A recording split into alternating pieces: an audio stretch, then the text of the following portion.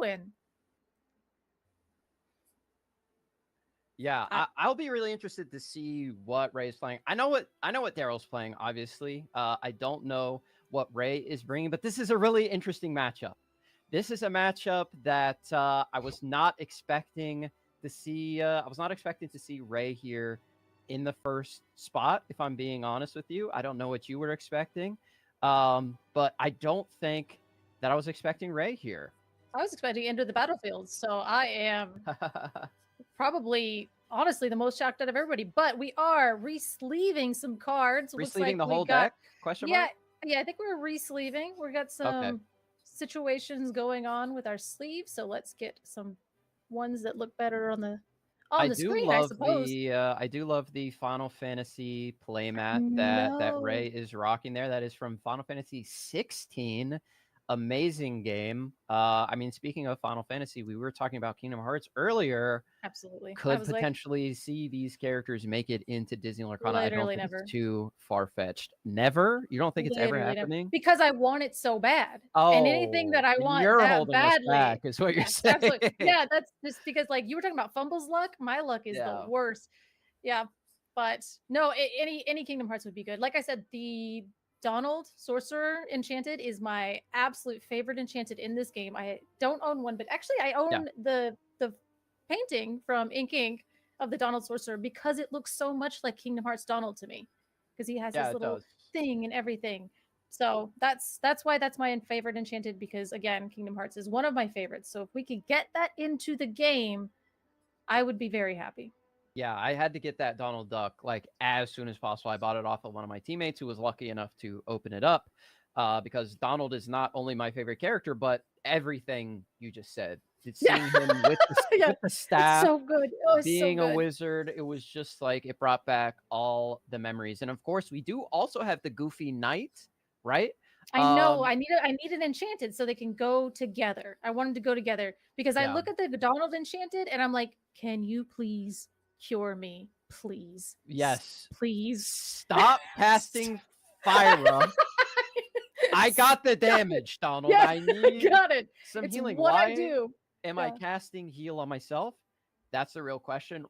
Nobody knows what Goofy's doing. He's and then you go down and then he heals you and you're like, what? Like you're in the air and like going back, and then all of a sudden your whole body turns green and you're just like, now you do it?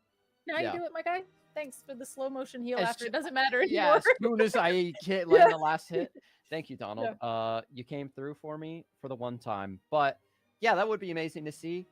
Let's get one for each and then have them all be connected. But I mean, we've seen the Kendall Hale altars at Gen Con. I got an altar. Rogue. Yeah, I got an altar of Hans pulling back with the Keyblade, and people are like, Hans with the Keyblade, that doesn't make any sense. But if you're a Kingdom Hearts truther and you've been playing the games, you know that the villains get their hands on Keyblades many, many times, and then when they go to swing them, they disappear at the last second because they're not worthy. So I thought it was still thematic, and it's a really dynamic pose. So shout out to Kendall. I was going to say, every time I see Kendall Hill, I walk by the booth and I'm like, one day I'm going to get the Mickey Artful Rogue Enchanted with like the Keyblade thing. And he's like, I'll do it for you right now. And I'm like, I'm poor, but thank you. Like, I will keep saving for this because I love it. I think I saw it at Instagram the first time and I like turned inside out, and then I realized it was Kendall Hale. And then every time I'm always like, can I budget this? And I'm like, no, not today, but one day. One day, yes. It will happen. At least the Artful Rogue is a pretty affordable Enchanted. At the end of the day, it's not like a Dumbo, you know, or a Hades or a Maui or a Mufasa, right? So you can get it at least a little bit of value on the Artful Rogue itself. That would be so good. I could actually take the painting that I have, which is the Donald, which is the sorcerer, and I could get the Artful Rogue altered, and then I could put it in the corner, and then I could put the Enchanted Donald so that it'd be in the same frame, and it'll be my Kingdom Hearts frame. You know what? It might just be worth to get the Artful Rogue, right? Mm-hmm. You get that altar. Okay. Stick with me. You get an altar of the Donald to put him in his blue outfit, right? And then you just gotta alter the super goof because I think that's his only enchantment. And I know, somehow make that work. I know. I was like, if Goofy can get a He knight needs enchanted, another one. yeah, Maybe the Emerald Champion.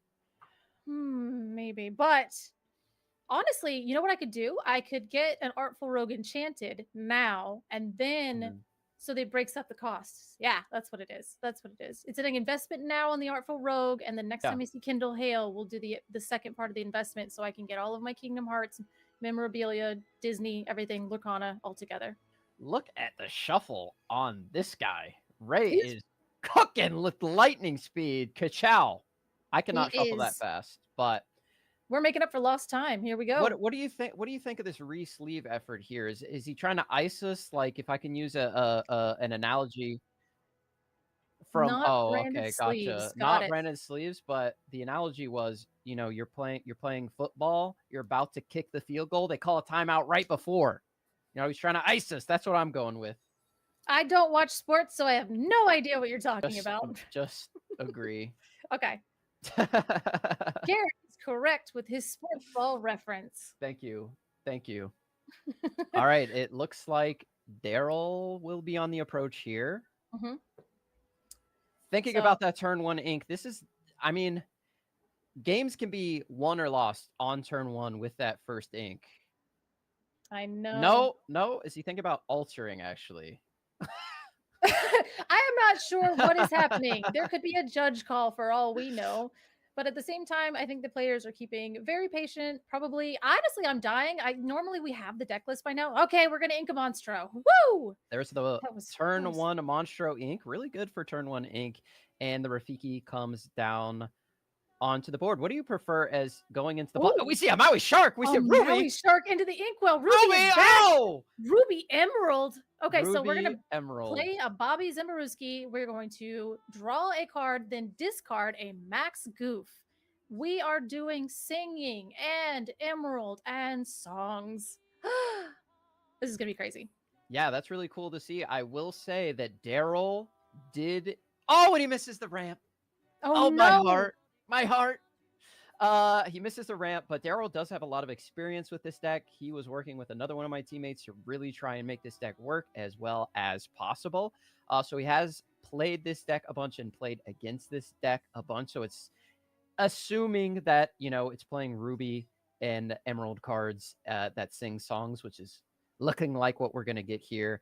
And we are inking and passing again. Not like this.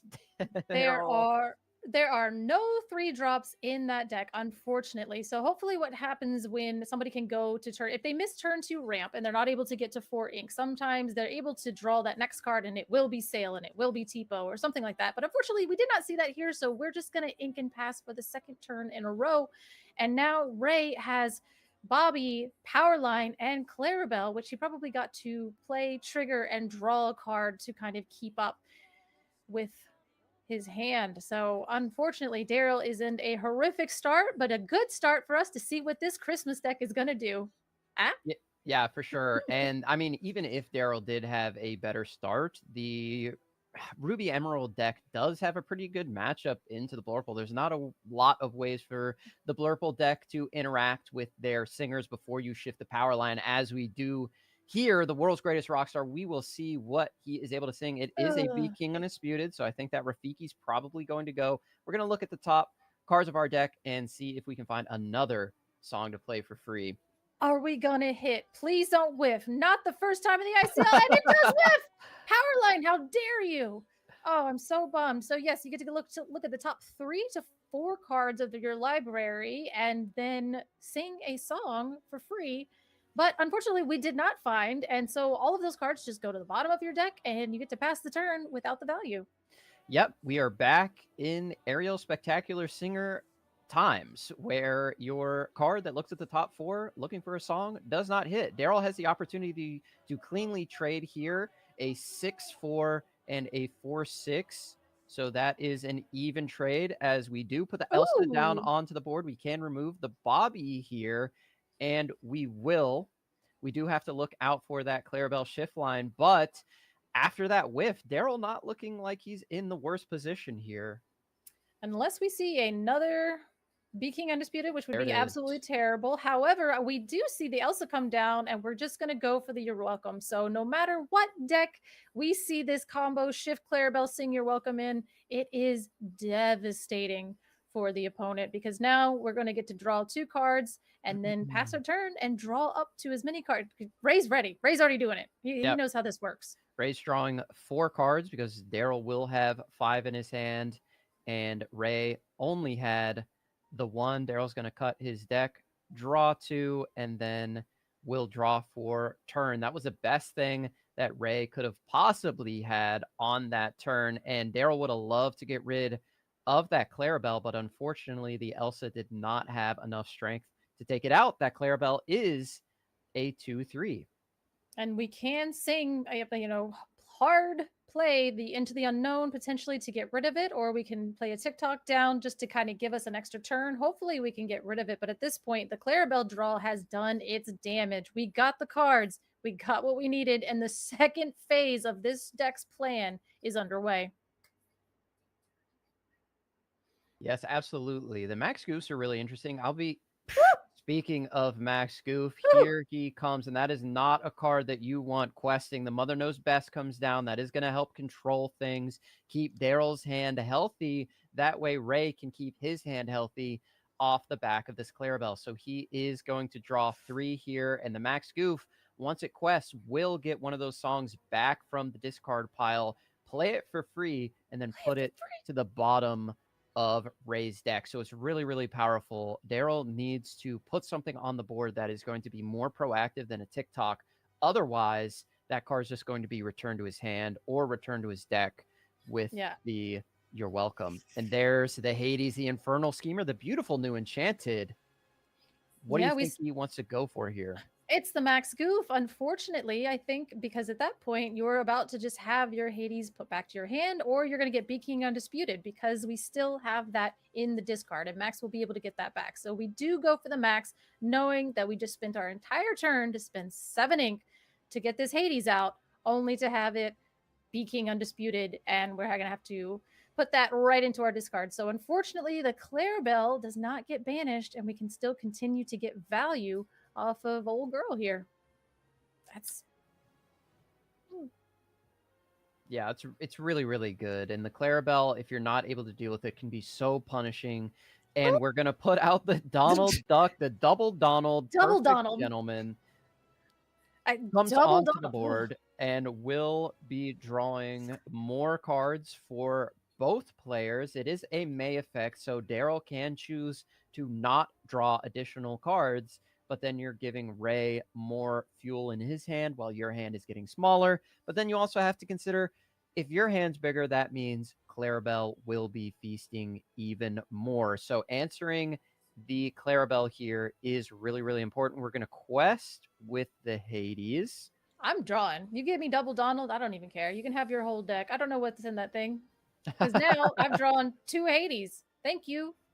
Thanks for your welcome. Thanks for everything else. And again, I mean, the Blurple top end of the deck is very powerful. And unfortunately, I mean, in most situations, this is a rogue deck. We're not going to know what the top end looks like. So maybe Clarabelle is the worst thing that we have to be kind of afraid of at this point. However, the top end of Blurple, Hades after Bell, after somebody bounced to Hades, and it's just, there's so many things at the top end of a Blurple deck. Giving them 2 cards a turn is terrifying. Now, if there's a card potentially like Bend to My Will, which is a card that Ray would totally play, then now we're getting to a different situation where I don't care how many cards this draw your whole deck. Draw your whole deck. I dare you. I dare you. Yeah, Daryl was considering whether or not to draw there, does decide to go for the 2 cards. Ray now infinite ink to do whatever he wants. I didn't even get to infinite ink. Oh, right, because of the Hades. Yeah. Shark. Oh, we are potentially singing, or are we just questing? I think we're questing because that is 4 lore, because Donald has 2 lore each. So that's insane. This little card is doing so much damage, but instead we are going to sing Stop Chaos in its tracks, where we just bounce 2. Is it? There's no condition. It's just bounce up to 2 characters back to your hint. No, it's. I believe it's 3 characters, 3 Up to 3 strength strength or less back or to less. your That's goodness. opponent's hand. So decides to sing that with the Donalds, refilling the hand of Daryl and gaining a lore off of the Maui Shark. That's probably the first lore a Maui Shark has gained in all of Fabled. All of set 9, Maui Shark finally gained a lore on a stream, and we're just gonna sail. We're gonna safely sail this turn, dig a little bit deeper into our deck to see which one of these threats is actually the most threatening. Is it the shark? It has to be the shark. But the Donalds are super aggravating. Yeah, it So definitely is the shark. You also have to consider that a max goof can be shifted now. I think that's probably what Ray was setting up here. He put the Maui Shark out there as a threat, maybe to distract from the max goof. So we have the Donald Duck trigger here. Again, it is a May ability. Ray opting to take the additional cards. yeah, I don't know if our lore counters are correct at this point, but there we go. We have Daryl has a lore, and then we also know for a fact that Maui Shark has a. Oh my goodness! And then your welcome comes in to go ahead and get rid of that pesky Hades, and which was going to shuffle that back into our deck, draw 2 cards, and we're looking at Daryl's deck, and it's not for a. Is it double sleeved? Because it's not looking like a thick deck anymore. Not a lot of cards in there. Been drawing a significant amount based on all of these emerald cards. The Donalds, the You're Welcomes, and here we have the Clarabelle coming back down onto the board. I'm sure Daryl anticipated this, opting not to take the draws off of the Donalds. Again, that is a May effect. And we have enough ink here to put a max goof down the good old-fashioned way. Don't even need to shift it. So we play Clarabelle, we play Max, and we keep it pushing. Now you're really, really wide, and you're really tall. It's really tough for Blurple to deal with things like this. So we will see if Daryl is able to do something here. Monstro is probably something that he needs pretty soon to try and deal with this board. Pretty soon, but everything on that board does have quite a lot of strength, at this point. I mean, I'm pretty sure even up, oh my gosh.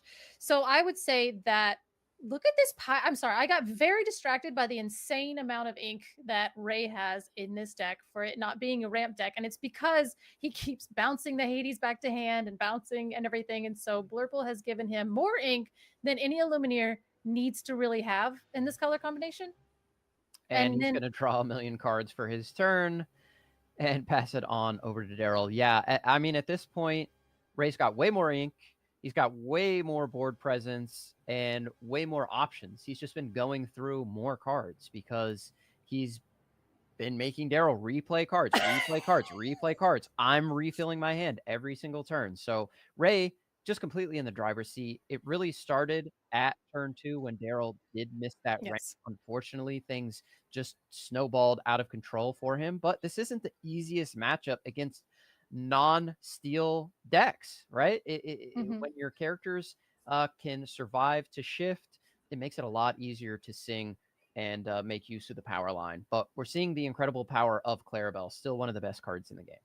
Absolutely. And when that Clarabelle comes down and your opponent draws all of those cards after all of that hard work, that is so, like, look how many cards they have in their hands because of the first Clarabelle, because of the second Clarabelle, and because of all of the Hades that keep being played over and over and over.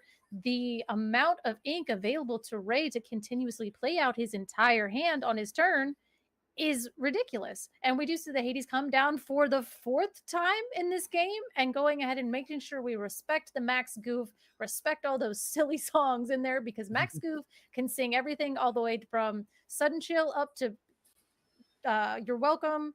Not Stop Chaos, though. That cost 8, but everything else in there, you can see where You're Welcome again, Be King again, you could anything, all those terrible songs in between for free. So we'll go ahead and let Clarabelle ride, but Max Goof has got to go. Yeah, Daryl just searching for any answers. Like I said, Monstro would be pretty good here, especially if all of those cards get exerted next turn, can really start crashing into those cards and clearing the board. But Ray still in the driver's seat here. Like, look how much ink he has and drawing more cards off the Donalds, always drawing more cards off the Clarabelles. And the Donalds are even better because of all the ink he has in his inkwell. He can just ink and play as many cards as he wants from his hand. and just redraw and refill with the Clarabelle. And Daryl just hasn't been able to choose the Clarabelle because of the threat of Max. You can only play one Hades a turn, which means the Max just gets so much value if it is able to quest. And there's another you're welcome. Daryl is just caught in a Genjutsu right now. He is caught in an infinite loop. He cannot escape unless he scoops at this point. And that's kind of the problem with this deck, right? Is if Daryl was playing a quicker deck, I don't think that this Ruby Emerald deck would have had the space to be like this, because unfortunately this is basically really reminiscent of how Emerald Steel used to be, right? We're like, okay, I've controlled the game, but I'm gonna win so slow that you scoop before I get to 20. Yep. Yeah, exactly. Just a complete stranglehold on the Blurple deck right now as another Donald comes down onto the board. And why don't we just make it the fourth Donald? We were talking about how much we love Donald. Well, let's see what you have in your hand. What's in your hand? Is it two into the unknowns? No. Okay. Triple into the unknowns. But look how beautiful that hand is. He has 3 into the unknowns. He has his Elsa promo, and he has the Finders and Keepers enchanted, and I love it. Ray's board is disgusting. I don't understand what's happening. Garrick, help. I can't help anyone here. This is Ray is the people's champion right now, just completely dominating this game. It's a wonderful Christmas time. It's Christmas in October, as you can see right now with the Ruby Emerald deck. No single player brought this deck to the DLC over the weekend. Not a single Illumineer brought it. And Ray showing, hey, maybe there's some legs. Maybe you can do something with this list, especially into Blurple. We saw it. It was complete, total, utter domination in this matchup. Again, Daryl did miss the ramp on 2, but had no chance to do anything in that game. The power of the draw, the power of making your opponent put things back into their hand and draw off Clarabelle was just too much for the Blurple deck to overcome. But now we know we are playing into Ruby Emerald, and it is going to be imperative that we hit that turn 2 ramp. That way we don't sit there, do nothing on turn 2, and also nothing on turn 3, unfortunately. So getting that ramp is going to be very, very imperative. And also, too, we know Elsa's going to be good. It's going to be able to turn the power line sideways, or exert the power line so we can get rid of it before we're able to shift. There's a lot of things that we can do now that we know what we're playing against, and now we know what this deck is. And like you said, Daryl has experience with this deck, so he's able to identify the threats. He's able to identify what he needs to get rid of, as we saw with the respecting the max goof over and over again, respecting the power line, letting Clarabelle ride, which is kind of, honestly, now that I'm thinking about it, that is very much an Emerald Steel thing, which is Ray's kind of wheelhouse. Putting so many threats on the board that you have to do a proper threat assessment and you're still cooked, essentially. Yeah. Because back in the day, you throw down Diablo, you throw down an Ursula 3. Which one's the worst one? I hope both. I hope Ray knows what he has unleashed here, because without a doubt, we will be seeing Ruby Emerald. I know, at Set in Champs Milwaukee. Near you, yeah. At Set Champs in Milwaukee, somebody's bringing this list. They're like, I saw what it did against Blurple. Everybody's playing Blurple. All I have to do is play against Blurple and Emerald Sapphire all day, and I will top. Believe it. Believe in the heart of the card. If you're, I've said this a million times, even tonight. If you see this deck list and you pick it up, you will not be able to pilot it the way that Ray does. I promise you. I've fallen victim to that so many times, where I'm like, Ray, send me that list. I'm going to cook. And then I get cooked. And I'm like, I don't understand how you do this. He's like, I don't know. I shifted Diablo 9 out of 10 times. What? Just shift Diablo. Like, I haven't even seen so I asked Ray for one of his deck lists last week. I'm in the same boat as you. How does this win games? Meanwhile, you watch him play it, and all he does is win games. So shout out to Ray, amazing deck builder, unique mind, and one of the coolest players in Disney Lorcana. We will see if Daryl is able to bring it back, force a game number 3. He's going to be on the play again. We will see if he is able to find that ramp as the Enchanted Bell goes into the Inkwell. The Basil comes down on turn number 1. And we are going to pass it on over to Ray. I think the Basil is a really good option here in this over the Rafiki, because you can use it in tandem with the Elsa to remove something like that 2/3 Clarabelle, which we saw Daryl could not remove and really snowballed the game out of his favor in the last match, as we do find the turn 2 ramp this game. We do find it. It is here. It's awesome. And also, Daryl has about a car payment's worth of cards in his inkwell with the bell and the Dumbo. Yep. A little more than a car payment. Actually, Honestly, probably what 2 kind of car card? Yeah, I was payments. going to say 2 car payments. Yeah, like, sorry, what kind of card do you have? We are going to see. What are we going to see from this deck on turn 2? Is it going to be a power line? Hopefully. It is. And it is. Perfect. Power line is a shift 4. So we'll see that happen in a few turns. Yeah, we will see if he is able to get to that. But the Elsa can stop him in his tracks. I think this is a pretty good quest from Daryl here as well. The odds that power line goes into that Basil, not super high. Yeah, I don't think that we're going to take that trade unless potentially we have another power line to finish up the job. But it is a Singer 4, so we can sing Be King Undisputed here because we see another power line into the Inkwell, and we are going to play a Max Goof, which is also a Singer 300. 5. I'm pretty sure he's a Singer 5. 5. Okay, Yep. yeah. I know everything they printed on Ruby cards this set were Singer. And I have been wanting to utilize that, which I'm hoping in Whispers of the Well, because I don't have the deck building prowess that Ray has to be able to build a Ruby Song deck this set. But give me 300 more cards. Give me Whispers in the Well. I'll do something. I need some more training wheels. I'm not Ray. I need some more training wheels. However, we got a lot of goofy movie stuff going on, and that's really what I appreciate about Fabled is all of the goofy movie.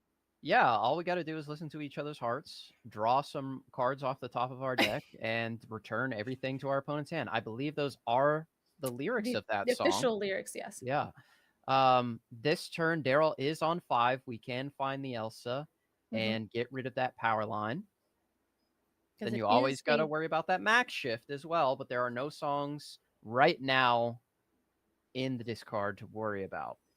Yeah, we didn't actually see. There is that 3-cost max where when you play him, you can pay 1 ink to return a song card from your discard to your hand. And I love that card, but I always forget that it costs 1 ink, and I cook myself. But we are going to play the Elsa and exert the power line, respecting that power line shift once more, because our Singer Max can sing us something. We can shift a power line, quest it, and go on and do a bunch of other crazy things. So again, Max Goof, not so bad right now, not with anything in the discard. Power line, pretty scary. Yeah, 100%. I think taking that out with the Iago was also a pretty good move from Daryl. Keep that Elsa a little healthier. You do miss out on a lore this way, but I think it is the right move at the end of the day. And I also agree with questing with the Basil here, because if that is taken by the Max Goof, it's a free and easy trade on your side of the board with the Elsa. Yeah, you can go ahead and crack back. And to be fair, though, if you're going to crack back with the Elsa, he is a 4-strength character, so it's not nothing. So hopefully Daryl has a bell in hand to maybe do some moving of damage to be able to get some favorable trades on that Max Goof. If it is exerted this turn, which it looks like it's about to do stuff and things. So we'll see. Could be stinging, could be challenging. You know what it's not doing? Moving to a location. Not because there are no locations, but it literally cannot do that. It literally cannot do that. And so we do play a Bobby Zaborowski, the Cheese Whiz Kid, as we draw a card and discard potentially a song or a Clarabelle. Or a Clarabelle. We must have a lot of Clarabelles in our hand. As I believe that is the Contented Wallflower comes down. But we will not be drawing any cards as Daryl only has 2. Daryl would love to answer this. And like you mentioned, the bell could be that answer. Come down and move this 3 damage. We're exerting 4 for a Dumbo. So we'll draw at least 1 here. Absolutely. Go ahead. Make sure you play your Dumbos when you have enough ink and evasive characters to utilize that ability. Please get your value out of your Dumbos. They're ungodly priced. And so we're going to go ahead and ink and get another card. Pay 1, draw 1, gain 1. Am I right here? Pay 1, draw 1, gain 1. I'm paying 1, I'm drawing 1, I'm gaining 1 over here. Daryl, interestingly, does go for that, finds the value in that additional card, but has to know there's a Clarabelle shift coming down on this turn. Daryl, with 3 cards in hand, I'm We got not sure the card count for Ray. I'd say it's maybe 2, but it looks like we're singing Under the Sea, which does remove Mhm. the Basil and the Elsa pretty cleanly, Absolutely. Yep. He's leaving like, Ray with 1 card. and Under the Sea does say that you get to choose the order that you want your opponent to put their cards under their deck, and Daryl respecting that. But then we're going to see a Mother Knows Best coming through, and we're going to go ahead and get that Iago, which even though Iago has vanished, the Mother Knows Best actually resolves first. Iago goes back to your hand, and then the vanish effect, but then it's not there, so your Iago actually doesn't have to vanish. Yep. Ray just trying to get a card count from Daryl here because Ray will get to draw cards. I believe it's 5 that Ray is going to get from the Clarabelle. That card there on Daryl's left is the card for turn that is not ink, but we're waiting on something. Maybe Ray froze. It looks like maybe that was the case. Okay. So Ray's now under the sea, and we're going to have to wait for him to come back. He under the sea himself. Yes, he under the sea his own internet connection, which we've all been there. It's absolutely gut-wrenching to have your internet do this while on the ICL. I've had that from casting, player perspective, all of it. It is awful. And hopefully Ray is not as much of a panicker as I am, because I am in full freak out mode when this happens to me. Just absolutely losing my mind. Ray seems like the type of guy to stay calm under pressure. So I think he's over here. Pressure makes diamonds at the end of the day. Daryl putting a dice on that card to denote that is the card he is drawing for turn. Hades on this turn would be nice to get rid of that Clarabelle. But let's also keep in mind that inking the Clarabelle will ink 2 cards because it was shifted. And we saw how Ray was able to take advantage and make use of all that ink during game number 1. All that extra ink that Daryl was able to give him made so many opportunities come open for Ray that he was able to use in the late game. So we have to be aware of that, but it's not like you can just let Clarabelle sit out there and draw 100 cards either. No, then that's the problem, right? And back in past sets, we were always like, oh, wouldn't it be cute if we took Ruby and Emerald and put them together and created a deck? Then I would draw 0 cards and not be able to play the game. However, Clarabelle into this, going at and doing the you're welcome thing, and then Max being able to get that you're welcome back to be able to then like put more cards into your opponent's hand, even with the Donald being reprinted, which I think we overlooked that card for a lot of ways, because a lot of us have this internal, I don't want to give my opponent anything unless I'm going to bend to my will. And I think I said that earlier. The only thing I want to give my opponent is some L's. You know yeah, what I mean? exactly. I want you to lose. I don't want to give you more cards. But again, that's, kind of like that counterintuitive thing where every card that you take, I'm going to get more value off of my Clarabelle. And if I'm throwing cards like Max Goof and Powerline that are needing to be answered as much as a Clarabelle, then now my Clarabelle is actually a little bit safer than she was before. Except because most decks you see running her, that's the star, right? That is the absolute star of the deck. You see that card, you Hades it, move on, game over.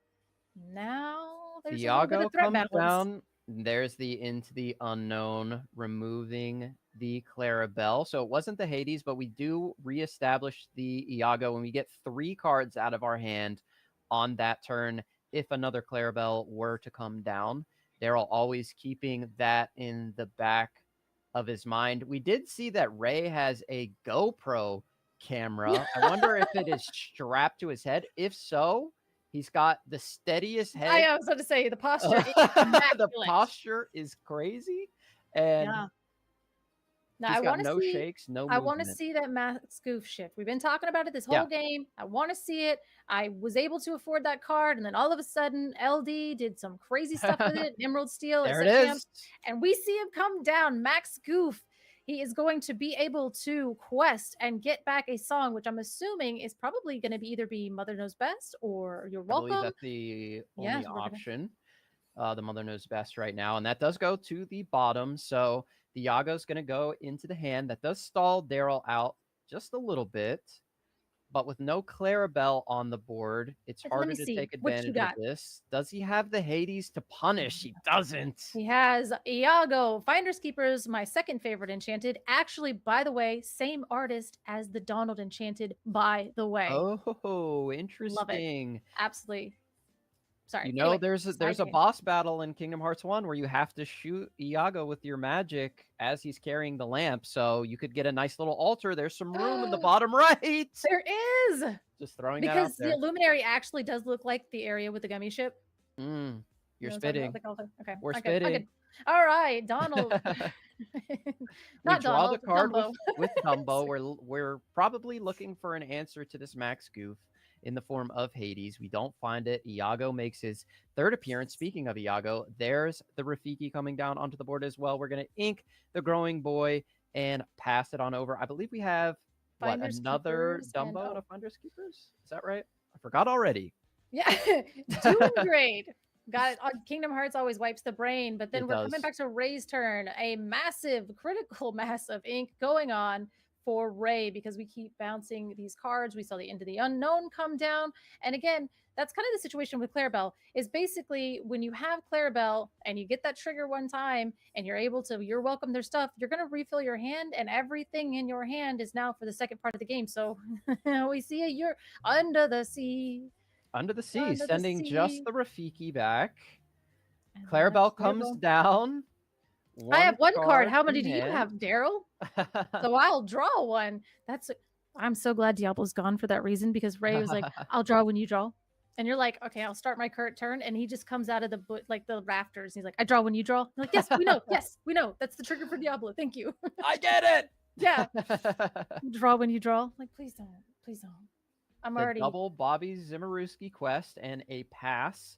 So right now, both players, very few cards in hand. This is a game of inches right now. It doesn't look like Daryl was super pleased with the card he got off the top, but does have the opportunity to draw 2 here and pay 2 with the Dumbos to do so. But we're going for 5. It might just be the Finder's Keepers. No, it's the Elsa the Fifth Spirit. Beautiful new foil, glimmer foil. And one of the best cards in the game. We're going to get rid of that Max Goof. It's exerting too much pressure right now. Too high a singer. Bringing back songs. Enough, says Daryl. Get it off the board. And I think that was the right decision. These cards have a lot of damage on them now. But we haven't seen a lot of evasive threats on the side of Ray outside of that Maui Shark. And we do know that Daryl has 4 beautiful Bell Enchanteds in their deck. So that damage could really, really do a lot of work here. However, it's interesting to me, we exerted the Clarabelle, but we did not challenge the Clarabelle. So I'm wondering, nope, okay, we're just going to play another Clarabelle. Yep, he's draw like, I have another card. And the board is getting wide. Bobby! As another Bobby comes down. We're cycling through the deck. Love to find a big Clarabelle here, light on her hooves. That is what. That's all 4 Bobbies on to the thing. The Cheese Whiz Kid is now a little bit of a mob. You know, it's fine. Yeah, please put all the Bobbies together. Please put all the Bobbies together. Bobby Ray onto the board, and 4 Donalds, 4 Bobbies. Why not? Somewhere in the world, Pauly Shore just went, huh. You wonder why we're always wearing gloves. As we pass it on over to Daryl, who still just has that Finder's Keepers in the hand, not super useful right now, but needs to make some kind of work of this board. Again, Monstro, a potential card that could come down here and try to swing things. Good. Yeah, sweet. Swing things into his favor. Would have a very, very full belly. We are going to draw a card and search further into the deck. I think I just saw an Elsa Spirit of Winter come into the hand as the Finder's Keepers goes into the Inkwell, as we might see $800 come down onto the board. And the Spirit of Winter is here. Now, are we going to pick Bobby, or Bobby? Okay, the 2 Clarabelles actually make the most sense for that situation. And then we are going to, let me arrange my Bobbies. And we're going to put our Ursula Sea Witch right in the middle of this. But do you think that he's offering her Cheese Whiz right now? How do you feel like Ursula would go over with that?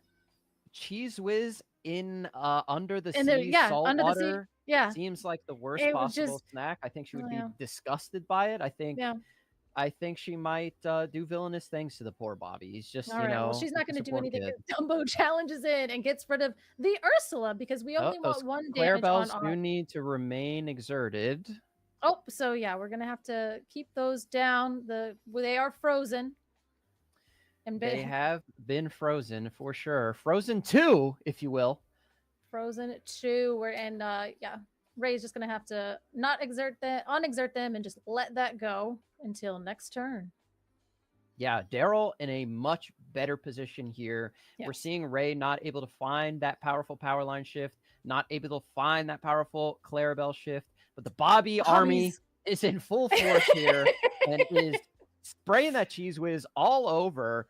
And take a look at the lore right now. We're at 13, and Daryl needs to get these cheese whiz kids off the board as soon as humanly possible, as a Tipo growing boy goes into the inkwell. That is game on board with all the Bobby army, is it not? Yep. That is insane. Because again, Donald, the perfect gentleman, has the perfect amount of lore at 2. So wild ability and also 2 lore at the same time, which is incredible for a little card we ignored for decades. Here Woo-hoo! comes that Hades Infernal Schemer, removing the Donald and the 2 lore off the board. I say let's get rid of one of these Clarabelles for sure. Probably want to get rid of both. Daryl does have the option to draw additional cards with Dumbo if he would like this turn. But also, like you said, needs to consider the board. Ray with 1 card in hand right now. And Ray does have an infinite amount of ink to be able to just play a Clarabelle without shifting. It doesn't really matter if he shifts at that point. At this point, the Clarabelles just kind of represent 2 to 3 extra lore if he does end up shifting to quest immediately. So that's the only reason I think I would be scared of that, is that kind of sneaky last little lore that you can get out by just shifting the Clarabelle. And we are going to take down another Bobby and to put our Rafiki out, which is going to do some challenging next turn. And Daryl's board is looking pretty wide, pretty thick. Was it? Yeah, you said tall, yeah. tall. It's tall and it's wide. Daryl now in the driver's position, now in the driver's seat. There's no way that Ray can end the game on this turn, I don't believe. Even if he had the Clarabelle shift, he would need 10 ink and a double shift Clarabelle. Would that do it? 2, 4, 5, 6? Yeah, you would need 10 ink to be able to double shift those Clarabelles, unfortunately. And that would still only, stop chaos. We're singing. For full back. We're not singing anything. We were no, we're playing it. You're right. We are. Our stop chaos, and you can have that Hades back. It doesn't bother me. And then are we going to put the Rafiki back into our hand? Interesting. All right. We said, you know what? You can have your Hades. You can have your Rafiki.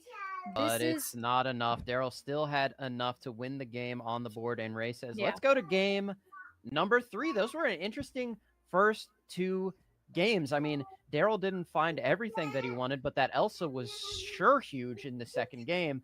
Ray would have loved to have more Clarabelles, more of that power line shift, but Daryl going first, able to remove the power line before it could be shifted, and the Max really didn't have the songs to take advantage of the amount of time that Max was on the board. So really interesting match there. Things went in Daryl's favor for the most part, and Ray is going to want to find those stronger cards towards the later stages of the game instead of, 4 Bobbies. That's probably not exactly what you want. No, I wouldn't think so at all. But now we are going to go all important game 3 of round 1 of the ICL on a Tuesday. What is it? Throwing up on a Tuesday? I don't know. I can't. ICL on a Tuesday. All right. Let's go. All right. Game number 3. You love to see it. We always love to see game number 3, match number 3, as Ray looks like he's sending 4. Daryl is sending 4 as well. So it looks like Daryl probably does have the ramp this time. We are not going to have a repeat of game 1, but Daryl will be on the draw for the first time. Won the dice roll, was able to go first, but lost that first game to Ray. So now is being punished for that and has to play the final game on the draw against the Emerald Ruby deck. And I want to see, because we're going to bank a shark and pass. I don't know how many 1-drops are in this deck. Maybe just the Clarabelle, but we are going to go ahead and start off with a Basil on Daryl's side. And how much time is left over? I have no idea, actually. As much time as these gentlemen need is what I say. Oh, we are doing nothing on 1. We're doing nothing on turn 2 as the Tipo is going to hit the inkwell, and we are going to sail the Azurite Sea. People have been calling for bans on this card. It's too good. It's too inkable, but we're not going to worry about that. That is another fight because I don't want to agree, but I want to agree. So I don't want to agree, but we're going to move right past it as the power line goes into the inkwell. Be curious to know if that power line was available for turn 2. You got to think if it was, it probably would have hit the board as the contended wallflower is going to come down, setting up that potential shift. But before we get there, Daryl will be on that 5 ink Elsa opportunity as the genie comes down and draws an additional card. We'll see if the answer is available for Daryl to prevent that devastating shift line from coming down. Yeah, and it does look like we're probably going to go ahead and Mother Knows Best to get rid of that genie, which is going to slow Daryl down for a turn. But again, we're probably just going to see that genie later. Ooh, we ink a Clarabelle, which most certainly means we have another in hand, and we have the second contended wallflower on the board, which means we are going to see the Clarabelle shift. Daryl's got to be feeling pretty bad about that right at this moment because, like I said, we can get rid of one, but not both. So that Clarabelle's going to hit the board, and Ray is going to draw a significant amount of cards here on this next turn. It's exactly what he wanted to set up. It's exactly what he wanted to see early on. And playing out these contended wallflowers means they are a lot more durable than the clumsy guest. Yep. And then we do see that is kind of the Emerald Sapphire strategy too, is like you just a max amount of Clarabelles at the very beginning of the game to ensure that shift by 5 ink. And again, that might have been why we saw the power line go into the inkwell, opting to be able to ink.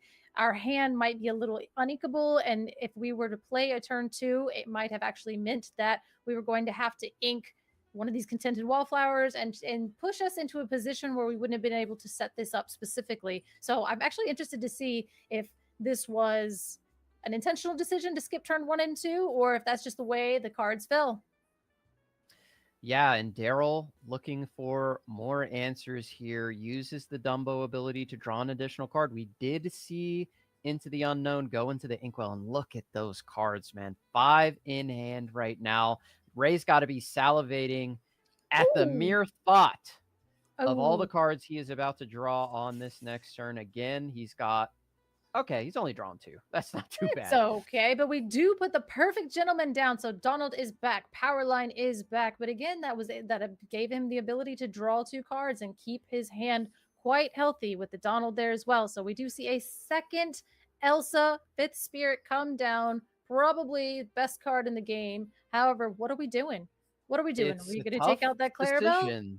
Do you have the Into the Unknown to sing?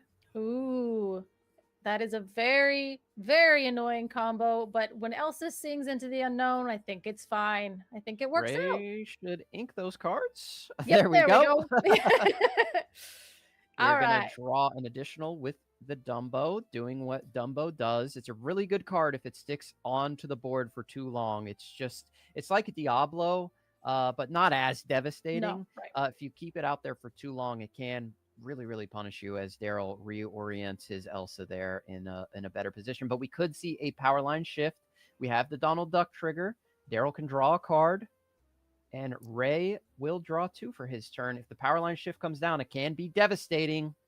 Now, is that a second Elsa on board with there his hand? There is that Yep, power line, world's greatest rock star, and he's going to go ahead and sing Under the song Sea here would be brutal. It's Under the Sea. 2 Elsas and a Basil on the bottom of your deck. And now we're going to look at the top 4, and please do not whiff. Don't do this to me again. I want to see this. We're going to be King Undisputed. That's crazy. Be King Undisputed. Respected, saluted Donald Dumbo. I'm too excited. He's in the discard. The 9th Wonder of the Universe, becoming the 3rd card in the discard pile. As Donald Duck is going to go on a free quest, get Ray onto the board. We're going to take a look at Daryl's hand as well. Do we get another Into the Unknown? We do. Absolutely. I mean, look at those enchanteds. I would also be death gripping the Into the Unknowns at this point, but we do get punished with that Ursula. Just a little sneak Ursula just right at the very end, which is a Hades. So goodbye, Powerline. You did the coolest thing in the world as the world's greatest rock star, but now you're the world's inkedest rock star. So workshop that. Sorry, guys. We're testing things out. I don't know. So the ICL is the first one. I'm working on things, but we do still have Donald, Ursula, and Hades on Showdown. Yeah, this is the position that Ray was in the first game, and we saw how well it went for him. Just a ton of cards in hand, as well as a ton of cards in the inkwells. We have another Bee King Undisputed. Oh, so you choose and banish a character, but if you only have one character, you only have one choice. So we do see the Hades into the discard, joining the Donald. And again, is it like 3 months worth of rent in there in the discard? Oh no, the camera went down. Put it back. Bounce back. GoPro down. It fell off of his little headlamp thing. He's got. He's playing. Yes. Something fell off his deck. He went to look real quick. Elsa, Spirit of Winter, is gonna come down. That's a nice start, but if you don't have like ink play 1-drop, you gotta be afraid of another Bee King Undisputed, right? I mean, if be afraid of a third one. I don't know if I'm playing around a third Bee King Undisputed. He's not got that magic of hands, does he? Does he? Chat, does he? Oh dear. But we do see the Perfect Gentleman exerted and the Maui Shark exerted, but you can still gain lore off of that shark. You can still gain lore. Yeah, Maui Shark back and better than ever? Probably not, but question mark? He is Don't back. put that out there, Garrett. Stop. But he's back. He's back. He's beautiful, and we all still have a teeny bit of a PTSD going with this shark. Sorry, I just can't wait to see what Ray is gonna do next. And it's another you're welcome onto this Elsa. Put it back in the deck.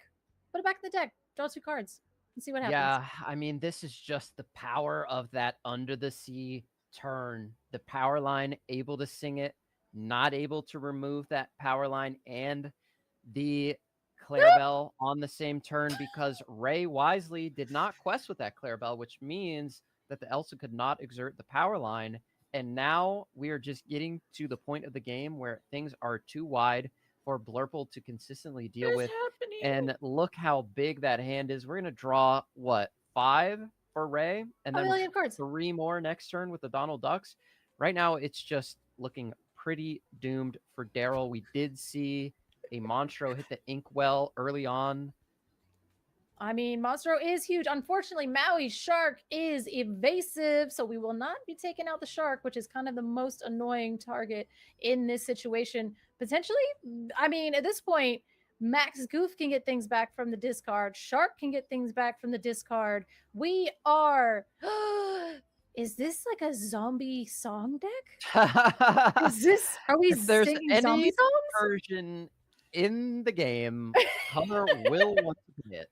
Yes, it's me. All right, sign me up. We're recurring things. I'm back. We're back. Sign me up with this list. I'll figure it out. I promise. But yes, this board is wide. Daryl's board is empty, and that is such a terrible place for Blurple to be in at this point of the game. Yeah, the Under the Sea coming down, clearing out the board, and playing that and stop chaos in its tracks helps you take care of the wide boards, which are difficult for this deck to deal with.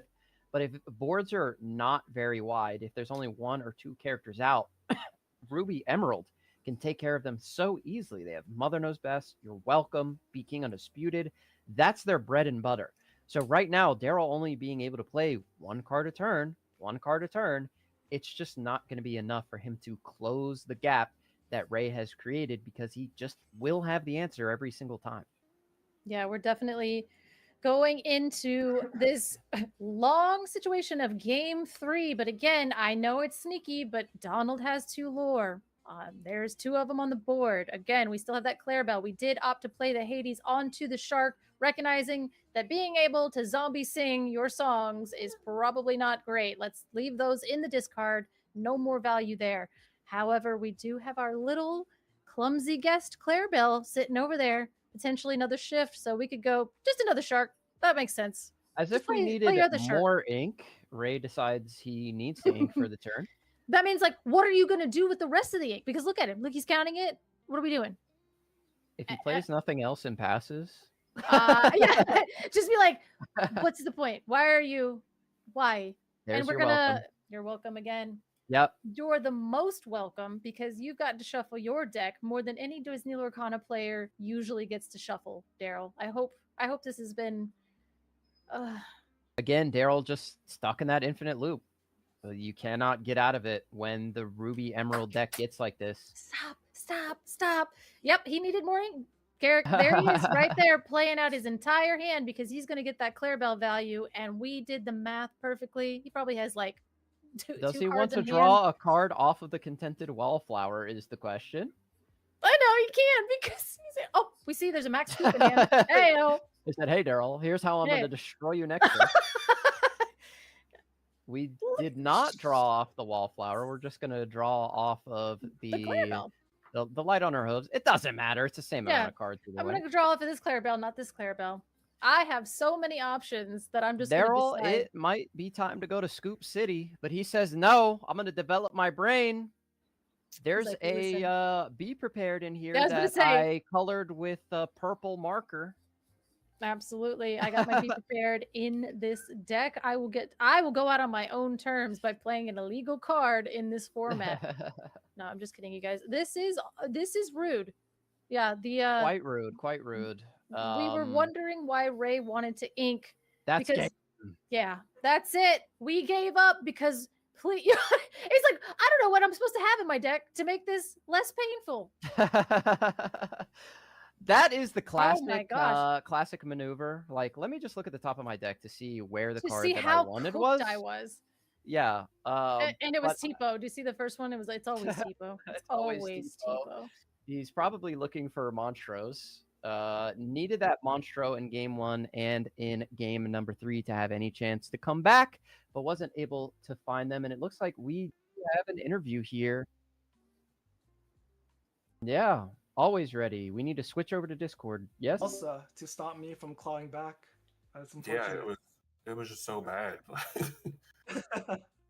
Yeah, I didn't see Clarabelle once. I have no turn 2 power line. There right. was like turn 3 play. I was like, oh my god, this is bad. And like, luckily, yeah. Hi. Hello, Hi. Ray and Daryl. How are you guys feeling? Yes. That was a hell of a game. Like, crazy momentum swing. Yeah, I don't feel great about it, but you know. I was gonna say, Ray, are you proud of what you've done with the place? Well, I guess that's what the deck's supposed to do, right? It doesn't let the opponent play the game once it gets going, the engine. So yeah, I guess I pushed the goal. That's what we were talking about in the booth. Like, you got the infinite loop, right? Like, Daryl plays 1 card a turn because that's all he can really do. You play your Welcome, Mother Knows Best, or Be King, rinse, repeat, draw 1,000 cards, and play 1,000 cards. So Blurple seemed like a favorable deck to play against. It's harder for this deck to get rid of those shift lines. Game number 1, Daryl missed the ramp. Game number 3, though, did have the Elsa, but you were able to set your board up in a way to guarantee yourself the Clarabelle shift, and that's where things really just set off for you. Is that what you're just trying to do basically every single game if you can't just do that? I think for this particular matchup, like, you just want to get Clarabelle all the time because it's just what's strongest into Blurple, right? Where if it was like other decks and my lines would have been different, I'll be probably playing more like singers with songs. But knowing that I'm up against Blurple after game 1, like, I definitely just hard mode for the Clarabelle. But unfortunately, I didn't draw any songs, and I had to ink one of my Clarabelles. And once that Clarabelle got out, I kind of gassed out. So that's where it was very unfortunate. Yeah, we did see game 1. Unfortunately, Daryl, you no ramp on turn 2. Yeah, so like that game was just not a game. Like, I, played a 1-drop and then did nothing for 2 turns. Played Iago. It stayed around for maybe a turn or 2, and like I just kept drawing all the wrong cards, and like I kept drawing bells. I had to ink them, and it was just it just wasn't good. And he was able to establish like his game plan. Game 2 was, it was better. I had the turn 2 ramp. I think he stumbled. Like he didn't play a 1-drop. I think he played a 2-drop, but by that time I was able to like set up a Dumbo or Genie, and then got the Elsa, and then just started to chain. But in game 3, like I was like feeling good at first because I had had a turn 1 play, turn 2 ramp into Genie, and then I think I had Elsa, but I drew 3 into the unknowns. And yeah, and like didn't have really anything else to play, so it was just like, all right, cool. Like I'm giving him time now, and then he played the Ursula, took the next. I had to ink one of the NT unknowns, but yeah, it just fell downhill from there. Yeah. Ray, is this one of the better matchups for the deck? Or are you just trying to dodge steal? I also would like to say there was no Emerald Ruby at the DLC over the weekend. I think after your performance tonight, there might be at least one. Just at least one. One person inspired by Ray here. But yeah, what do you think of your matchup spread? So the thing about this deck is it's very strong, but just slightly lack of card draw. You being reliable on Clarabelle does make you a little bit weaker into steel decks. So that's where the mulligans can be very complicated. So generally, like decks want to go under you. So we are playing like Max Goof and Power Lines. Those are probably your comeback factor of singing Under the Sea, chaining, Stop Chaos on its track to bring back the momentum to your side. But generally, like this kind of build, if you're expecting a lot of blue decks that just play one character a turn, then this is very powerful into decks that just want to do that. Ramp, play a character a turn, and then you keep them off completely. Definitely the most amount of spice. I knew today earlier you were saying you're like, I don't want to play meta deck. And I was like, oh, well, that was really definitive. And then you brought this deck. So you definitely went as far away from meta as possible. Yeah, as possible. I guess it kind of worked out because like I don't know what I'm up against. And the moment I saw Blurple, I'm like, okay, I know what to do. Yeah. We've all tested against Blurple a little bit this set, probably, right? Yeah. Got a little bit of Blurple testing experience. Well, I did get to look through Daryl's deck, which is probably my favorite part of the match, being able to see all of those cards. And I think he played the same Hades 4 times in one game. I don't know, but definitely getting the screen time on those enchanteds is amazing. They're there. They are indeed there. Daryl, I know you spent a lot of time playing Powerline decks, playing Ruby Emerald, working with our teammate Bob to try and make it work. So I'm sure you knew the lines coming in. Once you saw the 2 colors you were playing against, were you a little bit worried because you didn't think Blurple would be that great into it, or what were you expecting? No, I was like, once I saw the colors, I was actually happy, except for game 1, obviously, because I just yeah, you're like, wait, no, my ramp. Yeah, I didn't get to play that game.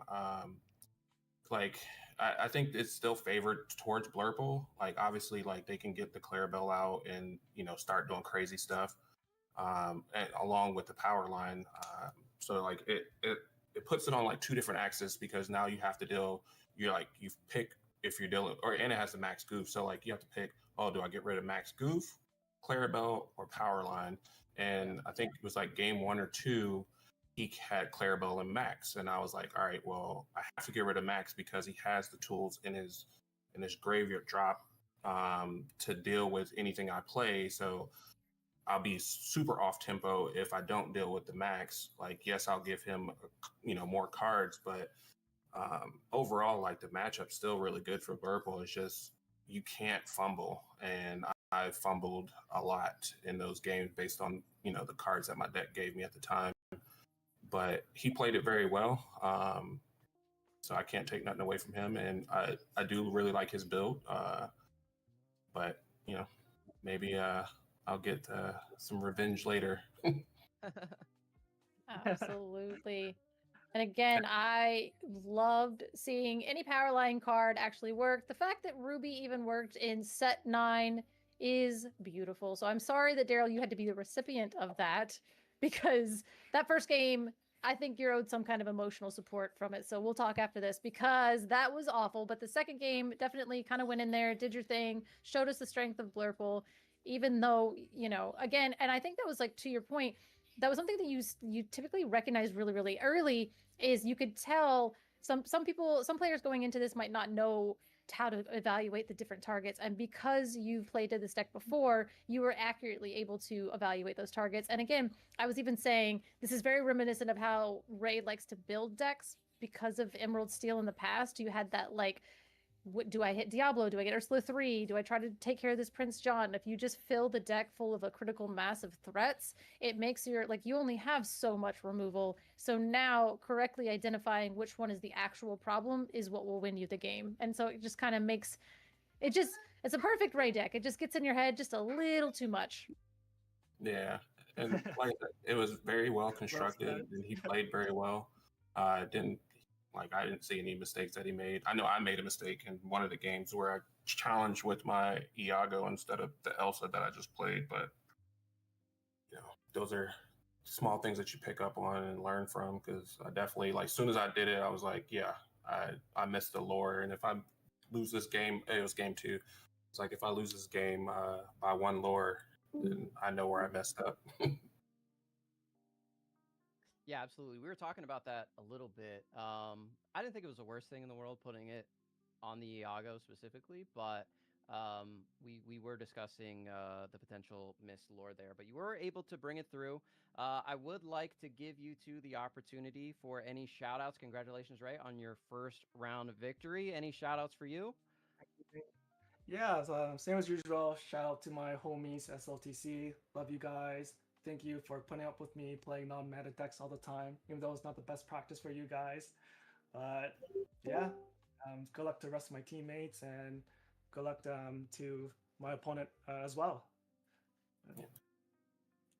Daryl? Yeah, first, I want to thank my wife and my daughter that are upstairs. You know, they let me come down here and play and take out the time to do this. Obviously, thanks to my team, Ink Inc. Sorry I let y'all down this round, but you know, things happen. And thank you for the crew that put this on for everybody to watch. I've always watched from the outside, so it's cool being on the inside and playing. And shout out to my opponent. I am also a player that typically doesn't play what everybody else is playing. So that's always fun. But yeah, for me, I always want to be the counter meta, not play the meta. Yeah, I've been on Blurple since set 1, so like you can't get off it now just because it's meta. Right. So like now I'm like it's really good. I was here first. But no, like no, I appreciate everybody. Appreciate your time. Yeah, that's all for me. Appreciate the cast, the judge, and sorry for the interruption of my internet cutting out with the storm and everything. All good, all good. Well, that was an amazing first match. We're gonna get back into the booth. All right, peace out, y'all. Alrighty, thanks, guys. Seeing you here very, very shortly, as you will be doing game number 3 with a caster that everybody does know, and it will be really exciting to see them in the booth here in the ICL. Yeah, I'm excited, and you guys are going to be left in the capable hands of Garrick here, which you already know, and then another of one of my favorites. I keep saying that about everybody, like, oh my god, you're my favorite. So unfortunately, I know, yeah, I've got so many favorites. This is another really top favorite, is JDZ and Garrick on round 2 of the ICL on a Tuesday.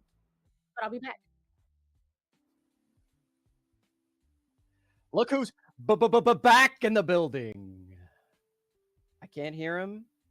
He's muted in video, I believe.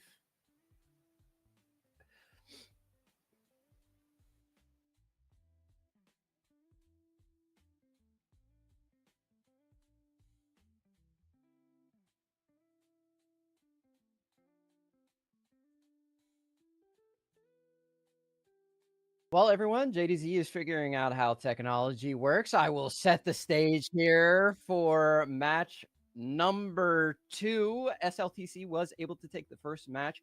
Shout out to Ray. Really, really interesting build and really well played by him. Able to take down Daryl on the max rarity Blurple deck, which is really cool to see. But like I said, I think a lot of people are going to be interested in playing that Ruby Emerald strategy now that Ray has displayed it here on the ICL. This is where a lot of interesting decks do come into the meta. It happened last season. I'm sure it will happen this season. And if there's not an Emerald Ruby player at Milwaukee, I'll be very disappointed. You know, maybe it'll be Ray. It's not going to be me. You know, I'm not made of that kind of stuff. I cannot pilot that kind of deck, especially if I play into one steel deck playing Fire the Cannons, I will crash out. So that is for people made of sterner stuff. But that was a really, really interesting match. It was awesome to see the power line cards, and we do have JDZ who finally figured out where the mute button was. We're back. Listen, I was so locked in on that match. The screen was large. I couldn't get out of mega screen. I was in mega screen. It was taking up my entire screen, and I was trapped. I was in the genjutsu you were talking about. I felt like Daryl, and my screen was mother nose besting me back repeatedly over and over again. I couldn't get out of it. I finally had to just restart my whole Opera browser, and there it is. It dropped me down. I was able to hit the unmute button. But we are back, and we are better than ever. That was a phenomenal matchup. Yeah. Sorry, Daryl had to go down and be on the other end of that, but that was incredible to see. I enjoyed it a lot, seeing a little bit of spice coming in. Yeah, very, very well played by both players, and really cool to see, like I said, the Emerald Ruby deck coming out. My prediction already wrong because I picked a 3-0 for the team, but that's okay. We can bring it back. We got 2 more matches. It's best 2 out of 3, and we are on the play again. But absolutely, being on the play is very important as well. Yeah. I mean, that's a huge benefit of the ICL. If you do lose round number 1, you will be able to choose if you want to be on the play or the draw. Most times, 9 times, I've never seen anyone elect to go back on the draw after losing a round. That would be a super flex. I don't think that's going to be something that we will see here. But being on the draw or being on the play is incredibly important. But you got another uphill battle coming your way as Justin Crum. Let's see if Regis can get it done and maybe turn the tides. I don't know. Just a super strong player. Tell me a little bit more about Regis. What's his? What are some of their tendencies here in Lorcana right now for this set number 8, 9? What are their tendencies? Just give out all the secrets to the SLTC players in the chat right now. It's open. I'm kidding. No, Regis is a really strong player. I've played him a bunch in different set championships throughout the seasons. He's also a good friend of Daryl. Has known him for a long time. And shout out to both players playing and repping their team's decks. Absolutely. I think their team on their playmat. Their team is playmat. I'm hearing some noise in the ear inner ear there. I don't know if you're hearing that as well. So shout out to production. And huge shout out to Luke as well for putting this thing on together, getting it going as we get a Pluto down into the Inkwell early. So maybe a little bit of steel, maybe a little bit of amber steel. This might be a quick matchup, Garrett. Yeah, Pluto going to the Inkwell. That probably signals that we will. What is happening? Okay, Justin is putting his ink. I was like so confused for a second. I saw that happen over the weekend as well, where players were putting the cards above. Wait, what? I thought that was illegal. Is that still legal to do? I thought they outlawed it. I thought it was banned. I thought they outlawed it, but we are getting another Emerald deck with the Max Goose with the Goofy movie cards as the Troubadour comes down for Regis. So we are playing Amber Steel, and it looks like he has a terrible hand. No one drop the Troubadour on 2. That's not exactly what you want to see if you're playing Amber Steel. You want to get down and you want to get busy if you are on the play, especially For sure. If I'm Justin, I'm absolutely salivating seeing this opening, seeing that Amber Steel Troubadour coming out. You're what? I'm salivating. Okay, you sound like Don Cheadle in Ocean's 11. I am absolutely loving this Troubadour, as it looks like Ink is on the play, but coming out with a very slow start, as the Heffalumps and Woozles is going to be sent on to the discard pile. So we will get a draw card. Ink a card, and now the Troubadour will not be able to quest. He still will be able to sing, but unfortunately, don't have any backup components there to be able to sing unless you go 2 characters into a Strength of Raging Fire. But on the Bobby Zimmerowski, would it be worth it? We're playing mono emerald here because we have not seen the second color.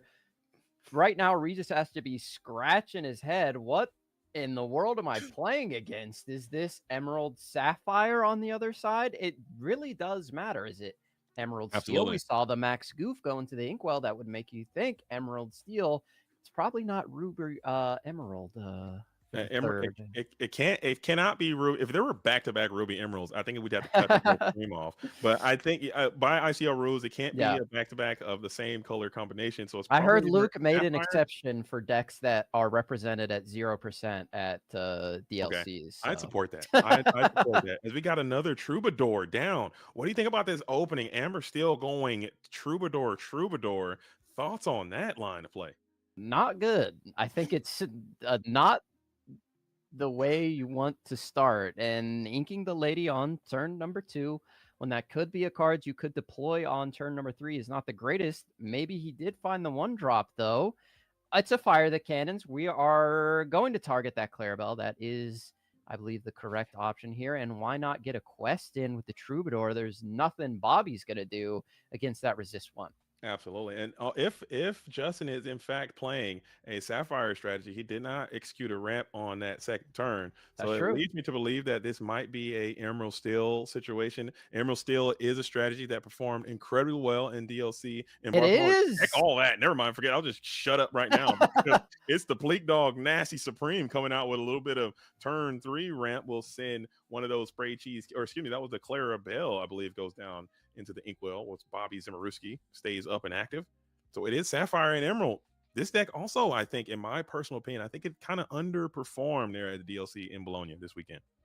Yeah, a lot of people think it's a really, really tough matchup for Amber Steel, but it's not so bad. If you're able to get those fire the cannons off and remove those shift lines, we do have the Strength of Raging Fire, getting rid of that Pleekly. This is what you need to do if you're the Amber Steel player. Get them off the board as quickly as possible. Sometimes Amber Steel can take that control route when they're playing those fire the cannons, and the Strength of Raging Fire is one of the best cards in the game right now.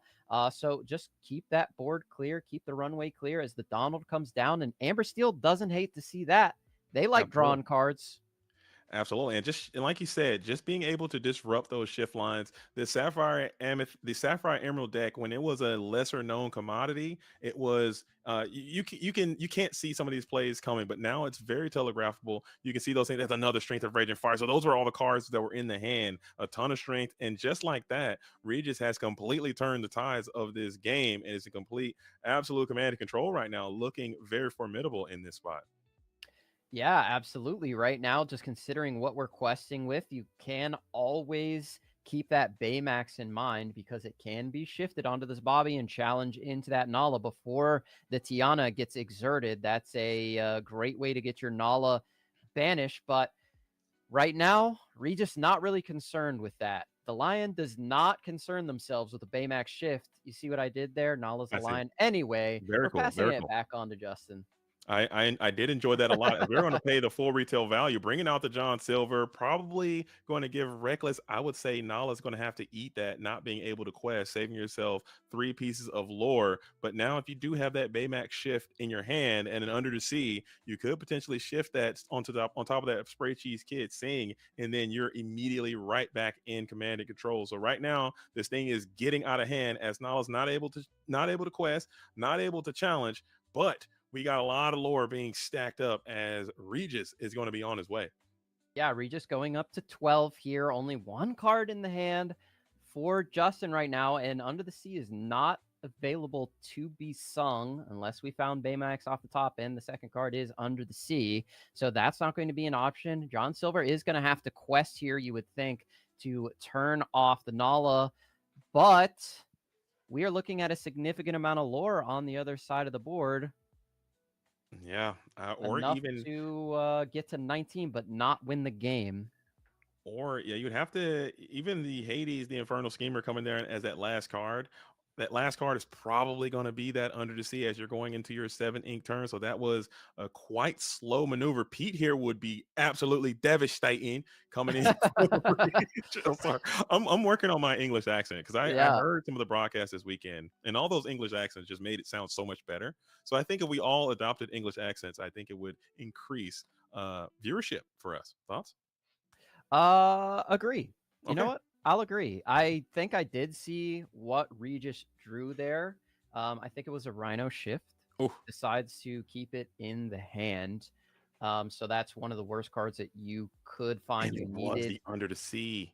Yeah. So, yeah, that and Pete would have just imagine a Pete there. That would have been an absolute slam the door GG game. Yeah. But just like that, Justin has a new life with a very proactive space pirate up, which can engage with any character you place down. So you're going to have to get to the point where you're putting down 2 characters at once and see if you can do it to kind of slam the door, as the power hamster is going to be played to the field right now. It cannot engage with this John Silver by itself. So this will be another 2 lore that you're going to go up here. Brutal. Another one. That's the last thing you need to see. A second John Silver is going to come on down, giving that power hamster reckless. We're probably going to leave that Bobby up and active just to protect him. Oof. And this is where the door is going to be shut. The John Silver can be removed here because we did just draw a Fire the Cannons off the top for Regis, but it might not be enough. You need Doc.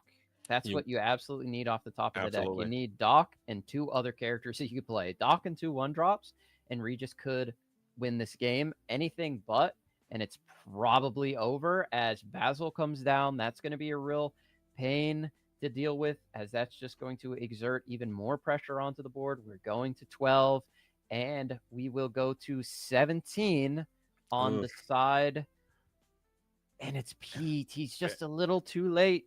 Better late than better. Yeah, just so late. I was gonna say better late than never, but still, I forgot about that very active John Silver who can quest, giving that Pete reckless. So you're gonna lose the Pete again, and John Silver will be able to maintain his status as captain of the Enterprise. There, we are gonna get the Spray Cheese Kid going as well, putting Story on board. Which, okay, I'll save my thoughts on that, but.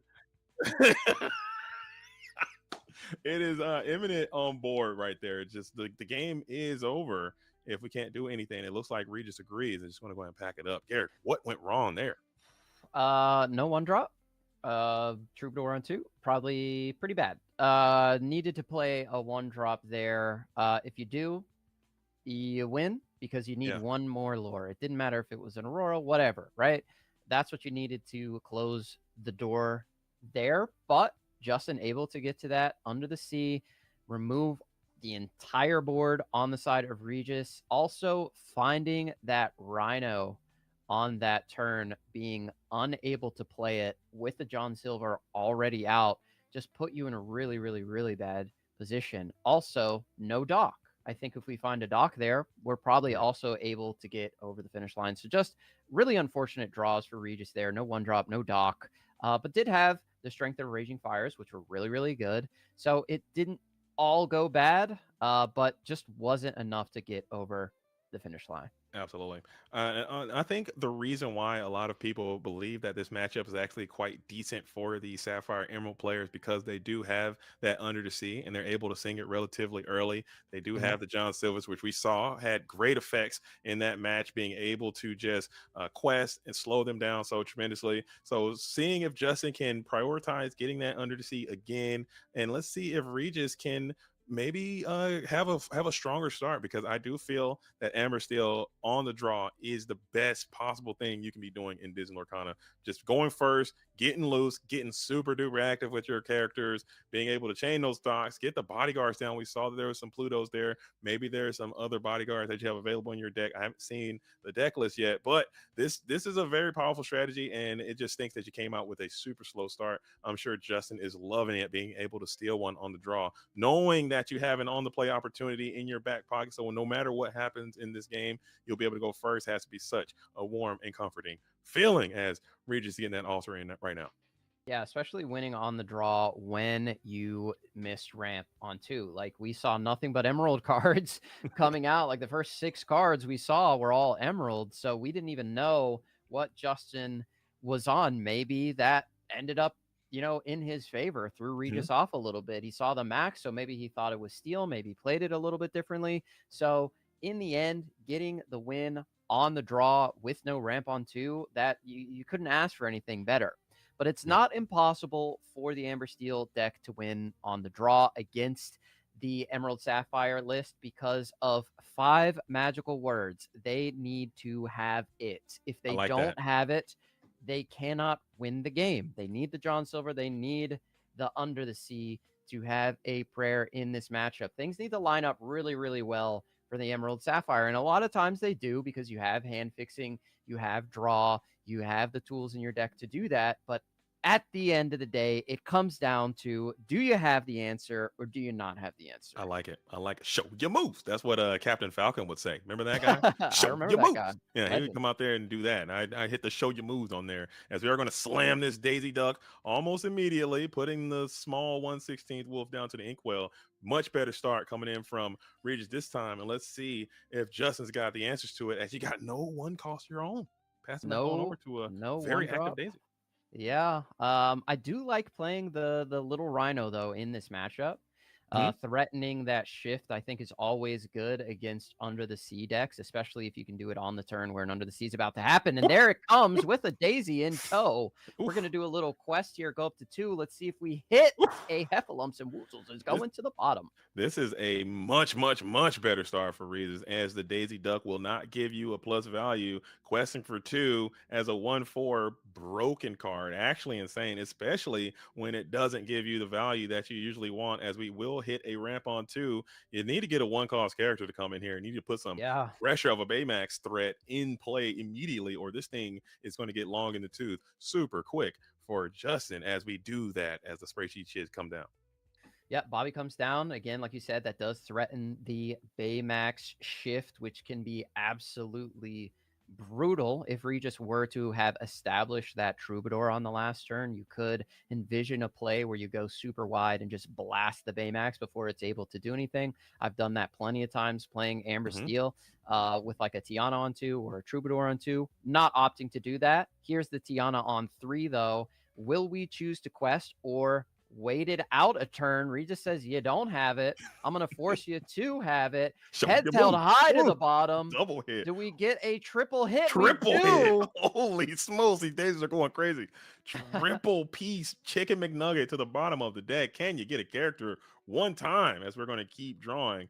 I would like to see a nasty Baymax come off the top there for old Justin, but apparently luck would not be a lady tonight. The spray cheese kid staring down 8 willpower over there. The Rhino holding on to 2, can't do anything, but we're going to quest for 1. No, we're challenging. Challenge does not have the Baymax. Here comes the Pleat. Oh, this is brutality incarnate. Don't like to see it, as we are going to pleak the spray cheese kit, getting ourselves up to 5 ink in the inkwell, as this is just problematic central. Yep, This is what you want to see if you're Amber Steel. This is not what you want to see if you're Emerald Sapphire. So things shifting. Speaking of shift, there's the Rhino coming down, and interestingly enough, we did see that damage get put onto the Rhino, which does remain after shifting, so it does lose that resist. And another hit for Daisy. Wow. Can we make it 5 in a row? Oh my goodness. What are the maybe there are an abundance of songs and actions in this deck, but man, I have not seen Daisy go for a 5-piece in a really long time, and that's just free lore at this point. You don't really have it to get, and Justin's going to see that the writing is on the wall, and we'll just let's keep it moving. Just move these things. Pushing. Yeah, I mean, it makes sense to have that, amount of songs in this version, because what was the first card that Justin inked? Max Goof. Yeah. He needs songs in the discard pile to bring back. So if you're not playing songs, then the character's not getting the most value. So those daisies are going to hit quite frequently. 2 quick games. We'll see what happens here. We have Regis on the draw into a tough matchup. What do you expect to see here? I want to see Justin. I want to see more of what this deck is trying to do. Granted, we have seen some aspects of it. We've seen Pleakley, we've seen the Max Goofs. I want to see what the vision is. Maybe it's more designed for the Sapphire Amethyst or some of the more mid-range type strategies to kind of get deeper, and you can have more controlling elements to aid to your consistency, and maybe the aggro stuff. You're just trying to you're in survival mode at this point. So I would like to see if you're on the play now. If you can establish some of your singing characters early before they can get engaged with Strength of Raging Fire, potentially you can get it early under the sea and maybe just draw this thing out and let's get a longer game in, because I got one. This is the ICL is back, man. The ICL is a huge part of my life, okay? Yeah. And I'm in here. We got one rep, you know what I'm saying? I got to get that H out of here in another short round. What is this, 10 minutes? I feel there's 47 minutes left in the round. I feel cheated, okay? I feel robbed. All right. No, I'm kidding. But I would love to see a nice combative match as we go into the game 3. And I just want to see more of what this deck that Justin has is trying to do, because we know where Regis is taking us right now. Yeah. And we know where Regis's bread is buttered. Those characters that can get down onto the board and get to questing quickly. And if your daisies are hitting that hot, then you gotta keep slamming them. Regis putting 1 back. Oh, that's a scary Really sign. happy with his hand. Oof. Probably has 1, maybe 2 Fire the Cannons in the deck. Yeah. Whenever I'm seeing a Sapphire or an Amber Steel player send 1 or none, I know I'm about to get cooked. I know it's going to be very, very bad for me. They're going to go Aurora, Tiana, Fire the Cannons, Strength, Doc. They got the whole thing, because or maybe they just didn't want to mess up their hand. If they have a very modest playable hand, they'd want to get it worse. But I feel bad whenever that happens. Regis this did a half cut. We're gonna set them all 3 out here and give the option. And shout out to everyone watching at home. I see Liam in the chat. Shout out to Liam from the Illumineers. This is my D23 shirt. I am a D23 member, and I'm rocking the D23 shirt out here for the first day back of the ICL. And it's been a long time, man. I didn't realize how much the ICL meant to me, how much a part of my battle rhythm and daily motion that this thing is, as we get the Spray Cheese Kid down on 1 early. Spray Cheese Kid does hit the board. Let's see what we go for a discard. And it is an Under the Sea. Wonder if there's uninkability issues in the hand, or do we have multiple of that card? Might be worth keeping 2, but if you got a bunch of uninks, you got to get rid of the highest cost one in the hand as a penny hits the inkwell. And we have a daisy on 1. Let's see how these daisies are going to hit. Yeah. Holy moly. Seeing that daisy duck getting the gifts. Oh, my goodness. I don't want to see it, as we are going to go for the Sell the Azurite Sea again here. Maybe you can put down another 1-cost character. I don't know if you're playing Baymax. The inkwell. That's good to note. Mm-hmm. Double of them, double dipped ahead of Sales High as we get another 1-cost character in the form of Clarabelle. Light on her hooves, you're still a couple cards away from a potential shift, hanging on to 2 cards in hand. Granted, the Clarabelle will not be able to the Light on her hooves, or excuse me, the Light on her hooves will not be able to give you much value in this Amber Steel, because they're probably going to neutralize their entire hand. But still, that 5-6 stat line ain't no joke. Probably going to see a Fire the Cannons here. Have to imagine Regis wants to play Tiana. Double Fire the Cannons. Get him up out of here. He doesn't. I knew he was holding on to him when he only sent 1 back. He said, I want Fire the Cannons.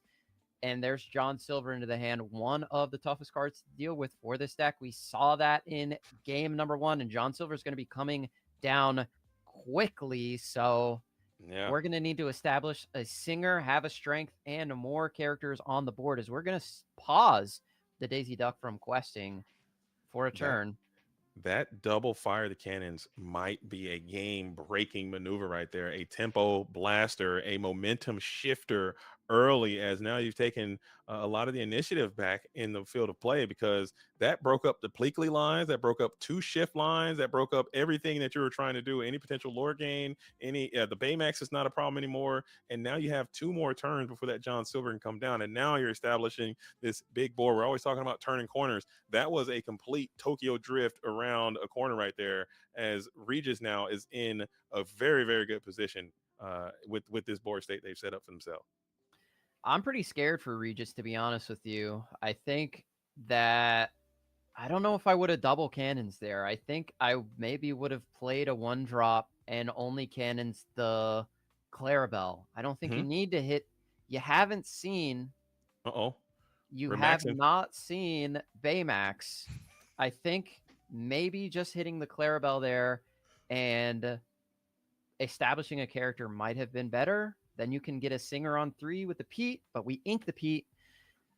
We see the Max Goof come down. I don't know. I'm nervous. You gotta ride it. This is riding the lightning, man. You run fast, you run hot, you hope for the best. If you can get into a bodyguard here in this turn, I'm not sure if you're playing some of the Gym Deers. We saw Sleepy being added to these builds. We saw some of the other 3-cost bodyguards. Slam a bodyguard here could be something that can help you, as you know your opponent is going into their 6 ink turn, and they're gonna have to start dealing with the pesky space captain. John Silver is going to come on through, and he's going to make some noise, and you need to get a Singer established, I would think, for your potential Strength of Raging Fire. And there he is. Oh no, he's not a Singer. That's Doc.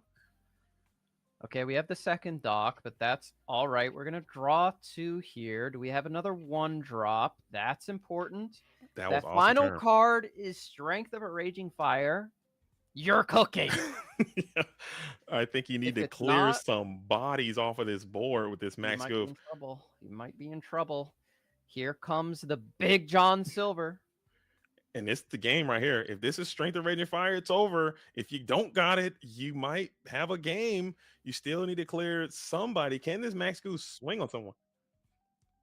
I don't know exactly who has the resist 1 on them right now, as the Heffalumps and Woozles. Heffalumps onto Nala, so Nala not going to be going on a quest this turn. So who has the Reckless though? I can't quite hear who got targeted with the Reckless. That's a good point.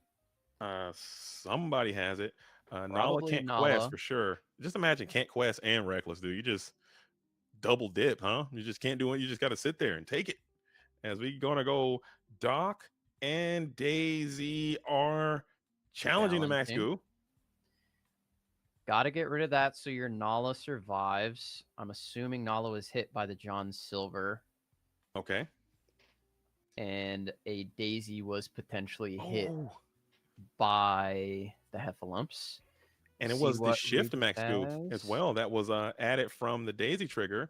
Tiana comes down. Huge. Into Doc is huge. What a turn. What a turn. Big turn. Is looking really good. You're still super far away from a potential Under the Sea. You're not going to be able to get it done. You're going to need another character that can come to the field of play. Hades, the Infernal Schemer, could slow this thing down a little bit, as 2 ink for the sale. Ugh. Inking Max. We're going maybe another big John Silver. Okay. Talk to him, John Silver, as you're probably going to hit up that Tiana. John Silver is going to challenge or quest, probably giving one of those 2-cost characters a little bit more reckless, as we have 1, 2, 3, 4, 5, 6, 7, 8, 9 still on the board. But looks like the Nala and the Tiana were chosen. Okay, how much is that left? That's 1, 2, 3, 4, 5, 6, 7, 8, and that's 8 Exacxies, and Regis gets it done. Wow. Incredible match, man. Very good stuff. Very good stuff. Came in at the right time, and we are going to head on over to the interview booth to talk to these 2 amazing players. Hopefully I can find it this time. I gotta stop embarrassing myself, dude. So many. Hello, gentlemen. Hello. Yo, incredible matchup. Congratulations to you, Regis. for getting it done, coming out here playing that Amber Steel aggro, getting loose, going all the way to a game number 3 versus Emerald and Sapphire. Can you really quickly just talk about Amber Steel? What does it mean to you? Why are you playing Amber Steel this set? Why are you part of the problem? Well, the problem lies in Strength of the Raging Fire is such a great card. I'm kidding. It is indeed. And just got to play the best deck, and this is what I feel like is the best deck right now. And, yeah, I'm totally joking around with you, man. I do agree with you. The deck is very powerful, especially when going first. But talk to us about game number 1. What went wrong there? What were some of the cards in your hand as that slow start assisted you into a quick loss there in game number 1? And then what went right in the following games? Game 1, I mulliganed 5 cards and just didn't see a 1-drop besides 2 Fire the Cannons in my hand. And on the play, that really doesn't do a whole lot. For sure. And then just not finding a dock to get 2 creatures out when you had the 1 John Silver. If I had just gotten that 1 dock, find another creature to play, I could have gotten that last lore. Yeah. That's all it takes, man. That's all it takes. As Garrick here, he's watching with us as well. I know it's your teammate and good friend. Also, he's an Amber Steel enthusiast. I'm sure, Garrick, did you see anything that you picked up from your position from your colleague Regis's gameplay?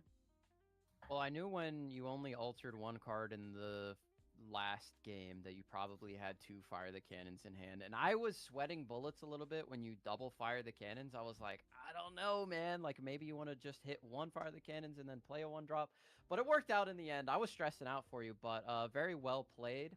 I was also super concerned on the side of Justin. I mean, he did miss the ramp in game number 1. We thought you were playing mono Emerald, Justin. We had no clue what was going on in that first game.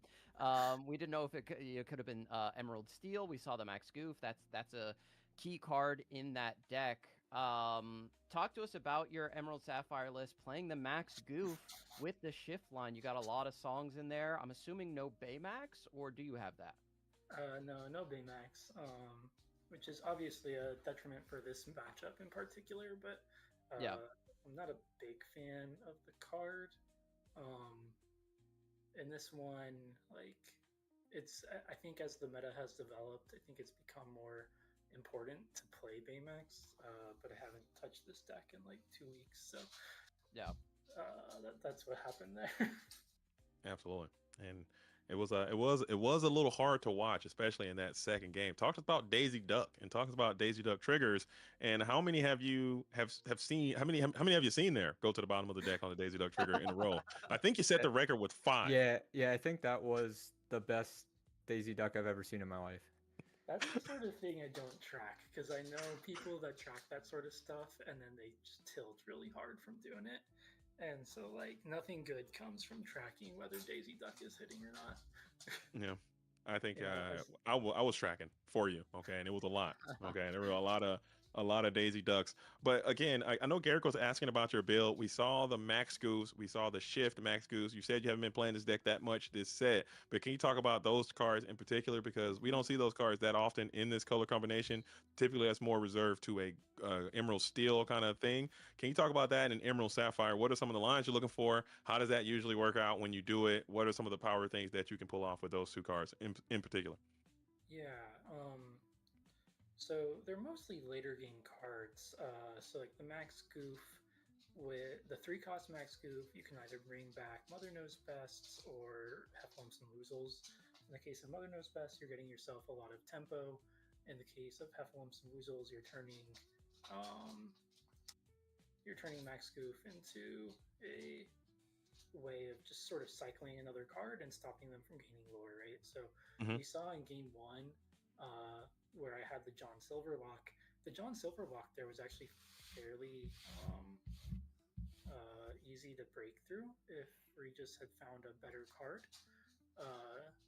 So like me missing or him missing, I think he had a lady and a rhino at one point. Like if he has a lady and a 2-drop sort of thing, then a single John Silver doesn't stop that, right? If he had found Doc at any point in there, then a single John Silver doesn't stop that.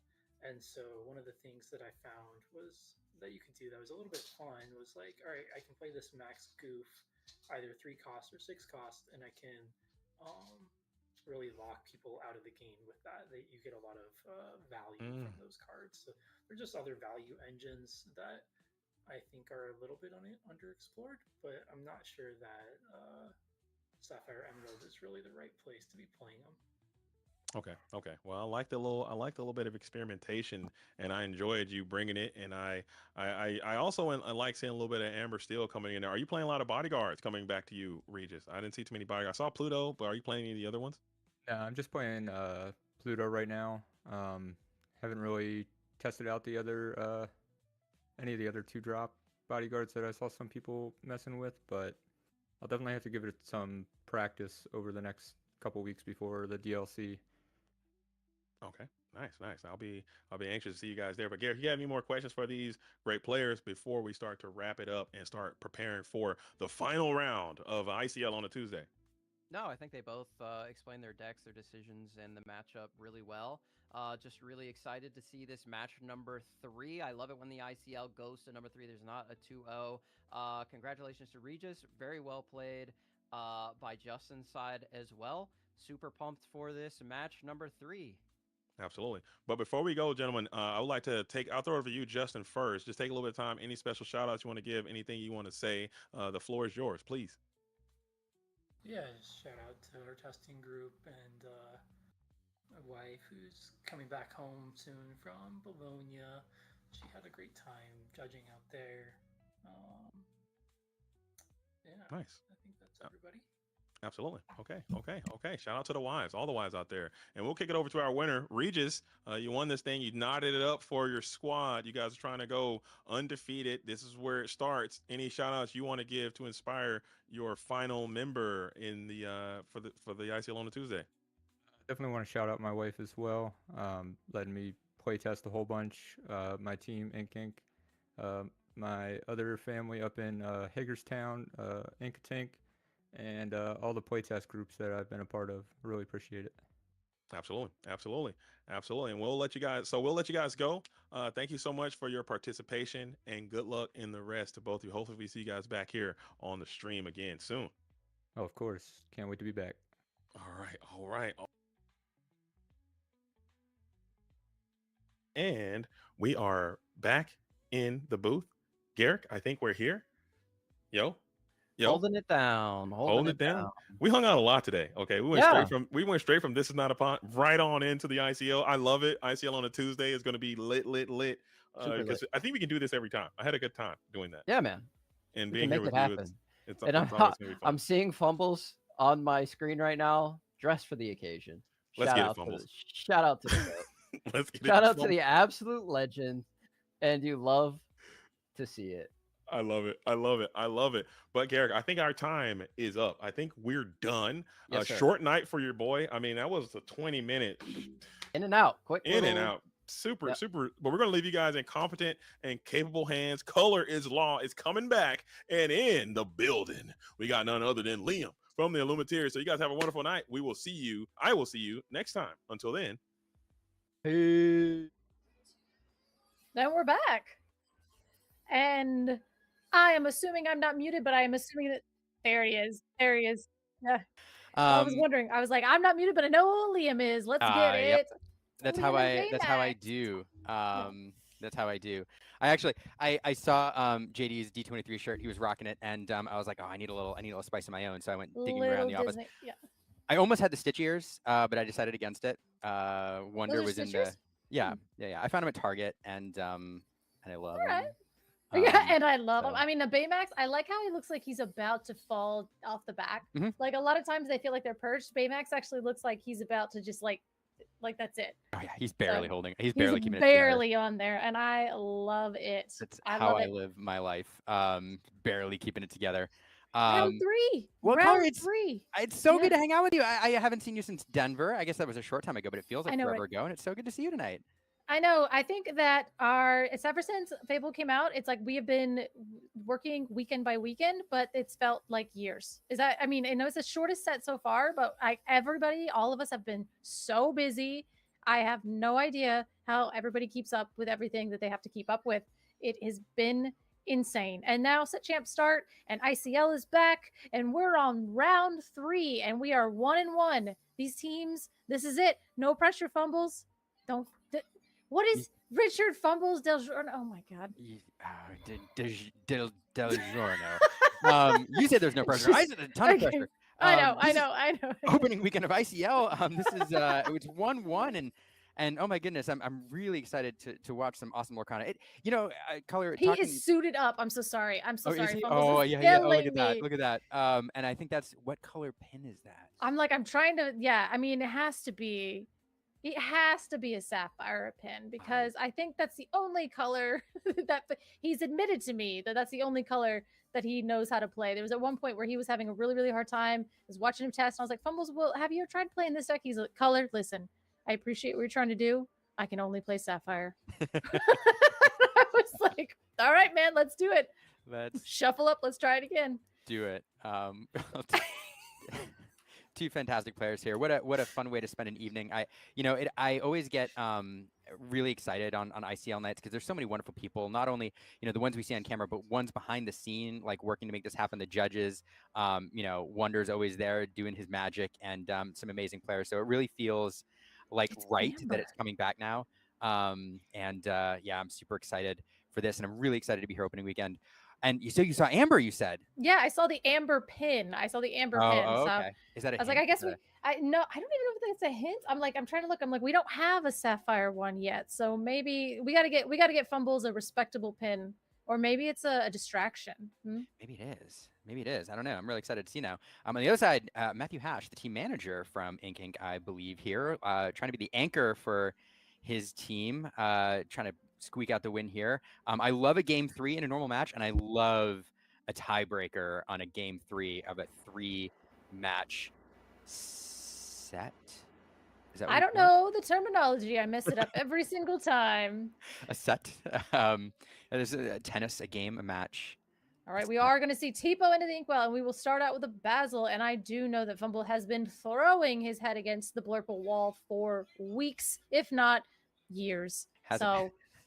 Hasn't 40% of the Lorcana community these days love I don't know. I still am not sick of Blurple, honestly. Like, people in the chat are going to yell at me for saying that, but I think it's a fun deck to watch. And this first turn Basil is super great, and on the other side we have the Yzma into the Inkwell, and this is Amethyst Steel. I'm actually really again this This is DLC finals vibes. We are back. We're back again. And unfortunately, and a Tipo. This is 1-2 for Blurple. This is exactly what you're going to do. Unfortunately for Matt, I think this is a bad matchup. It's not a terrible matchup, but Blurple is by far the deck in the meta that Amethyst Steel has the hardest time into. And especially when you're on the draw on game 1, it's a really tough sledding.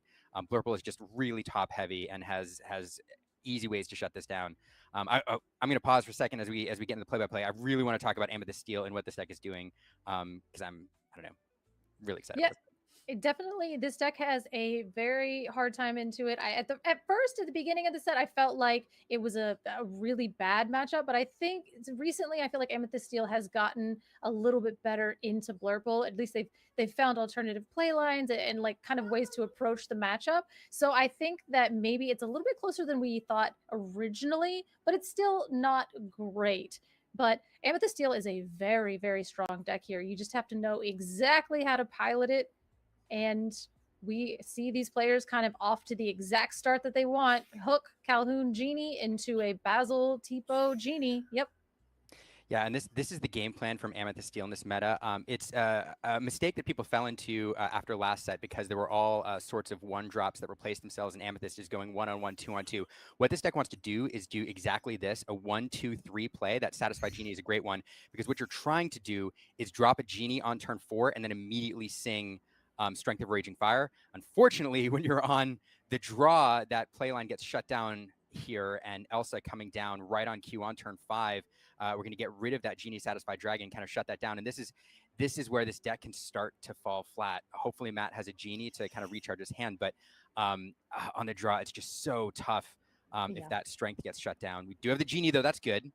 Yeah, the Genie comes down, draws us a card, but again, I mean, we went Basil 1, Tipo 2, Genie 4, Elsa 5, and that is basically the script that you and every other broker player wants to write at this point. And we do see the Calhoun taking out the Basil. He'll gain 2 lore from that, which is kind of nice at this point. Like, thank you, Calhoun. Thanks for taking out that problematic Basil. But unfortunately, we are going to 6 ink, so that means we could see a TikTok. We could see there's so many terrible things that can happen at this point because we have stayed exactly on script as Blurple. So now this mid game is basically where that skill and expression part of Blurple really like kicks in. Yeah, it's where the game starts, right? Like I've heard Blurple players joke, they're like, my game actually starts on turn 4. And this is where, we're going to start. See, there's that Baymax coming down. This is not a card that's run in, I would say, many Blurple decks. It is there. But certainly in a minority of them, I would say. So fun to see it here. So yeah, Baymax was popular kind of really at the beginning. Actually, Zenulus decided one night that he was just going to chuck 2 Baymaxes in there and see how it goes. And over the course of the tournament, I think it was actually the Ink Open, Baymax ended up gaining him an extreme amount of lore. But then the weekend before the Ink Open, he actually ended up getting top cut with his Baymax Blurple deck. And so since then, it's kind of like a don't we put the Baymax in there, because it can really, really turn some games. And if people aren't expecting that, it really makes a big difference as well. And back on the other side, Matt with another Genie now. So these Amethyst Steel decks, if I could nerd out for a second on them, these are not the aggro versions that we've seen in previous metas, as we talked about, decks that can go wide early. What these decks want to do is basically have a 3-phase game plan, where turn 1, 2, 3, and even into turn 4, you're doing this sequence where you're 1-drop character, 2-drop character, 3-drop character, 4-drop Genie into Strength of Raging Fire is your ideal line. And a lot of it's about maintaining board pressure and control and shutting down your opponent's lines, just keeping that pressure on the board. Then in the second phase of the game, what you're actually doing is building resources. You're using cards like Genie and other card draw to refill your hand, cards like Dumbo, as we see Richard come down with. And then what you're trying to do in the last phase of the game is go wide. And so the go wide strategy doesn't take effect generally until turns like 7, 8, and 9, or even later, when you manage to refill your hand and then just dump out a whole bunch of stuff. And without the board wipes or the wide removal that we see, that Ruby lost, we all know, be prepared. That's where you close the game down. So this is kind of the resource building phase. The problem is that right now, Fumbles, and this is what Blurple does, is putting so many tools on the board, so much pressure, even with the Genie with 2 lore, that Matt has to worry about the board and can't necessarily build that hand advantage that he's looking for mid-game. Yeah, and definitely we do see that we ended up questing with the Baymax, taking a damage off of Elsa to gain a lore from that, which is bananas. But then we do see that Dumbo come down, and we're immediately able to pay 1, use that world's greatest ability to then exert the Elsa, world's greatest criminal 9th wonder ability to come in and exert the Elsa, gain 1, draw 1, pay 1, as JDZ loves to say. And unfortunately, this situation seems like maybe Matt hasn't seen a Strength of a Raging Fire quite yet. We left everything exerted last turn to kind of, everything that's readied on a board against Blurple is now they're having to take an extra step to exert to then take care of that, unless they have exactly Hades, which we haven't seen from Fumbles quite yet. But unfortunately, we have the Elsa evasive, we have the Dumbo evasive, we have the Genie evasive. So there are tons of ways to go ahead and draw cards. And at this point against Blurple, there's Dumbo's the main threat, but Genie's not that great, and a healthy Elsa and even Baymax is a problem at this point. So this is definitely an uphill battle for the Amethyst Steel deck. Yeah, it's just tough. I mean, you really, you really want that 1, 2, 3, 4 like play line, and it's so tough on the draw when your opponent has that Elsa on curve, which they always have it. They always have it. Yeah. So I was playing Fumbles earlier, and he had 2 Elsas in a row. We'd go, it's 5 ink Elsa, 6 ink Elsa, and a Basil. And I'm like, can you stop? Can you please be less consistent? And he's like, no, I'm playing Blurple. I'm going to be the most consistent. And here we Ooh. have a little bit of go wide. So we do have a dock there. 2 ink left up. I don't see how many cards in hand. It's possible we have a double dock situation, and we're just going to get that one on board. Let's see here. Tragic. But we did see, is that the Aspiring Ruler that came in, and now that does give +2 Challenger to, oh, we are just going to go ahead and dig for that strength because we are hurting. Yep. Wide enough to get rid of the Baymax, I believe, but really the target, I think, at this point is the Dumbo. Got to get that. Go, go, go. Be the ninth wonder in the discard. Yeah, it's a great play here. It's a great point, Color. I mean, I think that's the call here, digging for that strength, you know, because there is a line where you play the dock, you play the other dock, but really at this point, if he hoping to draw into a third dock to dig a little deeper if he needs to find that strength. The fact we haven't seen it slammed yet means I don't know that he found it. But yeah, just trying to shut down a little bit of that advantage over there. Yeah, and and again, there's so much advantage. You're like, okay, I have my Dumbo, I have 2 evasives, I also have the, you know, of course, for some reason, Baymax isn't evasive. I think they looked at the card and they were like, we're going to make this guy, we're going to put him in the air, in the art, but we're not going to make him evasive because that would be insane. Yeah, right. That would be a ridiculous ability. But we did have to 2-4 on ourselves, using the Hook and the Calhoun to gain 2 lore and take down that pesky Baymax. Ooh. Boom, and there's Fire the Cannons. Now, this card is an interesting one in this mix. You find players either like who move more towards the Fire the Cannons versus the Hypnotic Strength or back and forth. Generally, sometimes you see both, but generally players are picking one over the other as their removal. Tiago goes on and on about why Fire the Cannons is an okay card. But anyway, I love Fire the Cannons, but I don't know how it plays in Amethyst Steel, so... I mean, I know to an extent. I think I am a Fire the Cannons player. I'm not as much as the Hypnotic player. I just like the instant gratification of just being like, boop, that. Blasting something with just a cannon. Boop, yeah. I don't want to Hypnotic, finagle, draw cards. I just want to go. And then I started blasting, you know? Yeah, but a fantastic dock there, probably drawing into that cannons, able to do some removal. So all of a sudden, this board looks a lot less scary. That Dumbo there still doing its thing, gaining some cards and drawing into another Genie there. Blurple just doing Blurple things. Right. Why not? Add more cards to your hand as if you need any more. And we do have a few ink left. Notably, Blurple doesn't have 3 drops in the deck that we can really utilize. So why don't we just take the -1 lore and draw another card and see what we get? Because at this point, we haven't seen any Hades. We're going to sing One Jump Ahead with Tipo. What a little throwback that is there. So we'll go ahead and put the top card of our deck into our inkwell as the little boy sings a tune. Fascinating to see One Jump Ahead in here. You know, notably, like the one deck who won the Bologna this weekend had one Jump Ahead, making 9 ramp cards. But interestingly, like if you're going to play 4 Tipo and 4 Azurite Sea, the difference between your percentage chance of getting ramp on turn 2 just goes from 90 to 93%. So the inclusion of a single one jump ahead even doesn't give you that much of an edge. What it does allow you to do is like this sneaky double ramp. If you happen into it, where you play the Tipo and then on turn 3 you can sing the one jump ahead to like get an extra boost on your opponent. So it's a really fun card to see mixed in here because it's not one that you see, I would argue, in most people favoring the Azurite Sea and the Tipo. But occasionally see one splashed in. We were discussing, and we see the Jafar cleanly, who has evasive on your turn, take out the Dumbo. But we were discussing Fumble's luck recently, and I have started to make my own headcanon that anybody that puts one jump ahead in their Blurple list has about the worst luck as Fumbles, and they just need that 9th piece of ramp. It needs to be in the deck to make it's just like an emotional support ramp that just goes in there and makes you feel a little bit better. And then when you do miss turn ramp, you could be like, man, I have 9 pieces of ramp in here. I don't know how I missed it. Not my fault. It's not. I put them in there. I even put the insurance in.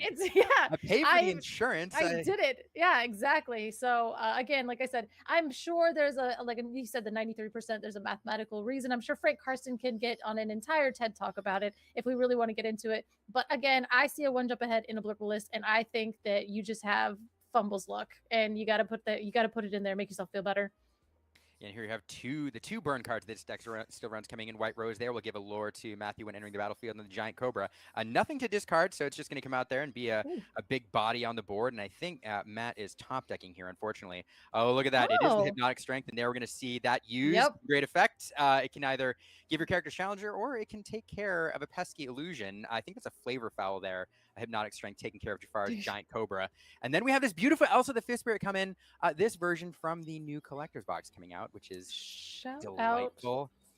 Glimmer foils. I will say, I'm not going to lie, Elsa's beautiful. Tinkerbell looks better in my opinion. I love the Tinkerbell Glimmer foil. I won't argue with you. I won't argue with you at all there. Basil there using his support ability to give the Elsa extra strength. I love Basil in these blooper lists, and then a little bit of a visions. Oh, there we go. Visions into the visions. Digging. Oh, and we are going to scoop it up. Yeah, just not. Oh, we went visions for an elephant. Oh, okay, I see. Like, so you pick back up one of the Elsas and then kind of continue on. What is something I saw on the blooper list? I don't even know how good it was, but it made me super angry. Was basically they magical maneuvers their Elsa and then replayed it that turn and then continuously just like I was like, you have got to be kidding me. That's cold. Yeah, I was upset about that one. Magical maneuvers indeed. That's a ton of fun. I would say fun match there, Matthew. I mean, as well as you could have, but again, on the draw against a blurple list that's hitting the 1, 2, 3, 4, 5 checklist, you know, right into the Elsa is really, really tough. And then the Baymax on top of it to boot, like, I don't know.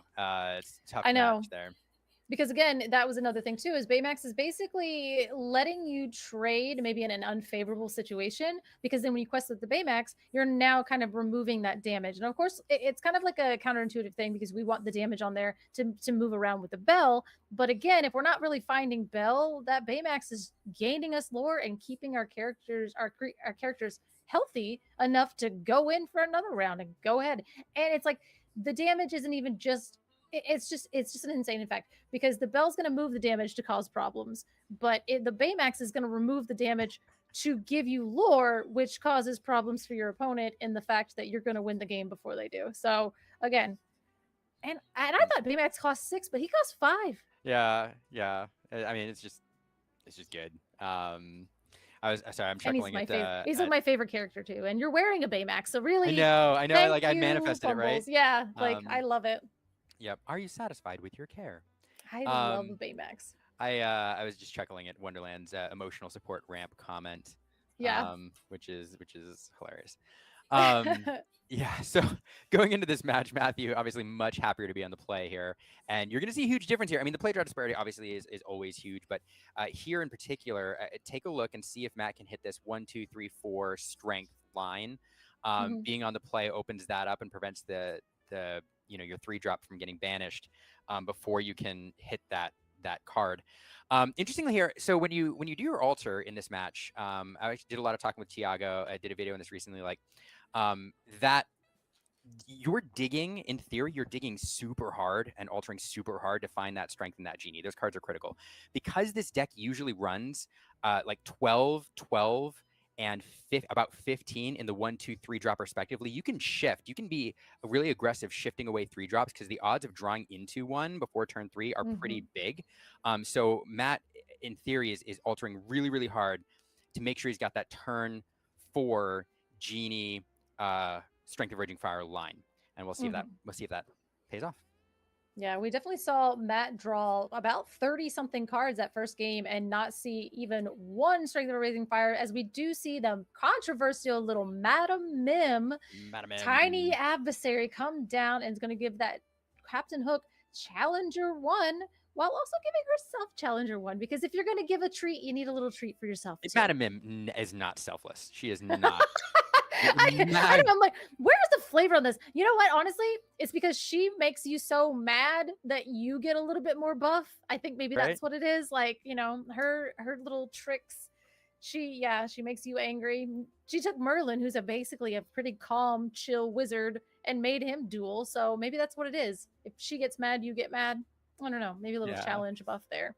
I'm trying to find the flavor in it, guys. She's magical. She's marvelous. She's mad. Madam Mim. And I love seeing her in this list. Funnily enough, I mean, these were very popular like early on, and then they were kind of worked out a little bit. And now, Tiago going over to, very talented purple steel player, running just one over in Bologna, but saying should have run more. But there's all sorts of social media play with this card.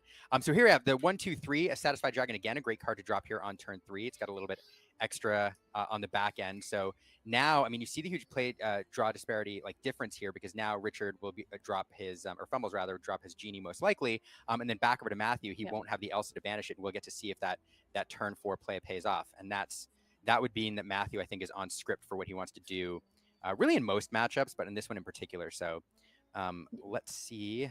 I'm definitely interested to see, because now at this point, the lines of this. You've said it. 1, 2, 3, strength, Genie, everything else like that. Making sure that line's set up. And at this point, too, Fumbles has gone his Basil, Tipo, Genie. So in his head, he already knows that the strength of Raging Fire is coming, or basically he's off to the races. So kind of waiting to see. This is a very pivotal point. Like, make your opponent have it, and now my backup plan starts. So we're going to go ahead and ink a Genie. If we're going to go ahead and play our Genie, and then hopefully we have the strength of a Raging Fire. If not, Fumbles, look at him. He's like doing the little, does he have it? Yeah, Does he have it? Because if not, if he doesn't have it, we are going to throw it looks like there it is. Okay. So, yep, there we go. Absolutely. All the force of a great typhoon. And this is great because we're getting to see this Amethyst Steel deck doing what it wants to do. Like, this is the opening line this deck wants.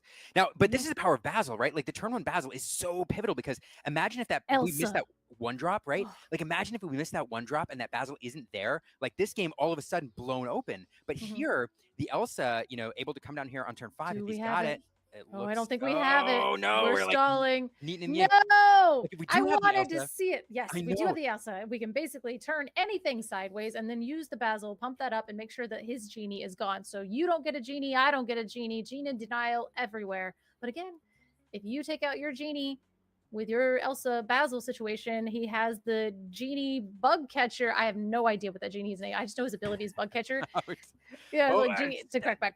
It's the giant spectral parrot. It's the 4/6 Iago there. I mean, a powerful card. Not into steel. It's so scary with that vanish keyword. Right? Little fire the cannons there. Make short work of him. But it does shut down that Genie. So in the Amethyst Mirror, it was one of the reasons you play it, because that 4 strength can take care of Genies if they try to get some cheeky stuff. And there it is. Oh boop. no! You called it, Color.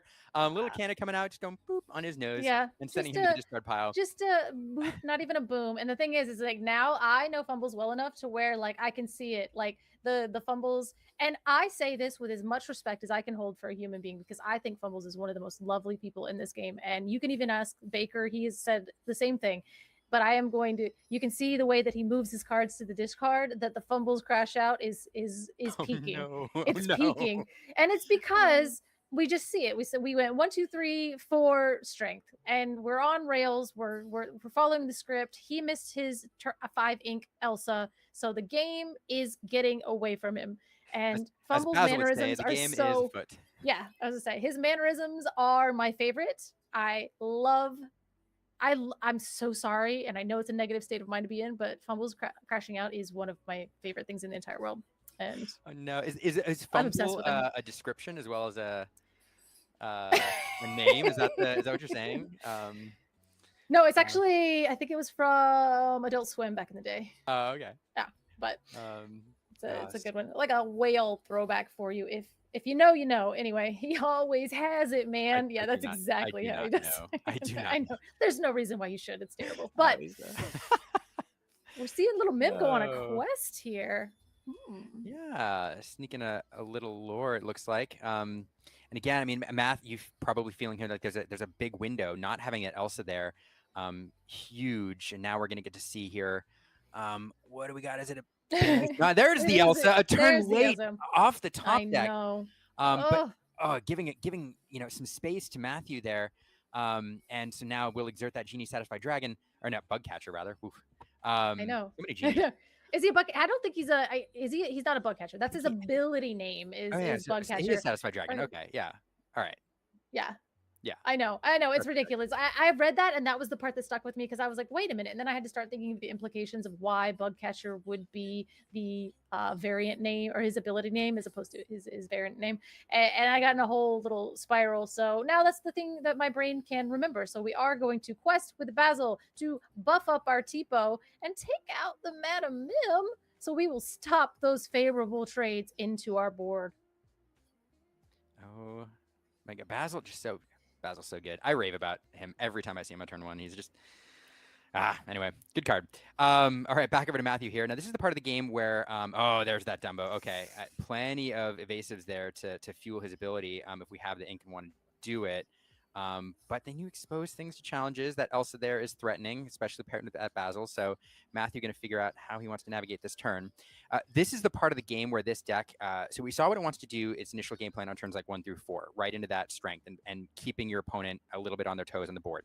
Now at this point in the game, you're trying to accumulate resource advantage. You have to give a little bit of pressure to the board, and you want to build the board a little bit, but you also are trying to fill your hand so that in the late game here, which is we're almost there, Matthew then wants to dump like 2, 3, 4 characters on the board at a time.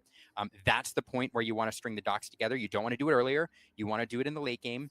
And that's really phase 3 of this deck. So that Dumbo coming out at a good time here to perhaps unlock some of that card advantage. We're going to see some challenges. Hook taking out Tipo. We're going to leave that Elsa over there by itself. And this is Amethyst Steel on its game plan. Strength would be nasty here. I don't know. Right. That'd be so gross. You see fumbles flip a table, and I would agree. But at this point, yes, we do.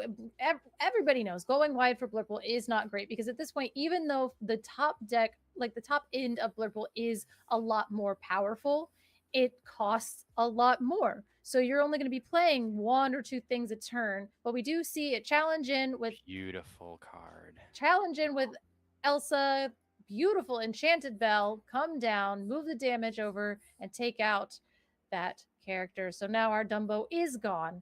Bell is such a clean answer to Dumbo. It's crazy. Yeah, what a sequence there. Oh, well, I have another one. All right, fine. We'll play another one. Now force you to answer, perhaps. We'll see if the genie is exerted here. Thought about it, Matthew, thinking about exerting that genie, but I know, maybe thinking about potentially a hypnotic deduction or something like that. Maybe just go ahead and take out that Elsa and protect our Dumbo, because unless that card is exactly Hades, we're going to start really building up those resources, kind of like you were discussing before, and it has to be. It is the Hades. It is. Did you top deck that? No. Dumbo going into the inkwell here, and if you're Matthew, you're trying to, if that Dumbo sticks on the board like 1 turn, and you can use 2, like if Fumbles doesn't have the cards you need, and that card can draw you like 2, 3 cards, that's it. That's your game plan. But that Hades coming down. Oh my goodness, Matthew now probably frustrated in this. I don't know how many cards in hand, but we're starting to get close to dock time because losing both. Dock o'clock.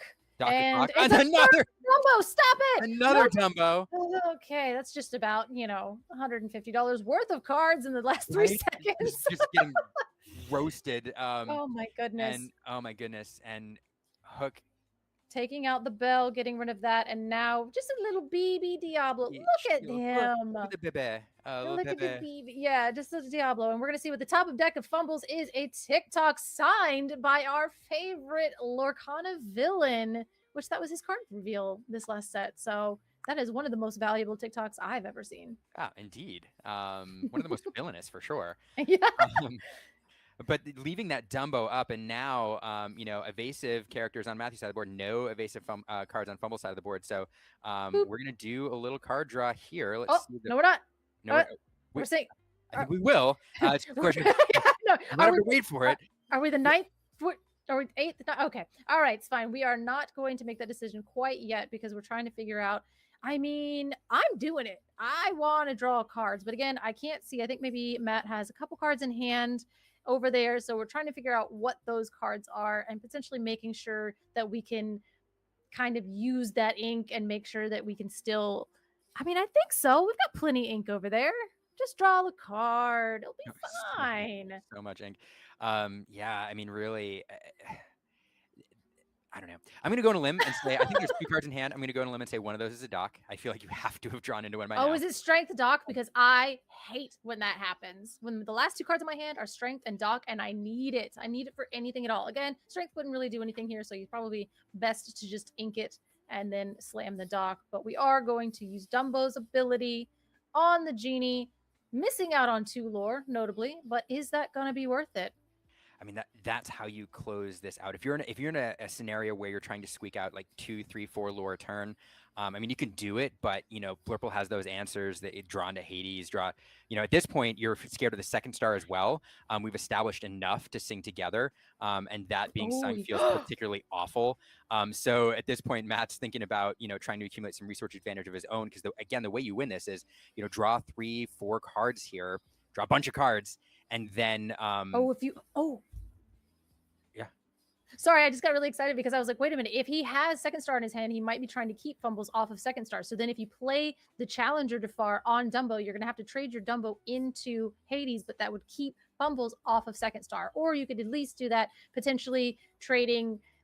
Yeah, you would still lose your Dumbo, so you might as well. But at this point, trying to figure out potentially how to keep fumbles off of that 2nd star, because I've seen that. You've seen that story. That look in his hand where it's just a 2nd star bricked doing nothing, and nobody wants to hard play that song, but we want to sing it, and I want to see it.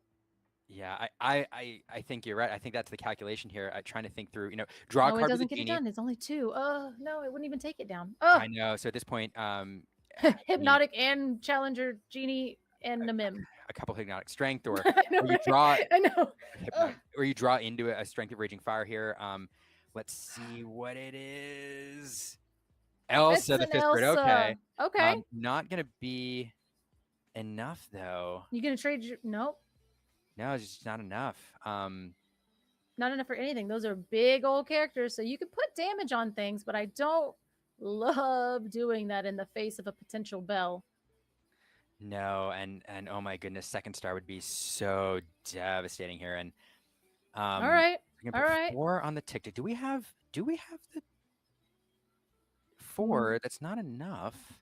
No, so we're just gonna pass the turn and just hope maybe next turn. I mean, there must be terrible cards in hand just to put 2 damage onto the TikTok in preparation for our next turn.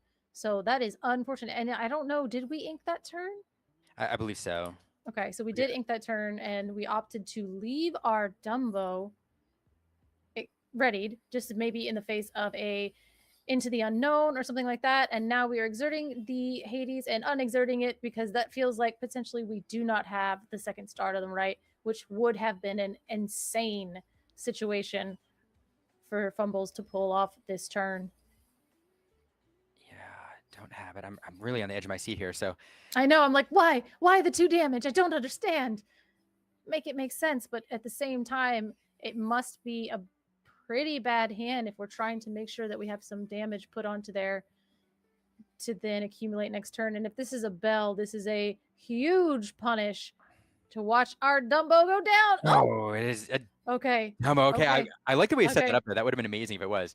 No, I mean, so fantastic there. So, you know, there are these scenarios too where like you take a line to set something up, and I don't know why that 4 damage is on there. There's a couple things I can think of. We'll see how it pays off. But you know, if TikTok is challenging back and punishing, you know, your Elsa for that challenge, it's not singing 2nd star. So like you put your opponent in a position where it's like, hey, you can remove my thing, but then you're not doing the thing that like I don't want you to do. So small consolation there. But now we are going to see the Dumbo draw the card here first in the turn. This is what we thought about doing last time. We have the Genie available as well.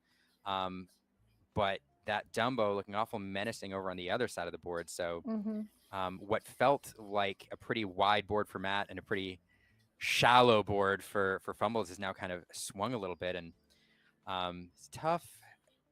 This is tough. I know.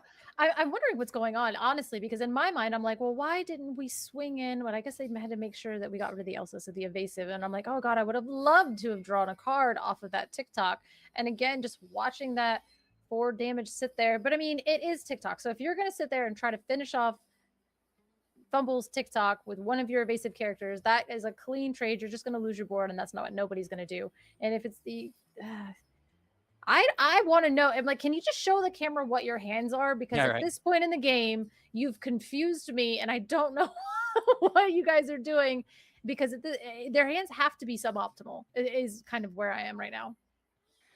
Let's see where this goes. Okay, the Calhoun coming in, and for 3, it's a White Rose. Okay, at this point, like, there's going to be one card. Is it the strength? Okay, there it is. Okay, so we found the strength. So we are going to go for the hey-ho. 1, 2, 3, 4, 5. I mean, yeah, that wouldn't even take out the. It's like the numbers are all off just by a little bit. We only have 5 characters, so we can only really finish off the TikTok. So that was a huge strength onto a TikTok with already 4 damage on it. So, and our Hades does get to live to see another day. A second star on the right. Second star would be really, really good. Feels good. I was going to say, it feels like at this point there's like one card either way which would blow this game open or allow one to run away. And the strength is 1 for Matthew that like was that card. On the other side, you know, we keep talking about it, but there is the second star which would do it there as well. Madam M elephant coming down here again. Demo not the only elephant seeing play in the meta, and it's going to bounce that elephant, play that elephant. So there's a little elephant on elephant, like, I don't know what's going on there. Circus of elephants going on down there, bouncing around. And that's it. I think a quest there from Hades, and yeah, I think we're questing. I think as Fumbles has realized that basically, you know, with Matt's deck, with Amethyst Steel being able to just gain lore out of his hand, we need to be able to keep up. So Hades is just kind of going on a quest each turn and making sure that we're keeping up in lore to where if we do turn a corner, it's not a monumental climb up the mountain to get us where we need to be. Yeah, and this is where, I mean, again, Matthew, it's the same game plan as before. You're trying to find a way, whether it's at this point late in the game of stringing docks or getting a couple Dumbo activations to build up that resource advantage in your hand to then go wide. This is the part of game where Amethyst Steel wins by going wide. And starting to do that here. Plenty of characters there, or in Fumble's side of the board, plenty of strong characters. I mean, not super strong characters, but a lot of willpower, and they can do some damage. To keep things under control, but I don't know, kind of on a knife's edge here for me. So are we going to sing or are we questing? Because I am wondering, do you have another strength in hand? Is that what you're sitting there? Because that would be absolutely devastating just to be able to get rid of some of Fumble's board and you know, really Dumbo's the target, but we aren't. We are going to quest with our White Rose, then pass back to Fumbles, who is going to immediately activate that ability, pay 1 ink, draw a card, gain a lore, sail into another card, pay 4 for a genie to draw another card. Genie. This is a devastatingly disgusting turn for Blurple, doing the thing that Blurple does. I mean, yeah, a lot of resources there, but it does give a little bit of breathing room. Now, this is where, you know, Fumble is, if given another turn of this. Oh, there it is! Right, and it's enchanted! Oh, we love it. Sorry for your ears, but okay. We did it. We sang the second.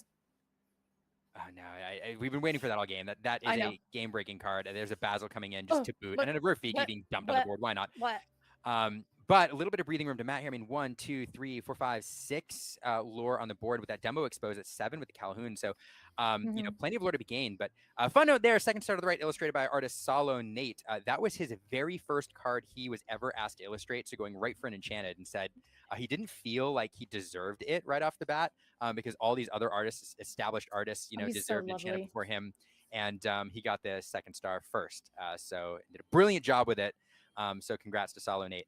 Another fun fact, Salo does live in Philadelphia now, but he went to school with and is very good friends with artist Ari Welly, both of them from the same city in Brazil.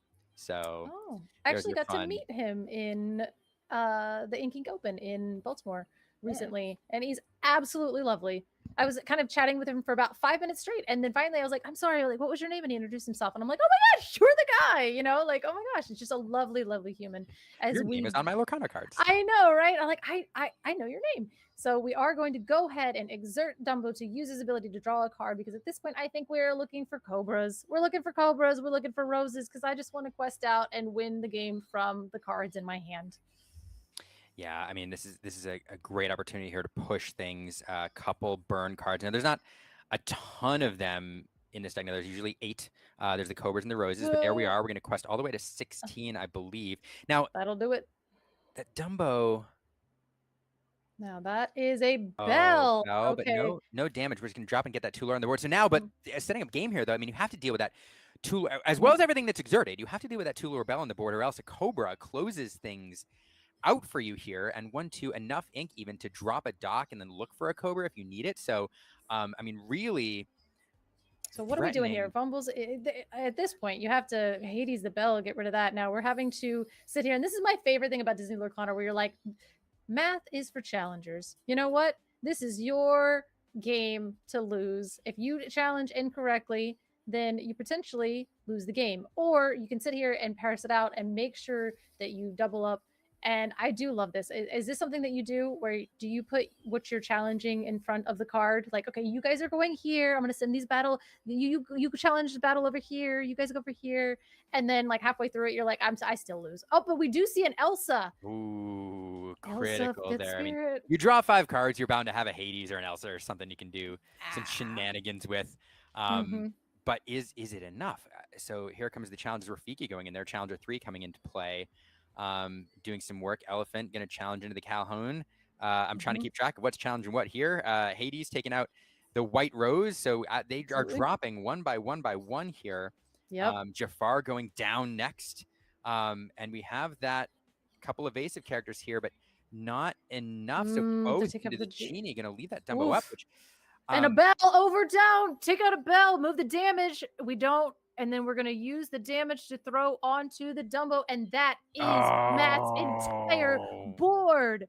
Oh my gosh. Second star on the right gave you every tool that you needed. Now we got to do math here. 1, 2, 3, 4, 5, 6, 7, 8, 9. So not enough to close out the game. And there's no burn, which means that there's a couple Cobras away. Even if he doesn't manage to establish everything. I mean, Matt is very much in this still. There's a White Rose. That's one more. Rose. Okay, that's 17. I mean, is it a White Rose? No, it's 2, but it's still 2 at a time. Okay, so now Fumbles is going to need 3 answers. 3 answers. Goodness, yeah. I mean, you really need. Yeah, you really need 3. I mean, even 1 up is a Cobra away. I know. A Cobra or a dock even, because it gives you extra. I haven't seen a dock played yet. I mean, there's Fumbles is zooming though. That's the confident Fumbles posture. He would be hesitating otherwise. So we are going to quest for 2, because that is what that Hades has done this entire game, is quest for 2.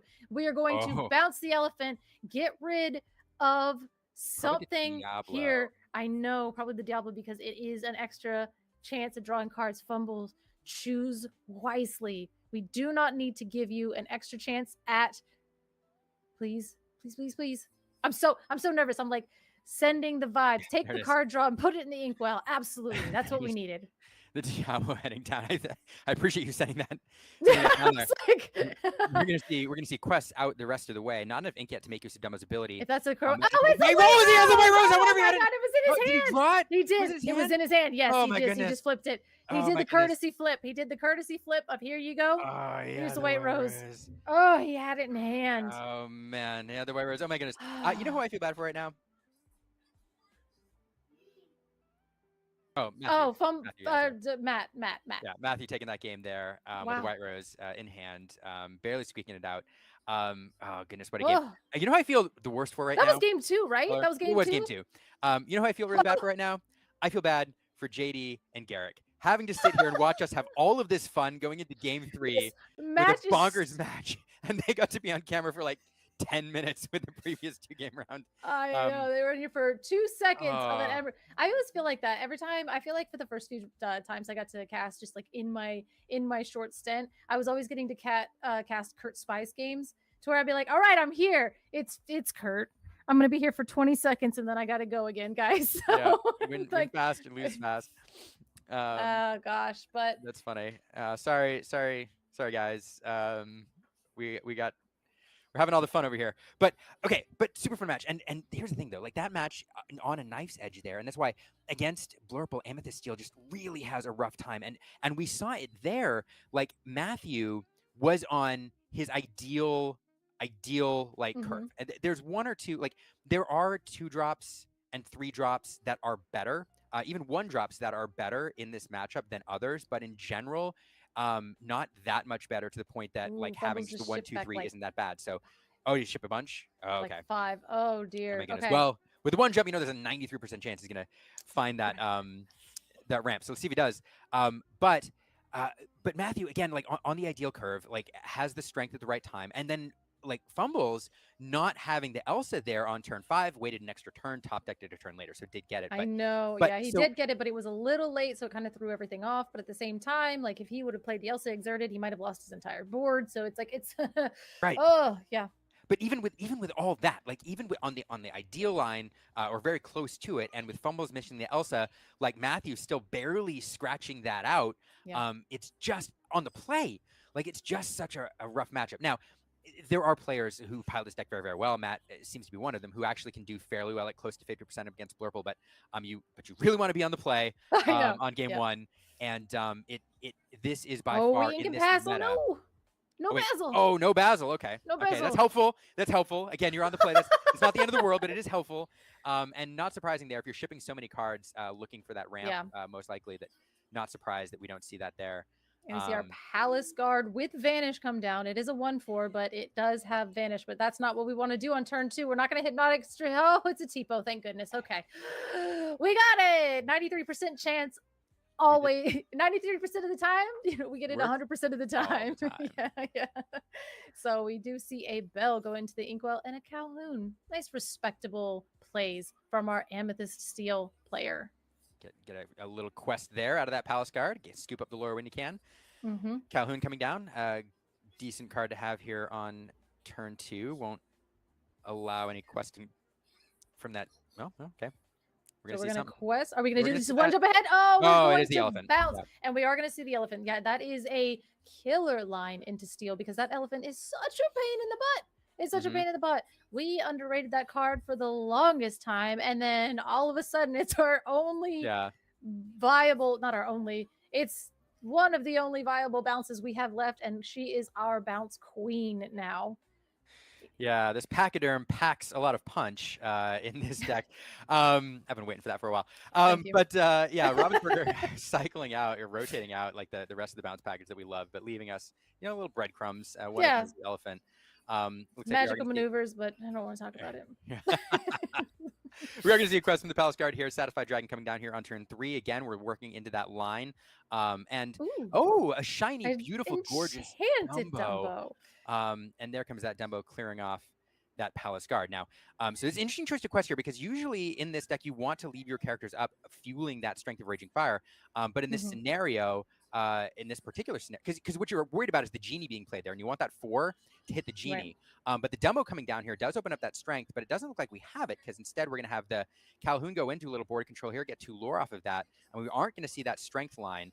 That would have been the ideal line for Matt there, is to drop that 4th character and then play, or that 3rd character with a Palace Guard gun, and then play the Strength to banish the Dumbo, I think would be the line. But now, showing that we have no Strength at this point, so we'll see him later potentially.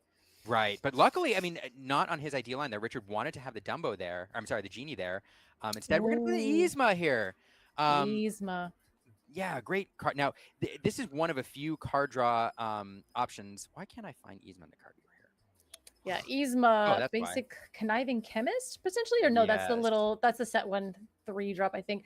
But we are going to see the Elsa come down. Oh, it is conniving chemist. Look at me remembering things. Yeah, but Alchemist is set 1. Alchemist is the set 1. Oh, but she was an alchemist and now she's a chemist. She's fully went through. So we do see the Elsa come down, take out the Genie, because unfortunately, if we wanted to take out the Yzma, we were going to have to trade my card draw for your card draw. But we're going to see how punishing that is if we get to use Feel the Power, where we basically get to exert and then draw up to 3 cards, which is so powerful. Yeah, this is a card. Yzma, I think, is in most... here we go. Here's that go wide. We're gonna dump everything. Hit the Doc right on curve. Okay. So Doc is one of the better cards in this set. In fact, we did a video where we asked people's top 10 cards in Fabled, and Doc made the list before I realized I was about to publish the video. I'm like, wait a second, Doc isn't in Fabled. But he was just so good as remaining card draw because everything else got rotated out that people thought that he would be really powerful. The thing in this deck though is you do not want to be hitting it in the mid game. Doc is a card that you want to hit in the end game, and you want to be using your other draw options to refuel your hand here. At this point, when you're hitting it in the mid game, you're forced in kind of a Doc roulette, where you're hoping you draw into another Doc, and it's okay. Now, having the Yzma there feels good. Hades going to come down though. As I say, having the Yzma feels good. In the Inkwell, not as good. the amount of times I have seen this conniving chemist feel the power is probably, I could count it on one hand. Man, when it happens. But again, I mean, in the same vein as Dumbo, it's a must answer 4-drop. It is a must answer. Dumbo, if you play it on turn 5, you could potentially, if you have another evasive in turn, you can get that value immediately. Yzma, she has to be dry. She has to exert to be able to do her thing. But boy, when you get 3 cards off of her, it feels nice. Yeah, absolutely. I was about to say, it feels like extra good here when you're playing that Doc Roulette, especially when you have this much ink. You could dump a bunch of cards and then make use of Yzma's ability, but losing that feels really bad here. We are going to see if this Doc Roulette paid off for Matt. He does draw into a Calhoun. Is it another Doc? Do we get? Oh, it is a Doc, but I think we tried... Oh, the Genie was the other, wasn't it? Yeah, so we're not going to use that ability. No, we're just going to throw that. So we have Genie, Doc, Hook, and Calhoun. Just a nice classic Amethyst Steel lineup going through. And we are going to immediately snap off that gain 1, pay 1, draw 1, and see what we get. We're going to go ahead and ink, paying another 7 for the double Hades. And I think the Fumble should lose a lore for it not being an enchanted. I Look agree. at that board. Look what he's done. Enchanted, it was so boo. bling, and now it's... Yeah. I think that's a set 1 even. I was going to say, if it's a set 1 foil, maybe we can let him have it. It's certainly not a set 2 foil. I see that text box there. So that's question number 1. How does it feel? Yep. To play a mismatched, a non-enchanted Hades. Right. Interview question. Oh, and then a Dumbo comes down. So now, unfortunately, we don't see any evasives to get that immediate value, but we do see the White Rose coming down and gaining him a lore, but we're only at 5 lore. So it's 5-5. And now we are at the point where Blurple is very, very, very strong. Yeah, I mean, and it's anytime you see 10 ink. So we're going to double trade, gain 2 lore. So now we're 5-7. In your face, Blurple. In your face. Now, we were in second star territory. We're still in second star territory, but having to use both the demo and the Hades. Looks like we're not going to do that demo. Instead, drawing a card, gaining a lore. 1-1-1, as you like to say. Yep. It was Jay-Z. 3rd Hades, stop it! What kind of shuffler is this? Oh no, that one's not. Hades, Infernal Schemer, and it's not even foil. We are going worse and worse and worse in rarity, and he should be ashamed for having triple Hades, and he should be ashamed for the decline of the rarity of his Hades. Oh, we do see a second White Rose. All right. White Rose come down here, and just again, there's not a lot there though. All of a sudden, 5 lore on Fumble side of the board here with those Hades, and with nothing to pressure is just gonna be allowed to quest for those. I just saw next Hades as a proxy. We don't allow proxies in the ICL, but for rarity's sake, hilarious. It's just a doodle of Hades. Yeah, there's a high impact chat there. Next Hades is a proxy. Oh my gosh! So oh my goodness! I'm done. Judge, I love fumbles, but I don't think he knows how to shuffle. Infernal's schemer. Infernal's schemers are just Would it be like bad manners to get my enchanted out of the discard to swap it for one of the non-foil Hades? I'm just gonna switch these guys. I'm just gonna put my enchanted back on the board. Actually, yeah, I'd be too scared to ask that. Okay, so we do see 2 Madame Mems coming down, giving her and Doc Challenger 2. Okay, yeah, he's like, bro, I don't know. Take out that Hades, I guess. I'll sure, whatever. That one, keeping game off the board there, I believe. Yeah, just 1 short now, having to do it if you want to prolong this thing. But, I mean, just not going to be able to do much here. The writing's generally, it's pretty much on the wall here. We'll just see how Fumbles chooses to close this out. Matt will get another turn. That's that Ruby Sapphire, I guess, classic control kind of situation where you're like, okay, I've controlled the game. I have clearly turned a corner. Now my opponent gets to sit here and watch me try to win this game. But at least with Blurple, it goes faster than Items did or faster than Ruby Sapphire, where you're just like, I just turn all of these 2 questing lore things sideways. As we see another bell come down, just turn them sideways. Just that's how you win the game. Ugh. Yeah, voice stealer coming down there. I think you could have done with that bell. You could have done both, yeah. But anyway, it won't matter. Yeah, we're just gonna scoop it up because that was 4 Hades is too many Hades. Yeah, and Fumble is taking that down. Blurple doing Blurple things, and a well fought match by Matthew. Again, Absolutely. I really, if you want to know how Amethyst is supposed to function generally in this meta, or in the Blurple in this case, like watch game 2, because that is kind of the ideal line and how Amethyst Steel sets itself up for the mid game is with that. Again, I'm beating a dead horse now, but 1, 2, 3, 4 strength, and then that gives you the board presence and the pressure on your opponent's board to open up your mid-game card draw to then power you into the going wide in the late game. So fun match there, well fought by both players. And but yeah. the SLTC takes it 2-1. I said Enter the Battlefield was going to win. They did not. It was SLTC. So now we're going to switch over to the interviews and ask Fumbles why he can't shuffle his deck properly. I can do this, I swear. Not have to play into that. Yeah, well. Fumbles. Hi. Can you shuffle? What happened? What was that? So, oops, all of Hades. I had them all really early, and I needed to draw ink, or I probably lost, which I luckily draw ink because I had half of my uninkables in my opening hand, pretty much. So. Yeah, and then you drew into the rest of them and the rest of the game. Yeah, we also like to point out the basic the downgrade and rarity of your Hades there at the end. You had the enchanted Hades, then you had the foil Hades, and then you had your non-foil Hades. And it was funny because BB in chat is like, okay, next Hades is a proxy. Shockingly, no proxy. I know, it's illegal here in the ICL, but congratulations on your win. We'll ask you in a minute because you won and you did mean things to Matt, because now I want to talk to Matt. How are you feeling, Matt? Bedtime.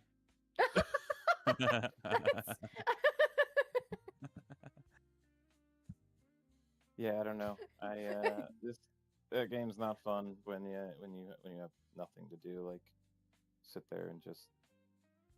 I don't like the matchup, but I understand that it can be beat.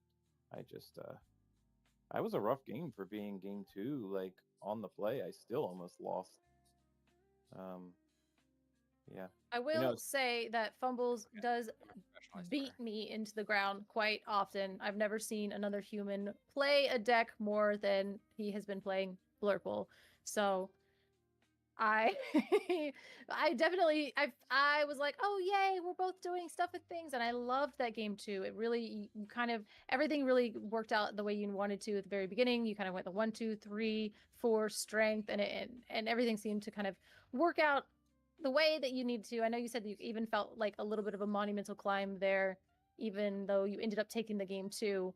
But 4 Hades was too many. We can all agree that wasn't fair. You win some, you lose some. I mean, I only saw strength one time in all 3 games. So in all my mulligans and everything, I only saw strength literally one time. I have to go check and make sure there's 4 in here one time.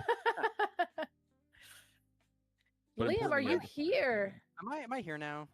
Hooray! You're always here with me, Liam. Man, I had to do so much. I'm really bad at it. I'm a professional, I swear. Every time I can't get it right. So I'm sorry. I missed the first part of the interview where I say, wonderful game by both players. Too many Hades, and I caught the end there. Not enough strengths. But I enjoyed it very much. I know this is a rough matchup for you, Matt. But especially when you're on the draw on game 1. So just well fought, but a little rough. I do want to ask, couple quick questions. One, how does it feel to have to play with non-foil Hades in your deck? Everything was blinged out, and then you dropped a non-foil, and it all of us were aghast. Some of us have rent payments to make, man. I don't know how people out here affording quad enchanteds, but I got one. It's a pretty card. I think it looks nice. Yeah, I don't know. Maybe next paycheck I'll get one. Oh man, no, it's gorgeous. I appreciated the Dumbo too. Like one of the most beautiful cards in the game. I had to crack a box just to play tonight, so. Oh man, I hope you pull another Dumbo. Like you deserve it. I was like, I built my deck and I realized I was one Dumbo short, and I told the team I already submitted my deck list, and they're like, "We'll drive one to you," and I was like, "But I have this Fabled box in an acrylic case on my dresser here." And you just assumed there'd be a Dumbo in it? That was mad lad behavior. And I was like, there might be a Dumbo in it, and the 12th pack there was. And there was. Oh my goodness! Did you open There's the rest no of the way. Yes, I opened the rest of the box. And there was I no had to play enchantments, a but pack rush game against Rebecca, and I opened a fresh box because I didn't have any boosters, and I was like, oh, I guess I have to open this box, and I opened the first two, and then of course I was like, I'm gonna save these other packs for other things, and then one by Yeah. one, they all Yeah, and, they're all gone now. just one more, On the other side, I do want to ask a tech question, just because I enjoy hearing the answer to this. So you're running Fire the Cannons in the Amethyst Steel build. Matt, you're not running Hypnotic Strength. Why Cannons over Strength? it's a good Or question. are you running Strength? I didn't see anything. I'm not running Strength. It's a good question. So I guess my thought process was I just started counting my drops and like how many of each 1 drop, 2 drop, 3 drop I wanted so I could hit my curve perfectly. A Strength obviously fits in this. I mean, a Hypnotic obviously fits in this deck as we've seen it in other potential purple steel lists that have won or gotten close to winning. Lots of Bologna, for example. I don't know. I felt like board presence most of the time is almost more important than a trick, and Fire the Cannon serves the same role. Yeah, that's really what it came down to me. Like, I had 3 Calhouns. You can make that work with it. It also answers the early game. I was hoping to go against anything else, but you know, Fire the Cannons it helps. It helps all the super early turn 1, and you can make a play out of Calhoun with it, and it handles evasives. Strength doesn't always do that. When I swapped out a couple of the Jafars so that I could get more evasive on my turn, which was like enough, and with the Mims, it's 4 damage, so it kills genies. That's all. That's my thought process. I didn't say it was a good thought process, but that was No. Players go either way depending on what they're expecting to see, and I enjoy it. It's one of those options where it's kind of one or the other, and so I enjoy hearing where Amethyst Steel players fall, because you see players using both. So I don't know. It was a tech question I kind of wanted to ask. All right, Color. Sorry for getting here late. I think that's all I have other than to say fantastic game by both of you. It was a joy to watch, and I appreciate both of you. Thanks, Liam. Yeah, absolutely. Shout out to Fumbles and all of his one-ofs for his promos and his enchanteds. So I see that we're getting there. We're getting there. We're like cutting a 2nd star and dig away from the winning list from Bologna. So we're like there after one more tilt session. So just if you watch back my casting, everything I said was in complete love, and there was a couple times where you were like, yep, and I knew when you put the card into the discard you were close to just like frisbeeing it across the room, and I love that about you. So congratulations on the win, Matt. I'm sorry you had to be subjected to that. The Hades, it was brutal, but that is round 3 of the ICL. Do you guys have any shout outs, anything you want to say, anything? Take it away. Go ahead, Matt. Shout out to the DMZ. I mean the DMZ. DBZ. Shout out. Sorry, DMV. My it's local bedtime. community. It's bedtime. Yeah, it is. Shout out to the DMZ keeping those careers apart. Whatever. My local players, everybody that helps me get better. My team. Dixon, Scott Chevron, Garrick, obviously. Everybody's holding it down over here. Yeah, that's it. That's all I got. Shout out to the Awesome Ink Inc. guys for always hosting a great event. Dixon's always great, and I love all the players on the team. I aspire to be as blinged out as Daryl one day, and I look forward to seeing everybody that played today pretty much in Milwaukee, so it's going to be a blast. Oh my gosh, it's going to be like a family reunion. I'm so excited. Will be. Sorry. Will be. Oh, hold on. And we're done talking to the players, and I'm going to go back to this thing. I can get it. Boop. Later. Thanks, guys.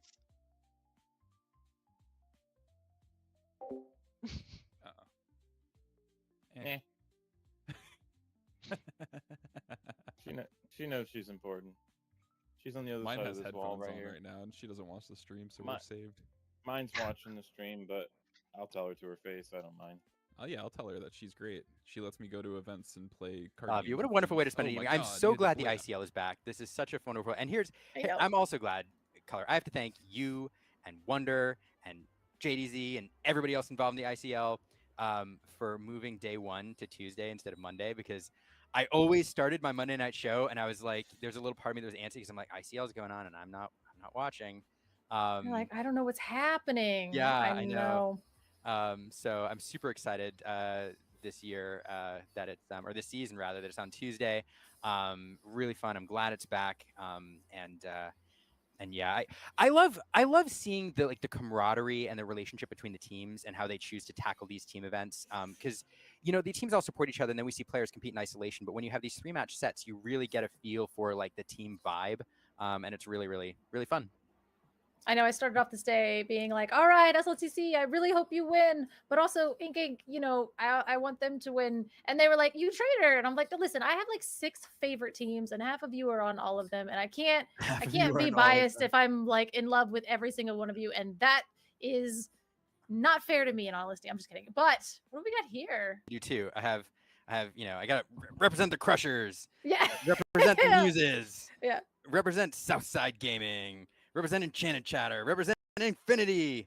I haven't entered the battlefield. I know, I do. Like I said, I have my Enter the Battlefield t-shirt. I wear it everywhere, and people are always like, "Oh my god, what band is that?" And I'm like, "So, do you like Disney princesses?" It's such a weird conversation to have. But again, shout out to Enter the Battlefield for having the coolest logo ever.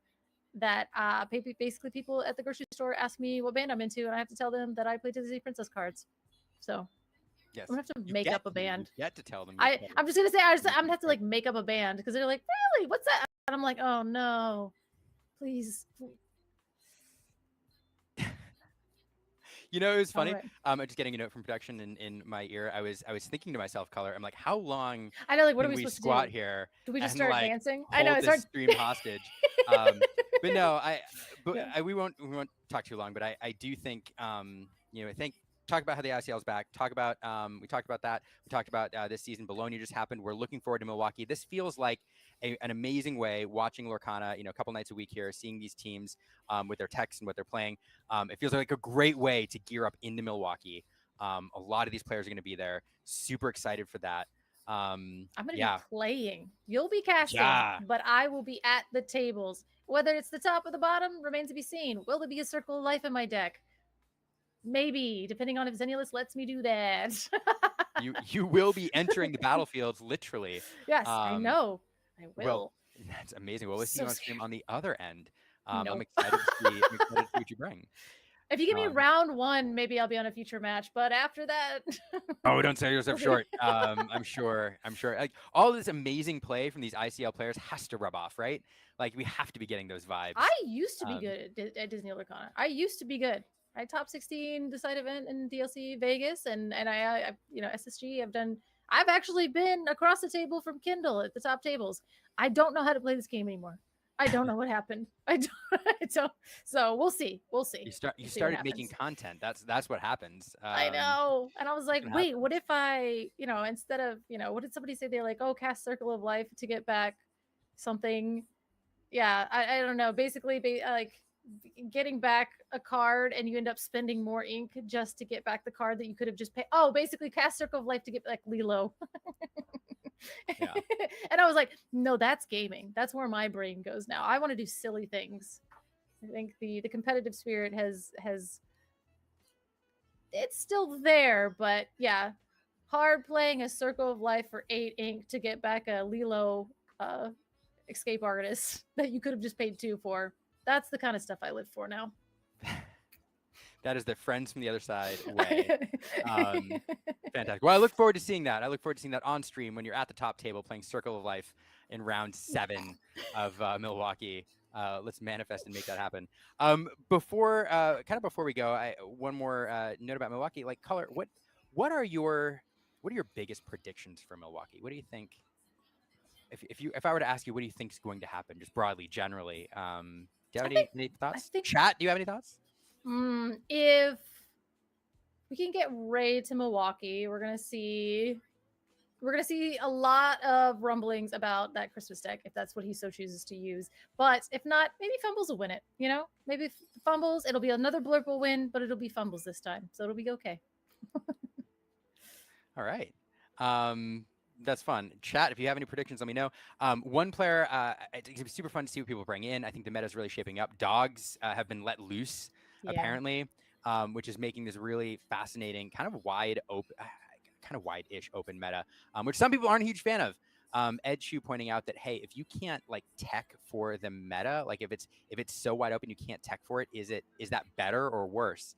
Just kind of getting this matchup roulette, which is like not, you start feeling like you have less agency, but we'll see how it works out, because then after this DLC we have Whispers, and even before this DLC comes out we're gonna have Whispers spoilers, so we're gonna start to see by this next DLC how our next meta will be shaping up. So I'm super interested in the implications of that as well. Yeah, me too. I can't wait to see those first few cards, because it does feel like there's a plan. It does feel like with everything that was rotated out that there's something that they're building towards, and I'm wondering if this lack of wide removal that we currently have is in preparation for something else. So I'm really excited to see what the game plan is for this cycle. But yeah, Whispers previews are going to be super fun, and Gargoyles also. Also, I want a Horned King card. It's like Black Cauldron. Black Cauldron.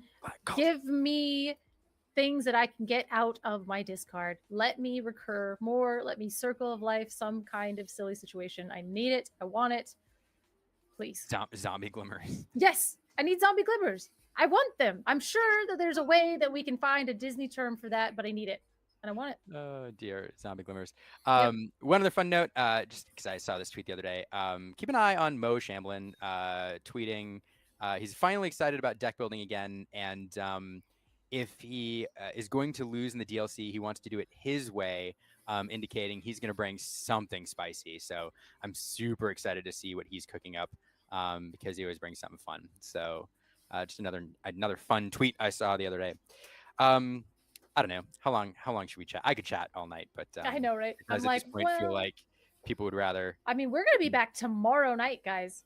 Tomorrow night is another episode, season. I don't know how. Help me with the terminology, but we will all be back here, and hopefully tomorrow night. I know we were gonna get Katie from the Lore Keepers in, who was not able to make it tonight, so we'll have Katie tomorrow. JDZ, Garrick, myself, Leah. I don't know. Okay. And hopefully our wizard will be back in front of the camera tomorrow night. But tomorrow night, I think we have I think we have people that are playing. There are people playing Lorcana on stream. A couple amazing teams. Yep. They're wonderful, amazing teams. Some of the best teams that you're going to see. The Loungers and Southside Gaming. Chicago versus South Florida. Going to be rumbling tomorrow. Look at that. I recalled that from my Gray Matter. No help from production whatsoever. I swear. But yeah, come back tomorrow night. Same time. It's going to be an awesome stream, as it is always here on the ICL. I just want to say before I stop talking, huge shout out, as always, to production, all the people who put this together. You all don't see it, but there's an amazing crew here who works behind the scenes, a lot of whom are unsung, to put this thing together every single week. From judges to commentators to production to the casters to the players, and I want to thank all of them. But most of all, I want to thank you, the viewers, who are still hanging out with us, listening to me talk here, because frankly, if you aren't here, we're talking to ourselves, and we do it, but it's a lot less fun. So I appreciate all of you who are out there as well. I love how dangerously close we always get to, like, and viewers like you. And viewers like you. Dangerously close, but not quite there. But thank you, everybody, and I can't wait to see you tomorrow night while we see Southside 3-0. I just want to get the loungers riled up. Like, right? I'm going to say that right now, and it's going to be 24. It's literally going to be like 2 hours until Braden is on me on Twitter. So I feel like I need to. I mean, at this point, I'm putting out a team. You get a hat for every I don't have a lounger's hat, so like, this is the only one I can rep here. Wow.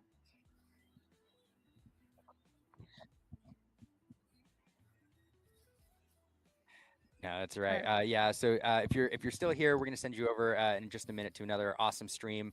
But again, make sure you come back tomorrow. And yeah. Also, if you're going to Milwaukee, just personally, if you're going to Milwaukee and you haven't contacted me yet, send me a note. I'm collecting some like player bio data and stuff, and trying to gather some stories prior to the stream. So reach out to me because I'd love to chat with you. Oh, hey Liam. Yep. I'll be in Milwaukee. Okay. Noted. Noted. All right.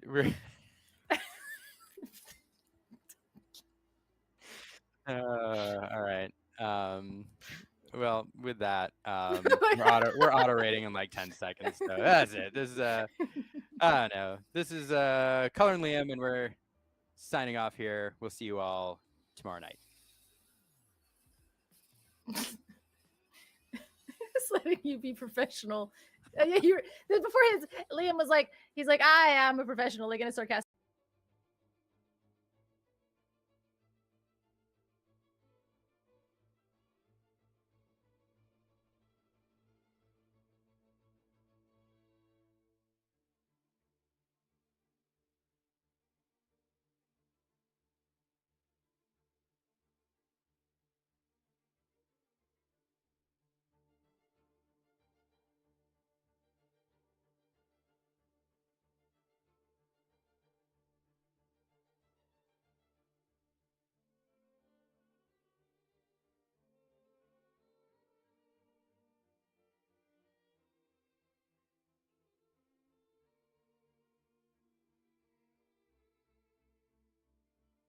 You're not listening.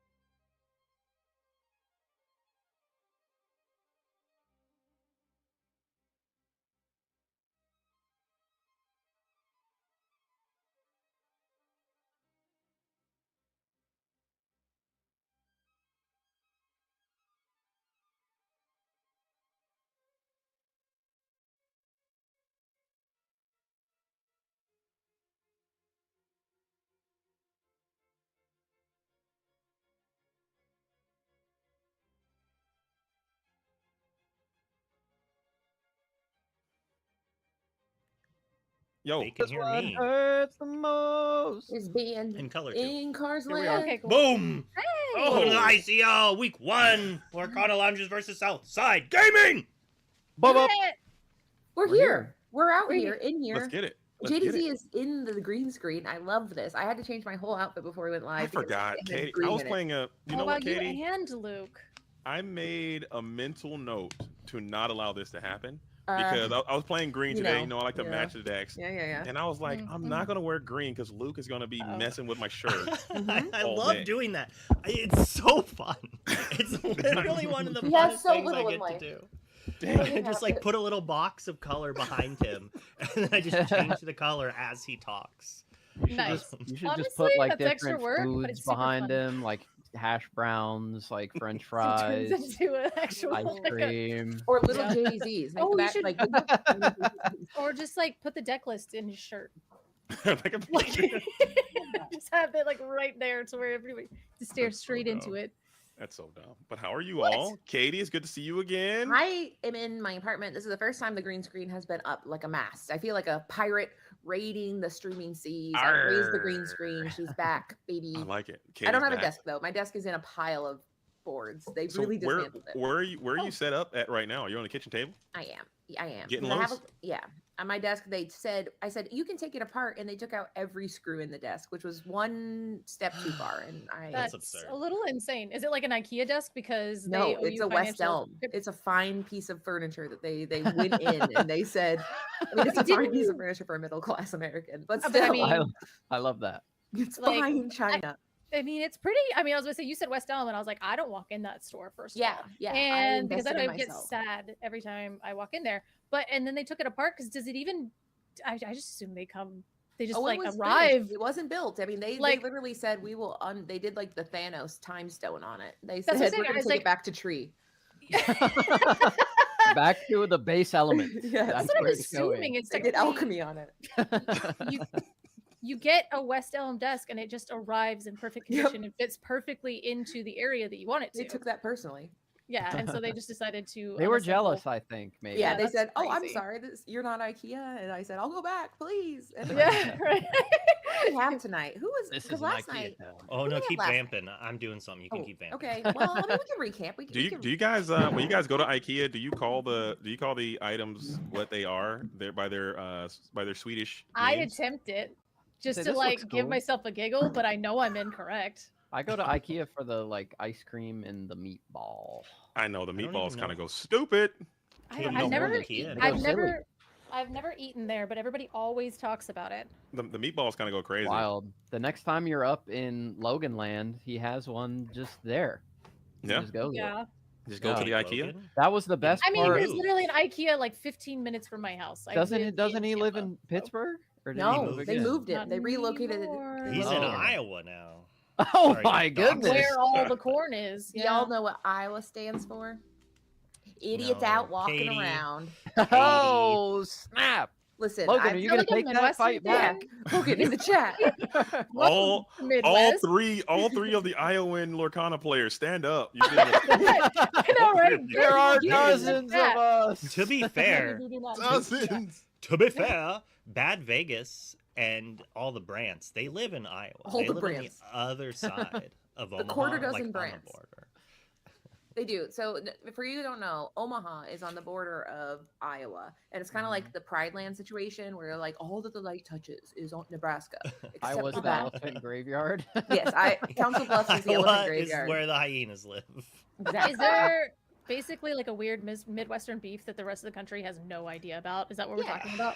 Yeah, Not I mean we're really, but bored. maybe. Yeah. Like, were you guys aware of this? I thought that all Midwesterns just like liked each other and like No. got along and like No, There's beef? yeah, I was just Not saying, it's like, anymore. oh. Maybe back in the day. Not after tonight. This here be college football land, and if you got your own Oh. football team, we don't like you. Shout out Cornhuskers. Go big Let's not. red and the is Hawkeyes. that- are you guys Yeah. saying? Are you just saying Midwestern words now, or is that like actual teams? Run real blood. teams? The Cornhuskers is the The Nebraska college Cornhuskers, football team. the Yeah. Buckeyes, That's not the real. That's Ohio. The, what It's are funny they? the that track we're the Hawkeyes? trailers. Cornhuskers. No, are you just? Oh, okay. We're The tractor actually. trailers. there's Yeah. there's legitimately a Hawkeye. There's No. a Buckeye. No. There's a There Buckeye. is a there's another eye in there. I can't. There's lots of eyes. Cyclone. There's eye to Cotton eye. Eye Joe. Why Iota? I don't know about that Cotton one. Eye Joe. Okay. I can Yeah. Can you do the Cotton Eye Joe dance? Beat, beat, Wait, bop, is bop, there a bo. dance? There is a dance for Cotton Eye Joe. I can do it pretty No. well. Thank It God, I'm a is. country boy. Isn't it just like the Pennywise? Oh wait, no, you like, just like you do maneuver? like your heel to heel. No, and it's then, like you touch your leg. like, You, yeah, you start okay, missing yeah. Oh my kicks. god, I remember it. I remember. Yeah, because we used to do it in roller skates back. Okay, I'm Yeah. done. Oh, Yeah. I So do bought you a- think I'm do you done. think Joshua here knows how to Yes. do that dance? First of all, I'm he doesn't know fairly that. He's never certain heard that song in his entire Joshua life. And Satterfield can do the Cotton Eye Joe dance 100%. 14th at chatted. Seattle DLC. Yeah. Yeah, I Yeah. was chatting with Joshua at the Glass City event, and I would assume that he's cultured enough to know that dance after chatting with him. Is it culture? Yeah, that's high culture.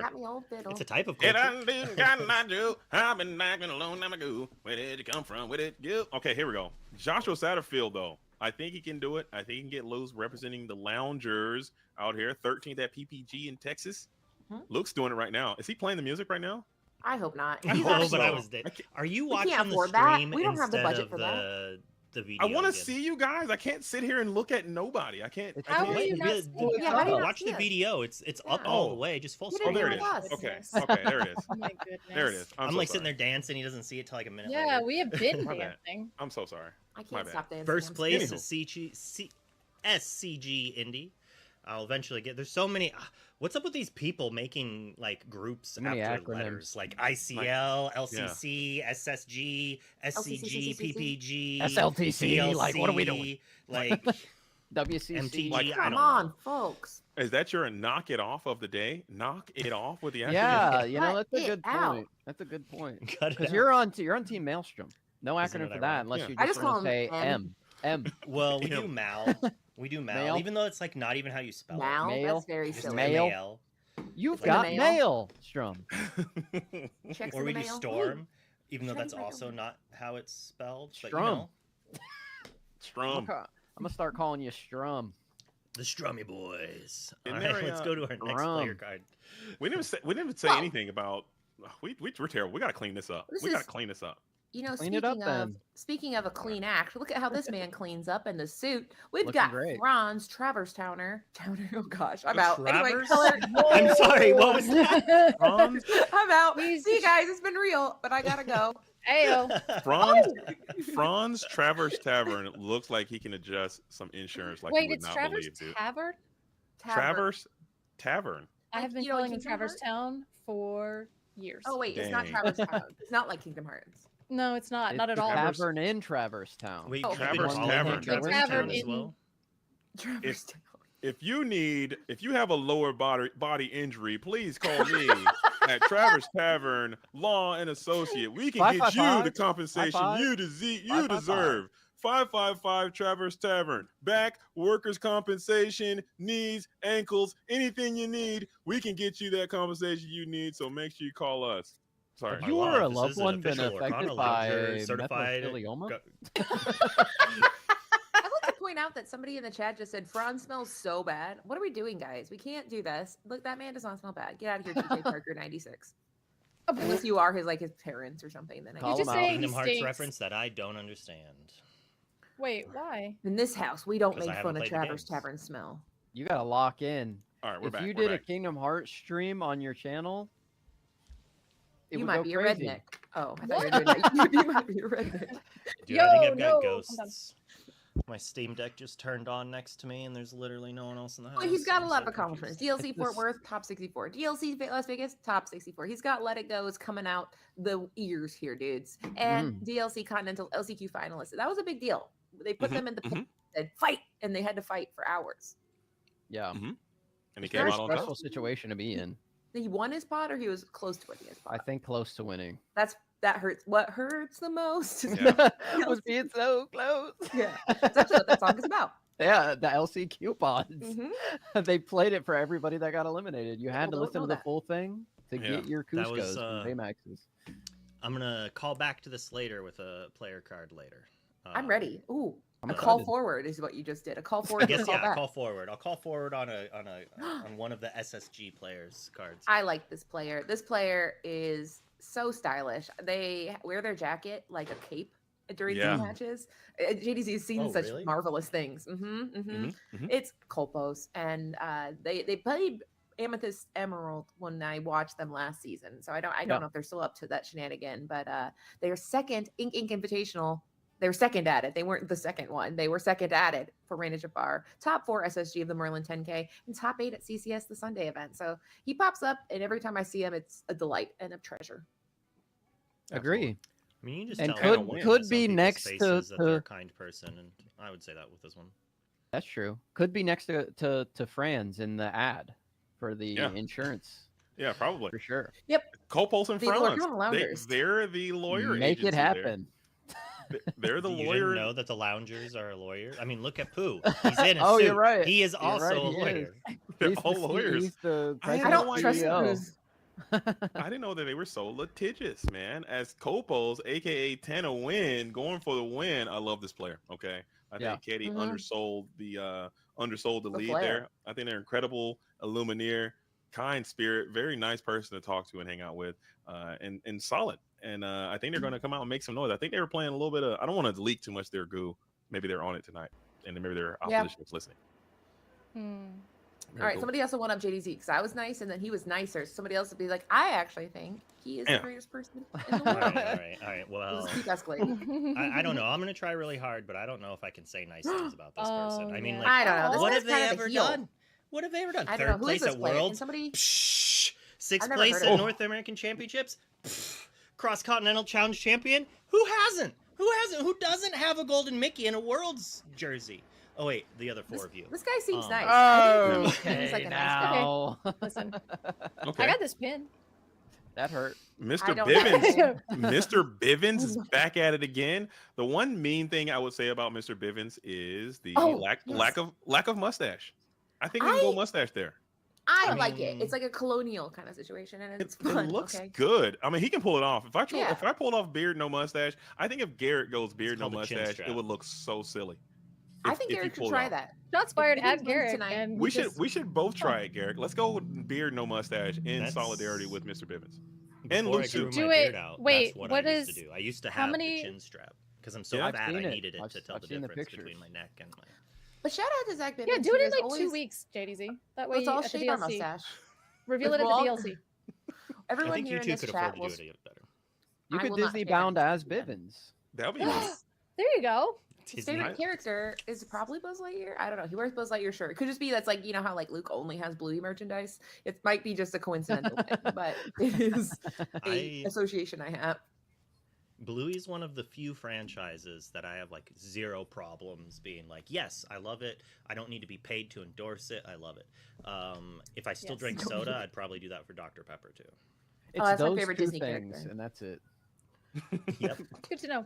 Dr. Yeah. Pepper and Bluey. Let's go. Give me that sponsorship, Bluey. The Zach Bibbins guy, a fun little fact is like he was not on a team. He was like the most coveted girl at the party. Hey. Everyone wanted to dance with him. And then he became on a team. So Southside Gaming said, "Hey, look at our logo. It's beautiful." And he said, "I like that." I was assuming that's how it went. I wasn't in the that's call. Technically how it was was. on a team. He was on Villain Club last season. Well, okay. Yes. Yeah, I was that's saying, true. you guys were talking about his golden Mickeys, and you were talking about like all of his World's jerseys and everything, and I'm talking about the Villain Club It's a map Villain that he Club. has. Yes. Yeah. The Villain Club. One of the That's most what he decorated has. teams that doesn't exist anymore. So it is an interesting thing is that we do have some teams in the ICL that are basically groups of good players who got together to play on the ICL. That more happened in season 1. And then a few of those, you could argue that SLTC and Lorcana Loungers were groups of players who were not an official team that then created a team to play in the ICL. And so Bivens was not on an official team, as Katie was saying. But now he is officially sponsored by Southside Gaming. Someone in the chat point out, what if he shows up tonight and he has a mustache? What are we gonna do? I'm gonna lose it. I think that'll be the top story of Disney Lorcana if this gentleman shows up. Does he with a start out with full like beard. 5 He's extra not on the lords villains and stuff anymore, like? right? Like the mustache That'd be is a nice. villain thing. Or what if he goes? What if he is. goes no beard plus mustache, just straight No, mustache just only? mustache. Wow. Listen, JDZ, last Freddie time Mercury. you altered beard situations, you That's had scary. a crash out with a Sharpie. So I don't think this is a safe topic We all for did. anyone. He sharpied a beard on. I missed that. I did. Yeah, he How long did. did that take to take He off? did. I couldn't tell genuinely at first. I thought it was just cut down a little bit, and then he started- I saw like the scribble on the side. I was like, I made What are we one doing? joke in chat, and he goes like, and I think that was like the last straw, like because I made one more joke, and all of a sudden he snatches up a Sharpie and just starts going, and I was like, Did someone Oh, clip no. that? you're a yes, person, I'm but sure. you're a person that makes people like look good for a living. So he probably took it like way more internally. There's law. Yeah. I just say things as they come in my head, and then I hear them, and people are like, oh, that was mean. And I'm like, no, that's not Yeah, what I meant. if color says you're chopped, it carries way more weight than anyone else. She's like, look, dude, I make people look beautiful all the time, and you're not doing it, dude. No. Get some. Here's serum or something. here's my number. She said. Figure your life out, bud. Well, speaking of players who played on Speaking other of beautiful teams, players, we got our next player also played on Oh, another team. what? This one played Wait a for an minute. official team.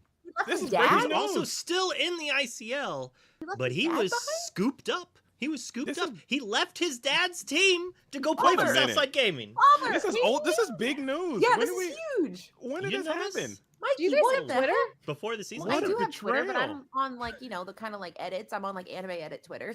But when I'm not there, what is going on, Mikey? Your dad? Are they still talking? No. It's been a This was it. vision. Ooh, This awkward.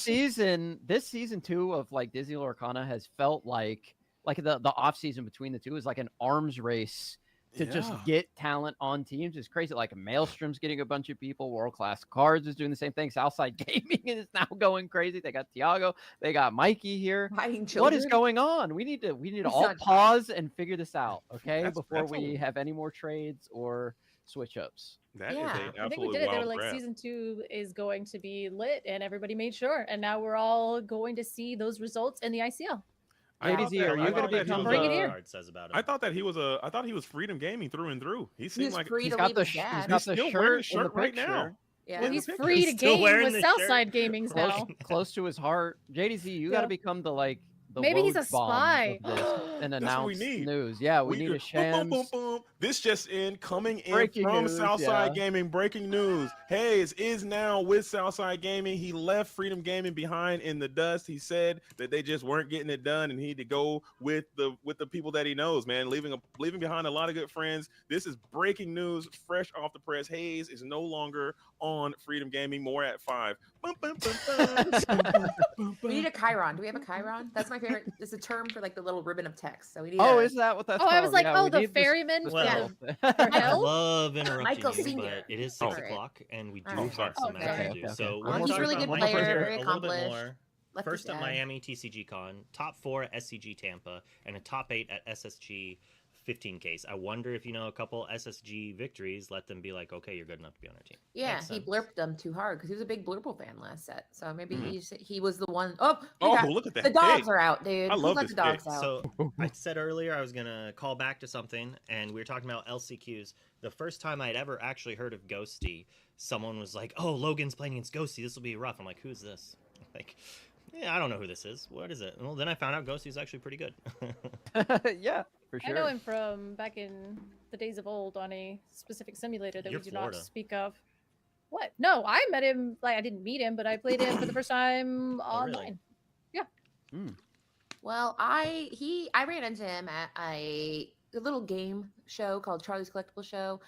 They had or Charlie's Collectible Show is invitational series, and he was out there with the dogs. And I love that he's very true to the dogs. We'll see. Is he going to be so true to the dogs that he can't? He's a dog father, so that's impressive. Is he still with the dogs? I fear them. As an Amber Serial player, if I see the dogs, I'm getting the euthanasia kit out. They scare me so bad. Can we say that? I mean, Well, I'm going to she banish already them. did. Yeah, no. We said They it's will be said. banished to the It Discord got said. file. It got Them said. dogs, okay? Banish the dogs. Yeah, yeah. I think Nice. I was in DLC. I don't know, one of them, and Ghosty came up to me and he's like, "Oh, you're like a Green Steel player," and I was like, "Huh?" It was because I was basically just going online with Green Steel there for like a little bit in the very beginning. I was like, "Oh, I guess I got labeled as a Green Steel player because Diablo is insane." You're a legendary Sapphire Yeah, Steel you're- player as well. Yeah, I know, right? Yeah. You're storied because you've been playing it since set 8 as I know, set 8. famously playing since set 8. Sapphire Steel loyalist. For 1 week. She was so loyal. and I One love term that. and I didn't even win. I only got second place. But you were true to it and you didn't back down. Yeah. We love that. And this is going to be quite the night. Are we going to do the thing where we predict or is it too late? Are we going to just like kind of with our predict. eyes say what we think? Quick Quick predict. predict. Quick Quick predict. time I event. hate that. I don't ever want to. You don't ever want to what? We talked about country I don't know. I don't like music. the way it sounds. Quick predict? Yeah.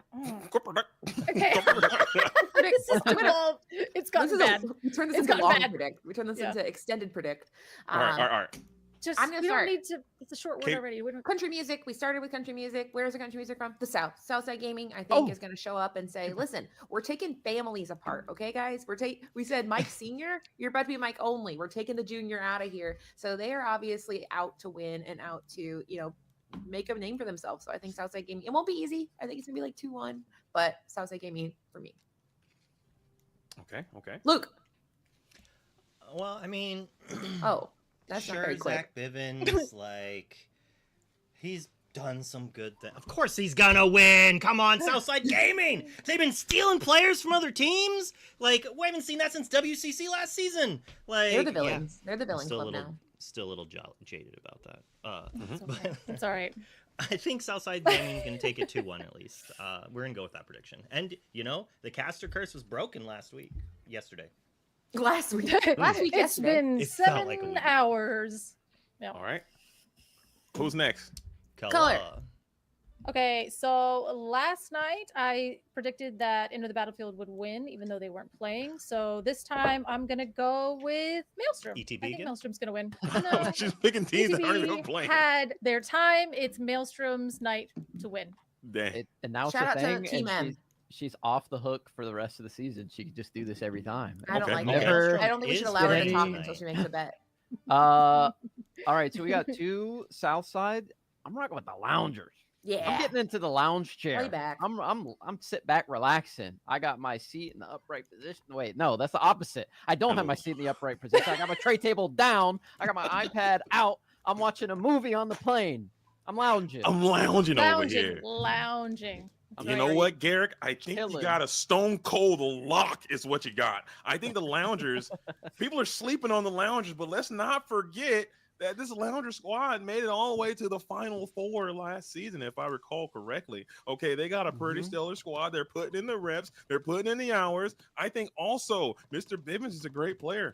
I will not doubt you that. But sometimes he can get a bit unlucky, especially when Jay diesel the middle-aged weasels in the booth. So I'm going to make sure that we're calling this game, and maybe some crazy things might happen. So I'm picking the Loungers in 2. I think they get it done. They're going to knock down the South Side and bring the rookie team in with a little bit of fight there. So Loungers in 2. Yeah, I like that. I like it. And I think one of these teams will win tonight. There it is. Absolutely. Agree. There will be a loser and a winner. I Or a think tie. And if they yeah. tie, that's insane. Then we all have to go home. And this is the Yeah, end of the exactly. ICL. It's been real. It's been good. We're already home. So Well, we chat's did saying it. it's time to play Hollow Knight. So let's get to our first match here. We're going to be Wonder if they seeing silk song. Garrick and Katie. Let's go. Wow. Look at us. We're here. We're in the Good to booth. start. We made it. We did. And I was doing a bit where I was going to lounge, but that wasn't comfy. So I'm sitting up straight. And we have 2 of the people we spoke about that we had a lot to say about. We had the Ghosty, who is the Cherna Dogs Master. And a little hint here, is he letting the dogs out with Lilo and Daisy? That's a good hint that maybe Yeah. the dogs are barking. Yeah, for sure. The Lilo going to the Inkwell, though, is very interesting because that's a card you like to see in your discard pile for the eventual recursion later in the game. But we do get the Daisy down. It could be Amber Steel, but I think you might be right. I think the dogs might be barking as the Aurora comes down on the other side. So it could be a little bit of an aggro mirror match here. It's tough, yeah. I mean, once you know the dogs are out, you kind of want to put the brakes possibly a little bit, especially on the draw as an aggro type deck. And we do see the second card here of Gogo Tamago, which can be a fun clutch finisher. But in favor of Gogo, we're going wide with 2 fun cards here. We've got the Lady and Pegasus, the cute little farting horse that we all know and love, who will be floating above this board for the foreseeable future. Yeah, I love the Pegasus inclusion as the Mulan does go into the hand from the Daisy Duck. You got to be careful questing with the Daisy Duck too much, especially if you're going up against a deck that you know is probably just going to draw a card every single time off of it, but not feeling the pressure right now, wants to get the lore on the board as the Aurora quest, and we'll see if that Mulan comes down for free, or are we going to get a Tiana on turn 2? It is the Mulan. Yeah, and I have been playing this deck. I played it here. My Sed Champs were a stellar 6th-place finish. But either Okay. way, this Top 8. free Mulan is such a lifesaver if you have a hand where perhaps you have 3 Tianas or 3 Yes. Docs, and you're like, help, those are not inkable. She is a great way to kind of dig through your hand, get to something maybe a little bit better, maybe a cannon, a strength, something that later might be a little bit better, or at the very least, even though Lilo can put it in your discard. But in this case, he is going to go ahead and ditch the Tiana and play a cannon on that Pegasus, which we know can fly around for quite some time. Yeah, I love Fire the Cannons in this list. It just feels so strong, especially in that early game into basically every deck in the meta. There's something valuable on the opposite side of the board that you can usually hit early on, as Lilo does find her way onto the board. We have one dog, a duck, a little girl, and a space alien there as well. Classic trio. I will say that Franz is a little lucky because the dogs list does not always run something that the cannon can easily bite into. For example, Daisy's a great turn 1 play because with a 4-cost willpower, she cannot be cannon. And also that lady is a 0/3. So if he went wide and did 2 ladies, then that cannon suddenly becomes a little less fun. Suddenly you have to challenge. So that cannon was probably very happy to find something that it could shoot at without having to challenge into to help stack that damage. Yeah, for sure. And like you said, even Lilo is not the greatest target in the world because she can come back as another Pegasus is going to go to hand. I can't wait to get those DLC Pegasuses into my deck, though. That's what I will say. Give me that. I want it. But here we go. We have Tiana, who's kind of the star of this deck. Everything kind of swirls around her, and it's hard. It's one of those cards that if I see in my opening hand before I alter, it's hard to want to send her back because she's very valuable. A little less valuable in this matchup because I know Ghosty, you have to really do something wrong for him to start challenging you. He's generally going to be questing. Now, he might, in the case of a Tramp coming in and buffing up one of those characters, a Tramp 2-cost. But traditionally, they just try to keep running as fast as they can. So Tiana, not always great, but at the very least, she quests for 2 and makes it a little bit harder if he does decide to go on a more challenging approach later.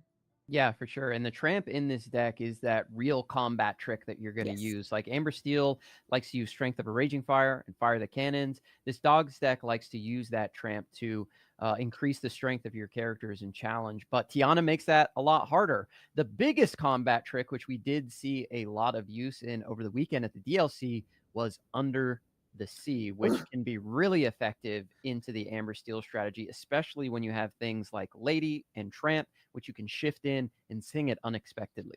Yeah, but the thing is that you do see something when you say unexpected. You start when you play against dogs, you see them suspiciously sitting upright. You start going, one of these can shift. We know Lilo, probably not Daisy, but that lady suddenly starts looking very, very Strength of a Raging Fireable, because if that lady shifts, suddenly we're looking at 2 costs each on those Lilos, so 4 there, 1 on the lady, but that lady can shift into a 5-cost.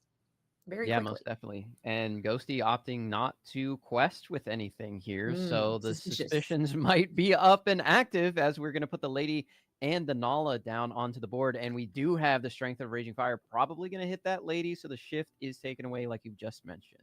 Yeah, and that's a very, very valuable play because once you start seeing them not questing and you look at your board and you're like, well, I've only got these little guys with these little arms, it's hard not to get a little suspicious. So it's not 100% guaranteed because there is value in keeping your cards upright and keeping them from being challenged. But in this case, it is something where if he was planning to shift, something that becomes a lot harder to do because they operate on a pretty small ink count, where Under the Sea out of pocket is a little bit more out of reach than singing.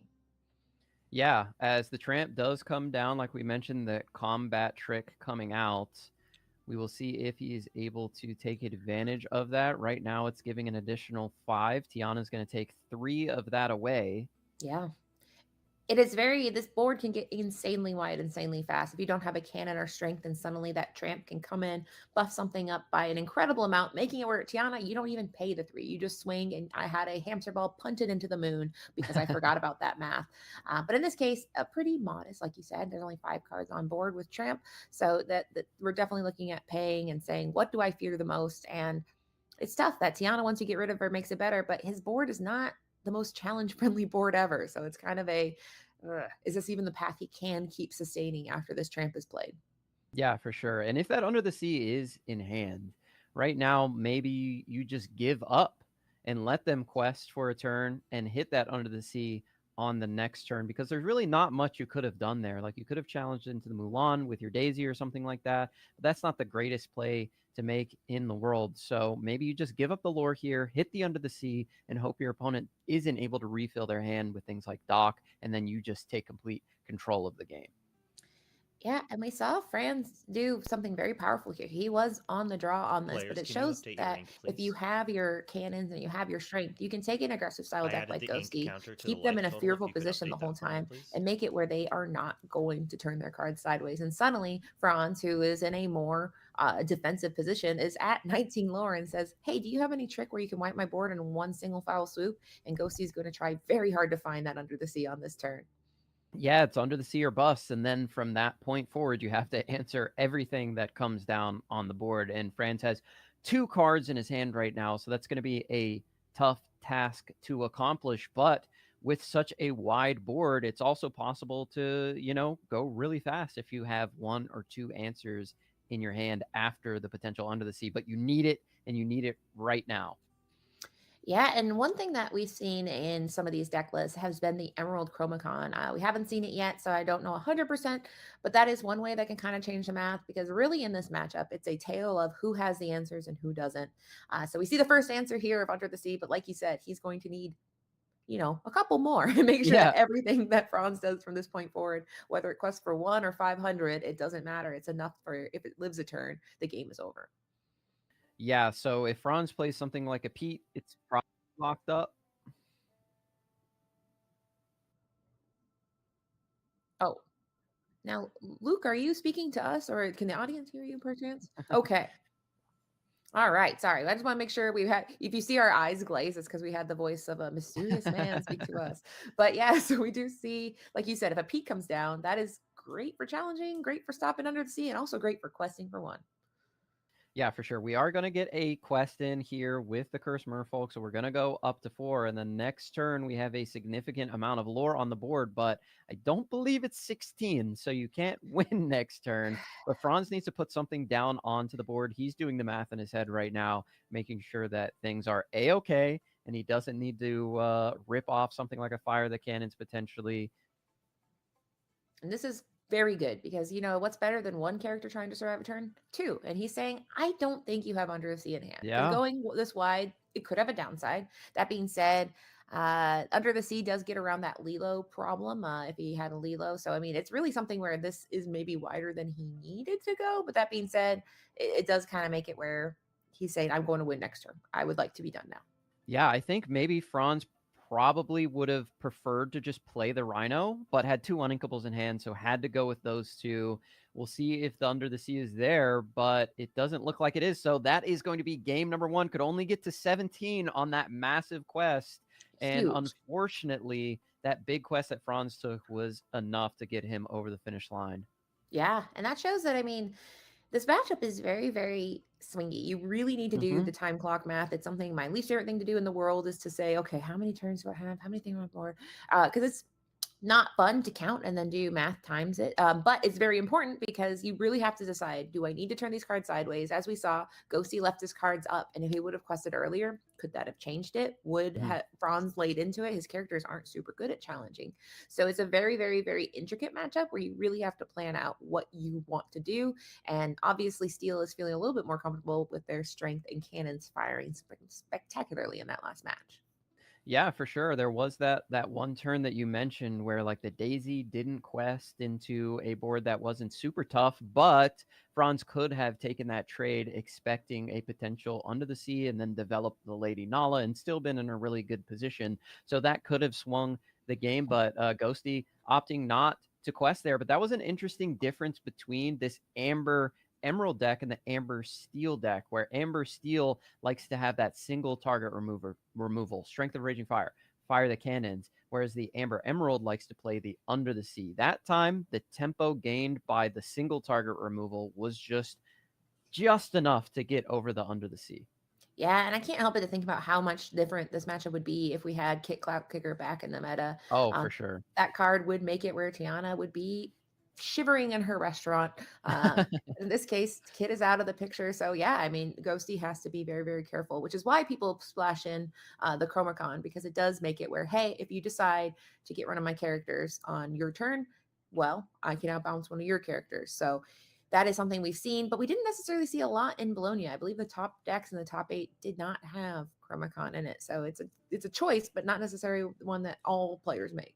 Yeah, Chromacon is a hard card to play, and I think it's also a really hard card to play against. So there's like the checks and balances there. It's a powerful effect, but sometimes does nothing if you're a little bit too behind. But when it comes down at the perfect time, it feels like the best card that has ever been printed. Like it stun locks your opponent. Yes. Sometimes they're like, I don't know how to play. I can't play the game. I'm done. Like that one card just ruined my entire life, especially steel decks.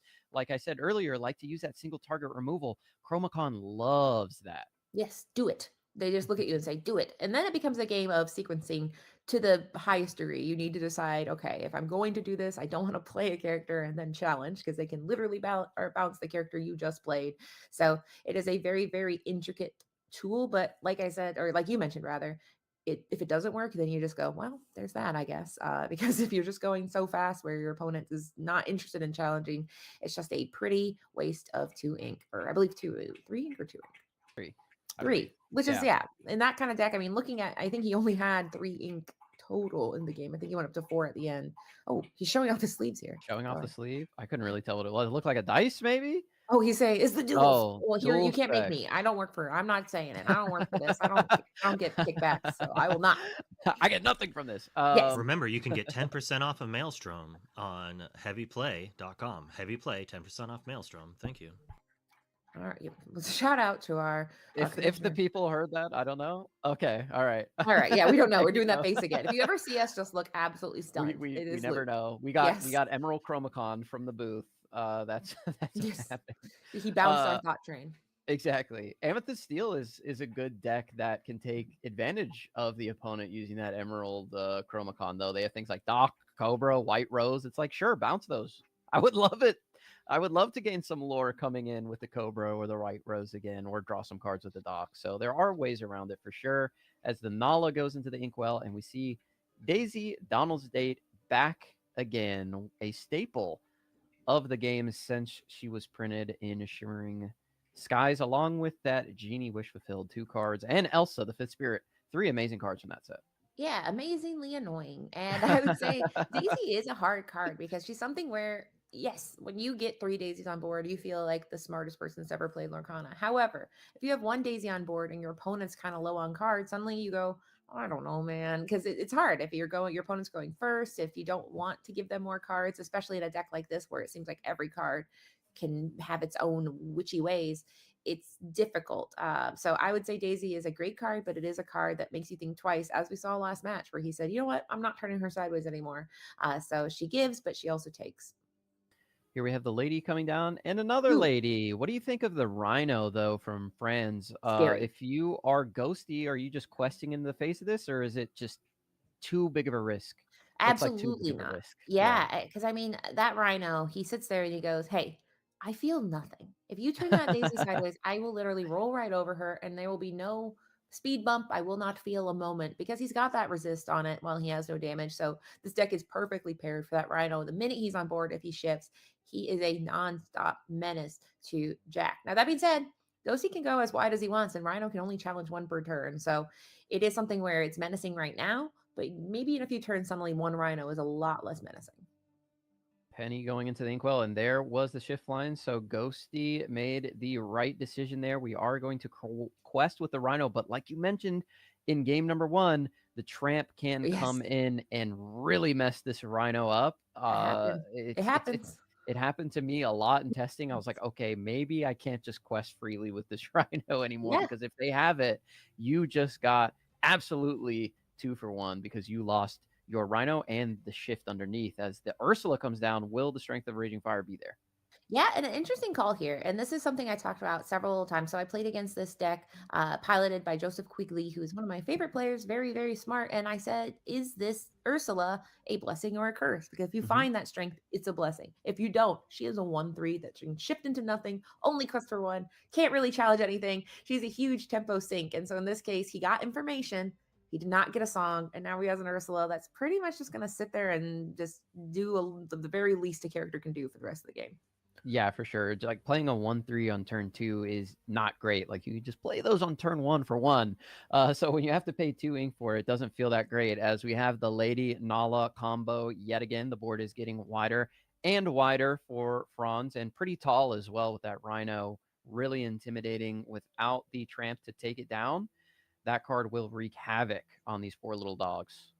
Yeah. Now I just keep thinking, is that Tramp here? Because really, now at this point, even if you have a Tiana, things start being to the point where if Jack keeps going wide, that Tramp comes in and essentially it's going to pump up a character by the number of other characters on the board. So if he just plays one more character and Tramp, then he can buff up that Ursula who's useless, and suddenly that Ursula becomes the world's largest challenger and punts Rhino right into the banish pile.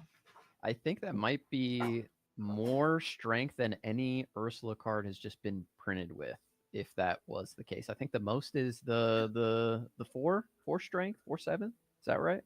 Yeah, but there is the Tramp, and like you called it. There's the Ursula going right so into the scary. Rhino. Horrifying. It's horrifying stuff because Ursula at this point, she's useless for nothing. She can do nothing else. She's done everything she can. So at the last act, Tramp says, "Go get him, kid," and she just splashes around at that Rhino. And now Franz has that thing where he's invested a lot of cards into that. I mean, he invested 2 cards into the Rhino, 2 ink or 3 total ink to get that Rhino developed. So he was able to get 4 lore out of it, but that was his big plan. And now he has a Stinger on board. He might top deck a strength, but it is going to be a shame to lose that beautiful, beautiful hamster. The Pluto in the hand for Franz off the Daisy quest there is really interesting. Pluto's going to be tough to get rid of unless there is another Tramp there. And of course, Pluto will not be hit by that Under the Sea unless, of course, you challenge into it first. So could be a decent move here if you want to protect your lady and your Nala. But Franz has a bunch of different options in hand right now, thanks to that Daisy Donald state. Yeah, and that's the other thing with Daisy is, I mean, she's not missed, which makes sense because generally speaking, there's only going to be at most 8 non-characters in this kind of list. It'd be usually 7 or even 6. So it's not the biggest challenge in the world to hit a character. In this case, he's eaten good and he plays a Tiana, inks that Troubadour, and just says, at this point, my board still looks great. 5 lore questing ability on the board right now, but a little bit more afraid after seeing that hamster have an untimely demise. Yeah, we did see the Aurora in hand. If he didn't ink that, he does have that available to play as well if he would like. But thinking about potentially questing here, or could be singing Strength of a Raging Fire with the lady. She does cost 3. Yeah, she's not she didn't sing in the movie, but she can sing and is very very apt at singing strength. In this case, he says, "You know what? I'll quest for 5 because what are the odds you have 2 Tramps? You wouldn't do that again, would you?" And he also knows that as he develops his board, it starts being a situation where Under the Sea could come down. And it's very important to note he's on 2 ink and he's been on 2 ink this whole time, and he just played a 7 cost card. Insane. Yeah, this Tramp is, like we were talking about the Tiana earlier, being the nucleus of the Amber Steel deck. It feels like this Tramp is that for the Dogs deck because it is just so powerful. And even more so last set when you could ditch a bunch of cards and get a Chernobog out really easily. But you can at least get the Lilos into the discard pile. But what Tramp is really, really good at is finding the exact answer that you need. And here is another Tramp. We are going to go digging into our deck even further. If you're looking for Under the Sea, Tramp is so good at finding it. I think that's why this Dogs deck is real and did perform so well, because you can just filter through like half your deck in one turn to find the exact answer that you need. And me seeing Under the Sea, I just choked myself because I mean that scares me to see one because I'm like, that means there's definitely one in the hand. Yep. Now, I don't believe he has the ability right now to sing it, but man, next turn with those 2 Tramps on board, if you have any quests, you might want to do it now. Yeah, a Pete from Franz next turn would be really, really big. But even then, the Tramps right now are super threatening on the opposite side of the board. But again, it's first to 20, and this Nala is going to go for another 3, most likely. No, we played enough characters to challenge in and remove it. So very nicely done. That lady was able to gain some additional strength by playing the 2 Tramps on that turn and challenging in with the other Tramp to remove the Nala. Yeah, now he does get a Troubadour, which Troubadour is one of the worst top decks in the game. Just kind of doesn't do much, just with a 1/3. He does have resist, but in this case, he doesn't do much else at this point in the game. But he is a nice, solid character. In this case, he does reaffirm that's the card he got off the top, and he's just kind of deciding, if I play something, I may never see it again. He did menacingly discard it Under the Sea, which makes me think there is another Under the Sea looming ominously. So he has to decide, do I play a card and just say, no, I doubt you did it, I bet you kept a daisy, or does he use this as his last chance to quest and then redevelop his board next turn? Even knowing that at this point, I mean, man, even after Under the Sea, Ghosty has a spectacular amount of lore on board. Troubadour comes down onto the board. Double Troubadour. Troubadour. I like that. Yeah, so this is, I mean, it's fine, because at the end of the day, he doesn't feel so bad putting down that card, because if he loses it, well, if he keeps it was just Troubadour. Yeah, just Troubadour. Troubadour is famously wonderful on turn 2, pretty mediocre on all the other turns. But in this case, he is going to be in the bottom of the deck. Yeah, that's probably just going to lock it up. Franz knows it. There's no point in playing it out. That's going to be game in just a couple of quests for Ghosty. So we are going to go to game number 3. We saw the power of the Under the Sea in that game, but Franz had none of that single target removal that he had in the first game. No cannons, no strength, and that might have been the difference. Yeah, so I mean, it is very, very, very tricky. This matchup, I fear it. My set champs, I got to play against my sister for the first time, and all week she's like, I'm bringing dogs. I'm like, okay. And then I sat down, I'm like, fantastic. Because it is not a fun matchup. I mean, have you enjoyed playing Amber Steel against dogs? Is that your favorite thing to sit across from? It is not my favorite thing to sit across from by any stretch of the imagination. There are ways to get around it, like Franz displayed.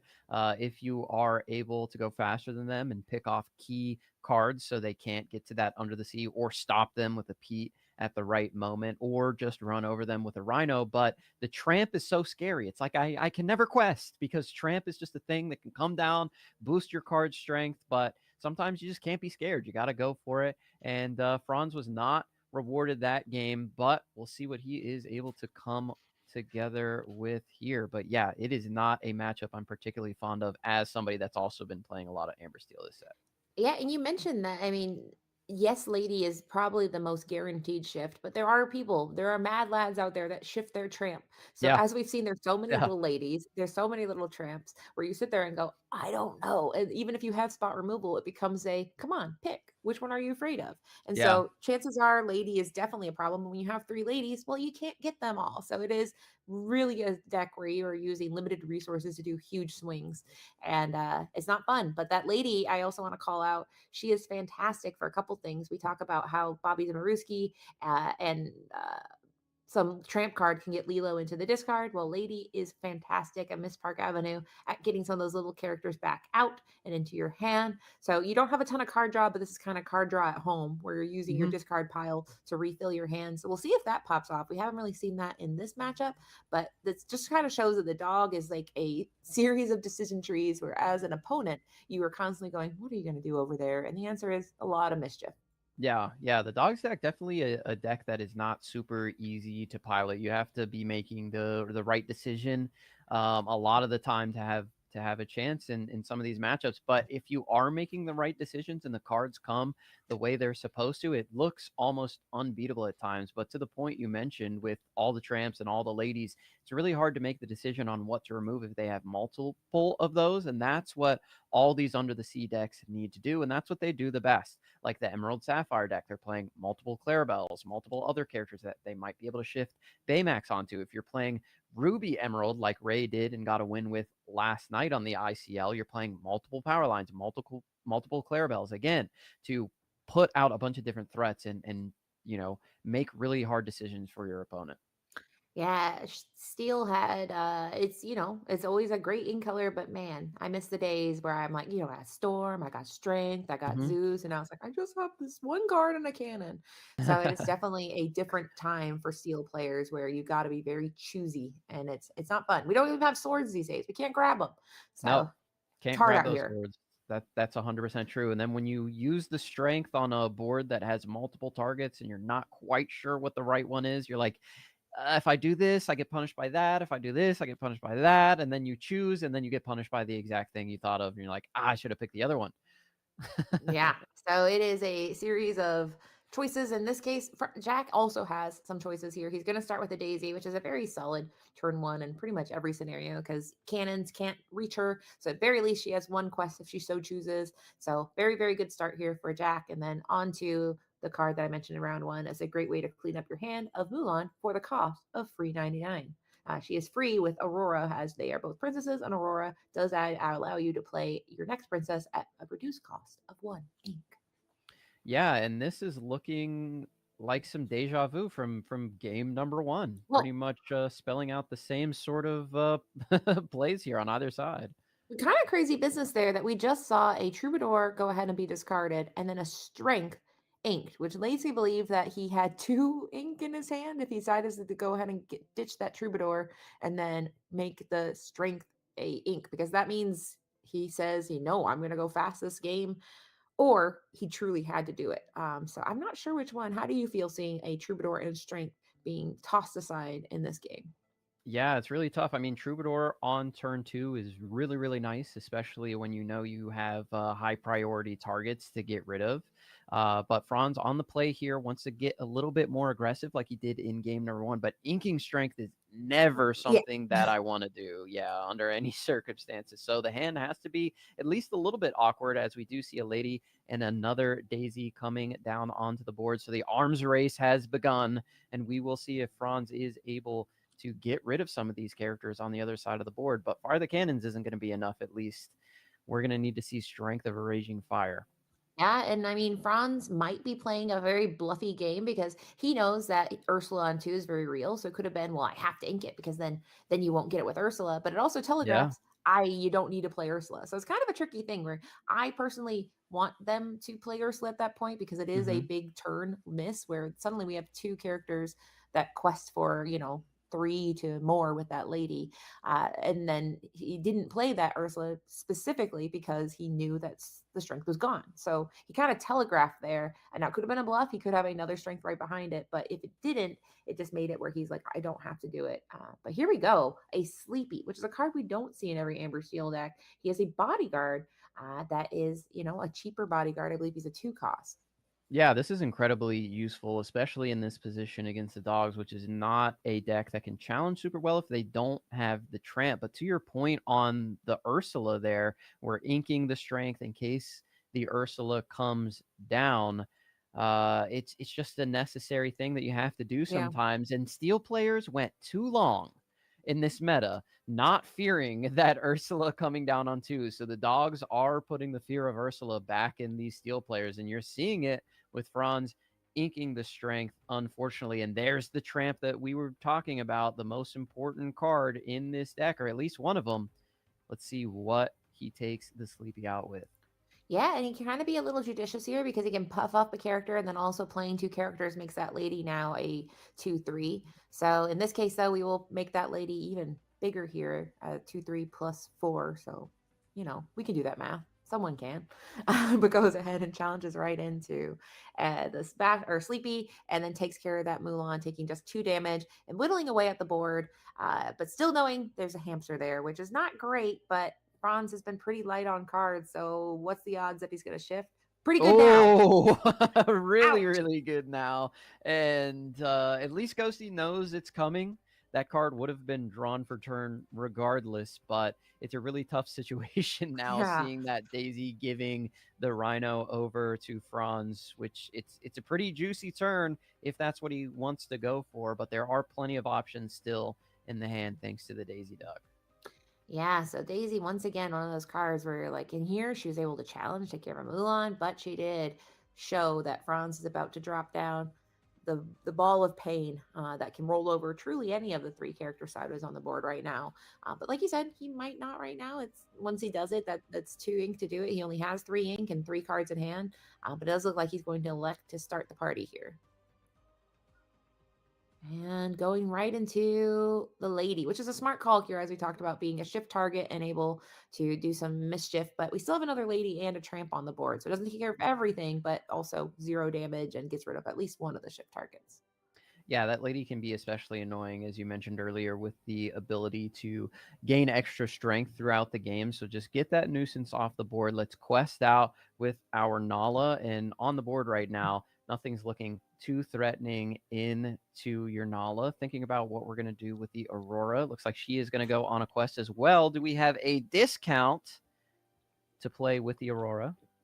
Yeah, I mean, the options are going to be pretty much Tiana or Mulan, but we saw Sleepy, so he's not afraid for a little bit of spice here. But in that case, no, he's just going to go ahead and pass with 2 cards in hand and say, "What do you got over there, Ghosty? I'm scared."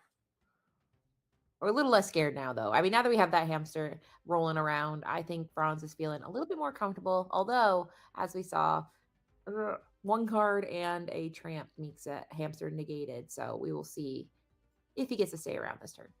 Yeah, could shift, could under the sea, but the Rhino makes that a lot more annoying. So Franz may be thinking about that and deciding to keep the cards in hand for that potential play. Yeah, so I mean, at this point, we have a really sticky situation as well, because Jack says, "Well, I can quest for 4 with those 2 daisies," and Franz says, "That'd be great. I only have 2 cards in hand, so if you want to do that, I wouldn't be so mad." So it becomes a situation where Jack wants to be aggressive. He wants to be the deck that Franz is trying to catch up with, but he also knows if he turns sideways, 2 cards. Also, those daisies are not long for this world, so it's kind of a very delicate situation, and he's going to go ahead and start with challenging that. Where did that tramp just go? He challenged the Rhino to get rid of the tramp so he could shift the lady and put it back in his hand to use That's it wild. later. That Yeah. is devious business, as we've learned that tramp can be very, very good at buffing something up. So Love that that was play. very, very cool, because the tramp, go ahead, put him in his discard. If he knew he was going to shift, then that daisy that we talked about between rounds becomes very powerful. So that was very, very cool by him. Yeah, shout out to Ghosty, seeing the line, seeing the play, and now the Aurora and the Nala both removed, leaving Franz with just the lone Rhino here, which is going to challenge into the lady. Will take 2 from that, but we have the penny to take the damage away and give an additional resist for the turn, so that tramp is not going to be as scary as it could have been. Ghosty made an incredible play, and Franz came right back with one that was just as good. Yeah, that penny is a card that I consider very inkable. It's very often when you play this deck, you see penny and you're like, "Well, I'm not playing her on turn 2." But that's really not when you want to play her. She is playable on turn 2, but her very biggest power is doing what we just saw here, helping that resist character get their resist back, either Nala or a Rhino, or giving that resist to a character that changes the math. If you have a Tiana, she can buff it up where suddenly a hamster cannot swing into a Tiana and then some kind of mirror. So she is a very, very powerful card that can be underutilized and undervalued, but is spectacular in the late game, as we saw here by Franz. Yeah, 100%. I like having the penny as an option. I don't know if I would ever cut the card just because the ability is so strong when it pops off. But a lot of the time, like you said, when you're playing this deck, she's just kind of, I'll play her because she can gain me 2 lore. I don't necessarily need the ability right now. But that you just saw was like the absolute highest tier play that you can do with the penny, and making the most of it. Now, Ghosty in a really, really tough position when he thought, hey, I'm back in this thing. Penny changes the texture of the game yet again. Yeah, and he says, "I'm not afraid. I'll just keep going wide," which is one of the most devious things about these aggro style decks, is you clean up a board and then it's like some kind of like fungus that you clear out and it comes back. Shout out to funguses. But here we go. Where we got 5 cards on board again, which, as we know, is a problem for so many reasons. A problem for singing, a problem for that tramp that we have in hand. So the time clock is definitely closer, where we have 10 lore on Fran's side, but Ghosty at 2 lore says, "All I need is just 1 turn to kick this hamster ball into the gutter, and I think I'm back in this." So he keeps his cards upright and says, "Well, I hope you don't have a strength, and let's keep going." Yeah, making that board wide again, potentially setting up for that tramp to come in and have a huge impact. Franz knows it's back in the hand now, so that is something that he needs to keep in mind for sure. And this is another game where he hasn't seen that single target removal yet. Yeah, and I mean, it's tricky because it there also it goes into the inkwell, though.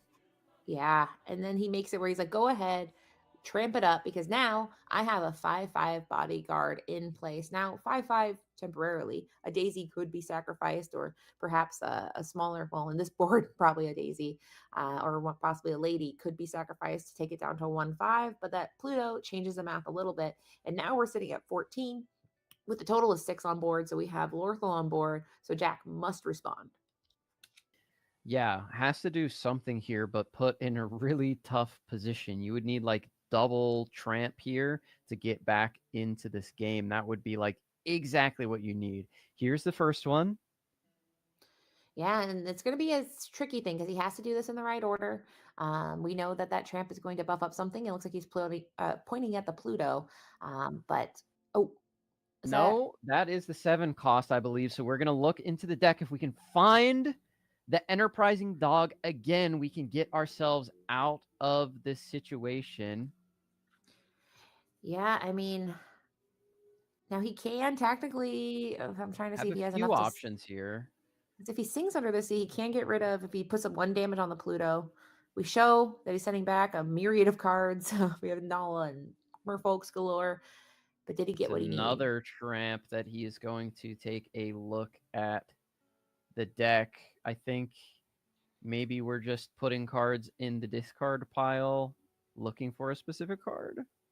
Oh, no, he has no cards in hand, so he can't even put one in his hand. So he's just playing out the tramp, which is just unfortunate. Yeah, but now that Penny, with 2 cards being played, can't be challenged here by the lady. He's kind of debating whether that's where he wants to do, but he can, and it does take a little bit more off because that Rhino can only quest for 2, can only challenge 1, and now at least Jack is getting a little bit more lore on the board. 2 daisy triggers will help refill Fran's hands, which doesn't feel good. We have a lady. Fire the cannons to the bottom. That's not bad. But I think Franz just kind of wants characters, so maybe he doesn't feel horrible about doing that. Yeah, I mean, that Rhino's on board. We have a lady, which pairs very good with most of the cards in the deck because she can play that 2 card or 2 costs or less for free when she comes into play. So he can go wide here, but has to challenge, though, I believe. Yes.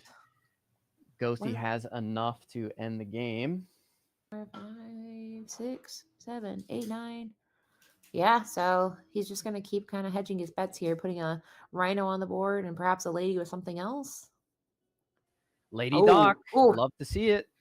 Yeah, Jack is saying, well, I don't know if I love to see it, but it is one of the more perfect pairings in the deck. Yeah, but undoubtedly does have to challenge here if there's no Strength of Raging Fire to sing. Yeah, it's tricky here. I mean, no matter what he challenges into, he's not going to take any damage. 1, he has to discard a card, which is a little not ideal because he just drew 2 cards. So he's probably going to be going after a lady or a daisy here. And he does opt to go for that lady, which we know can shift and help draw him some cards from that very, very ample discard pile he has.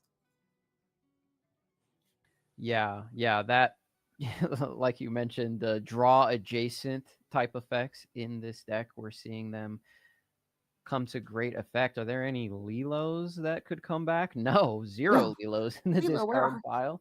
There is one in the inkwell, at least for sure. He inked on turn number 1, but we did have to challenge there. There are options right now to shift. He could shift onto the tramp. Is that enough? 2, 4, 6, 8, 10. Yeah, shifting the 2/8 tramp would be enough to end the game. How much does that card cost to shift? Help. 4. So we need to ink and shift, but that is a possibility. Yeah, so we talk about the time clock of how many turns till you win. So it just becomes a situation where now Ghosty's not really interested in challenging. He doesn't want to. He doesn't think that sounds fun at all. But if he has that go-go, which is a problem in the sense that she is a no-go Tamago right now because she has no damage to reap off of on the other side or ink to take advantage of it. So he goes up to 19 lore, which is not 1, 2, 3. Well, 4, I believe that Franz has game. Yeah, right? that's what it looks like. Did not have anything to challenge into the Rhino. The resist was just too much. That penny play sealed the deal. Really well played by both players, though. Like if you wanna know how to play these decks, rewatch this match and take a look at these plays. Absolutely the highest level that you're seeing every single week here on the ICL. Yeah, I mean, we've definitely saw that both players know the importance of keeping the cards in play as long as you can, keeping that value. So we'll go ahead and cut to the interviews and kind of see what they're up to. And which I have not done this in a long time, so I'm scared. I believe we're going to. We are. Franz took the win there in an exciting match between the two, but we all your yes, help like you judging, Cassie, mentioned, you're going fantastic. Yeah, much appreciated. All right, I will go ahead and update and then bring in the next round. Thank you. GG, go see you later, man. Yeah, good stuff, man. I'll catch you later. All right. Oh, he left. Maybe he'll come back though. Who left? Hello. France, the winner. The winner? What? He's like, I'm out. I won and I must go. I have things to do tonight.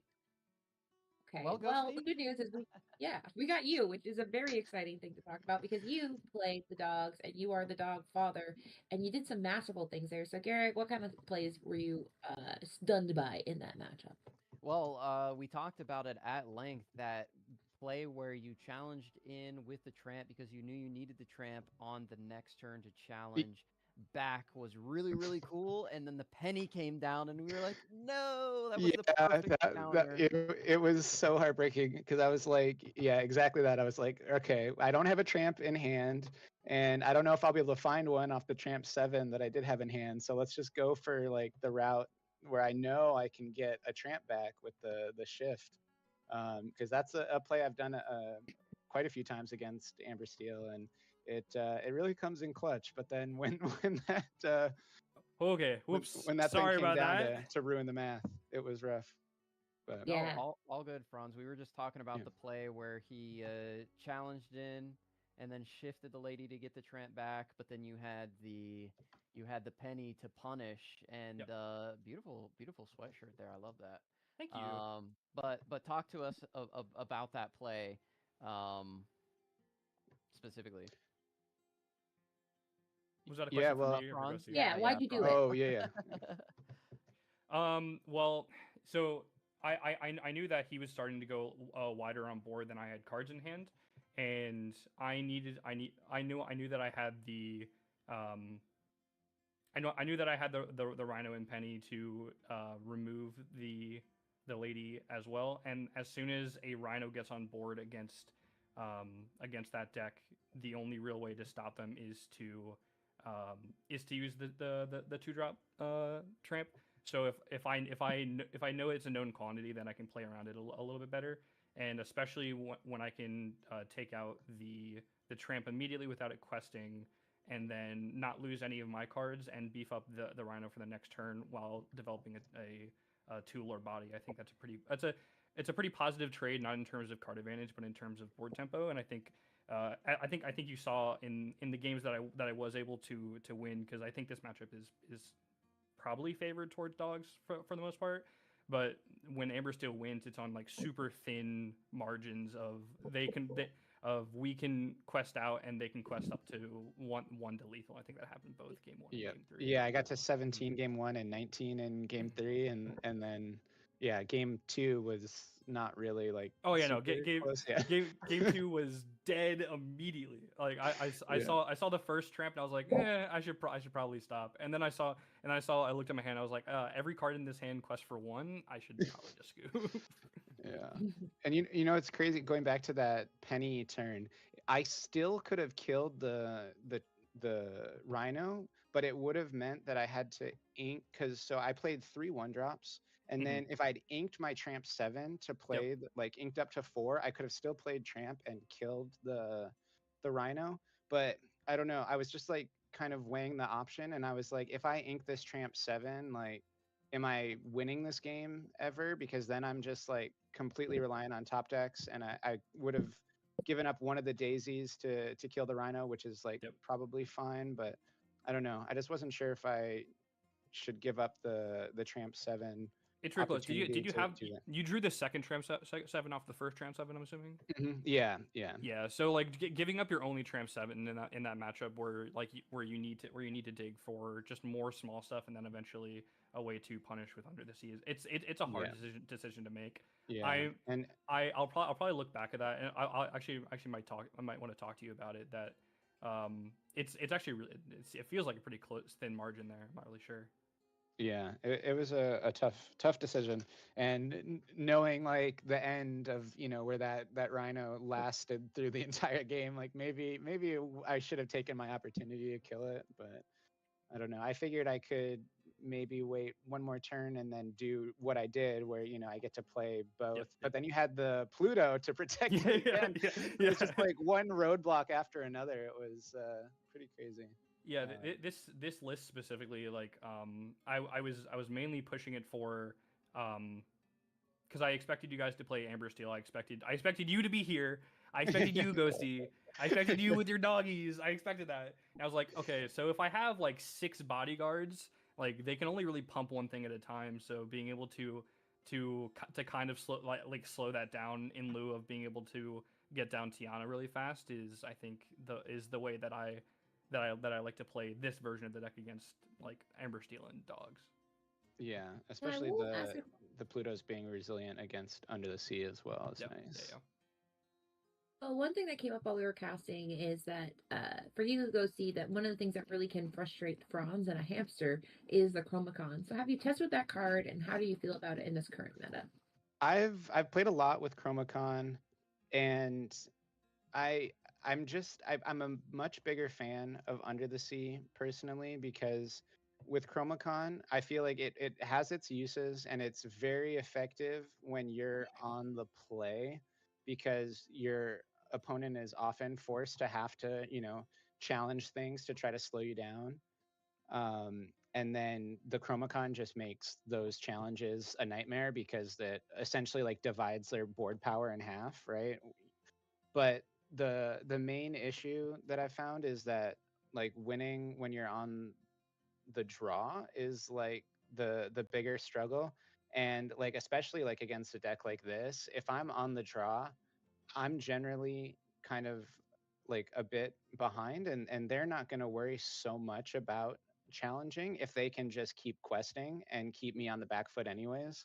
And in cases like that, Chromacon doesn't really do you like a whole lot of good, especially in a list like this where they've got strength and like fire the cannons and other ways to deal with things without challenging. So they can just go, all right, quest everything, and then cannon something or strength something, and then if I bounce something back, it's like not that big of a deal because it already got its lore. And I don't know, but it's definitely a very good card. And I think a lot of lists that are running like half and half Chromacon and Under the Sea have been seeing a lot of success.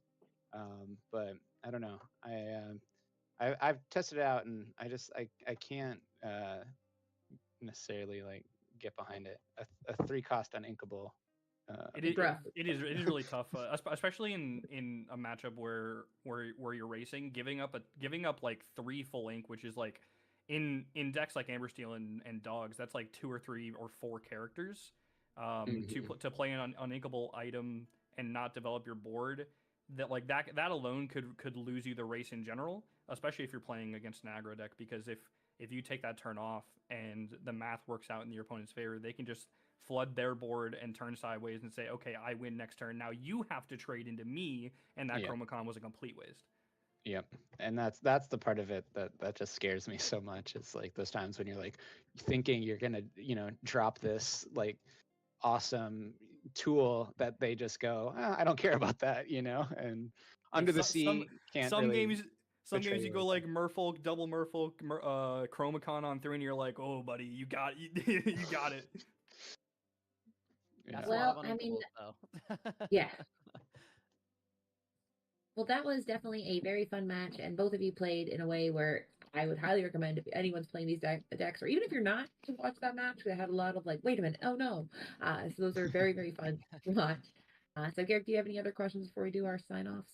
No, it was just great to hear the players talk back and forth about the various plays and tech cards. So really insightful. Thank you for that. I always learn a lot during these ICL matches, and I'm sure everybody at home learns a lot as well. But gentlemen, thank you so much for the match. Shout outs. We'll start with Ghosty. Who would you like to shout out? This week? Yeah, I guess shout out to Southside Gaming, of course. Like my team, my store, they're great. And shout out to any of my friends and family that watched. I hope it was fun, even though I maybe got my butt kicked a little bit. But and shout out to just all the ICL staff too. Like y'all are amazing casters and judges and stuff. So thank you for what y'all do. And we love our judges. They're omnipotent. They're everywhere. They're like in 4 different rooms right now doing 1,000 different things. So I share that sentiment. But to you, Franz, Travers Tavern, which we found that the color thought it was Travers Town, which makes sense, right? But Travers Tavern is in Travers Town, I assume. It is in Travers Town, yes. But shout outs obviously to the loungers. These guys are making me better every single day, and every single accomplishment in Lorcana that I have is I'm attributing to them, and the countless hours that I get to talk to everyone in there, and the countless amount of knowledge that I get from there, especially coming from not Magic as I did, being able to pick at the decades of experience in Magic there to kind of turbocharge my development in those kinds of stuff is great. Shout out to the homies in Raleigh, Uninkables, Unplugged. Everyone, I love hanging out with you guys. Thanks for watching, and let's get ready to have some fun set champs. Absolutely. Well, thank you both. We'll go ahead and go back in the booth and let you guys, get ready for the next round to cheer on your opponents. But thank you, and see ya. Thanks, y'all. I'm back in the booth. I made it. Me too. I always say that. We're going back to the booth. That's just me reminding myself. Katie, you got to click some buttons. I'm glad you said that, because I forgot that we had to do that. So thank you, Katie. Yeah, that's me going, all right, we're pressing buttons in the booth, but I am experiencing the craziest light I've ever seen. I can't get it right. So I think that's a sign I got to go. But Garrick, it has been a pleasure casting with you. This is so exciting. We're like, we're in the booth. We're doing it. So we're in the booth. We did it. We locked into the booth, but I guess we have to hand it over. This is our goodbye. Yeah, we do have to hand it over. That's it for me today. But like you said, it was great. Okay, it was great casting with you, Katie. I always love doing it, and I can't wait to do it throughout the entire season of the ICL. You and I will both be here, but this was a really cool match to have as number one. The two aggro decks, if you will, duking it out. But I love to see two aggro decks going at each other, because it's just like, it's a game of inches, right? Like one character, one challenge, one little thing can make all the difference. And we saw that, right? With the Tramp and the Penny play, which was obviously like the biggest wow moment. But there were so many little moments throughout both matches that made a huge difference. And I really love to see that in two aggro decks going up against each other, because they turn into like two mid-range control decks against each other. Exactly. Yeah. Like, do I quest? Do you quest? Who quests? Yeah. And suddenly Daisy goes, I don't know, guys. I'm scared. I normally have a lot of fun, but I'm not having fun right now. So it was very fun to watch and a pleasure to cast. And it does mean the loungers are at 1. So for me to be right, that means Southside, you got to run it from here. But I'm okay being wrong, because I think both teams are going to have a very good season. So very excited to see round 2. Who do we have in the booth? I believe we have a JDZ and Color, right? Those are the two rock stars coming in for us. Sounds right to me. Yeah, I accept it. So we're going to go ahead and transition to them. So goodbye, and we'll see you next week. But first, it's Color and JDZ. There it is. There, finger guns, nonstop finger guns, and man, oh man, what a round number 1 to start this thing off. I knew it was gonna be hot. I knew it was gonna be heavy, but Color, I didn't know it was gonna be hot and heavy. As they got it done. Can I stop doing the finger guns? No, keep it going. We got all the time. I was like, it's gonna become like a dexterity problem after a while. Garble Tunnel. Anyway, yes, that was an amazing match. We got to see. I mean, it was like aggro versus aggro, which everybody's like boo, but at the same time, the intricacies of that matchup is so it's so interesting to me. I don't know. I love watching. Honestly, that's quickly becoming one of my favorite matchups to watch. I like a little bit of tomfoolery there. Maybe not Amber Steel versus Amber Steel, but the dogs versus Amber Steel. That's quickly climbing the ladder of one of my favorite matchups to watch. As it's like it's like watching an actual fight, because you're like oh, like how's he gonna, and you're like oh, and because it is so fast, it's fast paced, and then you're like, and like that one little move where he's like, I'm just gonna put this tramp back in my hand now. What are you gonna do? And you're like, oh yeah. So I don't know. Haymaker after haymaker after haymaker. I love it. I loved it. But it did not work out great for Ghosty that time, as the Southside Gaming crew is down 0-1. But fortunate for them, they will be able to lead the next round off on the draw, which is, or excuse me, on the play. On the play. It's gonna be great. If they choose. I mean, if they could choose. They could That'd choose to be on the draw. I know, in this economy, being on the draw on purpose. Oh man, I'm telling you right now, I like to read people's tournament reports. They're like, "Oh, I lost every single one of my dice rolls." I'm like, man, that feels so bad. That's me though. That's my whole life. I remember, what was it though? We were in Atlanta in the DLC, and the person would win the dice roll, and I was playing Emerald Amethyst, and people would be like, they'd win the dice roll, and I think this is before we understood the 2-game format, and so basically, they would be like, they'd win the dice roll, and they'd be like, you can go first. And I'd be like, nice. Sick, triple merfolk. I'll take it. I'll take it. And maybe we'll see a little bit of that coming in from Mike Hayes Maloof, aka the new addition to the squad, as he has abandoned Freedom Gaming in favor of Southside Gaming. What do you think about that before we start this game off? He is rocking the finalist mat, so maybe he's like, you know what? I did real good with Southside. I should probably stick with these guys. That makes sense to me. That could be what it is. I'm sure we'll find out here in the post-game interview, as Joshua Satterfield is going to try to have that unfortunate position of playing on the draw, trying to take down Hayes. Hayes is a notorious long-time Sapphire Amethyst player, was playing Blurple before it was cool. So I would only assume that they're still playing the Sapphire Amethyst strategy now that it has climbed to one of the most premier decks of the entire metagame for this fabled post-rotation meta. Yeah, and I'm just kind of looking at the board now, and hopefully it would clear up a little bit. Is it blurry for you on Hayes' side, or is that just my life? Okay, so we are going to use echolocation to determine which cards are going down on the board, and I am excited.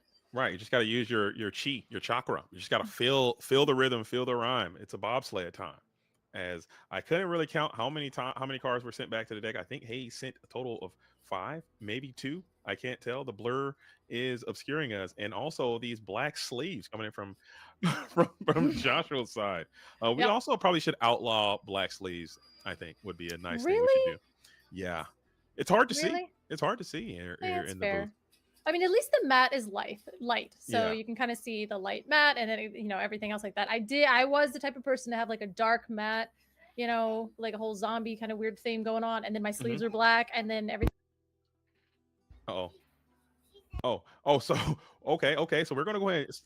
So we are gonna go ahead and get the play going, and we're gonna go ahead and ink one, pass it back on over, as we got the Sapphire Amethyst, it looks like, coming in from Joshua Satterfield's position. I missed the card that went down the inkwell. Check that. It's going to be Tipo Growing Sun into the 1 jump ahead. So you do find your ramp on 2 to accelerate yourself. Ramp on 2 is critically important in this, what we assume to be the mirror match. As Joshua Satterfield, let's see if you can get to it as well. I'm assuming you do, based on what you placed down to the inkwell. Is it really a mirror match? Sorry, my human child came in, and I turned around, and it is a mirror.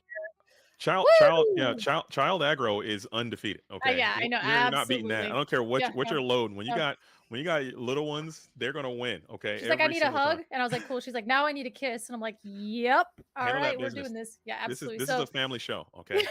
So family will always retain priority, and they will always come out of the bag first. Awesome. And then I turn around, and it's a mirror match, which is like, I'm like, can I actually, sweetie, can you get back over here and give me another hug? Because I have to cast a mirror match of Blurple. So no, Blurple mirrors are the best, especially in the ICL. I think the players who play here are playing at their most premier pinnacle level. I think Sapphire Amethyst is one of those decks that you have to be perfect. You have to play perfect, especially in these mirrors. It will come down a little tit for tat. Let's see who can get the better card, who gets the most Hades, who gets the most Genies, the most Elsas, the most Bells. It kind of comes down to that, but there are critical decision points that you absolutely need to make the right choice. And your tech, what tech do you have, and will it come up huge for you? As the Basil's question. Yeah, the Basil Quest, and we do see a little bit of a tech choice there with the Hypnotic Strength, which I'm going by echolocation, and a blurry, like, can you tell what that card is? It's That is Hypnotic Strength. But yeah, Madam Mim Elephant comes down, which is a really good thing to do into a steel deck. But again, I mean, this coming down shows me that potentially we didn't have the genie to kind of throw down, or we were on the draw. We don't really want to throw our genie down because what if you Elsa? And then, there are a lot of early game lines that these decks want to take. It's like kind of on rails. And really in the mid game is where we open up and all of that skill expression kind of comes through. So Absolutely. we do see that on 5 ink, we went ahead and played our Dumbo to exert our pay 1, exert the genie, pay 1, gain 1, draw 1. The Dumbino. I love me some Dumbino. The ninth Making wonder of everything. He's out here early. Beautiful enchanted copy to be very specific. As we did get that Into the Unknown down into the Inkwell as well. So that's another critical card in this matchup from time to time when characters get exerted. You can Into the Unknown, sing that, get some a little bit of rampage on your opponent, but clearing problematic cards off the board. So I'm certain Josh was going to take special note that that's down to the Inkwell. And now you have this very threatening and established Dumbino up and active on the board. Color, are you freaking out if you're staring down this Janet Dumbo? Absolutely. I don't see an Elsa over here for Josh on their side, and that is basically what you want to do. So hopefully Into the Unknown is going to be sung and get rid of that.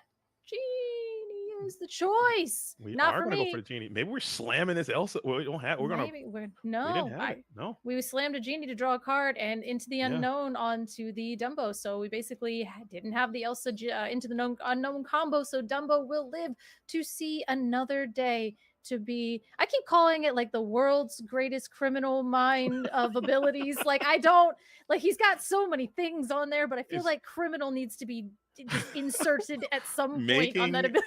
Making criminal history and breaking criminal records, dude. Is yes, that it? Exactly. Like criminal belongs in that sentence. And absolutely. It looks like Mike is going to be the first to deploy the Elsa spirit of Fifth Spirit, which is going to be able to take down that genie. And this is just where this deck just completely comes alive.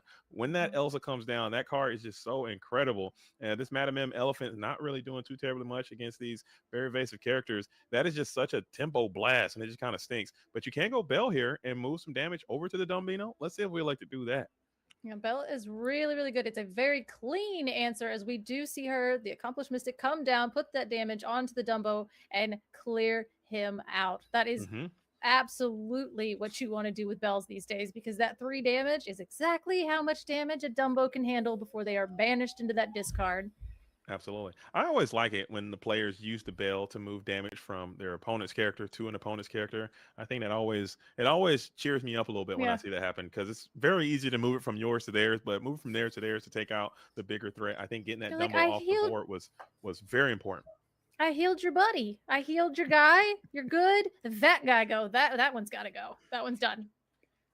So, as the Madam M Elephant is going to keep chugging along, questing for 1. I think they could have put 2 lore on this character. Maybe. I think that would have been really neat to have this thing. Can you imagine if this thing quested for 2? It's a 3/7. I don't think it should quest for 2. And then it's got an absurd ability. If they did that, it would be uninkable. I think it would be so nice to let that thing get some more lore. This thing is just chugging along. It quests for 1, but because it's a monster, and if you get a damage on it, it's all over. It's all over. You just accumulate damage, start moving it around. Again, it's why it's such a good card into Steel, because it can it can attack, come in, challenge in, get some damage on it. Ooh, we do see the Hypnotic Strength come down, and notably gives +2 Challenger, because they thought with Crab, +3 Challenger is insane, and we got to stop that. Very nice play again, coming from Hayes, who is making these top tier maneuvers. Hypnotic Strength on the Elsa, blast into the Madam M Elephant, and then the Bell finished it off with that, removing damage, leaving 1, taking a turn off to play Finders Keepers here. That is something that I don't love doing, because you know what? I don't know when it looks like it's okay. Like if I have less characters on the board than you, I don't want to take a turn off to play Finders Keepers. That's not what I want to do. I want to have more characters on the board, and then I can take a leisurely. Not the second star. Not like this. Oh, okay, maybe that hurts, man. And I was gonna say, like, it does feel bad when you play Finders Keepers and then they come back in with the 10 cost enough to sing the second star to the right.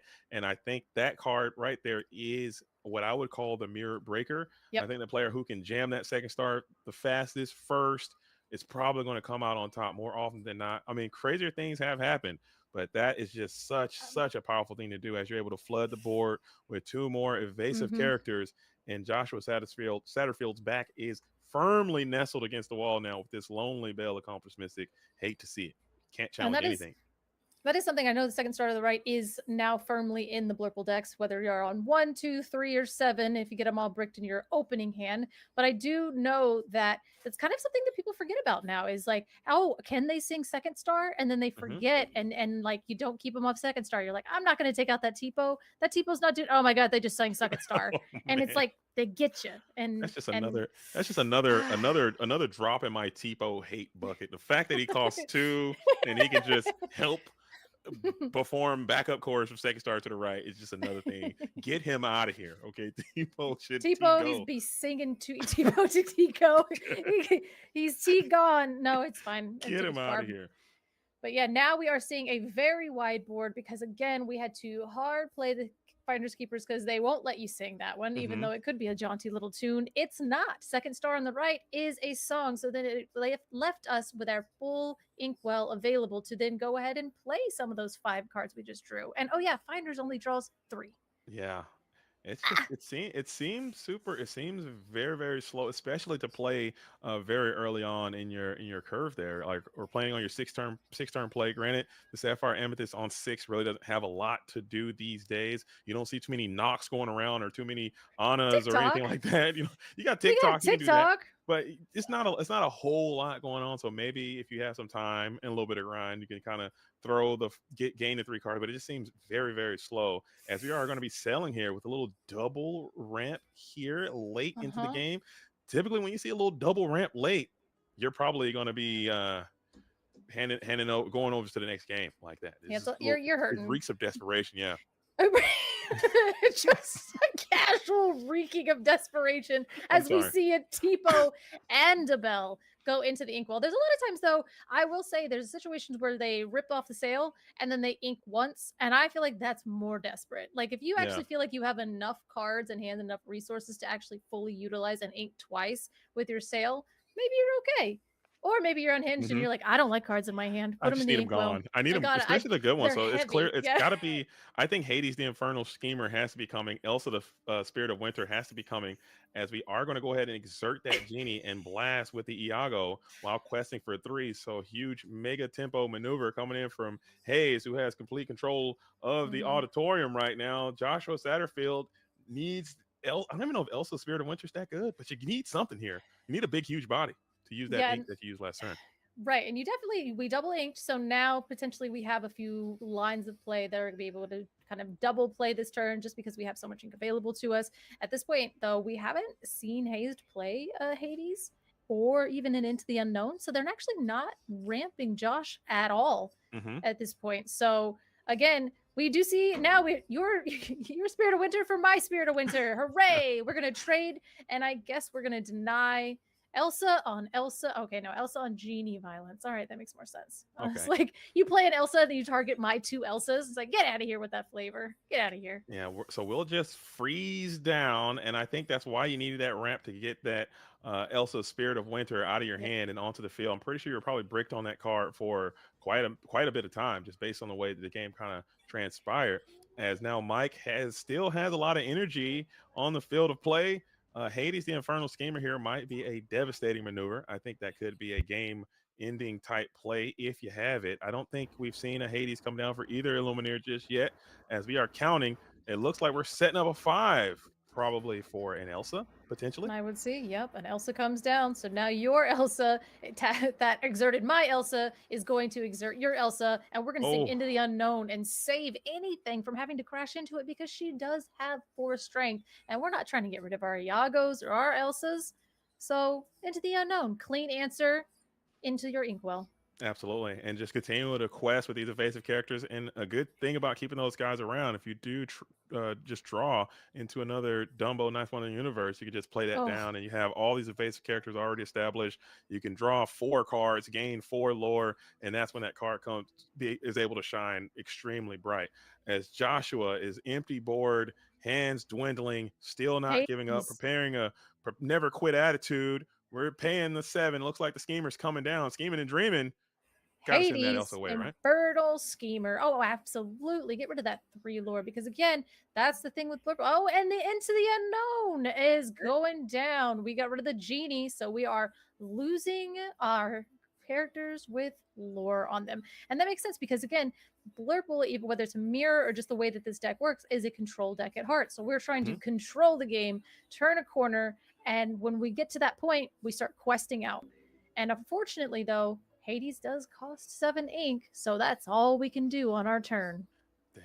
And just like we were talking about, Colors, got the Dumbo. Like you dreamed it up. And this is just where it happens to you, man. It's just a devastating situation. You're gaining lore, you're drawing cards, and especially you're not even using like genies or 2 questing characters. You're just using 1 questing character anyway. They're going to gain 1 lore anyway, so might as well draw a card for your troubles. As the Dumbo Ninth Wonder of the Universe, proving why it's a $70 card, making me eat my words every single day. I was about to say, I was like, I'm finally hearing you eat your words on that. Dumbino wasn't worth it. Dumbino's in the inkwell. Dumbino is a mid-game beauty. Look at him. Build up those resources to close out the game later. That's where we're at. At least when I'm wrong, I'll admit when I'm wrong. Okay, I'm still a Dumbo hater. Okay. At my core, I'm a Dumbo hater, but I think he's proven that he should be where he is as a very playable card. It looks like we got a beautiful enchanted Finders Keepers. Yeah. Yep.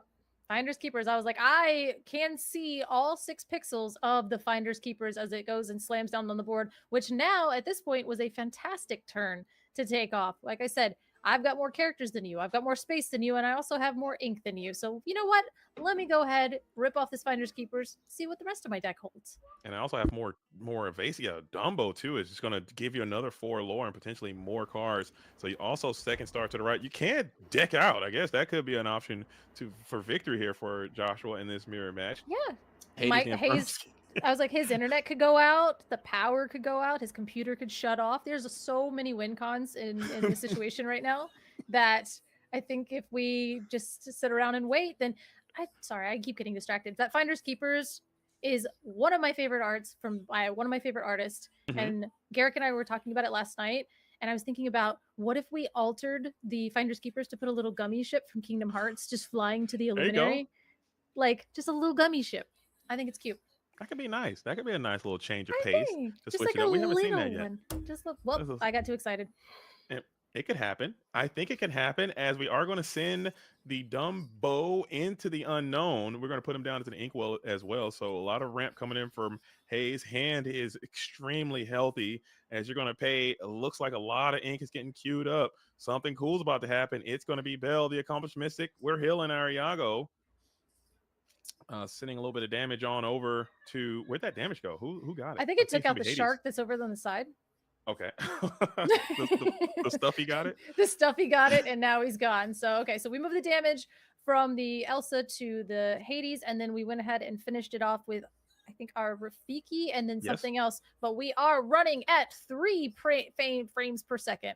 We're dragging through this thing but we're still making it happen. This is the ICL. This is on a Wednesday. Thank you all for being here. If you're watching, if you're just tuning in, this is the Division B, Southside Gaming versus the Lorcana Loungers out here getting active. This is round number 2. Southside's on the play. They went down round number 1. If you're just tuning in, thank you guys all for being here as we are going to slam another Elsa. Joshua not giving up, showing us some resolve here and just trying to maybe piece a little bit more of the puzzle together and seeing if you can find out a bit more of the ratios potentially.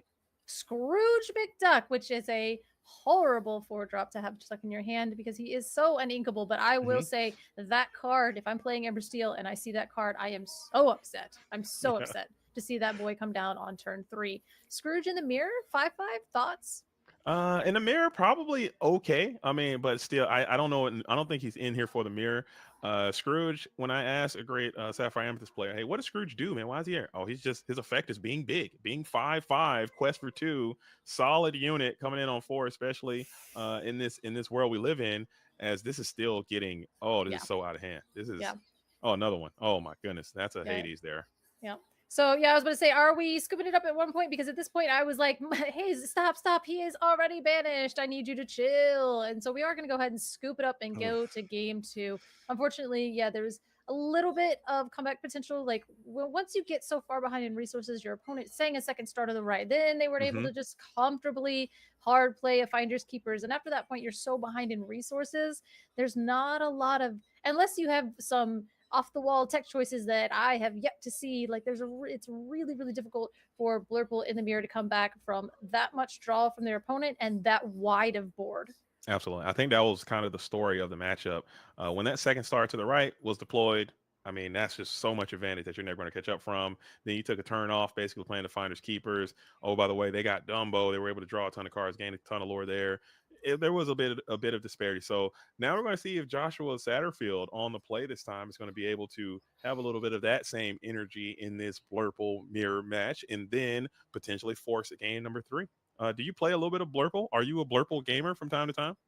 No, but I ritually watch Fumbles play pretty much every single morning. I have not sleeved up Blurple once in my entire life, but anything that I know from Blurple is because of Fumbles, and then because of people yelling at Fumbles about Blurple plays. So this is all secondhand Blurple knowledge. I'm sorry, everyone. I'm a fraud. No, I'm just kidding. No. I don't know. I've tried to play it a couple times, like maybe in past sets, and I just didn't love it. I think it was presented to me like, oh, it's very much like Ruby Amethyst. I'm like, oh, really? No, it's not. It's not. Stop saying that. It didn't speak to your hardcore. It didn't speak to you. I don't. I dabble. I play a bit. I play a bit of Blurple. I played some Blurple on stream the other day. It was a lot of fun. I'm learning the ways of the Sapphire Amethyst, and what I did learn is just not as easy as people make it seem.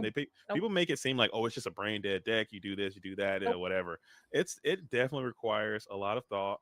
And also in the deck editor, when you're building that thing, you got to put the right tools in there to maybe to combat certain matchups that you might find yourself playing against. Like, there's a lot of Amber Steel. You better be having those Rafikis and those Basils and those Hypnotic Strengths in your deck. If you're playing against a lot of blue green, you better have the tools in there to play that stuff. So something to think about as we are building our deck. Sapphire Amethyst is probably the deck you're going to see the most in your set champs and also in DLC in Milwaukee. You're going right, Color.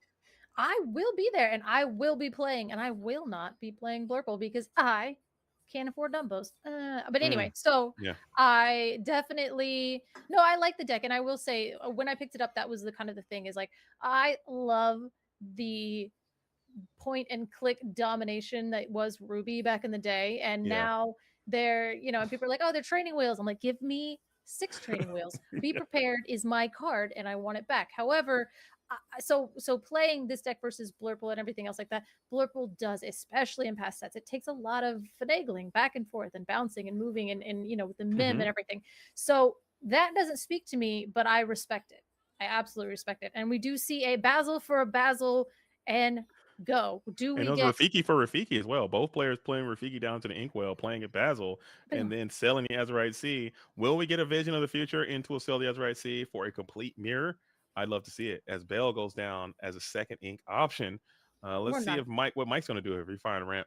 Missing ramp here is just such a. I was about to say, I want a game. Is it going to be a game? We inked a Tipo, so it's good enough. We know that there's a sale or a Tipo here, and a Tipo comes down on the board to go ahead and give us that turn 2 ramp, and we have a game, people. Nothing bad happens here. I can't stand when Blurple misses ramp. It's absolutely gut-wrenching. I like it. I'm a big fan. I like it. I like it because I think Blurple players are so spoiled, and they feel entitled to ramp. Okay, they feel entitled. They're and when wanting they don't one get jump. When they don't get it, I'm like, you know what? Deserved. Okay. That's a 93% chance of hitting it if you have one jump in your deck, and a 90% chance without the one jump. So if you have 9 pieces of ramp, you have to hit it. And if you don't, just go next. And we see 1, 2, 4 Dumbo. And Dumbo versus the Madam M Elephant again. Joshua prioritizing the Madam M Elephant. No Genie, no Scrooge, no I don't know, Dumbo of your own. That's a very interesting, as we got the Madam M Elephant, like you said before. This seems like that's a card for a different matchup. I don't know if Madam M Elephant is the greatest thing here. What do you think about Madam M Elephant and the Blurple Mirror? I do not like it, but we did need to do something. So I think what we ended up doing was using the Madam M Elephant to bounce the Basil back to our hand, so then we could go ahead and double ink again, because it looks like kind of quickly ramping on the play is going to be what we're going to do to try to gain a little bit of advantage over our opponent. But again, we can throw that Madam M Elephant down. That's great. We get the Basil back to our hand. It's in the inkwell. She costs 4. Now we can play something, come down on 6, 7 ink, and get rid of that Dumbo immediately after you do get the 1 trigger of the criminal ability that I will learn one day. Breaking records, I believe that one is. Breaking criminal records. Breaking criminal records, according to Colorist Laws. Dumbo is going to do his thing. Gain 1, pay 1, gain 1, draw 1. And I'm 99.9% sure that Hades the Infernal Schemer is inbound. And I'm certain that Mike has to know that as well. What if you had to bounce that Dumbo back to your hand? How cool would that have been? I love last set when people are like, what was it? Justin would always be like, oh people love bouncing the genie. They're like, Blurple players love that. Like just bouncing the genie, because it was the worst thing to do. But again, if you want to protect something, you could bounce it back to hand. But unfortunately, the Infernal Schemer has not made an appearance yet, and Dumbo will live to see another day. Maybe there was an ink situation there as you drew the genie for turn and didn't have the ink to play up to 7 to get to the Infernal Schemer as you drew the Basil from the genie draw. Could have been what happened. You've got another second star to the right. Oh my goodness, not again. As Joshua Satterfield might be raging internally there, seeing that second star to the right be resolved again for another 5 cards. I'm just going to sail for funsies, because why not? I got 5 extra cards in my hand, so I will sail for fun. We're going to ink a Rafiki to play a mystery card that's probably a genie. That is a genie. That is, in fact, a genie with a Dumbo available again. So now you have that 7 ink threshold. I think the schemer has got to be scheming and dreaming right now for sure, unless you're going for another Elsa 8 potentially. If you ink another card, play Elsa 8. I wish Second Star to the Right was a better song though. What do you mean it's a better song? Oh, like in real life, song, like the actually. Is it the? I don't know. I am tone deaf. Why did I try that? That's you can fly. That's you. Oh can yeah, fly. you can fly. Okay, yeah, no, I got nothing. I have no. I didn't even know that was a song. I got you can fly. Oh, it's all right. It's all right. It's okay. The song is not great. That's probably why people don't really rock with it like that. As Hypnotic Strength is going to be deployed, I believe you're going to give that boost to that genie. Just make him strong enough to get rid of this Dumbo. Huge threats. Gotta go whenever available. Bell would be really sick here. I think that'd be cool. Then it would just only take out the Tipo, because I guess it wouldn't be that sick. All right. It'd be pretty sick. It'd be pretty sick. I think you got to just get rid of him, because the second star is just going to be just as bad as the first one. So I think if you can clear the Tipo, you might as well have to do it, because that dude can definitely sing another one, and that's just going to be absolutely devastating to your mental health. That is insane. But then you could take it with the Mim though, so you can cleanly take that. But I guess if you wanted to put something down onto the board, or you could, okay, so we're going to go with an Elsa, which is another 5-cost thing that works out perfectly fine and does not help our genie. Oh, so get that Tipo. Get him. Yeah. Now we have 1 damage on our elephant, and at the beginning of our turn, we can move that damage to the genie, potentially. Absolutely. And you also now have the ability to sing your own second star to the right, which is just deserved at this point. I'm hoping Joshua has the access to the second star and he's able to get this thing off and be able to turn the tides again, because it looks like it's slowly starting to creep away. Mike has not played any Infernal Schemers. We're in deep terrain now. This is where the big cards start to fly in, the Hades and the Bells, or Hades and the Elsas and the Monstros and the like. So let's see if we can find one of those. What about Radigan? I want to see a Radigan. Well, Radigan has a ward, and a Hades ward, it does not help there. But I kind of feel like the person that throws their Hades first isn't, like, I don't know, maybe that's just me, because if you throw your Hades first, then you Hades my Hades, and I don't get the 2 lore off of mine. And maybe at this point, you're really only Hadesing a genie. I tried to make it a verb, and it didn't work. I think the verb is Hadializing. I'm done. Yeah, Hadelating. like an inconsequential character at this point, right? So if Hayes throws his down, you're not really getting anything huge. You kind of want to save that for the Elsa. You kind of want to save that for something else. And at this point, then you could just respond with a Hades, and now I don't even get the 2 lore off of the 7 ink that I just spent. That's in my brain how that might work. But again, I don't play Blurple, but we are going to see a Monstro. That boy big too. Monstro coming in and just absolutely making breach onto this Madam M elephant. Huge, monstrous well. We're going to ready this bad boy just in case some shenanigans may befall the monstrous whale, who is ready and active. Madam M now holding 3 damage, which is important. You will be able to finish that genie unless there's an entity unknown, perhaps, or maybe you send your Infernal Schemer. So maybe Mike is listening to you and hanging on to those big Hades until they are needed to deploy. Yeah. As we are going to go ahead and pay 3, 5, 7, it looks like. And we're scheming and dreaming potentially. Checking the hand one final time. And no, that was 8. It looks like the Elsa might be coming down. Check that. Check all of that. As we're going to be onward and upward. Genie and Elsa staring down a monstrous well. Genie and Madam M Elephant. Can't quite tell how many cards are in hand, but the loungers looking like they are trying to fight off a 2-0 here, as the board has gotten quite massive for Mike Hayes Maloof, who is doing his thing. Now, we got a sneaky glimpse of the Elsa Spirit of Winter. Oh, yeah, we saw him. It looks like the Hypnotic Strength is going to be deployed instead, giving Elsa a little bit of boost. And Elsa will go ahead and finish off this Madam M Elephant, which I think is very important. And now, do we have enough ink? Do we have enough ink to send out another large character? You need to gain some type of threat to the board. And Dumbo will be just that, as Dumbo is going to be able to break some records here, it looks like, as Genie's going to exert himself. Very cool play. Now Dumbo is creating a little bit of pressure, giving you a little bit of window of opportunity to potentially start something. You do have 2 evasive characters on board. Notably, they are facing each other. That is taboo, as it is fixed. Shout out to the judges on that very, very quickly. Awesome. I am being banished by a 5-year-old at the moment, but I am back. No, you're good. You're so good. Parenting is the priority, okay? Here at the ICL, like I said, this is a family show, okay? Everyone has families and children. Most people do. Or if they don't, they definitely understand what it's like. Understand. Help me. I'm just kidding. So, all right, help me. Like, this monster whale got some help from a bell, and now the Dumbo is down. Dang. And I think that was a good setup by Hayes by readying that Monstro, the monstrous well. It was kind of a telegraph that I might have this bell. I'm going to be able to shift this damage back off, as Joshua kind of stepped on the rake there and got the downward end of that by slamming right into a bell there onto the Dumbo. And now the Genie's off the board as well. So now Mike has officially turned the corner in the driver's seat. Very massive board established. Card advantage through the wazoo.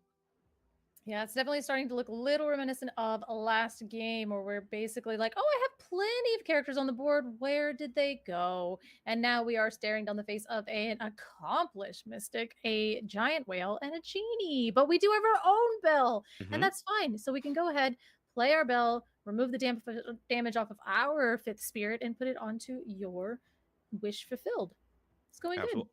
And an entity unknown onto the monstrous well. And just like that, Color, Joshua has turned the tides. And now, more importantly, you have 10 cost singers in play. So if you do have a 2nd star to the right, or even a dig a little deeper, or some large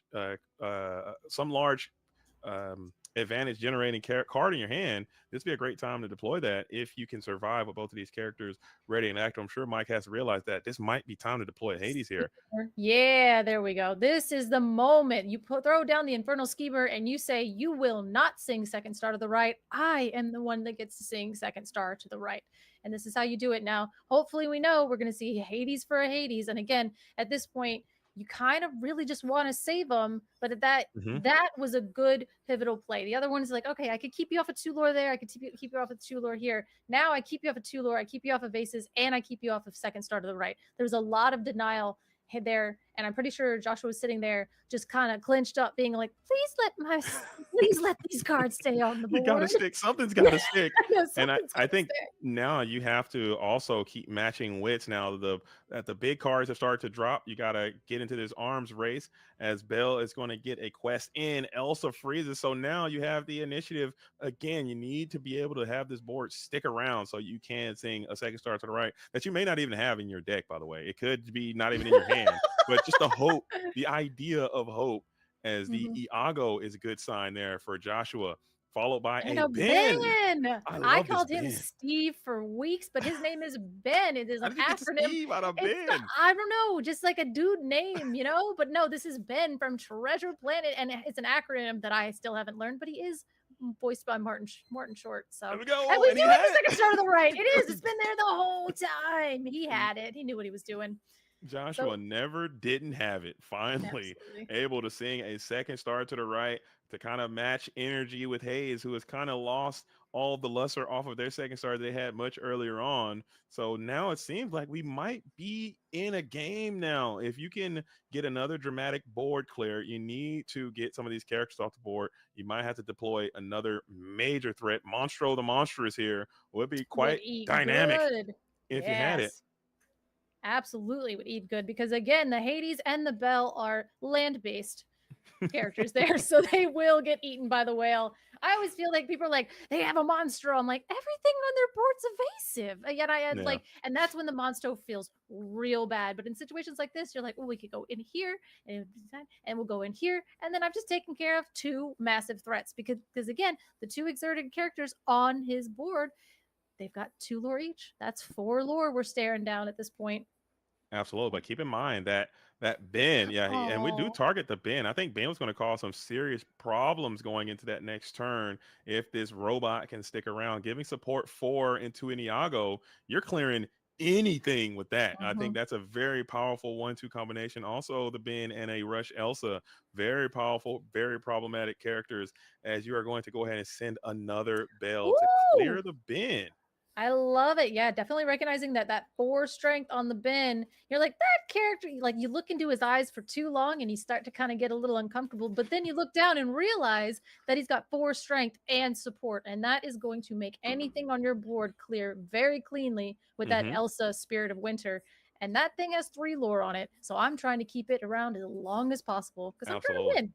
If you're going to win, I think it's going to be something to do with that Elsa. You would hate to see if you're Joshua, now that you've kind of evened up this board, you evened up the resource war. Now you'd hate to see another second star to the right. That's the last thing you want from Mike's position. Even to dig a little deeper, you hate any type of resource generating card. You need Mike to take a very slow turn here. And it looks like that might be what's happening as we are gearing up for an Into the Unknown. Never mind. That's a great turn. It's just a little tiny bit of removal. It's not our big old haymakers that cost 7 and 8 ink. This is our little 3 ink Into the Unknown song that the 5-year-old that keeps cooking me used to scream at the top of her lungs. And I don't think she can. Yeah, she cannot sing like Brandon Urie, so it sounds adorable. It's probably great. Okay, it's probably really good. She believes that it is, and TikTok comes down to go next to that Iago. TikTok is a big boy. Yeah, TikTok is so huge, and I love seeing quote unquote vanilla cards being played. I think that's really, really cool. And TikTok is just a guy with gigantic stats, 4/7, quest for 1, and evasive, which is just huge, man. That's a very, very good card. I don't know. I was like, can you count a card as vanilla if evasive is on it? Because evasive flying things are pretty strong. So, and again, too, combo with that Dumbo, that's just another little card draw engine sitting there waiting in the wings with that much strength and that much power. So I don't know if he's vanilla enough for me, you know. I'm getting out of the mindset of evasive being flying only. I think it's just nimbly. I think it's just nimbly because he's clearly in water without the capability of flight. I saw him leap up out of the water. He jumps high. He's nimbly. Nimbly, yeah, fair enough. Nimbly bimbly. I never do that again. Sorry. So we do see Dumbo go up, and notably Dumbo can fly. So that one works for me. Okay. Elsa, I think also quite notoriously nimbly. Nimbly as well, as she's able to clear this Iago, as Bell is going to go ahead and go Bell for Bell, Smee for Smee, Bell for Bell, We'll just take Bell down, ban for ban, and then pass back on over. We got Use that subliminal messaging on your part. Just throw that in there. Make sure like brainwash everybody a little bit. Ban Elsa, have those words be synonymous in your brain. But no, we do see, Dumbo and 2 spirits of the 5th kind. But this TikTok looked like he's ready to eat very, very well, as both of those Elsas are quite vulnerable to the TikToking crocodile. The TikTok, I believe he's an alligator. No, he's a croc. It's a croc, yeah. He's a crocodile. It's a TikTok croc situation. I think you can tell Crocodiles by have the skinnier snout yes. and the alligators again, have more of Hayes would know, he's from Florida. We have alligators down here. We don't have crocodiles, so more of a triangular shaped head and thicker meaner, bodies apparently. and necks. Alligators are meaner than crocodiles? No, crocodiles are meaner than alligators. For sure. But then again, sure. I wouldn't fight either, honestly. Yeah, I'm running either way. I went on a hike one time. I'll be really quick about this. I went on a hike one time and they were like, you can't go back there. And I'm like, why can't I go back there? They're like, it's alligator mating season. I was like, what the? And I left the park. Okay, I'm out of here. I'll be seeing you guys next time. Absolutely not. Florida's wild. Anyway. As that is another Dumbo, beautiful enchanted on the board. This is looking long in the twos for Joshua, who is back against the wall again. As though you've lost the board one final time, you need some heaters. Where are your units? Do you have anything groovy that you can play in this spot? You know what the worst card? What's that? Scrooge.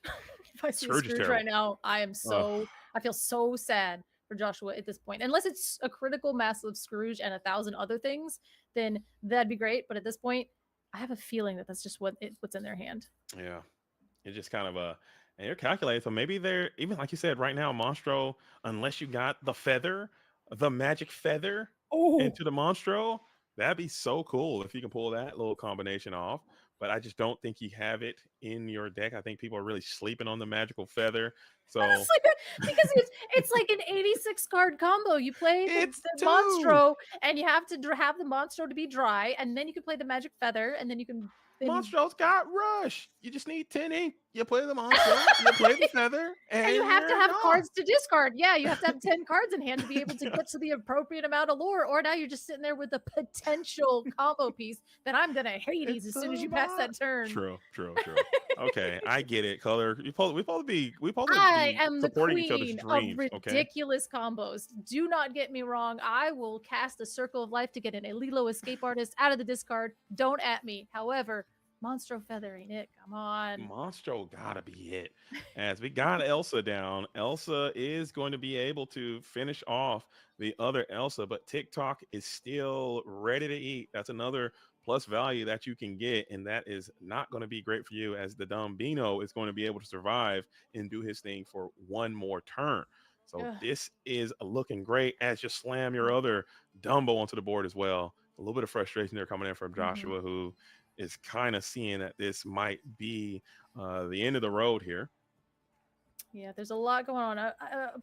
Unfortunately, we are going to be able to pay 1, gain 1, draw 1, and that is going to also be able to be used on our TikTok as well to go ahead and use that ability. And if our Dumbo can sit around, which the 3 damage on the TikTok is making me feel like things are going to happen, or we can just, Hades it for 7. So it doesn't really... Yeah, again, they're beautifully played by Hayes because they did hold off on those Hades. For they sure. Probably had them in their hand for quite some time, being able to threat assess and make sure, like, okay, this is a worthy target. This is a worthy target. I'm not going to throw these out too prematurely because the end game is basically where I want to have all of my big boys. That's Absolutely. So this is, again, the corner has officially... We're way past turning the corner, as Hayes was on the draw this turn. This is just looking really, really good for them, as Joshua was able to get to the second star this time. But these Madam M Elephants just really aren't cutting the mustard here in this matchup, it seems. As we're trying to hold it down, you're going to need to get to some quality units fast, as Hades would be quite nice here. Maybe I still would take the Monstro if you got it. If you're just giving them out, I think I'd still take it. No, we can't be sailing. That's not it. Man, that stinks. Everyone ink. It is a Scrooge and a Tipo. Yeah, it was a Scrooge and a Tipo. Yeah. Brutal.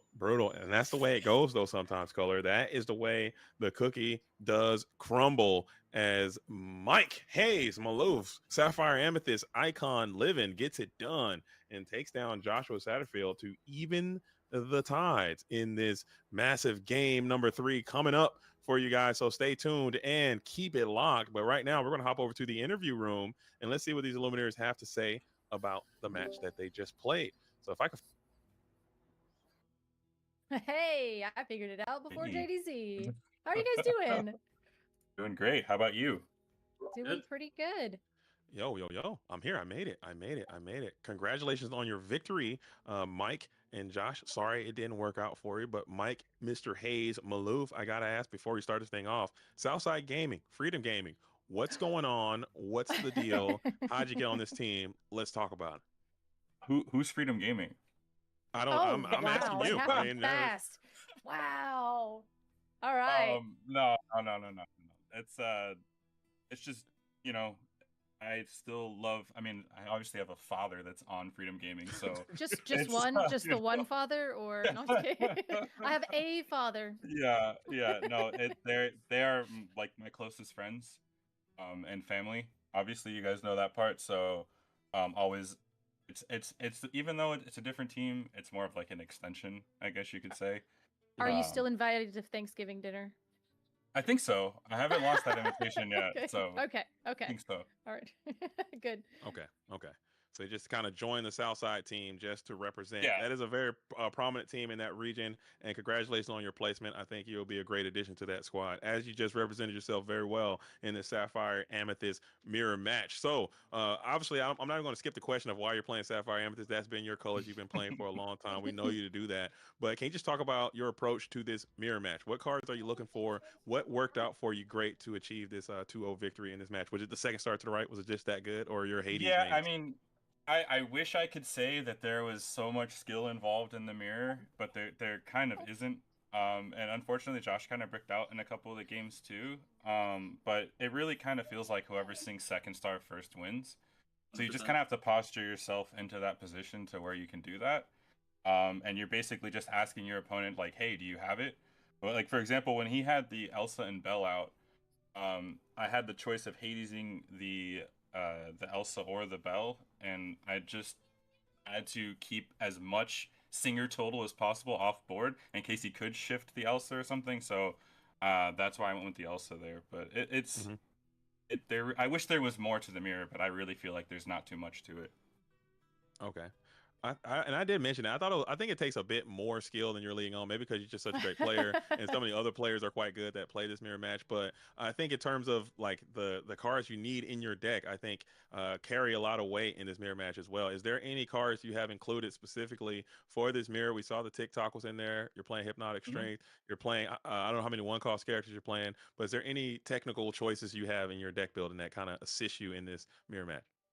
Yeah, I would say a couple of choices that I have that I don't think a lot of people are on is like Ben, the robot. Because if you put him on the play, and he can even kill an Iago with an Elsa, right? Like if they do play the Iago, because if you're playing the mirror on the draw, you're looking for the Iago because it's pretty much the best play that you can have on turn 3.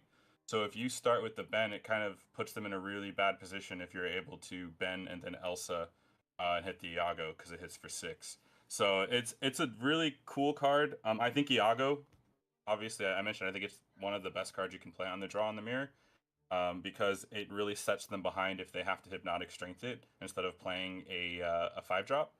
And if they do that, you are okay with it because you have a Basil, you can still Elsa in and kill the genie that they played the turn prior or something like that.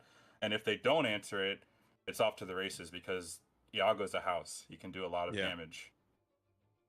And bounce a lot of damage with the bells and all the types of things that can come up there, man. So I loved it, man. I thought it was really nice. Color, any question you have for Mike or anything you saw from your perspective as well? Color's Law is here as well, obviously. What am I talking about?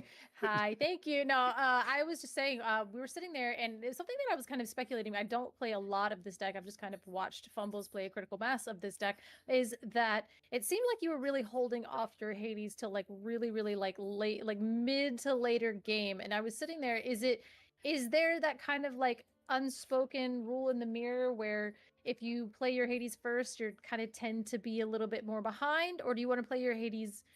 Are you just saving them for the more high impact targets? Is that kind of like what is like that internal kind of like metric, I guess, for like in a mirror, like Hades on Hades? Do you wait or do you be the first one to play it? Yeah, I mean, a lot of it is the context of the hand and what's going on with the board state so far. I do like to hold my Hades until there's literally no other way I can banish something. Because I think one, it sets you up for possibly singing second star the next turn. So what they have on board is important, but it's also ramping them is kind of bad in the mid to late game. Once you get to like super late and we're one or two cards, it is what it is. But if you ramp them early enough, like I've lost games to where I have Hades early and then they hard cast second star and I lose. So like you have to be careful. You have to be very mindful of what you're doing to their inkwell in the mirror. And even in all matchups, Hades should only be like a push when failing button. Like you have to lift the cover off and smack it when you're about to get cracked. But it's used in case of emergency. That's what I was thinking of. Yeah. But I think that is important to balance when you do use your Hades. Absolutely. Yeah, I think that's a great analogy. I think I'm gonna keep that with me. Take that with my travels. Break in Use case it of in case- emergency is Hades. Yeah, it makes sense, especially kind of, I think that was discussed about Into the Unknown very early when it got spoiled. They're like, oh my God, this card is amazing. And it's like, well, yeah, using it on turn 4 might not be that amazing because that early, that ink advantage can really, really bite you. And now we have people that are just like singing it and then also hard playing it. And so you're like, thank you. I'll take it. But yeah, but again, there is that balance too because there's not a ton of card draw in a lot of other decks. So doing that might kind of, what are you gonna play with all that ink when you got nothing in your hand? So there is a balance to it, but in the mirror, a little bit more delicate. Absolutely. Sure. But speaking about the mirror, on the other side, you have Joshua Satterfield, who came out a little bit short on that end. Just like Hayes was saying, your hand wasn't the best saturation. The composition of your hand, the card economy wasn't quite there for you in this matchup. It didn't quite work out for you. But from your perspective, what do you think went wrong, and what would you change if you could in that particular mirror match? Yeah, I definitely think so. When we were preparing for this week, we assumed Ghosty was going to be on dogs. And then I didn't know if Tiago was playing and or Bivens playing, but we assumed there'd be one purple steel. And so I played Scrooges this week. That card's real bad. Would not recommend it.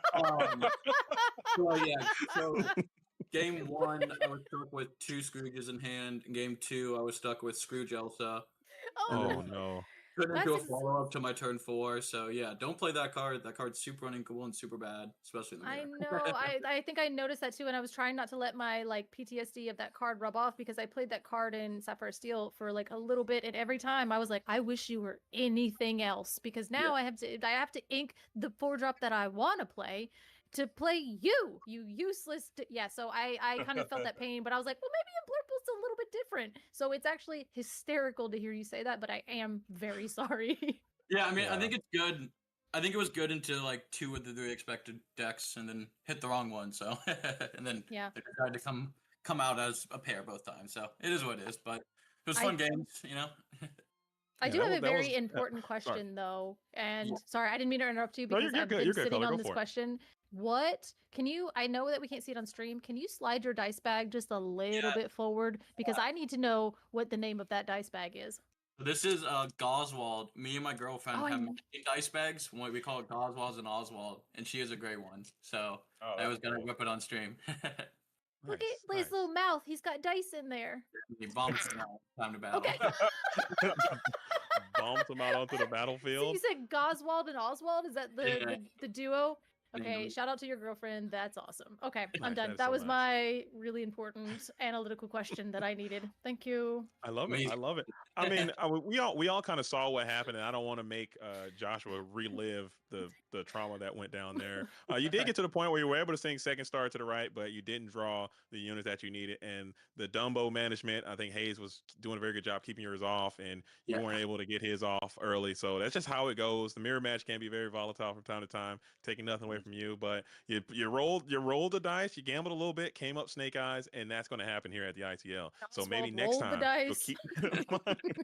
you'll keep that in mind. But gentlemen, we got a very important round number 3 coming up. I know that you guys are going to be rooting on for your teams, but before we go set that up, any special shout outs? We'll start with you, Joshua, first. Any special shout outs you want to give or anything you want to say? The floor is yours. Yeah, I mean, shout out to everyone on the loungers. They've been like my best friends in this game since I've joined in set 3. So it's a lot of fun to be playing with them this year. You know, I was able to test with them, get ready with them, and travel to most events with them. So big shout out to them for sure. Absolutely. And what about you, Hayes, the new addition to the Southside Gamers in the building, showing up, representing your squad well, getting the victory here in your first round of the ICL and season number 2. Any shout outs you want to say or anything you have? The floor is yours. Yeah, I mean, yeah, shout out to the team for sure. Hector, Jack, Ray, Zach, Chuck. I think I got everybody there, hopefully. But we talk a lot. There's a lot of times that our group messages, you get up in the morning, there's 500 messages overnight. And it's almost all Lorcana. So it's like eat, breathe, and sleep Lorcana, which I love. And we're just sharpening each other. It's been an awesome experience. So I have much love to them. I think I send them like 20 deck lists, and most of the time they tell me it sucks and you need to do this, this, and this, which I love. It just makes you better, you know?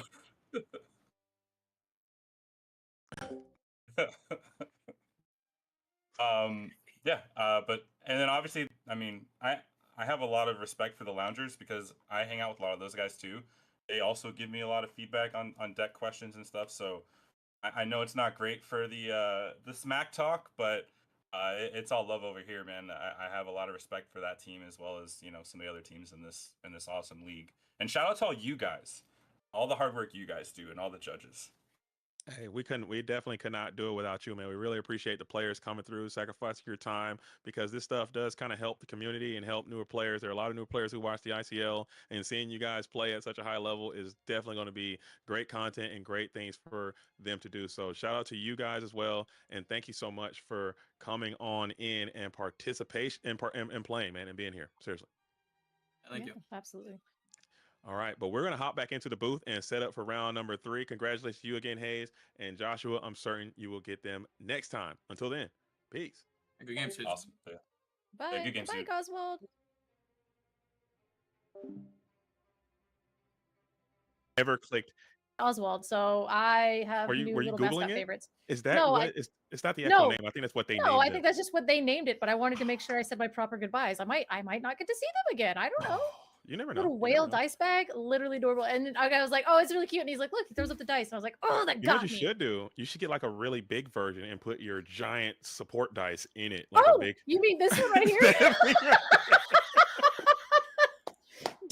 I have been holding this the entire game. Are you kidding me? Yeah, you should get a big dice bag and put like 6 of those in there. This is You like know, a someone's literal like, weapon. I don't know. That last time we rolled this on Allies on the Other Side, remember it like took out a golden Mickey? That was like a really terrifying. Yeah. So I don't roll this. This is just a literal. You should. High roll go first and just slam 2 of those on the table and just. I don't want to mess up my desk. You'll destroy someone's whole deck. You knock someone's entire deck off. They're like, all right, so roll high, and they're like, "Hon," I'm like, "Protect your deck." What? And just chuck this down. Yeah. Just like barreling. The one across. time I rolled it, it just kind of went flop. So yeah, well, that was very cerebral. All right, fine. All right. Well, I think that you and I are going to be. No, you're staying. I think I'm staying. I'm not certain who's coming to join me, but Yeah. I will stay for another round. I can do round number Liam. 3, and guess who's Liam coming and JDZ. back? Liam from the Illumineers is in the building, holding it down. So, Color, thank you so much for coming by, doing your motherly duties while being a broadcaster.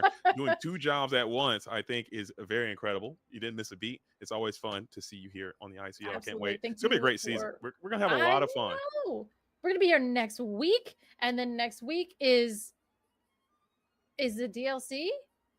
Possibly. I think the DLC will be coming up soon. No, it's the DLC is on the 21st. I was like, why am I grinding so hard? It's not that far. Oh, okay, yes. Set champs next weekend. Hopefully, shout out. I'm gonna get a Maleficent Dragon.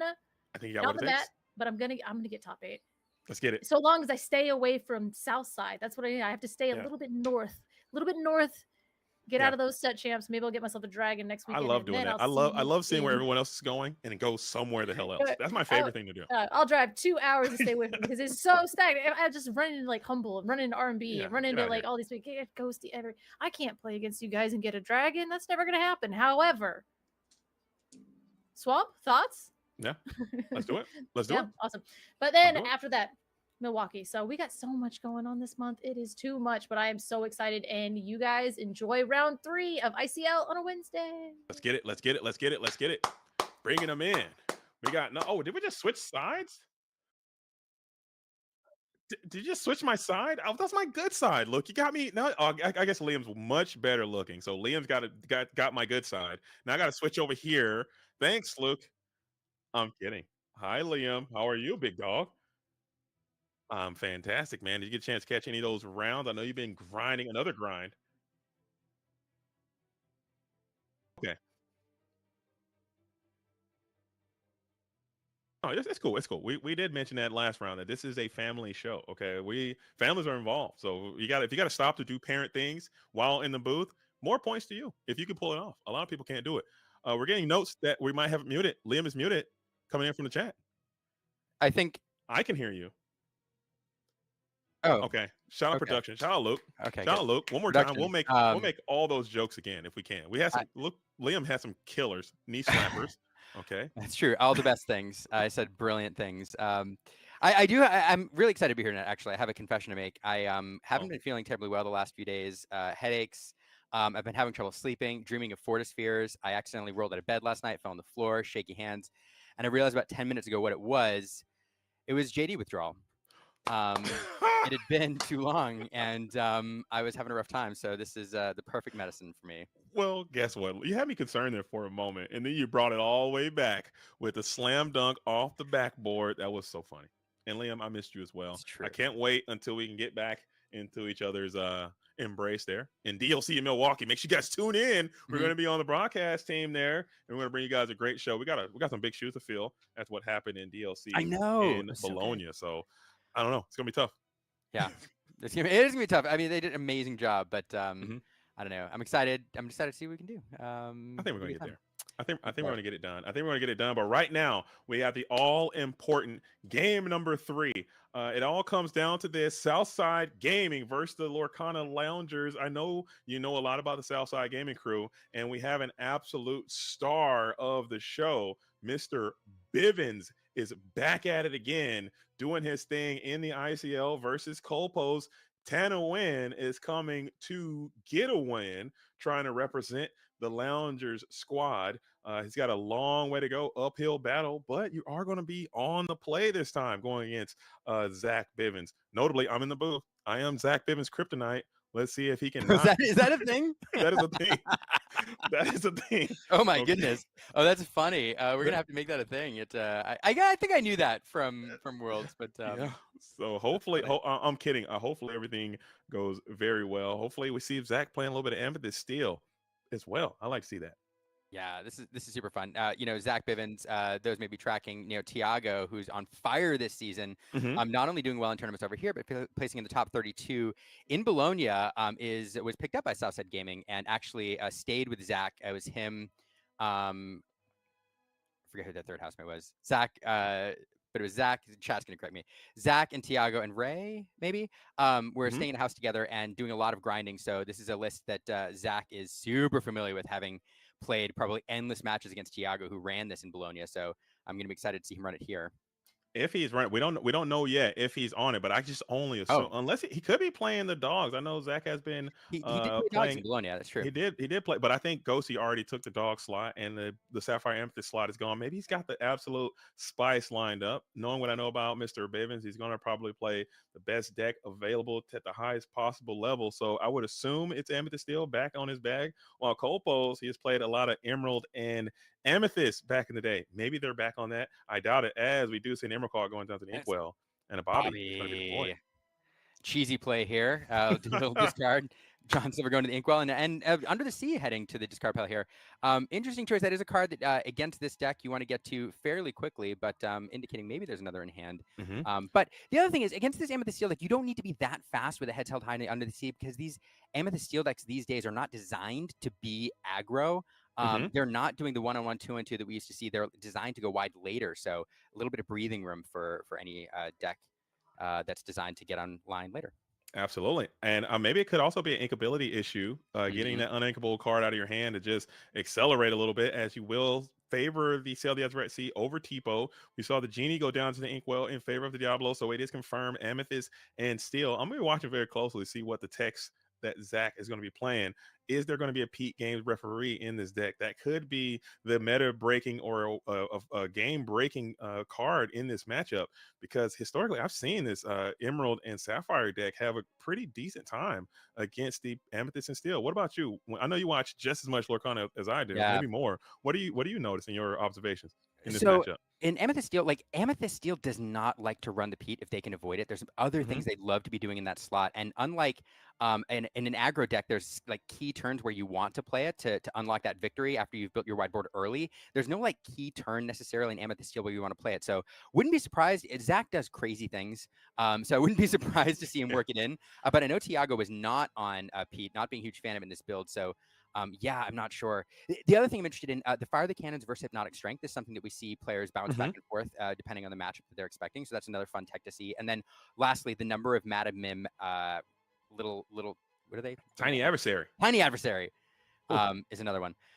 Ooh. As we do go Ursula. Ursula does come on in and hit the strength of a Raging Fire. You hate to see that if you are Mr. Bivens, who is trying to get some value out of that thing, but you're going to bring that Ursula in after playing a second Sail the Azurite Sea. So you are going to get another ramping opportunity there, putting yourself up to that 5 ink threshold, trying to whittle down your hand. Maybe you're selling Clarabelle, potentially. Maybe. And now you see the hand, you don't really have a way to break up that shift line. So you play another Clarabelle next turn, or actually you could ink a card. If you draw an inkable card, play the 1 cost and then immediately shift. So that is a heads up play from Tana Wynn, aka Cole Post. Yeah, I mean, that's a brutal play against this matchup. What Amethyst Steel is trying to do, most of these decks are trying to do like this 1, 2, 3, 4 open, which is 1-on-1, 2-on-2, 3-on-3. And like hit perfect curve, and then 4 you play Genie and play Sail the Azurite Sea to clear off the biggest threat in your opponent's board, and in this case it would probably be the Clarabelle. So losing that, like that is the opening for this deck in this meta, and so losing that strength feels particularly bad.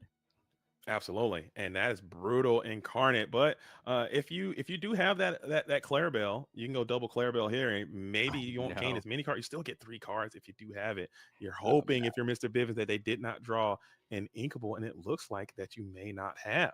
And she's going to get a quest in with Spray Cheese Kid. Oh, that's a good observation. Yeah, I mean, missing ink here would be particularly brutal, and we are going to leave 1 up there. So you're welcome there on his own, Bobby. It looks like interesting. Back.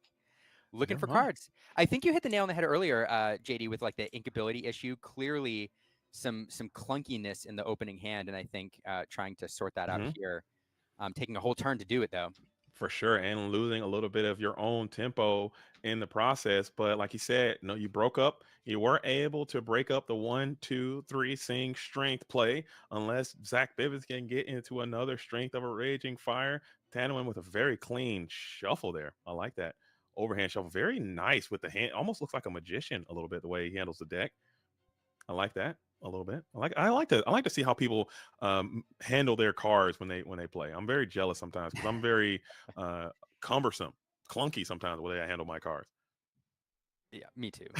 Me too. I get nervous on camera too. My hands are sweaty and I'm like doing stuff, and I don't know. Yeah. I feel that like it's kind of like a almost very magical. As we are going to find that ink, it is going to be the Improvise going down to the Inkwell. Pretty good in this matchup. If you play the Giant Cobras and the Illusion character, they're kind of falling out of favor, at least that I've seen. Yeah, and a little bit of improvisation there with the "You're Welcome" on his own Bobby to draw into those cards. And now Zach on turn 4. Now this is the turn. Like this is the key turn for this deck. In theory, here he drops a Genie. That would be the kind of there it is. And on this turn, you want to play the strength of Raging Fire. You know, if Kolpos is on curve and has shifted Clarabelle or whatever at this point, now it wouldn't be enough to clear out that 1 Clarabelle. But if you have a shift target or something like that strength is doing work for you here, and it kind of unlocks the second part of the game. But again, that strength not available. That Deceiver is going to stick around, and she's not super threatening right now, but could be the key to a Sing Together song later. There are several now that these Amethyst Sapphire decks can run and do run. So and a John Silver coming down. you hate to see it. They're probably going to hook up that Genie with a little bit of Reckless. And Yeah, I right. think I think that Zach Bivens is probably all in on just trying to get this thing to 20 as quickly as possible. I think you're in super aggro town right now. I believe Genie is Reckless. If I had to assume, we can't quite hear what the players are saying, but Genie not being able to quest is probably the correct thing to do. Keeping that character ready, maybe trying to set up a potential Under the Sea as the Giant Cobra gets down to the Inkwell. Heads held high, Under the Sea. You're still a couple turns away from it. And that's the danger of giving Genie Reckless, because Genie, that evasive character now, able to be leveraged by Dumbo's ability in order to draw a card, and then so you're still getting some value out of it. Of course, not 2 lore, but that was probably going to be used to draw a card. Well, maybe not. Yeah, you'd save yourself 2 lore there probably. For sure. I think that is absolutely. But this maybe. You still would. Yeah, I think that's just one of those things that you just got to do it. As we're going to send the Hades down, almost immediately. That's brutal.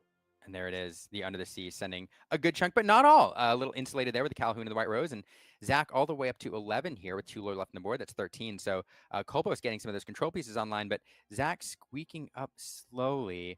But that's the problem with this deck, though. Like, or the problem right now, like what this deck wants to do in this meta, this Amethyst Steel deck, is build up, control the board early in the mid game. In phase 2 of the game, what you're trying to do is gather resources to outvalue your opponent, and you use cards like Yzma, use cards like Dumbo and Genie to refill your hand, and then in the late game, you're going wide and dumping everything. And here, that was a huge turn. That was a monumentally large turn. As that Jafar is going to come on down and inspire the Calhoun to be able to trade with the John Silver, taking not only a singer but a heavy questing character that can give your characters a Reckless. And we're going to send another Hades here into the White Rose. It looks like we're going to get a challenge in for another 3. So these players are absolutely going at it. Tanawin sitting at 1. Mr. Bivens all the way up to 14. What an incredible match we have here. Yeah, I mean, this feels really good for Zach right now. That 2 lore on that Jafar feels really good. Now a couple Cobras and we have it, but he will want to find some card draw here. We do have the Elsa. Going to exert that. And a dock, and there it is. Down that dock for 2 cards. Oh my goodness, it's clicking right now. Just like you said, that card draw, you almost brought it right into reality, as Doc comes right on time, as he often does, giving Zach Bivens 2 more cards. We are going to take the option for that 2 lore. And right now, if these 2 characters can survive and quest, you're going to end the game if you got a white or a Giant Cobra in your hand. And that is true. There are plenty of outs. There's a lot of singing ability on the board. So there are outs here, but I mean, at this point, you're a couple. Have we seen a Giant Cobra yet? I don't. We saw one go down to the Inkwell very early on. I think turn 3 or 4, one went down. As now you need even the Under the Sea. If you have another one, you wouldn't be able to get to that Jafar. You can see the Under the Sea and challenge into the Jafar, which would be your best case scenario. Keeping your opponent at 16 is probably much safer. But if they get to that 18, the Giant Cobra is just. Or double White Rose, I think, could also be an option. Yeah, no, tough spot here. And Kobo's thinking this through. 1 card in hand. What could it be? What would you want that 1 card to be? I would want it potentially to be Under the Sea if I had to have 1 card in my hand right now. Yeah, I think so. There are 2 cards there. I'm sorry. Okay. I still would want one of those to be an Under the Sea, potentially. Yeah, right. Definitely not a Tipo. Definitely not. We can rule out. Let's rule out all the cards we don't want it to be. What I don't think I want to sell the Azurite Sea here. I don't want Tipo. I don't even think I want a Heads Held High. Maybe I'll take a Heads Held High if I got the Under the Sea to go along with it. Another John Silver wouldn't be terrible. We're going to shift to Baymax here. Interesting. Okay. Shift the Baymax to kind of insulate our Ursula, who is going to be able to take down the Jafar. And I guess you're free and clear to quest unless you have the ability to sing. Yeah. So Zach is a player that plays things very, very cool and professional. And so we're going to get to see here in a moment if he's had the goat the whole time. Oh, look at that. Oh my goodness. We were talking about cards that we might want to see. We talked about Under the Sea, but this stopped Chaos in its tracks. Going to do a little work as well. But you cannot afford to send that dog back to the hand. That would just be catastrophic. But you'll elect to send the Elsa and your own Hades, the Infernal Schemer, back to your hand. Okay. Which is pretty good. This will help stop the potential of a Cobra off the top or Cobra in hand. But now you're going to be able to send that Elsa back healthy, even though she really can't challenge anything cleanly. You'll be able to trade with that Baymax. You can put some damage to the Hades for vibes, but I don't think that's a heads-up maneuver. For vibes. Genie in play. All right. Oh my goodness. Slam the Genie.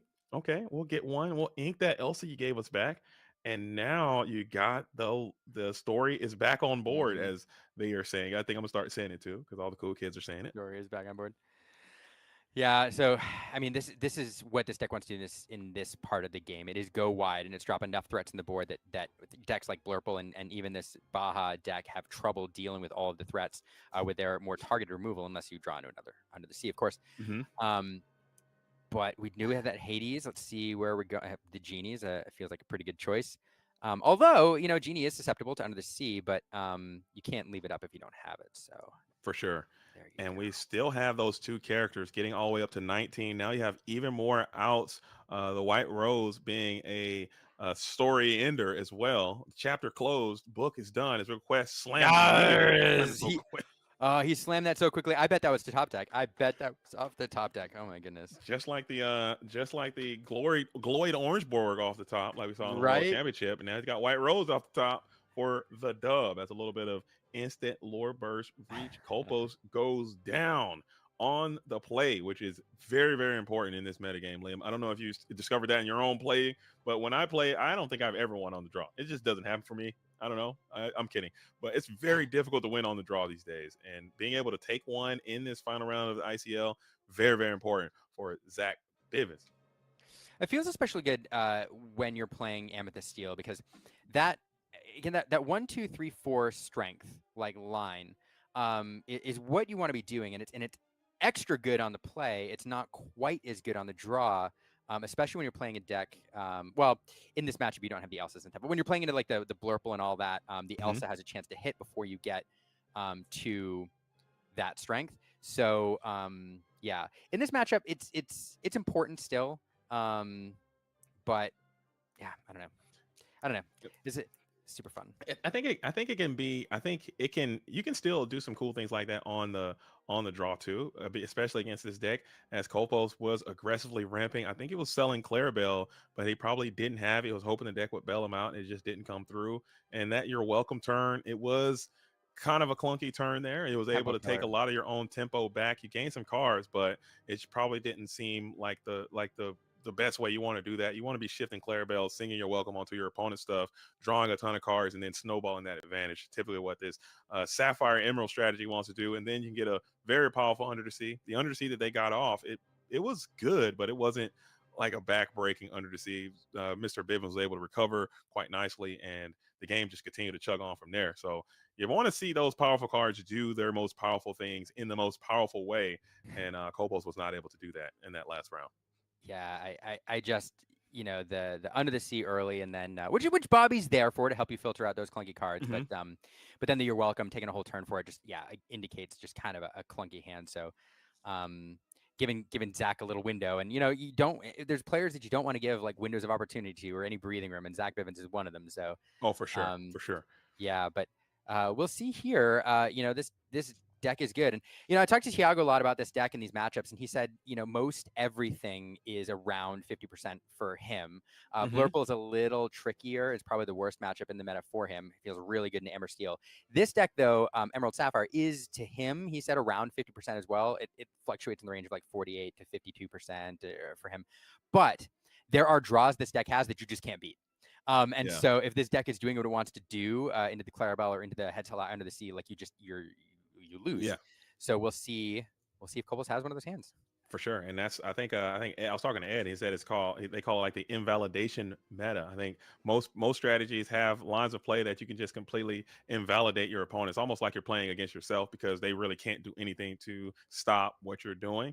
And this deck does have those plays. Amethyst Steel has some plays it feels like that anyway. Like you said, when they're on the play and they're able to 1, 2, 3, seeing strength, spam, dock, respam, it seems you're not winning, and there's nothing you really can do about it if you play into it. So that's just kind of the story of our metagame we have right now. Love it or hate it, it's what we got. And some players are making the best out of it and finding a way to capitalize on those really, really big advantage swings that we have. As Tipo is down, Pleakley in, the Inkwell. How many cards you got in his deck, man? Pleakley? Ursula? He's got them all. Yeah, it's some fun tech cards here. Yeah, I kind of love the meta. I'm just gonna. Yeah. You're a fan? You're a big fan? I'm kind of a fan. Yeah. It's growing on me too. It's growing. I came out as a hater at first, and now it's starting to grow. And when I see the rise of the dogs, and I see some of these decks coming through towards the end here, it's been a good time. It's happening for me now, as we got him with the improvise. Talk to him, improvise. Yeah, pinging that illusion there, that Raja Spectral Tiger coming in, a well-statted card for its cost. But the downside of Vanish being pinged by that improvise and sent down to the discard pile. So again, like this deck wants to do 1, 2, 3, 4 strength, and that ruins that tempo just a little bit. And now we are able to set up double shift line. This is a very problematic situation. Unless Mr. Bivens is hanging on to 2 Fire the Cannons, there's a very good chance we're going to get a shift Clarabelle, as we saw one big shift Clarabelle go down to the Inkwell early. Maybe there's another inkability situation and you miss that critical 5th ink. That does stink when that happens, but I'm fully expecting a shift Clarabelle coming down. Interesting seeing that Giant Cobra go down on 3.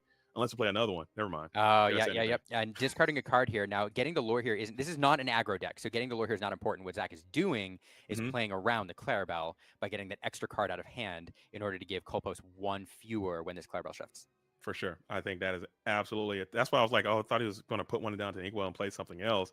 I think this is a great resource to kind of empty your hand. 3 cards is much better than 4. You're hoping for a brick. Is there a brick? There might be a brick. He didn't slam it. Let's see. Thinking about, are we slow playing this? Are we thinking about it? There's Ursula Deceiver.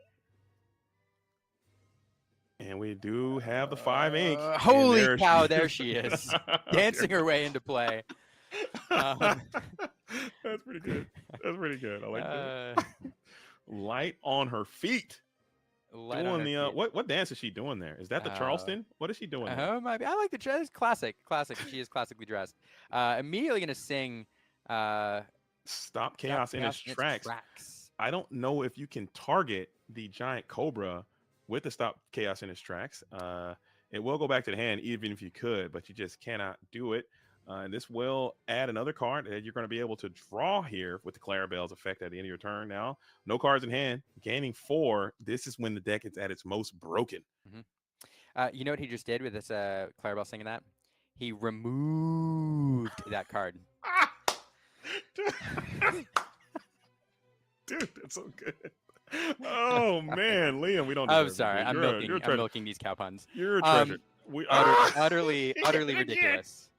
I love it, Liam. You're slaying me, dude. You're so good. We don't deserve you, Liam. See, people don't understand the genius. Okay, utterly ridiculous. Milking. I thought that one flew under the radar. I'm sorry. That was good. Oh, I heard him. I don't miss. I don't miss. I don't miss him. I love him. I live for those. Please. On a scale from 1 to Elsa, how locked in are you? I'm locked in and laser focused on another level. We don't miss the puns. I live for the puns. I wish I could do puns better. I love a good pun, but I miss them more often than not. As we are going to send the Calhoun back at it again, as the Giant Cobra was able to dispatch the Tipo quite easily, maybe trying to break up the ability to sing with that Tipo. It looks like the Clarabelle is gearing up to sing another song. What is it? It's You're Welcome, her favorite song. She sings that song very well. Yeah, sending back saying you're welcome for 2 cards. And by the way, I'll take a couple as well. Yeah, we draw. We're drawing. A little self gifting there. You'll take it. Unless there's a bend in my will situation that is a part of this deck, can play that card. Let's keep in mind, as Clarabelle can continue to do this Clarabelle draw, and then boom, hit you with a bend in my will. And from there, it's probably going to be Stone Cold lights out, because top decking at 4 ink. Now, usually you like to be sitting somewhere around 15 with this type of situation. Oof. That's brutal. Now that's brutal. Oh, yeah. Oh, goodness. I've never seen heads held high used to wipe a board like that. But those illusions, I mean, so good. But Zach running a very illusion heavy deck here and paying the price for it. Heads held high, just sweeping things. It's like we don't have to be prepared. I got. Absolutely. And for those at home, if you don't know, heads held high, it does target. Okay, it doesn't target. Its chosen character is going to be healed, and whenever the illusions are chosen, they are banished. So there you go. As 2 cards in hand, cleared the board, gave some cards back to your hand, drew a ton with your own Clarabelle. He did draw, right? I think so. I believe so. I didn't see the cards get added or not. As Mr. Bivens has a ton in hand, inking the Dumbino, and it's a Yzma. Yeah, never giving up. Yeah, just keep playing stuff. I mean, the key to victory for Zach here. I mean, ink every turn. If you're going to be getting cards bounced and you're welcomed and things like that. I mean, make max moves to card draw, ink every turn. You want to get to a point where, I mean, really, you're dumping a wide board and just hoping that the under the sea isn't there. Here you go, card going back. We're going to get 2 off of it. That Clarabelle is going to keep drawing cards. And I mean, the question here is, can Kolpos get the heads held high / under the sea like insurance policy in hand before Zach manages to get a hand that allows him to go wide? Odds are yes, you're going to be able to do that.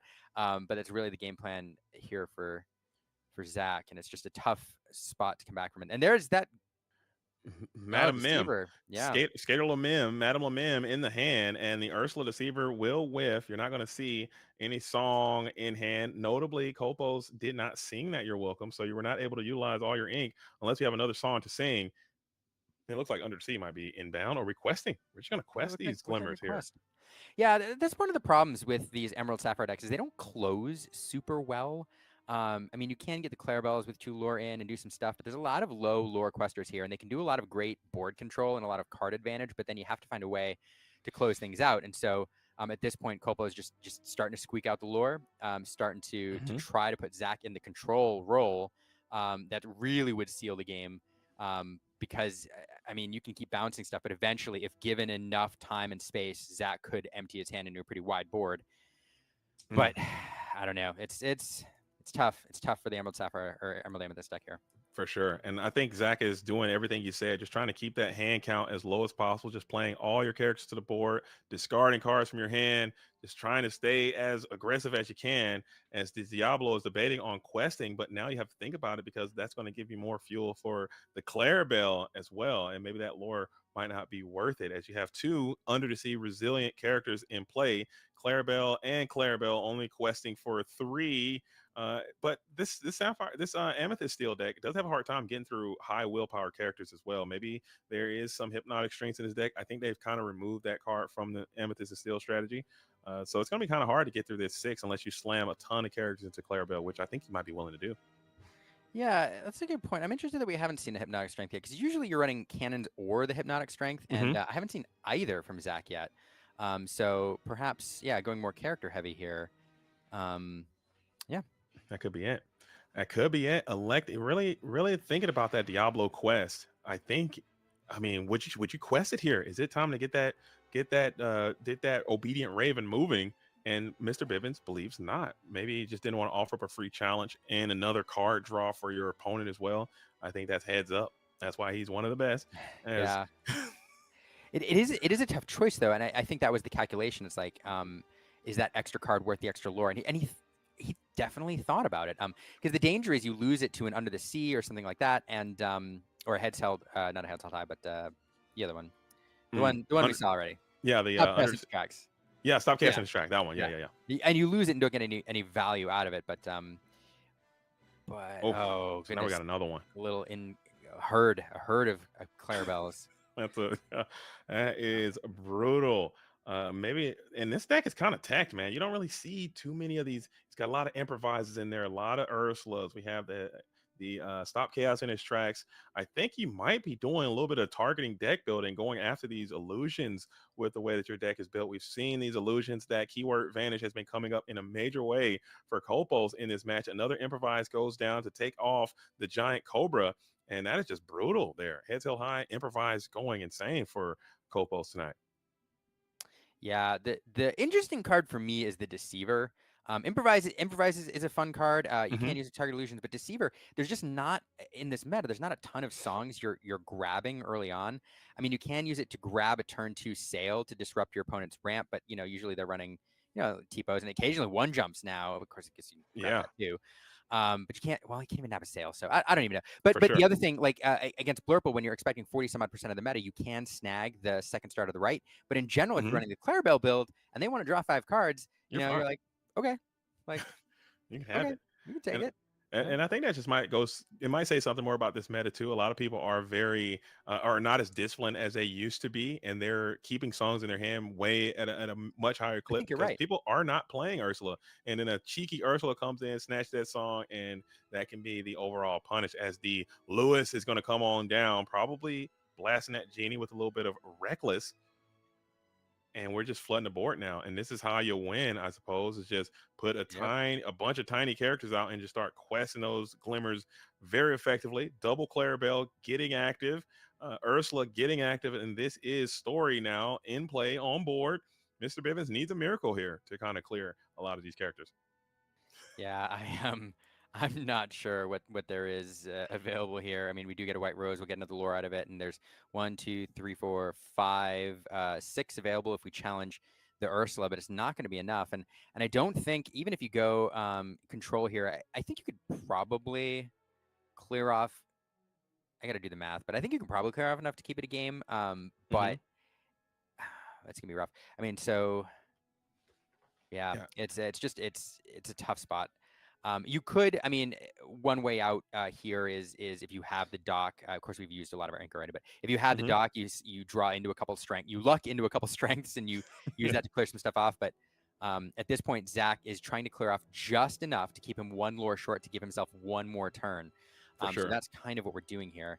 1, 2, 3, 4. 5, and that's just one of those things. And that six is coming in so huge for these Clarabelles. Like even if you just slam 2 White Roses in, that's 2 singers down, or a Rose Calhoun in, that's just 2 characters that are going to be gone, as we're going to take that lore back at it again from the Calhoun challenging the Ursula. Resist 1 as well, no damage on the Calhoun, and now we're still thinking we need to get rid of a cow. Oh, we do have the strength. Wow. Okay. So the strength and the Rose are going to take out that Clarabelle. That's huge because that's going to keep it a game here. Zach's going to now quest with the Diablo.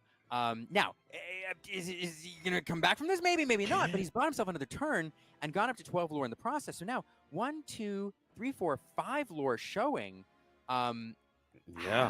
We still got a game. This is not over. It's not over until it's over. Nothing is over, as John J. Rambo would say, as we are going to stop the chaos in its tracks. And there was chaos imminent for Kopos, who was going to be able to slow Mr. Bivens down one last time and get another quest in. And this one is going to be a critical mass quest, as you put a huge amount of lore in play, and then you're going to get a few more cards in response. So Mr. Bivens is only going up to 14, and that's going to be a scoop them up. Let's go on to game number 3.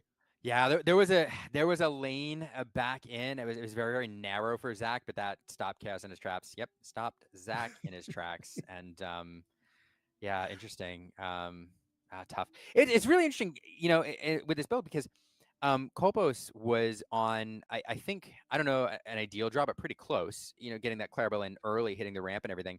And then Zach managing to keep it game within reach. It was tough. It was a long shot, but keeping it going until the last moment there. But well piloted game by both players. And we have a game 3. Absolutely. Nothing better than a game 3 match of the night. This is ICL on a Wednesday. So make sure you guys are locked in and laser focused. If you're in here, if you're chilling through the ads, I hope you can hear what we're saying. I know we got some ads going up right now, but all the real ones in the chat who are in here with their Prime Dog nasty subs going through, let me know. Say yay. If you out here in the chat through the ads, you're a true real one. If you're not, get that Prime Dog going and throw it into the bucket for the ICL, as it is time to let the world know what's going down, as Southside Gaming is trying to get loose.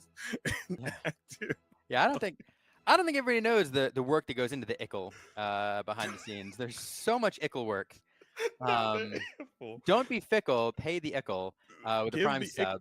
Give the Ickle a nickel, dude. Give the Ickle a nickel.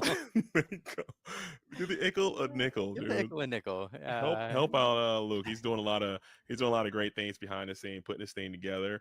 And we all do appreciate it, man. So if you guys missed that in the ad, go ahead and throw a Prime Dog in so you can miss those ads and support your ICL as the shuffles are going down. Game number 3 is coming up. Mr. Bivens is going to be on the play for the first time in forever, as Kopos is going to have to do some heavy lifting to take down his Amethyst Steel. This deck on the play is good, Liam. It is good, and again, that opening line 1, 2, I keep saying, but the 1, 2, 3, 4 strength on the play feels really good. Yeah, it's good.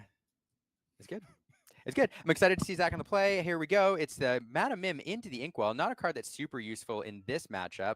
Helpful here and there, but not surprised to see it inked in favor of the Diablo.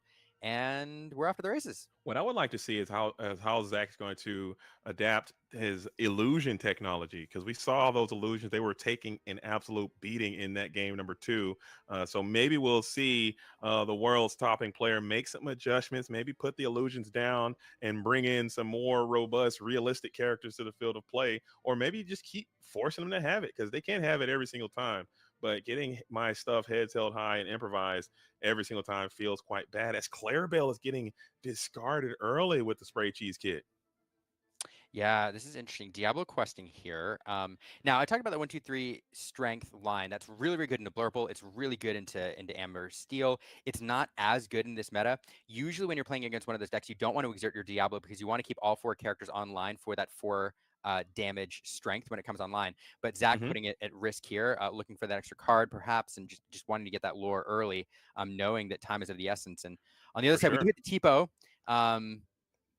which he's happy to see. There's that Satisfied Dragon. And also having that Diablo exerted with that Calhoun standing right beside him, challenge the Diablo if you will, and you're going to get cracked by this Calhoun, the Marine Sergeant. So I like it. As Zach is just gas, just questing these characters. Baymax here is the mega punish. If you have it off the top, you can transform and sing, or you can transform and swing, and it looks like you're going to go for another Spray Cheese Kid, which is another super slow turn 3 engagement there coming in from Kolpos. To Leaning Tower of Cheese. We haven't seen a cow yet.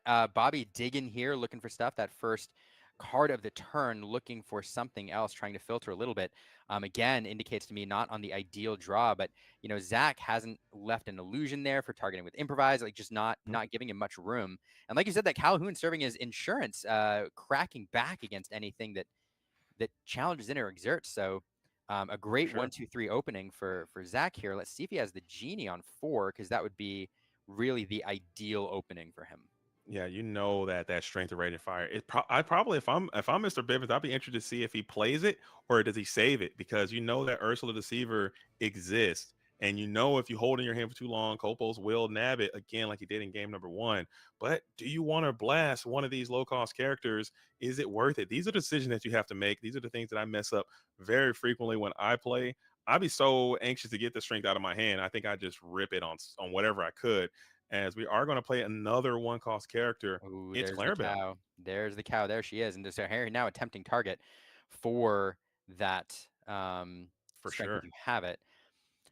It is an interesting choice, though. I mean, you talk about the Deceiver nabbing the strength. Obviously, losing the card is never good. But on these turns, if you're taking 2 ink off to play the Deceiver instead of doing something else, it's kind of a trade. You're like, okay.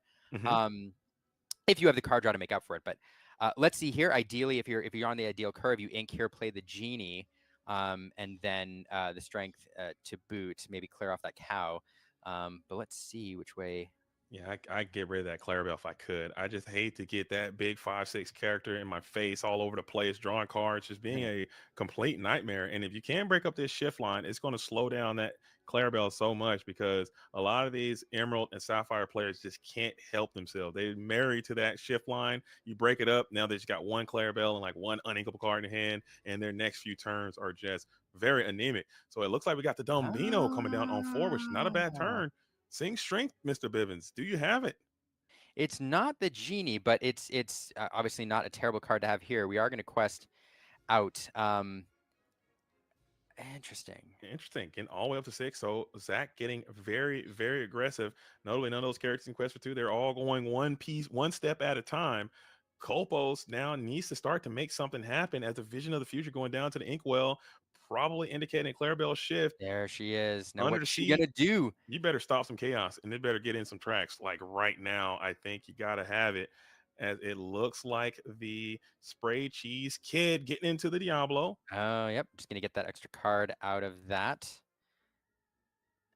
And You're then you're welcome. welcome. Probably choosing that genie there, or I'm sorry, No. the Dumbo. There it goes. I thinking Dumbo. I said genie. Sending it back. I have a genie on the brain. Sending it back into draw 2 cards, and this feels like a pretty good turn here. Yeah. Impactful. Now, again, Zach, the game plan with this deck, he's managed to get all the way up to 6 lore. This isn't an aggressive deck. It is not. It is meant to be measured over time. And so at this point in the game, once you're in phase 2, you want to put board pressure on, which Zach didn't manage to do there, choosing the aggressive line again, not having the strength. But at this point in the game, you're looking for card advantage. That Dumbo was what you really wanted to use to start to unlock some of it. And this feels like a big setback, but plenty of avenues back in here. But Kolpos just drew how many cards? That was, I believe, 4 cards coming in from this Clarabelle. Now, in this situation, are you just sending your characters into this Clarabelle and just trying to restart the game here in this spot with the Bobbies, the Tipos? That Clarabelle is kind of anchoring Kolpos' entire position. It might be, I don't know, maybe that's a low IQ play on my spot, but I see this Clarabelle and I'm looking for a way to get that Light Up for Who's off the board immediately. Or you can chip off 2 of these other characters and then see what happens after that. Yeah, I'd love, a nice line here. I'd love to have like a 1-drop or a card, sing Strength with the Genie, hit the Clarabelle, challenge in with Calhoun. Strength is so important in this match, or in this deck, if you have it. That would be an ideal line, but yeah, I don't know. I'd have to think through whether or not I'd send both into the Clarabelle. But yeah, what you're going to see happen here is this deck is built around Clarabelle, frankly. So getting it off the board feels particularly important. I would love to see her gone, but like I said, and still, there's no real answers to this character like that. Unless you have a giant board, saying strength. There is a strength. There it is. So that's it. That's nice. A great line. So strength now hitting that Clarabelle. You had it in hand. Now you're going to clear it with the Calhoun. You're going to get 2 lore out of it. Now doing a little extra cleanup with the Elsa, a Genie going off on a quest, I think there, and that is a really great turn. Strength is so important in this deck. What a turn. That was amazing turn. We were just talking about how stout that board was. Now it looks much more manageable with this Clarabelle gone, as we do get the Baymax shift to come down and clear this Genie, bug catcher Genie. We'll take 3 damage back, but this looks much more manageable here, as I don't know if we can quest this Bobby. I don't think we can. I think Bobby's just going to be Elsa food, and you just have to try to restabilize this spot right now and maybe add another 1-cost character, threaten Under the Sea, potentially. Yeah, maybe. I don't know. See what else is here. Tipo heading to the Inkwell.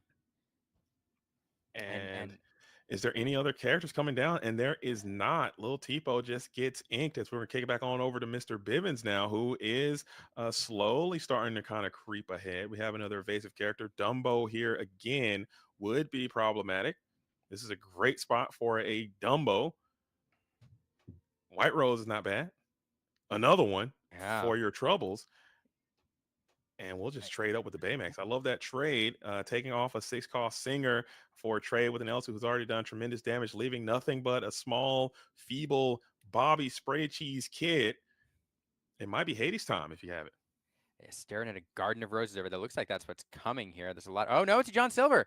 Why waste a Hades when you can just make a rose like charge into something or just hang out and do nothing? So there you go. Not a terrible card to play here. Shut down that aggressive line. But Zach is going to draw into a Genie, I think, probably off the top here. Draw a card off of that. That feels really good in this moment, followed by Diablo. And this is what this deck wants to do in the late game. It wants to go wide. A lot of low-cost characters, and it just wants to draw cards and go wide. That's the plan. And stay above 2 strength would be another good plan. And even if you get a card like Stop Chaos in its tracks, sending that White Rose back to the hand is not good for you. I think that is a problematic thing, as we are going to get a nice little quest in with the White Rose, feeling quite safe, as you're pretty confident that this John Silver is going to have to give Reckless to this Genie, or I think you need to get to some schemers right now, or this game might be over for you there if you're Kolpos. I think it is time for a Hades here and now to kind of solidify your position again. Yeah, I mean, you'd love to have the Hades here. I mean, you highlighted it, JD, with that John Silver. I mean, John Silver clearly take out that White Rose, shut down that aggression, but you'd rather be questing with it and shutting down the 2 lore from the Genie. But here we are. We're going to get that White Rose off the board. Yes, I think so. I believe so. I'm not quite certain if he did gain that lore from the Calhoun challenge. I believe he did, but I would have to watch a little bit closer. Okay, I believe he did, but okay. Shout out to the judges. The judges are all over this thing, watching very diligently. He did gain the lore. Zach is a player of extreme renown. I'm certain he's not going to miss out on 2 pieces of lore there for free. I've been watching that pretty. I think I would have missed it. I don't know. But chat, yeah, the judges are the ultimate. They see everything. But another Clarabelle here. Another big body Clarabelle electing not to sing with that John Silver, just electing to give a little bit of reckless, or no, excuse me, challenge the White Rose. So Genie is free and clear quest. Another one. Genie. Another one. Genie coming down here. Again, it is 2 strength, so susceptible to an Under the Sea if it comes out. But Clarabelle coming down, not as impactful here. Zach managed to empty like a good chunk of his hand, so I don't know we got any cards off of that. And just here dumping everything he can to the board, leaving 1 in hand. So trying to deprive Kolpos of any advantage from that Clarabelle. And just this is what this deck does in this phase of the game, in the late game. It goes wide and invites your opponent to have the Under the Sea in this matchup or bust. You better or hope. bust. You better hope. Now the question is, are you clearing this John Silver? I think you kind of have to, right?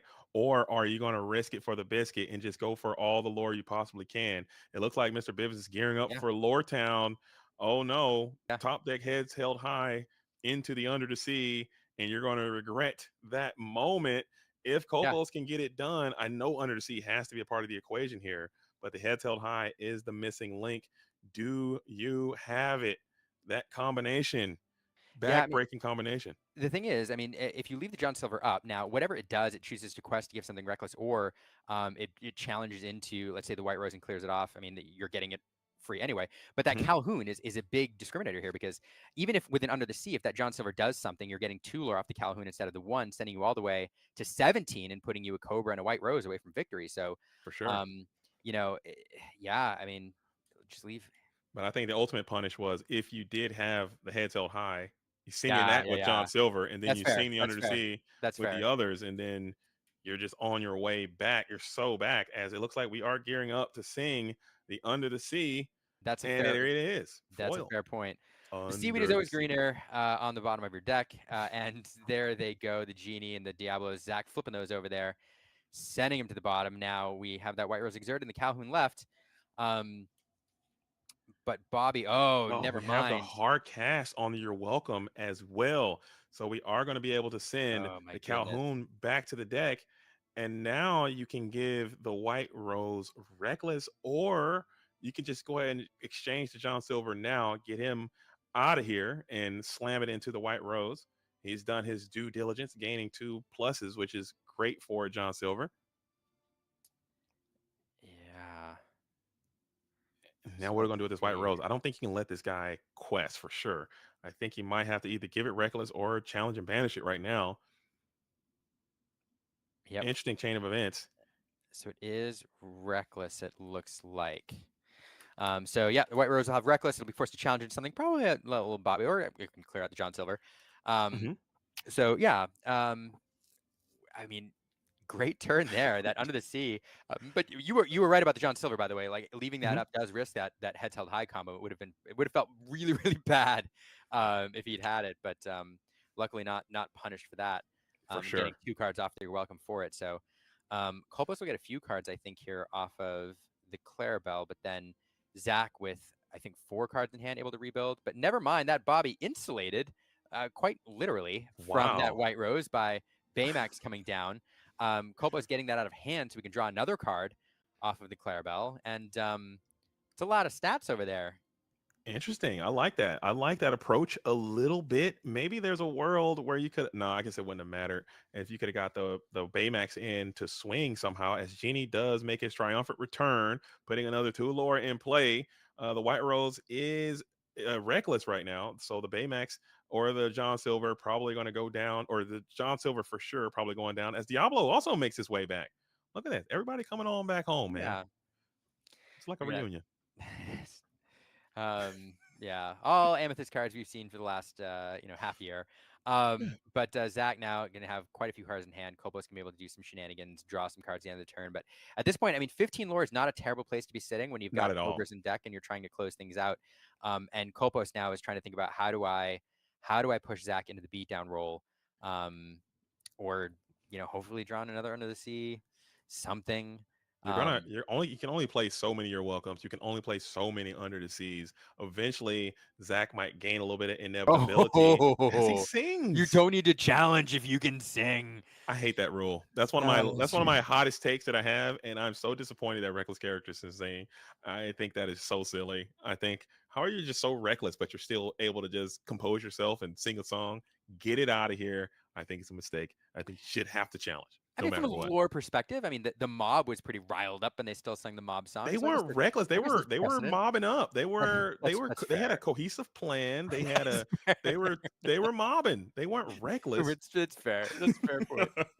Touche, sir. Okay. But nevertheless, this is a very, very good spot for Mr. Bivens. Not gonna lie, as the Baymax is going to go ahead and take down the White Rose, leaving 3 lore in play. Push yourself up to 18 if you got the Cobra in, and it's another Under the Sea. Never mind.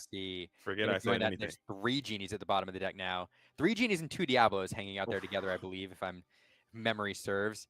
But that probably is. I think we've seen 2 at least. So running out of insurance policy is Zach. White Rose feels really good. Yzma also feels really good. You can't leave that. Oh my goodness. And notably, Zach has not seen a dock yet. The Bold Knight, we haven't seen any come in from the Amethyst Steel strategy. So if you can get some quests in, I mean, this is a lot coming your way. A dock Bold Knight off the top could seal the deal. Both of these characters are very resistant to the removal suite that you have available in Emerald and Sapphire, as another one, the detective Basil is down, bouncing the Yzma. As he's got everything in this deck, as we will show the Ursula, it is that same Yzma. That'd have been so cool if it had been a different card. Right, like magic. 1, 2, 3, 4, 5, 6, 7 here. I mean, here we're getting really close to the beatdown roll. So top decks here are going to be incredibly important. Now, White Rose is going to stay up. That is an extra lure here, and Kolpos without the lure to close this out on his turn. Can we get a dock one time for Zach Bivens? A dock would be an incredible top deck here. Oh, goodness gracious. I am interested what he drew, because he's thinking about this. You'd love something, moderate strength, preferably 3 strength, not susceptible to Under the Sea, that you could drop alongside that Yzma, but just feels, this is tough. So 17 lore on the board with that White Rose, and then you want to put yourself in a scenario where you have 1 lore remaining, so at the very least a top deck Cobra or a top deck Dock gives you what you need. It was the Elsa. You need to be presenting like a game on board scenario every time. You were not able to do that this turn. So you might have to engage in combat, and it looks like you will not. You're just going to quest, get up to 16. So now technically you do have game on board. Kolpos is still quite far away, as you're threatening 2, 4, 6, 7. You can get up to 17 if you quest all your glimmers right now. No cards in hand for Zach, as the Clarabelle is still feasting quite nicely. Looking at the board, this looks quite good for Kopos, but maybe Zach has a window of opportunity to get this thing done, as Yzma is going to give you 3 cards, it seems. No Hades. This is really fascinating. So inking the Elsa is a fascinating turn here, depriving Kopos perhaps of an extra card. Not another one. That's crazy. Well, here's the thing. You really needed that Yzma. You wonder why the Elsa, because Zach is forced into an empty hand, which means if you draw the Cobra off the top deck, which is one of your win conditions, then you can't discard the card. But all the removal that Kolpos is going to have available would send the Yzma back to the hand anyway, or you're welcome to draw a card or draw 2 cards. So you get that insurance anyway. But here, I mean, there is a win con in hand if you have that 4th White Rose and a Cobra. But now he's got the Basil questing. It's going to be able to randomly discard a card. It's that Calhoun. Oh, yeah. You're kind of chilling with that. If you can somehow finesse this White Rose around another turn, I don't think you can, as the boogie down Baymax looked like he's down to challenge. No, he's going to quest. Everyone's questing. Oh, you're leaving it up? No, you can't leave it up. No way. You got to get rid of it here. And it looks like you're questing. Oh, you hit the correct one. Oh, that's mean. That's burying the lead. Oh no. That's brutal. Not like this. The Lewis coming down. And Oh no. is there a plan? Can you? Yeah, I don't think you can get it done. It looks like the white. I think this one might be checkmate here, as Kolpos is going to get it done. We're going to play two characters. We'll send on in to the Baymax, and that is going to be a GG. Very well played. What a game, man. That is incredible. Incredible game. Incredible conclusion. Zach, what a docs. Okay, Kolpos, you're welcome. Thoughts? We'll see. Let's see what the players have to say about it. Let's hop over to the interview room and it always hear takes from me them. like 2 minutes to get over It there. takes me so so long. It takes me me in a moment. Well, I'll meet you there at some point in the future. All right. Okay. You too.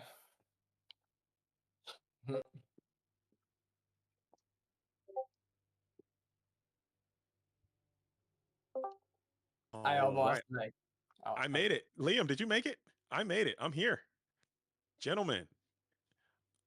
Okay, he's going to be here soon. Liam's going to find it. We're old. We're trying to find our way into the Discord. But gentlemen, I got to say that was a fantastic matchup. I had a lot of fun watching that. Mr. Bivens, I didn't jinx you too bad. You had a semi-playable hand this time, so you can't put that one on me. But it was an outstanding performance. Kopos was able to get it done. So we're going to start with you, Kopos. Talk to us about this strategy. No Emerald, no Amethyst for you this set. It seemed like that deck is kind of relegated a bit, but you showed up with the Emerald and Sapphire. Can you just talk about that deck, what it means to you, why you're playing that in this format, and talk about some of that tech, man. You got some cards in there that a lot of people aren't playing. You just talk about some of those if you can. Yeah, thank you so much. So I think kind of like Emerald Amethyst, not Emerald Amethyst, Emerald Sapphire is the deck that like I think in the well position in the way that like you can build the deck to be whatever deck, but it's gonna lose to some deck. So this time I just expect that like SSG might being like kind of like Amber Steel, they didn't bring Dogs and Purple Steel, so I take my deck build to fight against those decks. So I don't pay Ben in this version, and then I pay like 4 improvise just to kill the illusion, 2 Baymax, and like 4 of Louis. So I think like Louis is really good into like Amber deck. I didn't play against Amber this time, so he's like, but I mean in the third game he's come like he's really good keep on like really good top deck just to stop him from go to 18 and then like bar on whatever. So I think he's like win me the game somehow. I paid 2 Hades this time since like I'm expect not to pay against like the blue deck this time. Even like I'm gonna dead. And then I pay 2 stop chaos. This thing like can bounce Yzma, can bounce Dumbo, can bounce my own Hades. So it's kind of like good against like all the deck that I target, and I'm the believer of the Peaky, so I still play Peaky. I didn't have chance to use him to like triple lamp today, which like usually win you the game if you'll be able to pull it off. I didn't have chance to do it today, so I also like go into the Inkwell also. Right. I think on game 2, I think improvise helped me a lot when like Zach open illusion. I just like, okay, this thing gonna win me the game, and I think it helped me gain the tempo back. And I'm not sure that it influenced him to not play any illusion on third game or not. I keep to improvise on the third game, and then I have to or just discard it because like, okay, he know what I'm going for, and then like it's not gonna work anymore. Yeah, and I think like this deck, if you can shift Clarabelle, if they don't stop you from shifting Clarabelle one time, you will have like run away with the game with like more resource. And then if you utilize it well, even the card individually look bad, but when you play it's like together and have like some plan ahead, like what you aim to do, what kind of game plan that you want to do. So for today, it's like just to stop them, whatever, just like don't let them go to for still just don't let them go to 18 since that they can combat on the top. So kind of like have him at 17. Absolutely. I mean, I thought it was a great match, and you're talking about those illusion characters. I haven't seen a heads held high be basically a board wipe. We saw the improviser doing very well. How many heads held highs are you using in your deck as well? This one I play only 2 since like max twice, so I kind of like rely on that. And this one is more like an insurance if I cannot find improvise, and also to do the combo also.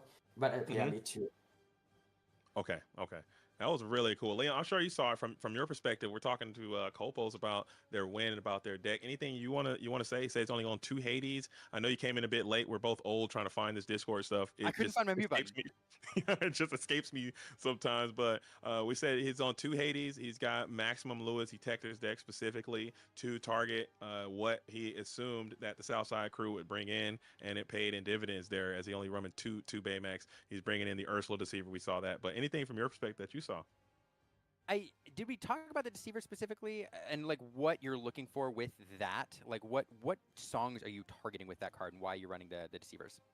Right. So I think this one is really good on the draw. I mean, I usually like in the steel deck, they're gonna like, if they're on the pay, they're gonna pay something, and they're gonna pay strength on 4, sing strength on 4, and if you can leave that off when they're on the pay, it means that like their game plan is like got this lap right, and then they have 1 card less than you at the start already. So if you can lift the song off the top, maybe they're gonna pick their hand because like they might, okay, I have like another ink, and then now they draw an inkable, or they might need to ink something that they don't want to say. They want to keep P, they want to keep something for the next following turn in the end game. They need to ink it. So it's kind of like good on the draw. On the pay, I never want to pay her unless like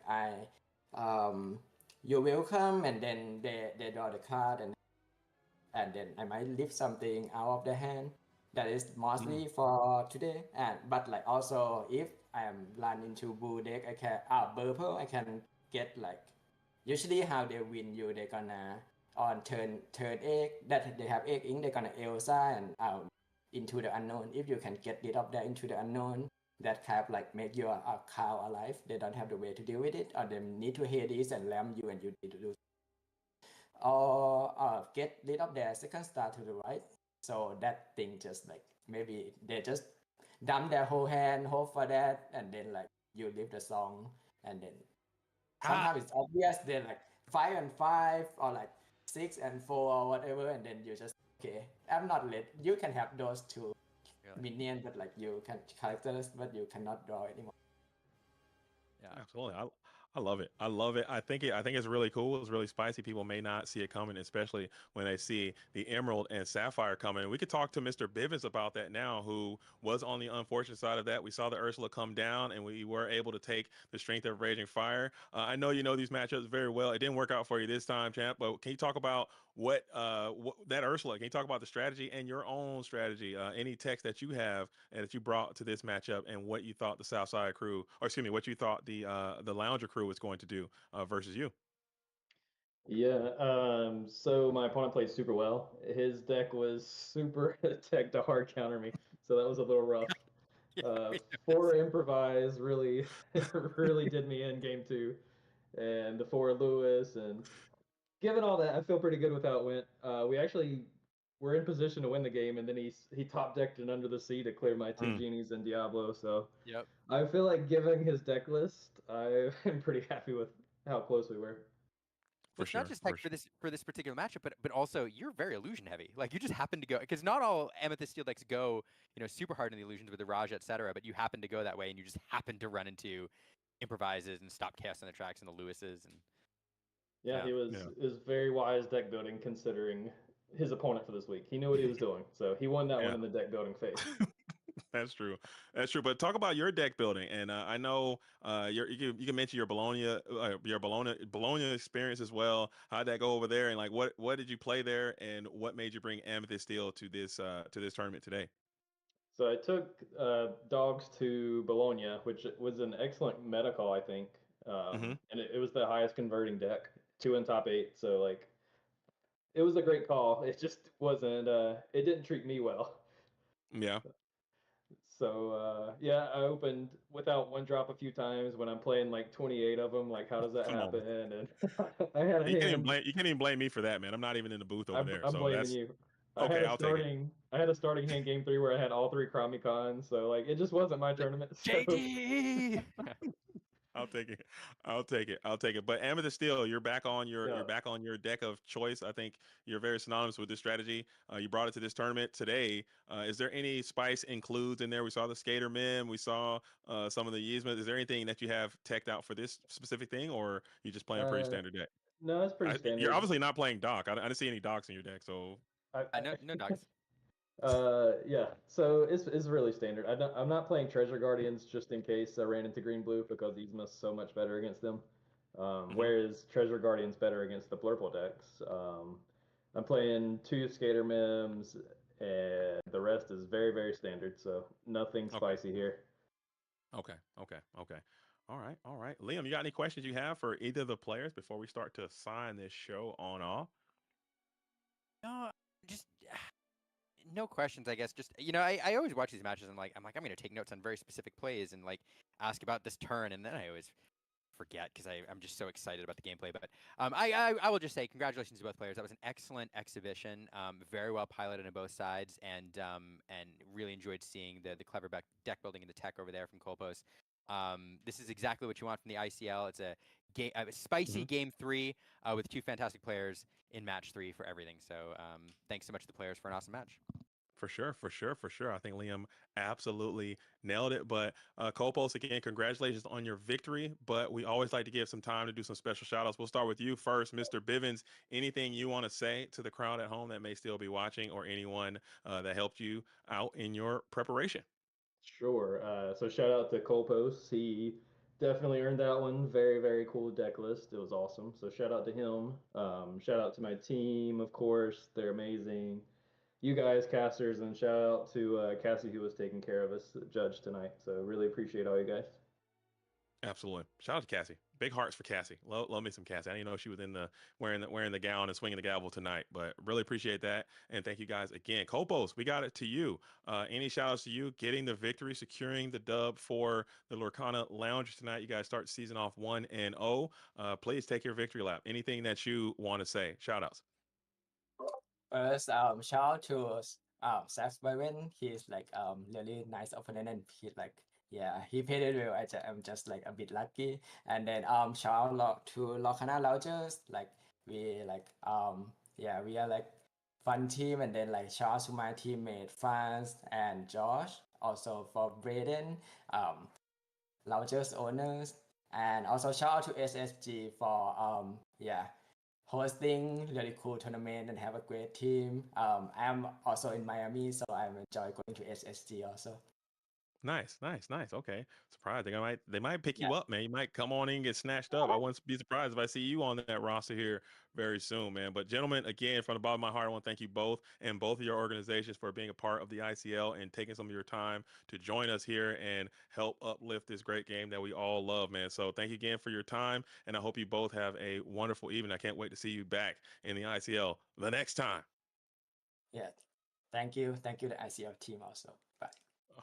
All right. You guys take care. Have a wonderful evening as we're going back to the booth. Liam, I'll meet you there. Hello? I won. I made it. I beat Liam. Everybody beats me. Everybody beats me. I know I'm sorry. I literally have been practicing to going from booth to booth. But man, what an incredible match there. And thoughts on that? I mean, he came out 10 a win. Was prepared, okay? Mr. Bivens was like, okay, you got me, and you got to gamble. And we talked about that in round number 2 in the Hayes match. He gambled, and it came up Snake Eyes, and then we gambled again, and it came up Lucky Sevens all the way through. 4 Improvise, 4 Lewis, Ursula, 2 Hades. You're like, nope, I got something for you. And he ran it, and it worked out very great, but still an incredible matchup. I think you got to do it. Yeah, it is. We talk about it all the time on like the DLC circuit and all that. That the deck building phase is the game before the game, and you heard Zach Bivens say it like, well, you won. He won this game during the deck building phase, and that's the thing is like even for DLC Milwaukee, right? Like it's coming up in 2 weeks. It has already started. Yes. That tournament has already begun because players right now are playtesting and working and figuring out their techs and finding the spice and figuring out exactly what they're going to do. Like, players are winning or losing Milwaukee right now with the testing and the prep that they're doing, which is one of the things that makes TCGs so fun to me. For sure, for sure. Just the work that you got to put in. You got to put in the work. You got to get it done. Now, hopefully we see all of these players here, the Lorcana Loungers and the Southside Gaming team will hopefully send a lot of members to that DLC in Milwaukee. I'm going to be there. Liam's going to be there. Hopefully you guys are all there as well, because it's going to be an absolute masterpiece. But man, oh man, I'm so happy that the ICL is back. We got another high profile feature match that will be taking place next Tuesday, also next Wednesday. So Tuesday, Wednesday is the ICL schedule. Make sure you keep your calendars marked and noted that this is when we're going to be going down. You're going to see another high profile match. It's going to be Team Impact versus the Incredibles coming through. That's going to be a nice one. I'm glad the Incredibles are here, and I'm interested to learn about Team Impact. I believe they are a Memphis-based organization representing a little bit of Tennessee in Lorcana. Let's come on through and see what Team Impact's going to do. And then keep it locked for Wednesday. We got ETB, our current and reigning ICL champions, are going to make their debut on their feature match, playing against the Freedom Gaming Squad from Florida. So it's going to be action-packed matches. Make sure you guys tune in. Tell your friends and come on through. And again, thank you, Liam, for being here. It's always nice to see you. I love a little bit of Liam in my life. Aw. You had me laughing. You had me joking, smoking and joking. But what? Yeah, for sure. But when can we see you, Liam? What's going on with you? Anything hot you got coming up? No, I think Milwaukee is the next big thing I've got coming up, kind of laying low a little bit in terms of travel until then, trying to focus. So just doing a stream here and there, doing some videos and trying to just, as you would say, get locked in for Milwaukee. For sure. I mean, I think you hit the nail on the head early on when you highlighted what a show that the European team put on, not only the casters, but the players, the whole production. Right. And feels like there's a lot to live up to. So the pressure's on. I feel it to deliver in Milwaukee, but I have no doubt with the team and everything that we're going to put on an awesome show and just have a great time. So, but no, I'm just kind of getting locked in for that. And yeah, how about you? For sure. Same. I'm my next little session is going to be at DLC in Milwaukee. I'll be on the commentary team for there. I cannot wait. I have not been to a DLC in so long, and I'm just excited to meet everybody from the community and just get into that vibe. And hopefully we have a great time bringing that to you guys. So it's going to be on the official Twitch. It's going to be out there. Make sure you guys tune in. And also before that, so get those reps in your set championships, but make sure you tune in to the ICL. Huge congratulations and huge thank you to Luke and everybody else behind the scene, Rod, Gaston, and everyone and all the judges and staff for putting this thing on behind the scenes. So if you haven't done so already, make sure you check out the YouTube as well. Throw a like and a follow over there. Subscription to the YouTube. If you have an extra Prime sitting around, make sure you throw it into the Twitch as well for Luke. It does go a long way supporting what we're trying to do here at the ICL. Throw a follow down there as well. Turn your notifications on so you don't miss any of the ICL action. Also check out Luke when he does his streams. If he's playing Lorcana, if he's doing something else, get out of it. I'm kidding. I'm joking. Don't fire me, Luke. Don't fire me. I'm kidding. I'm joking. That's me disappears. I'm joking. Yeah, give the ickle a nickel. Yeah, get it in there and help out the broadcast. But I think that's going to be the show, Liam. I think we're about to wrap this thing up. As always, it's so nice to be here with you. Thank you for joining the ICL and taking some of your time to do that. We'd love to have you come by as much as you can. I know you're a busy man, but having your voice here, part of the ICL, is just going to really uplift what we're trying to do here as well. So please come on in and be a part of this ICL thing. It's a lot of fun. You're going to enjoy yourself. It's a treat. And I echo all your shout outs, and also shout out to all of you viewers who are hanging out with us in chat, even now as we're vamping, because if you aren't here, JD and I are talking to ourselves, and it's fun, but it's not the same. So we appreciate all of you. Absolutely. Well, my fellow Illumineers, until next time, we'll see you back at it again. ICL on a Tuesday. Keep it locked. Don't touch that dial. And we will be out here soon. Peace. Nice.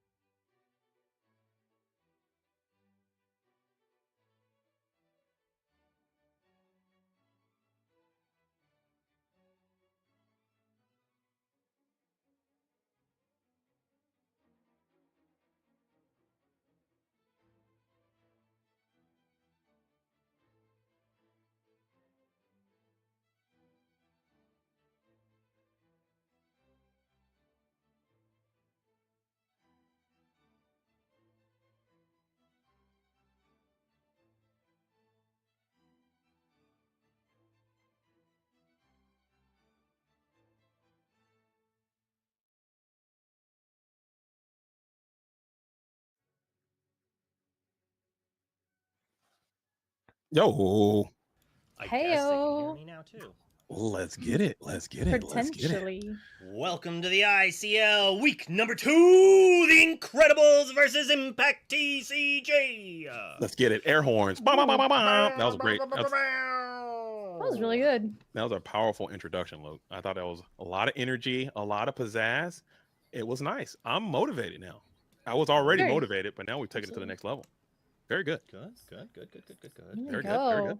So these are the Incredibles versus Impact TCG. Were they in the ICL last season? No. New people. This is the first iteration that we've seen of 2 new teams coming to the ICL. Both of these teams are long-standing teams in the community, but this is the first time that they've had an opportunity to be here. I've met some of the incredible teammates. I know they have some players in my region here, and I've met a lot of the members of Team Impact as well. They frolic, if you will, in the Memphis, Central America region. Do people in Memphis frolic? I hope so. Frolicking is a lot of fun. I think people frolic everywhere. Yeah, it's an international thing that you can frolic. Frolicking? Anyone can frolic. Okay, fantastic. Yeah. Especially in Memphis. Walk in Memphis. Awesome. So we have our second week of the ICL, and we have these 2 teams with totally awesome logos. I like this. I like how we're like, it's Incredibles and we're towing a line, but I like it. I like the way it looks. It looks almost like, can I say Incredibles? I don't want to do that. I know, right? I was like, I don't want to like say it. I mean, they're definitely inspired by the Incredibles. Yeah. I think they're very inspired by. As I said, we're towing a line, but I love it. It's definitely inspired by. I think that might be something. And we have Team Impact TCG. I don't, like I said, I've met them. I know this is Rod Gaston's team. Shout out to Rod. He's one of the founders of the league, one of the admins of the league, and he is playing on that team. Maybe he will get him in the lineup tonight. I would love to see him out here into the field of play, getting into the dojo, getting active. Rod and I both agreed not to play on our. Oh, okay. That's fair. That's fair. Never mind. So I won't hold my breath. You should hold your breath. I should? Yeah. How long can you hold your breath? Oh, there he goes. Maybe like. You should just hold it. Why not? Yeah. Maybe like 30. Maybe like 30 seconds or so. I think. Yeah. It might get like 45 seconds. If I really lock in on it. I don't know why I'm going to tell this really stupid story, and I'm sorry, everybody. One time when I was in high school, a friend of mine, we were going through the McDonald's line, and he ordered like the 30-piece chicken nugget. You know what I mean? Like where it was like an egregious amount of chicken nuggets. We get to the window. I get my food. He gets his food, and they're like, "Sir, can you pull forward? We're holding your nuggets." And he literally looked at them with the biggest puppy dog eyes and goes, "We'll let him go." Oh, that's pretty sad. And I was like, "What?" And the lady was like, "Just pull forward. Like, what are you doing? Like, just pull forward. Why are you doing that?" And it sounds like a compassionate person, and they really were concerned about the safety of their nugs. Yeah, I mean, pretty much, yeah. It's like, we're holding your nuggets. He's like, "We'll let them go." And I was like, "Release the nuggets, huh?" Yeah, release them. Give them to me, please. I mean, if you need 30 of them, yeah. If you had 30 chicken McNuggets, you probably needed at least one of them at the time. Do they still do the 30 nugget special there at McDonald's? I haven't been to McDonald's in years. I know exactly what it was like a giant box just full of nugs. $4 for 6 nuggets when I went there the other day, and I literally told my wife, I was like, I don't ever want to go here again. Like, you're off McDonald's? I don't believe that, Luke. You're McDonald's charging main. $4 for 6 nuggets. Like, you're a McDonald's main, Luke. You are I've seen you eat so many double cheeseburgers. You only see me eat McDonald's because you see me eating while traveling. There's nothing else to eat. And on stream, I've seen you smack double cheeseburgers on stream more than once. Knock it off. Well, I've seen you. But that's not going to happen anymore. Hopefully. Okay. My kid is especially not at $4. Yeah. So like, how much can I really argue with my wife where we eat when my son is like, I want a kid's meal? Okay. That's exactly how he says it. Very professional. Excuse me, mother, father. Mommy dearest. Father you for a... Might thou bequeath me, Papa, Yeah. Mama, Papa. Papa, Yeah. Mama, might you're thou going to- bequeath me a small portion of McDonald's, perhaps, per se. I think that's exactly. What say ye? Mama. Exactly how Papa. Ta-ta. A double cheeseburger would suffice me well if you could. Yo, you order it and they're like, "Would you like apple slices?" And then my daughter's in the back, and they're like, and before they're even done saying "or extra fries," she's like, "No apple slices!" I'm like, yeah, none of them. She heard you. Yeah. So you can get apple slices, which are just like a gooey mess that just sit there and it's like worse. And then, or you can get extra fries. And sometimes that means they'll give you 2 small fries, and sometimes that means you'll just get no apple slices and the same amount of fries. It's always a gamble. It's always a gamble. I'm always picking the fries. I don't know where McDonald's getting their apples from, but yeah, right. Where to get apples? I don't know. Yeah, nobody's even opened the bag. It's just old potatoes, like shaped like apple slices. They're like, I don't know, whatever. We don't actually have apples. That's crazy. My son eats the apple slices. Okay. Yeah, they're just like gooey apple slices with no, like they peel them, so they're just like in a bag. Yeah, it's just apple. It's not great. We're gonna go through the player cards. Yay! We made it. Round 1. We're gonna go through. We're gonna watch the match in the player cards. Well, we got to start. We're running a little late. Oh, okay. Okay. Maybe in between rounds you could toss them up there as well too. Yeah. That's what I was thinking. Is like after the first round, we're gonna go through the first round's player cards, and then we're gonna do the player cards for the people we're about to watch, and then we're gonna do round 2, and then we'll show the round 3 player cards before we go. Okay. So do you want to do one versus one right now, and then or just go right into the game? We're gonna go right into the game here. All right, let's do it. Let's do it. Sorry about that. A little late. No. A little. It's been a hectic week for me. People might be wondering, how could it be hectic? You're not even streaming. Well, let's just say there's reasons I'm not streaming, and it's because it's been a hectic week. Is everything okay? Anything you want to share? Free therapy? My mouth hurts a lot. Yeah. I'll share that. Are you still? And I don't want to put any additional pressure on you, but hopefully your mouth feels better. But are you still able to get some quality testing in for the DLC? I know you're a very competitive player. Of course not. I've literally been doing nothing but drinking milk and then whining to my wife as she looks at me like I'm a baby. That's basically what I've been doing for a week. Dude, mouth pains are the worst. So bad. I feel so bad for you, man. And if you need to take, I'm sure if you need to take time off from doing this, like I don't know if there's any way we can keep it going. So the antibiotics have finally kicked in. To an extent that I should be able to make it through the round. So I should be casting tonight. Okay. Okay. The ad break just finished up. So I'm going to push it over now, and it's just going to be you two, which is why you're here. Well, cool. So I will chat with you two after this round. Let's get it. Let's get it. See you. And we are back. Hey, Kohler. It's been a short week. I know, and I am immediately noticing the champion Matt over here on Camille's side. So what a flex. Did you get a chance to get out there and get your set championships on? I have not yet. I have one on Saturday potentially, and definitely one on Sunday. So I will either try once or twice, and if I get a Maleficent Matt, I will be shocked. Yeah.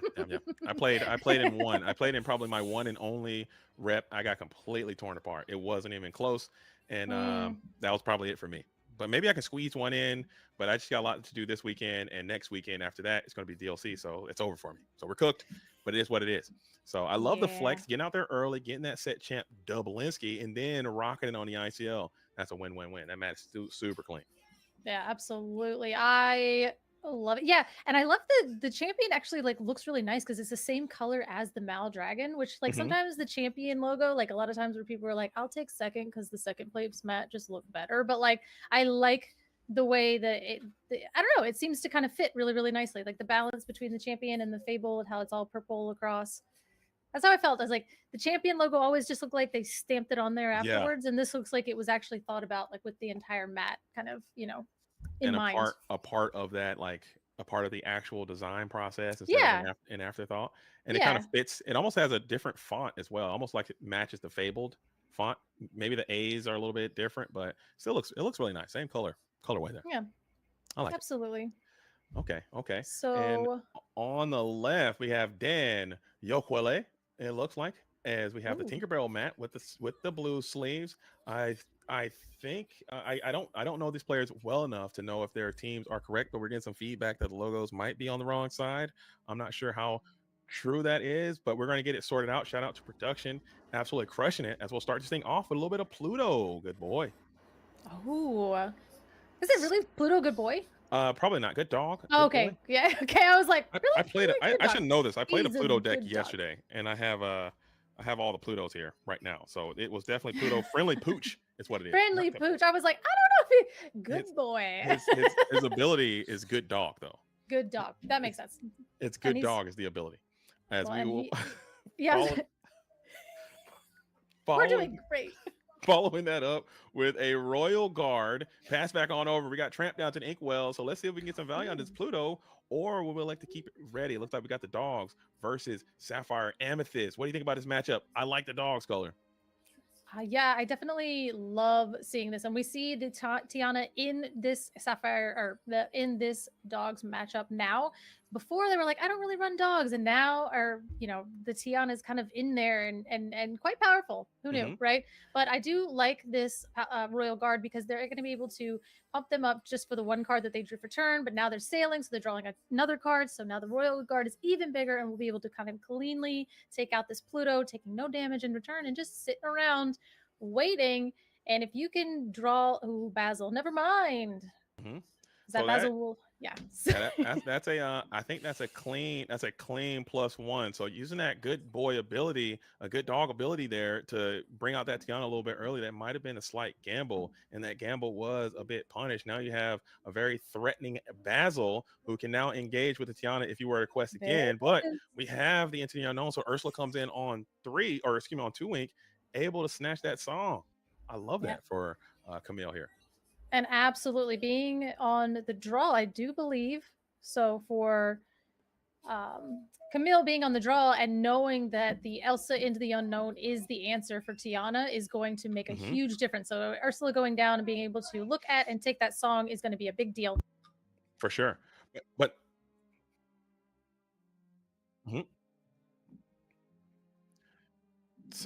So that, but also to your point, Color, that Royal Guard Basil will be able to clear that Tiana as well. And right, so, just multiple ways to go ahead and get on rid of that Tiana. We've seen her since the beginning of the set, and now we have just like tons and tons of ways to make sure that she is no longer a problem. For sure, but this just in though, we did hear that there is a little bit of close proximity, that Camille is actually very close in location to the Team Impact area. I think maybe located in that Memphis region. So shout out to them for maybe they know each other, so they have a little bit more insider information on each other's strategies and or tendencies. This incredible team is a nationwide team. They have members all over the country. So I think that is that's pretty neat that they're so close to each other, and they probably played a few times before in the past. Like, I know your tricks. I've seen them. I've seen the tricks up close. And so now, yeah, and it's always good too. That's one of the ones where it's like, oh yeah, like they know each other and they're friends. Like, I want to know what they're saying while they're playing. Sometimes, you're like, I just want to hear it, because there's always like that camaraderie, like with teams, and it's always super fun to listen to. But we will watch them play this game as the little Royal Guard goes on a quest, I do believe. Interesting. What do you think about that quest? I think having that Royal Guard quest probably setting up for the Madam M elephant. Never mind, I did it too quick before you can say it. I think that he's going to bounce it with a Madam M elephant back to hand and make sure that a tramp doesn't come down and cleanly take out that Royal Guard for freeze. For sure. And you're absolutely correct. So you now have the Basil is installed, the Madam M elephant's installed, but now you have double Tiana. So this could get interesting. You still will be able to pay the Tiana tax, but you cannot afford to pay that 6. You're going to need another Entity Unknown here soon, as both of those Tianas get exerted. You could lose this Battle of the Bulge here, as your character's starting to get super wide on board. Blurple never can handle a super wide strategy. As we're going to go ahead and get another Genie's coming down. That's another great little piece of kit, adding another card to your hand, staring down this massive board chock full of Tiana's. Tipo into the Inkwell for another Royal Guard. So you send one back to your hand, and that's the same one, I would only assume. But you can never be so bold. You can never be so bold. As we're going to go and pass back on over to Camille. Camille now, who has been equaled in board presence, both players hanging on to 4, but you have this very problematic Madam M elephant that will even in the event that it cannot do any damage, it can still gain some damage and act as some kind of pseudo removal. So you're being very reluctant not to quest even with the Tianas, as the Tramp comes down for a draw 4, discard 4, looking for an Under the Sea, which still would be quite great here as Lilo finds her way into the discard pile. And we do see the Aurora too. I love this Tramp because of that reason, because you know, just especially if you keep finding them, it's one of those things where you're like, oh no, I have to like draw a bunch of cards and then discard my whole hand. Is that fine? Now you just have a bunch of 2 7s on the board for no reason whatsoever, 2 8s on the board, like, and they quest for 2. So, and it's a miserable thing for Blurple to be trying to get rid of multiple Tramps, just all the Tianas and everything. That's too many. You need too many answers. It's too much too soon. I think that is a very, very fair assessment. But the major thing is that this Tramp can dig. You're digging 4 cards. You're looking for that Under the Sea, which will be quite potent and powerful. It will only leave the Madam M Elephant, and Dan will only hold 2 cards in hand if you can get that set up. Mighty Quest coming through. All those Tianas getting exerted. Let's see what Dan's going to do here going into the 16th turn. Are you going to pay the double Tiana tax to start clearing some of these characters? What do you do, Color? Let's see. We are only on. We don't have enough ink. It's not a Hades turn, but I mean, we did get our Into the Unknown swiped from us, so we potentially could find another Into the Unknown that gets rid of one problem.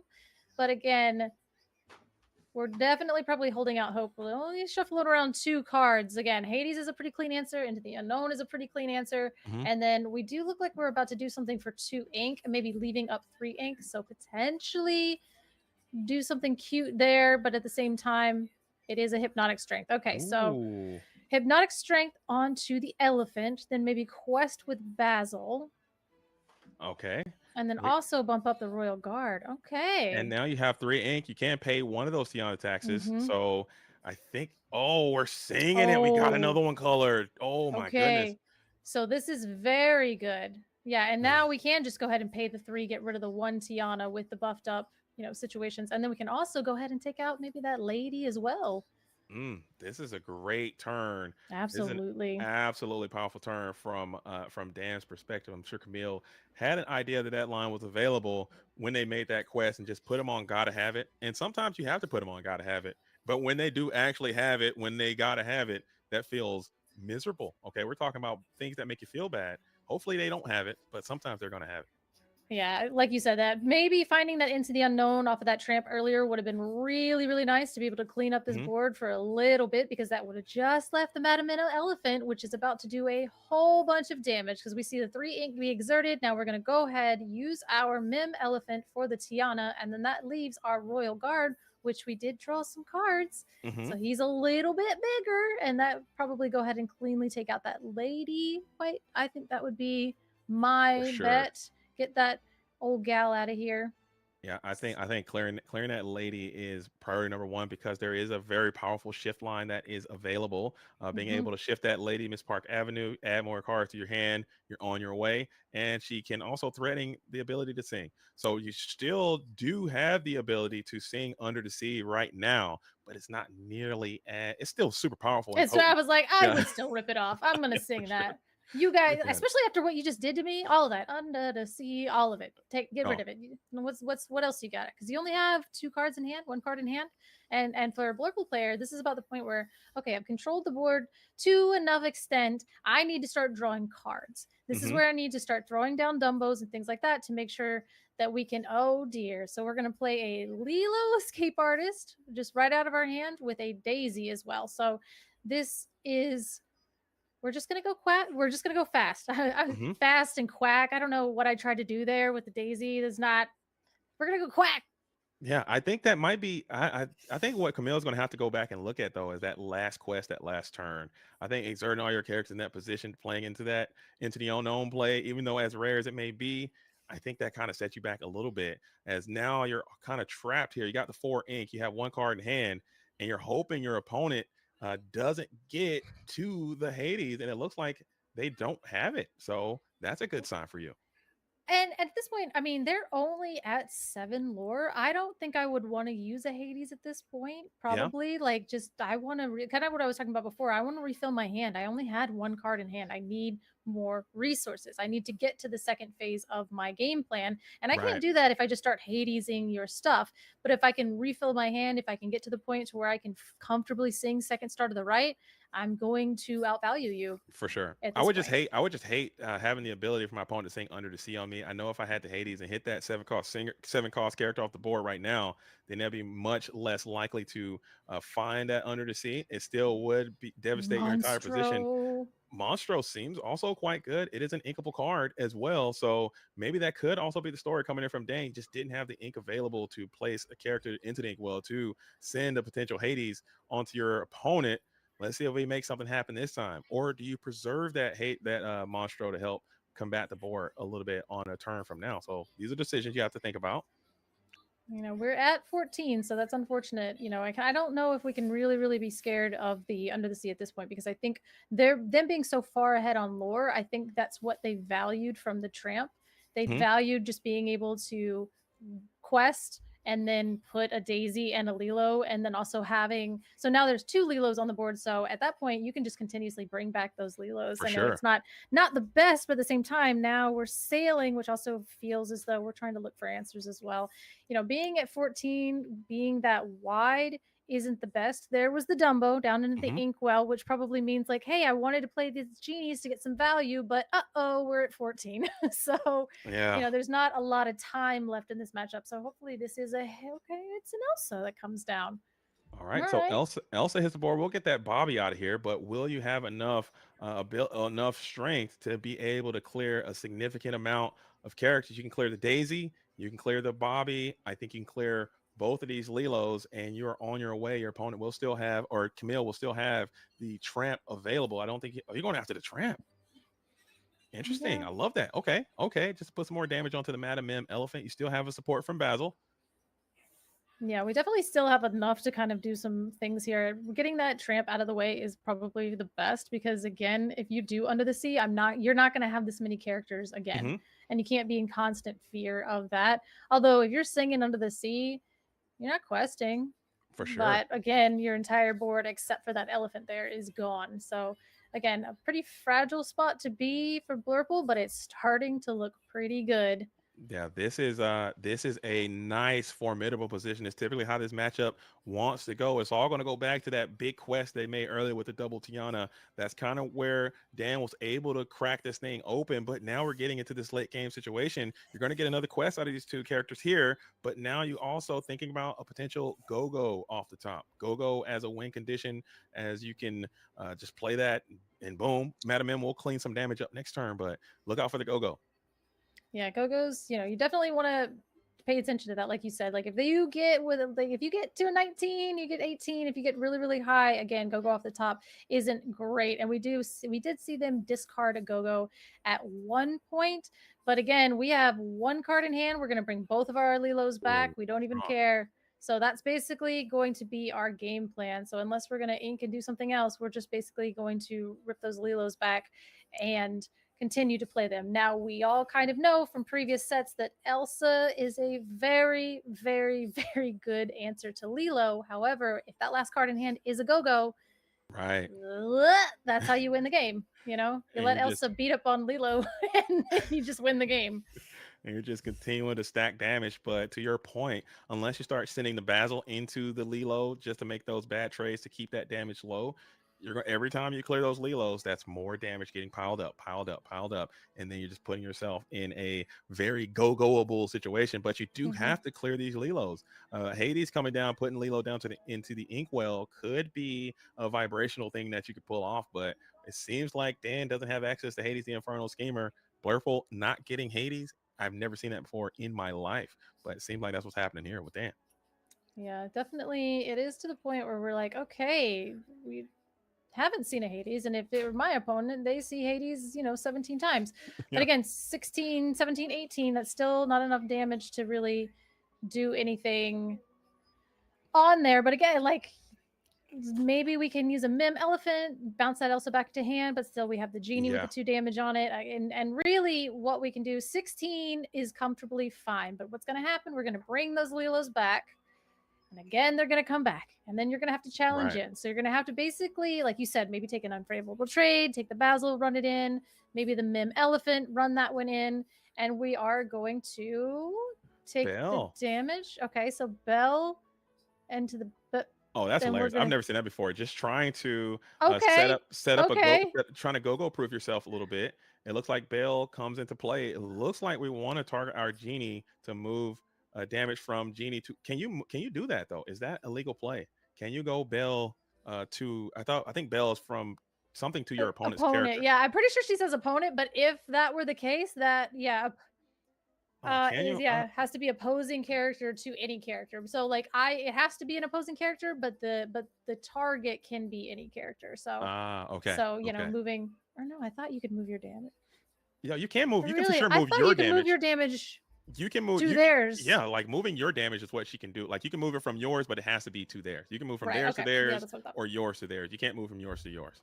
Which, yeah, that'd have been neat. I've never I was seen gonna say play before. that Maybe is like big brain. Well, production. All right. So yeah, getting rid of the Basil to get rid of that damage from the Genie would have been hilarious. But again, we can't do that. That is cheating. However, I don't know. I'm here for big brain stuff like that. Like when you see like a little play and you're like, wait a minute, what are you doing? Yeah. All right. So we do see an Aurora come down and a Daisy come down. So again, now we're at 16 and anything that we put on the board is going to mean like answer this. You have but to again, keep answering. We've got 2 Genies. We have, a few. Never mind. That's a great answer right there. As the big body Elsa, Spirit of Winter, comes down, and we're going to freeze frame all of the characters on the opposite side. Camille has to hate to see that, and you get a mighty quest coming in. So this might get it done as we are going to that was it. Yeah, I was going to say that's a pretty definitive thing to do. You go ahead, you tap that down. It doesn't matter, 16, 17, 18, you can go for 18, but that's not 20. But if you quest, more than once with that Elsa, that's it. That's game. So because they were already at 10 lore, so they were recognizing that you needed to be able to get those incremental quests in throughout the game while you're controlling the game. So basically when you turn that corner, you don't have to, in 5 or 10 turns, I'll get you, like it's really like, okay, this is on a 2-turn clock now because I've been questing a little bit here and there the entire time. For sure. I think I think that it's all going to go back, honestly, just thinking about how that game went. I think it goes back to that big turn where they made that 7 lore quest with those Tianas. That'd be something I want to ask Camille about it. Any regrets there? Because you kind of put yourself into that line. Granted, you still had access to a Elsa into a Into Unknown play, and it could have been just as devastating. But I think you really kind of once that happened, I think the game kind of really just turned on its head. So. And I think there is a point to that, but the other thing is just to sit there and do nothing, right? You have the Tianas, and wait, are you saying did they oh my gosh, did they quest both Tianas at once? Yeah, they did. Yeah. So at that point, you're making them have it, and that's the entire story of this format is like, do they have it? And especially with Blurple, I already played an Ursula. I already got you into the unknown. You probably have an Elsa. But do you have another Into the Unknown? Right. Oh crap, you do. Let's go next. And that's kind of the thing is like there are these pivotal moments, especially early game, where you're like, do they have it? They did have it. Should I scoop or should I play for the fun of it? Like should I? Anything could happen. Anything could happen. I could just chain like 3 more tramps together and quest out and win. Or I'm not going to hit the cards I need, and I can play an Aurora and a Daisy and cry and then go next. So it's like. Blurple's a control deck. It just, if they have it, boy, do they have it. And that's one of those things. And that's one of those things. Like, no one has ever truly defined it. And I mentioned this the other day on one of my streams. Oh yeah, okay. No one has ever truly defined it, but we all know what it feels like. Know what it is. Okay, it's so crazy. It's one of those things that I love about like these kind of communities. We're like, oh man, he's got it. What exactly is it? It's got it. It's got it. The thing that makes you want to quit is it, dude. And sometimes you got it, and sometimes you don't. Did they have it? They got it. Cool. They win. I'll get it next time. They'll get it next time. It's going to keep rocking and rolling. But we're going into game number 2. We didn't get those cards up. We'll get those in between the next game potentially. Okay, that's something that we can work on at some point. But thank you all for being here. This is ICL on a Tuesday.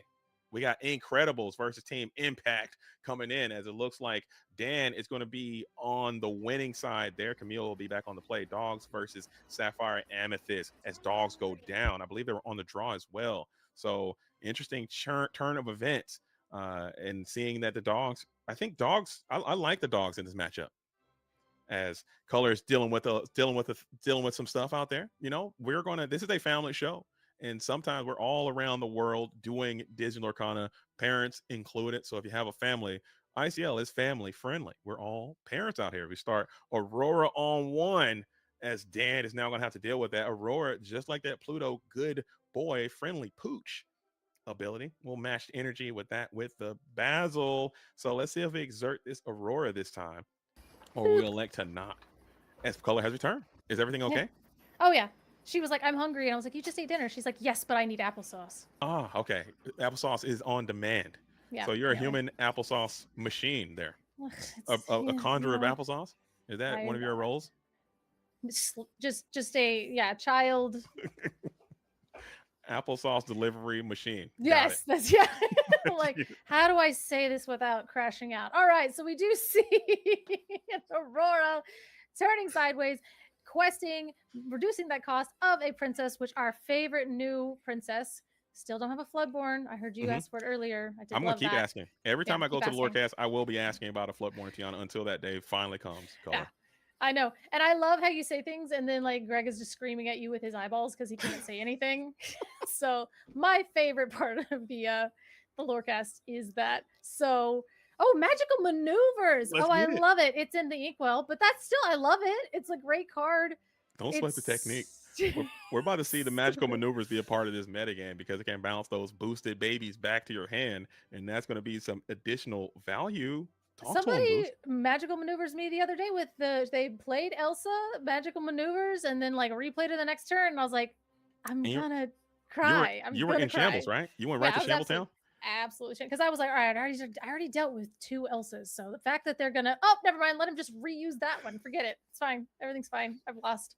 So hilarious way to lose a game. Magical maneuvers. Getting maneuvered magically, and Belle the accomplished mystic, Belle the untrained mystic, staring at us on the board. I don't think the untrained mystic is on the not on the board, on the projectron there, not on the board, on the side there. The untrained mystic doing her thing, followed by the accomplished mystic. We'll think here, and we're sending out a small lady, followed by a daisy. So great 1-2 punch. Both ladies, the board is absolutely massive, and now it's time to exert. I think this is a good time to quest. Thoughts? Let's see. I mean, at this point, we probably could quest safely. At this, we're probably, we're going to go ahead and quest, because I think the only thing that's really going to happen is we don't have the TPO to kind of buff into and then crash that in. And we also really can't keep you off the elephant at this point. We've gone wide enough to where moving damage isn't so bad. So this is actually sail instead of TPO against dogs on the draw is kind of unfortunate, but at the same time, you still hit turn 2 ramp, so at least you get to play the game. At least you got something. Okay, you'll have that going for you, as this Basil is looking quite feeble now into the face of the exerted Tiana and the Aurora. Notably, the Basil was also significantly worse than the Royal Guard as well, or the Palace Guard, the Royal Guard, because Basil was not able to exchange with Aurora. And Aurora was able to get the ability off twice, even though she didn't use it. She was able to quest twice. So that's a small little incremental changes between those cost characters. We're hard playing it. Yeah, as I was saying, I was like magical maneuvers down into the Inkwell, and then all of a sudden we're exerting 3 ink, and I was like, what in Blurple costs 3 ink? Oh my gosh, we are hard playing into the unknown to get rid of that Tiana, but then we do take the Basil and take out the Aurora and say, you will not have another. Oh, well, that came down a little bit too late, but we hit. We were holding the other into the unknown. Oh, that feels so bad. I think you got to put that down to that Inkwell too. I know how you got to greet it sometimes and hope it works out, but that Ursula is so tempting, and you knew she was coming, and you had one, you got it off. I think you got to ink that other one. but you That's never know. crazy. Well, the thing is you saw the aggressive start that Camille had, because at this Mm-hmm. point you're like, oh, well, they're going to be very, very aggressive. So at that point, why in the world would they play Ursula? So I'm safe. I got 2 into the unknowns. I ripped one off. Holy crap, you played Ursula. Why would you do that? Why would you do that? Just It's to like, take a that's sneak like peek. 40 years from turn 2. Why would you do that? Yeah, exactly. Take a, It's getting that information, taking a little sneak peek and seeing what they got into their hand as Genie comes in a bit off tempo, I want to say. A little slower after that Into the Unknown play. Madam Mim, Elephant is down, but Baz is going to make up for what you lost in tempo as another character hits the board. But yeah, I think that you just got to maybe see what they have coming up and plan accordingly, maybe. Yeah, definitely. I mean, it's not like a Emerald Mirror where you're using them to basically be like, oh, okay, I'm gonna hold this for a later turn. You got by the second Into the Unknown the first game. Keep that Ursula. He's got another one in there, So the fact that he hit is great. And Bobby's a Maruski, which is like kind of one of my favorite cards. And then we draw a card and discard a Lilo Escape Artist to then play a Tramp and draw 1, 2, 3, 4, 5 cards. Oh, that is 5. brutality. Is that good? That's really good because that's actually super. Did I break it? Yeah, I know, right? Is that good? Did I break it? It's a high score. So we see Improvise. We see Jim John Deere. Yeah, the dearest.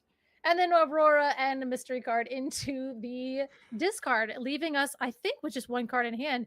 And if I'm willing to bet, it's probably the best card out of the 5 that they drew. We are going to send in a giant quest again, and this is a perfect opportunity quest. We do get that Palace Guard or Royal Guard a bit late, as we will probably hold our breath. I don't think you need the Undersea next turn. You're probably going to continue to quest and win the game.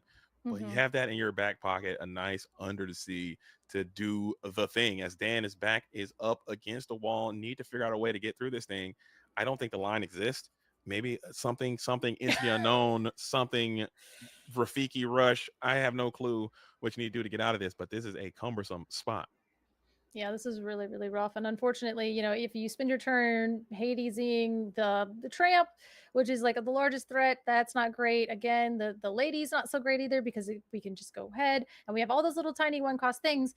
And if you do spend your turn kind of like trading in and start doing damage and everything, you're probably only going to have 1 damage. But if I shift a lady, I can get back a go-go. And so that's kind of always available to us as well.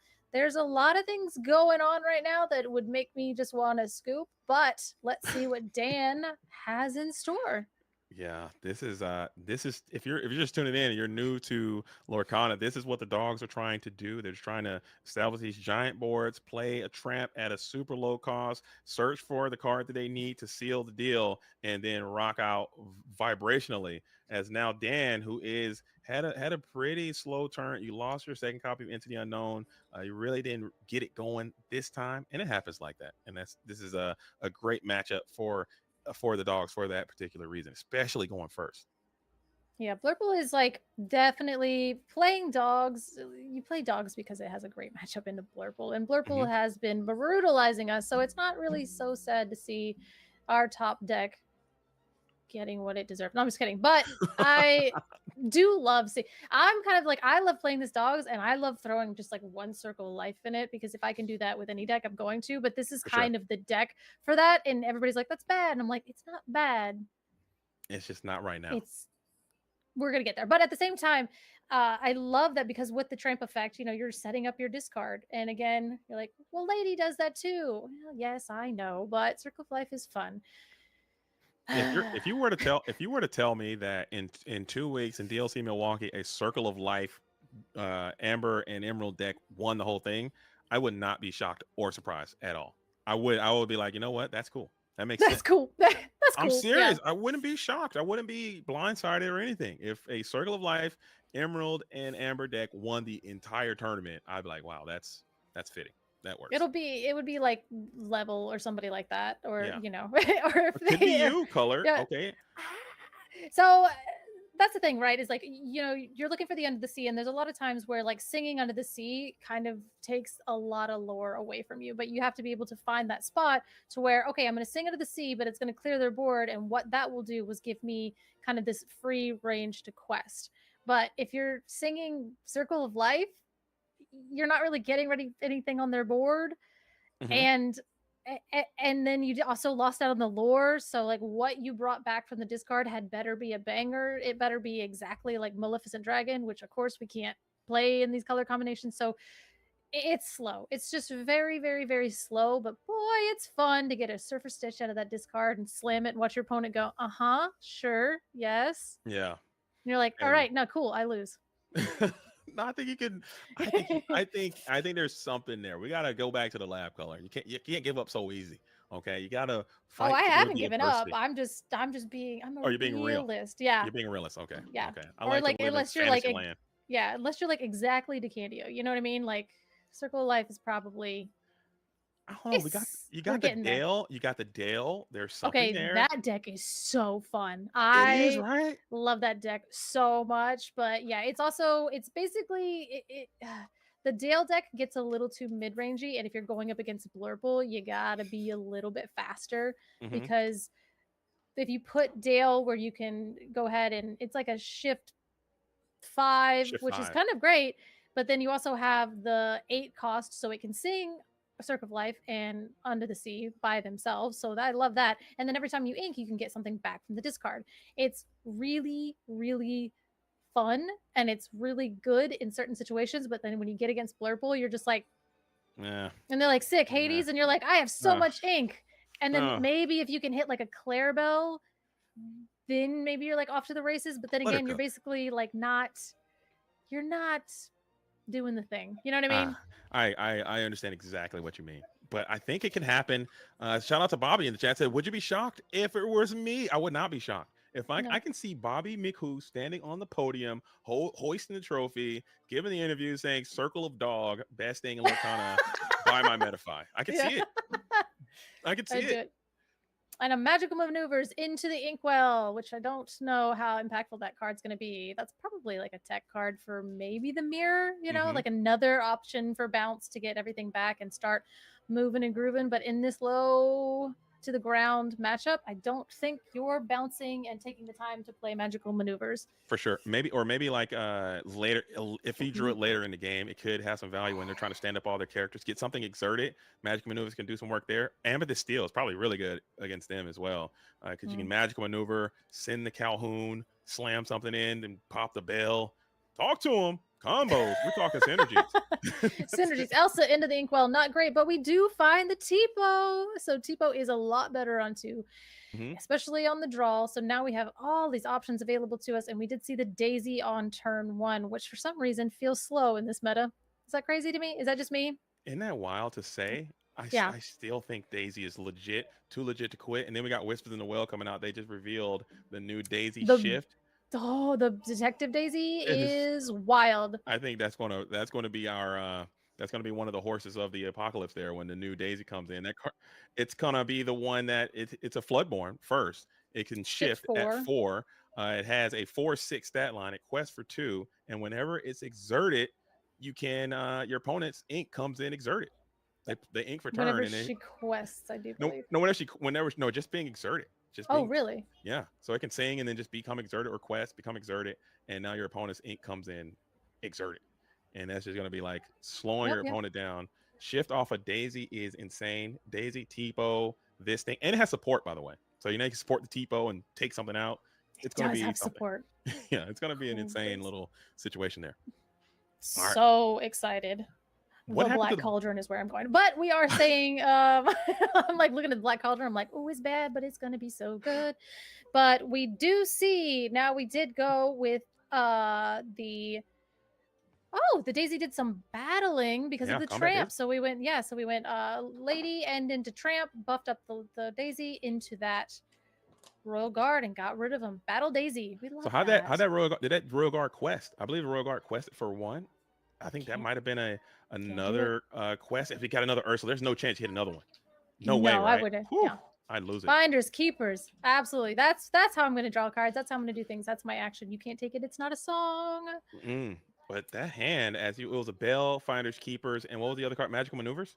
No. What was it? No, it's Finders, Keepers, Bell, and this is why I'm terrible because like my memory is so bad. But either way, it looks like the hand was it Tipo? It looks like the hand's not doing a whole bunch. Whatever it was, I can't recall. It didn't look very actionable, and this board has gotten extremely massive for Camille. So this is a terrible position to be in. You need something Do to happen not soon. ink and Finders Keepers. Don't do it. Don't you might play Finders. Ugh.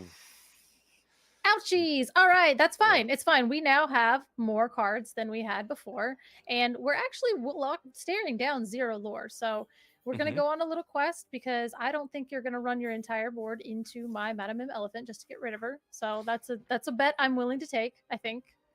For sure. You do what must be done, I suppose. As you're just looking at that hand. It wasn't a lot going on there. Leaving that bell and the Tipo you put into the inkwell, it just wasn't a lot. So you had no choice but to play that Finders Keepers there, but it did not feel good. You love to see a genie or something else to play to draw another card to help put characters on the board, but this is looking not great for Dan. Let's see if we can get out of this one. Shift the Tramp. Oh, the shift tramp comes down, and that is a big boy. And basically what he says is when on your opponent's turn, whenever a character of yours is banished, you just get to draw a card. So all of a sudden, that Dapper Rascal is just replacing all your friends with new friends. And that is a very powerful quest too, putting a lot of lore on the board in your lore total, going up to 6, and you have no choice but to engage with these characters. Madam M has to get to work, and Tramp is going to add another card each time you do that. So this is a very comfortable position for Camille. I think you need to get that Elsa into the Unknown combination here soon to hope for a chance. You did draw a ton more cards. Is that enough to get it done? But this is looking real good for Camille. Yeah, taking 5 ink off to have to play a Finders Keepers. If you're inking a Tipo to play a Finders Keepers, I think you're just like upset, you know? Yeah. You're like raging internally. You're like, wow, that is an unfortunate circumstance that I had to go ahead and do. And we did see that Camille did not exert that tramp. So what that means is they're valuing that card draw and that strength of that ability of that Dapper Rascal. For sure. It's just a straight up huge tempo maneuver. You're going to force your opponent into challenging your character to gain another card, put another card, put more pressure in, keep questing, and it has almost this Chromacon type effect to it where you're just adding a new card. Every card you draw is probably going to be an additional threat while you're continuing to quest and gain lore. This looks like that genjutsu that can happen with this deck, trapping your opponent into an endless cycle of pain, as Madam Mim needs to do something cooler than what it does in this spot. You hate to see it. Can you just like it'd be a lot cooler if you did anything other than just be a 3/7, but we do see the Daisy go down, and that's good. I mean, the Daisy had one, and honestly, the turning that Palace Guard sideways did seem a little bit rough, but at the same time, you did take him off of 2 lore. They didn't quest that turn. The Daisy didn't really do a lot. They did have 1 damage, so then the Madam M Elephant was able to trade with it. So they potentially they could be at 8 right now, and then still be and still kind of have a Daisy, I guess. But they would also that Palace Guard could have traded with multiple things. So it's kind of interesting to look back and be like, where was that quest correct? Was it incorrect? But we do finally see our genie, so we're going to draw another card and then a little Basil just as a treat. And now you are getting up to that 7 ink turn. So if you're going to turn it around, this could be a great opportunity to turn around. You just need to get to scheming next turn for sure. And you might be able to turn this thing around. You need that Tramp, Dapper Rascal all the way up out of here. You need him gone immediately. You need your opponent not to sing Under the Sea right now. You need him not to shift Lady as well and sing Under the Sea. You need a couple things to not happen to you. You need your opponent to maybe fall asleep at the just fall asleep. And we're going to play a Bobby, okay? So at 3 ink with a bunch of characters, so potentially we're still going to have to, we could go ahead and still play a Tramp if that is a Tramp. Or we can Under the Sea. Yeah, There's so many options. There's so many options. I'd be scared of it Under the Sea because I feel if you had it, I think you almost have to play it here. It is going to be a lot of lore that you may be missing, or what three lore you could potentially miss. Yeah. But I think you have to prepare for that Hades Inferno Schemer coming in next turn. Your opponent has not Hades you yet all game. Game number 3, going into 7 ink, 100% Hades is coming. You got to do something with these characters, like for sure. Yeah, there's no way this is the only Blurple deck list that has 0 Hades Infernal Schemer. So yeah, you definitely have to think at this point. It's the unfortunate thing is like, okay, this is another situation. Does Blurple have it? is Hades real? Can it hurt me? Will it hurt me? The answer is probably yes. So you really want to get your value off of that tramp, but what can you do this turn to basically set yourself up to where, fine, they played Hades on your tramp. You're still so far ahead that we don't care. Right. And I think that with your explanation, I think Under the Sea would be a great way to do that. So we'll just play another lady and the go-go, the early go-go. We'll just to base boost this lady here to give her the strength and the questing agility required. Maybe you're gonna quest the glimmers right now, get them moving, and try to run the race and hope they don't have it. That's a strat. Well, I mean, that's again like the thing is with Blurple, hope they don't have it, but we do know that they played a genie, they played the Finder's Keeper, so their hand is pretty healthy. It's not as healthy as Blurple loves it to be, because again, we have to have very, very specific lines against dogs in this situation. So you're inking and trying to get to places that are suboptimal versus other matchups. However, we have no cards in hand. Yeah. I know what you're doing. I can see everything that you're doing. So we're going to quest with the Daisy. A nice little Finders Keepers to the bottom. I mean, I guess you probably didn't want to draw that Finders Keeper here. I didn't want to drive that. No, I don't need that. That concur. Wasn't I was like, get that out of here. Hopefully the next thing on the top of the deck is going to be something useful to get me out of this mess that I'm in. And it looks like Camille's going to put him on you show me the Hades strat, and that will work sometimes. As you have the Madam Mim, you'll be able to send 1 damage over to probably the Daisy, maybe the lady, and you can clear it with the Madam Mim again and hope for the Hades, and we're going to send it. Yeah, just send it, because again, if we have the Hades, I would rather have the 2 lore. Yeah. Because again, even in this situation, I mean, that the tramp he's a fairly large boy, so you're still going to have to dedicate quite a bit of your board just to take him out. If you don't have the Hades, of course. Right. Yeah. So if you have the Hades, fine. At least I got the 2 lore. If you don't have the Hades, good luck. And on top of that, there are still 3 characters in reserve back, one of them being evasive as well. Genie can engage with the Go-Go Tamago that next turn, as that's putting you up to 17 in reserve. So even if you are able to clear all these characters, which I don't think you have the strength to do, just looking at the numbers, I don't think there's a world where you can clear everybody effectively. You can, if you Hades the Tramp, you still can clear 2 things, and that's going to leave somebody behind. We're paying 8. Big Elsa? It's the monster. Wait a minute. Oh, we didn't talk about this guy. We didn't talk color. We didn't talk about this guy. The super secret answer that we didn't have to talk about because everybody knew it. So the Monstro is going to come in, and unfortunately for this, it can cleanly take out that Tramp first. Boom, Tramp gone. Discard. Boom, Lady gone. I'm taking the Lady. And then we can definitely go probably Daisy, and that's probably, I'm going to take the Ursula as well. Go ahead and take everything. I will have no cards in hand, but boy, howdy, it felt good.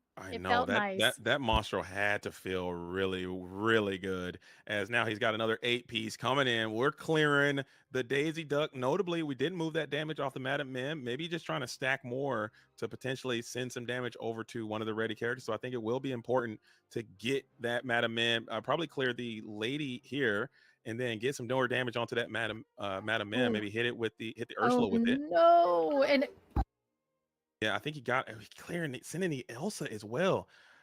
And we are going to give it to the Ursula. Interesting. So not electing to put more damage onto the Madam Mim, maybe hoping for that additional lore. I think that might be what they're going for. Just trying to turn the corner and leaving the Monstro game, though.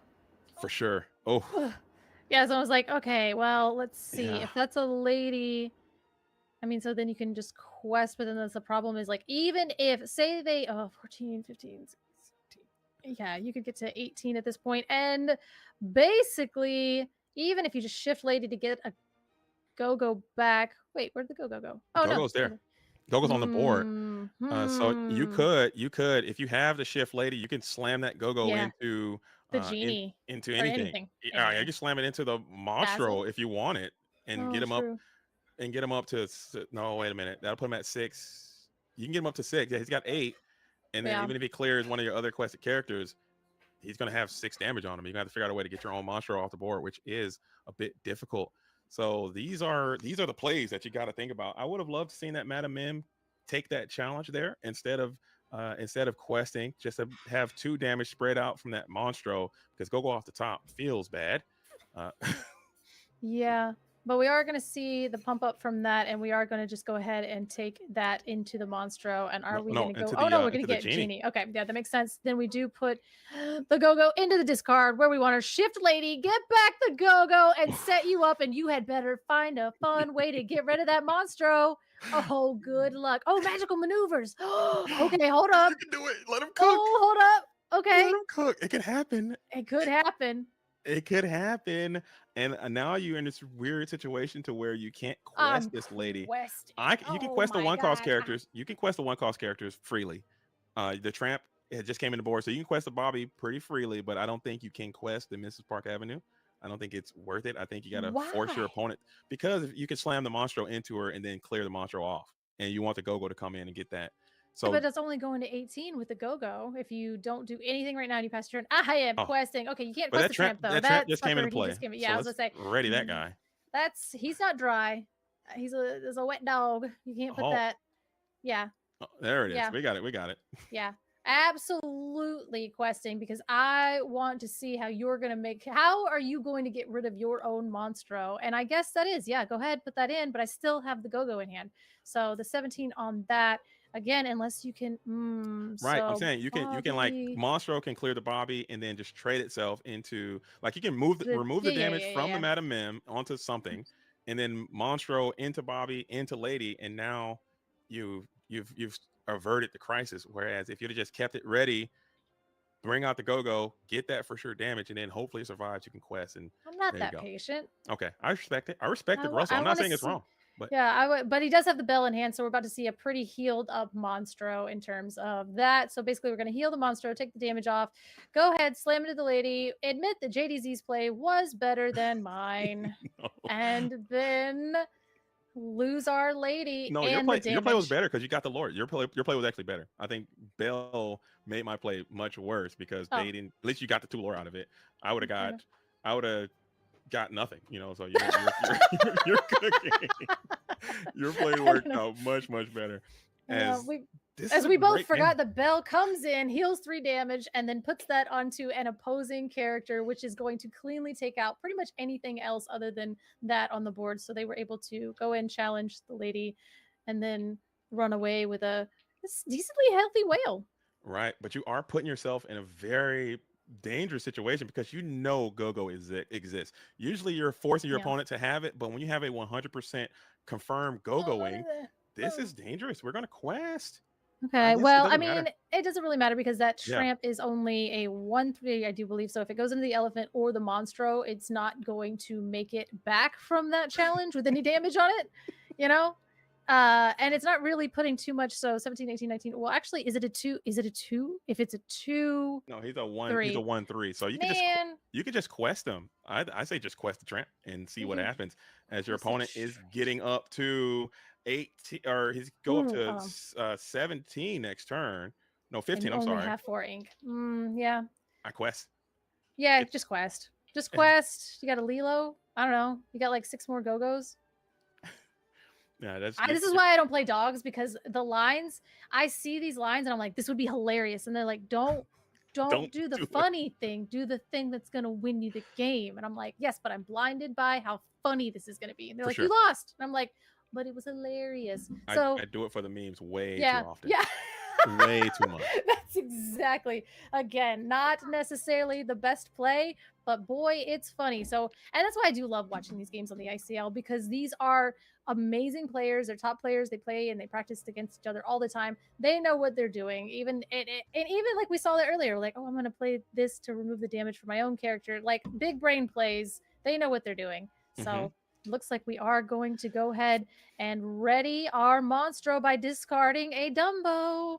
Oh, okay. So just trying to keep the damage off of the Monstro so you can't slam a character in there. Oh, because if your opponent played like another Tramp to boost, or a character another Tramp boost, maybe that could have been a wild exchange that they could have had. 2 cards in hand, one of which we know to be Go-Go. We have the Tramp. I think it's a pretty safe quest to just get that Glimmer, exert it, gain that lore, play another threat. Daisy's a humongous threat there. onto the board, followed by the Aurora, another phenomenal threatening character. And I think it might be a pretty safe quest. We don't quest, we're just going to throw story on board and pass. I don't hate that either.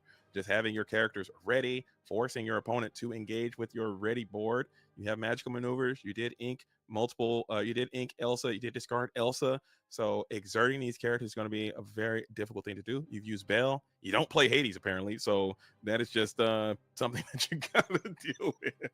We haven't seen a single copy of Hades coming in from Dan. That would be a great way to get after one of these ready characters. We're just going to go ahead and get all those glimmers moving before putting down the saddest TPO in the history of Disney Lorcana, throwing the hand out and probably saying GG until next time.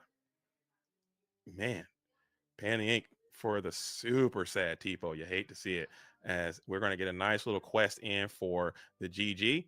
The virtual fist bump comes over, and Camille gets the dub as Team Impact goes down. Incredibles goes up. What a game. What a game. But Cullen, we have to find our way to the interview room. It's always a cumbersome experience for me. I'll mute myself here, and I'll meet you there. Double into the unknown. The first game was very rough. Hello. Hello. Hey. Hi. Great match. That match was incredibly fun to watch. Shout out to you, Camille. No, it wasn't. You stop. It was really fun to watch from our perspective. Sorry for you, Dan. I'm sorry it didn't work out for you this time, but you'll get them next time. And Sapphire Amethyst, whenever it goes down, we all celebrate. I'm kidding. This is a joke. That is a joke.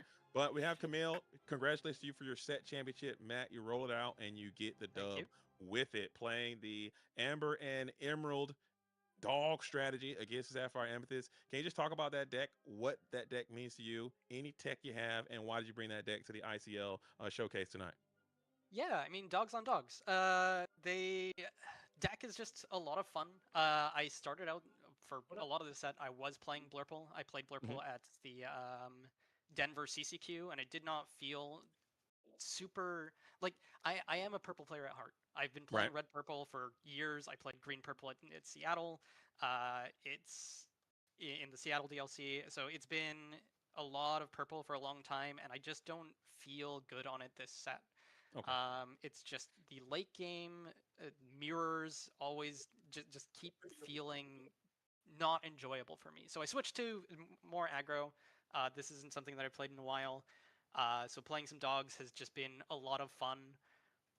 This is very, very similar to one of the lists that top aided in Bologna. I really I saw them playing this deck. I was playing it the week before. I was playing dogs before the week before Bologna, but I was playing a much slower version. I was playing Perla, the 3/2 evasive. I was playing Clarabelle Shift, but watching them play the super fast lines of Tiana was just seemed like a lot of fun, and I wanted to get in on the fun. The one thing that I really changed in this deck, or that I felt was a little different, was there's a couple Jim Deers in here. A couple players were playing 4 of these, and I just did not enjoy them as much in testing. So I added this 6-cost Tramp Shift to replace a couple of these Jim Deers, and it worked out for me today. So it's a fun card. Nice. And yeah, it's just been a good time. I've enjoyed playing the dogs.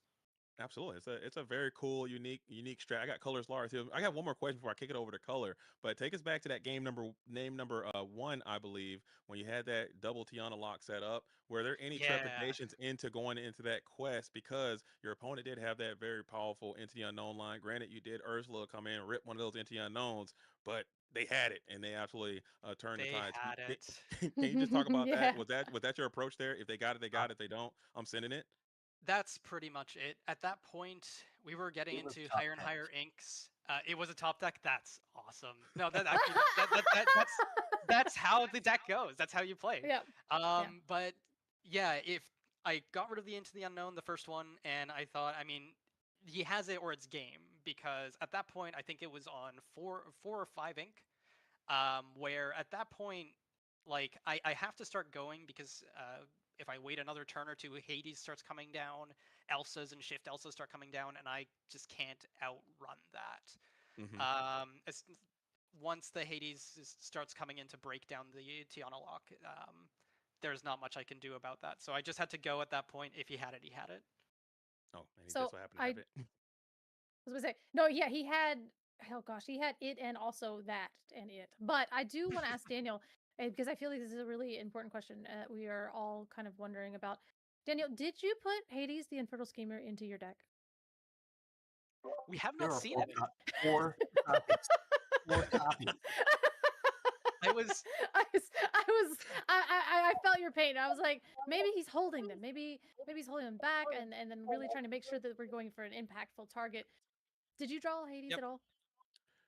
I drew them when it wasn't relevant in game 1. I didn't see another one. Oh wow. Yeah. That's brutal. That does happen, but you are on Sapphire Amethyst and bringing it into this tournament, into this field. Have you been playing Sapphire Amethyst this whole set? How's it been working for you? Any tech? We saw the magical maneuvers. That's a card that Sapphire Amethyst can play, but doesn't play all the time. Can you talk about that card? What are you looking for with your magic maneuvers? What matchup is it the best? Which matchup is it going down to the inkwell? So honestly, it's Elsa's 5 and 6. It's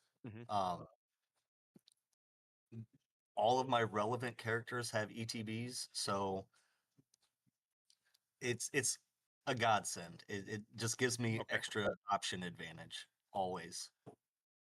Now, were you a Ruby Amethyst player in the past, or is Blurple kind of like where you've always been, or?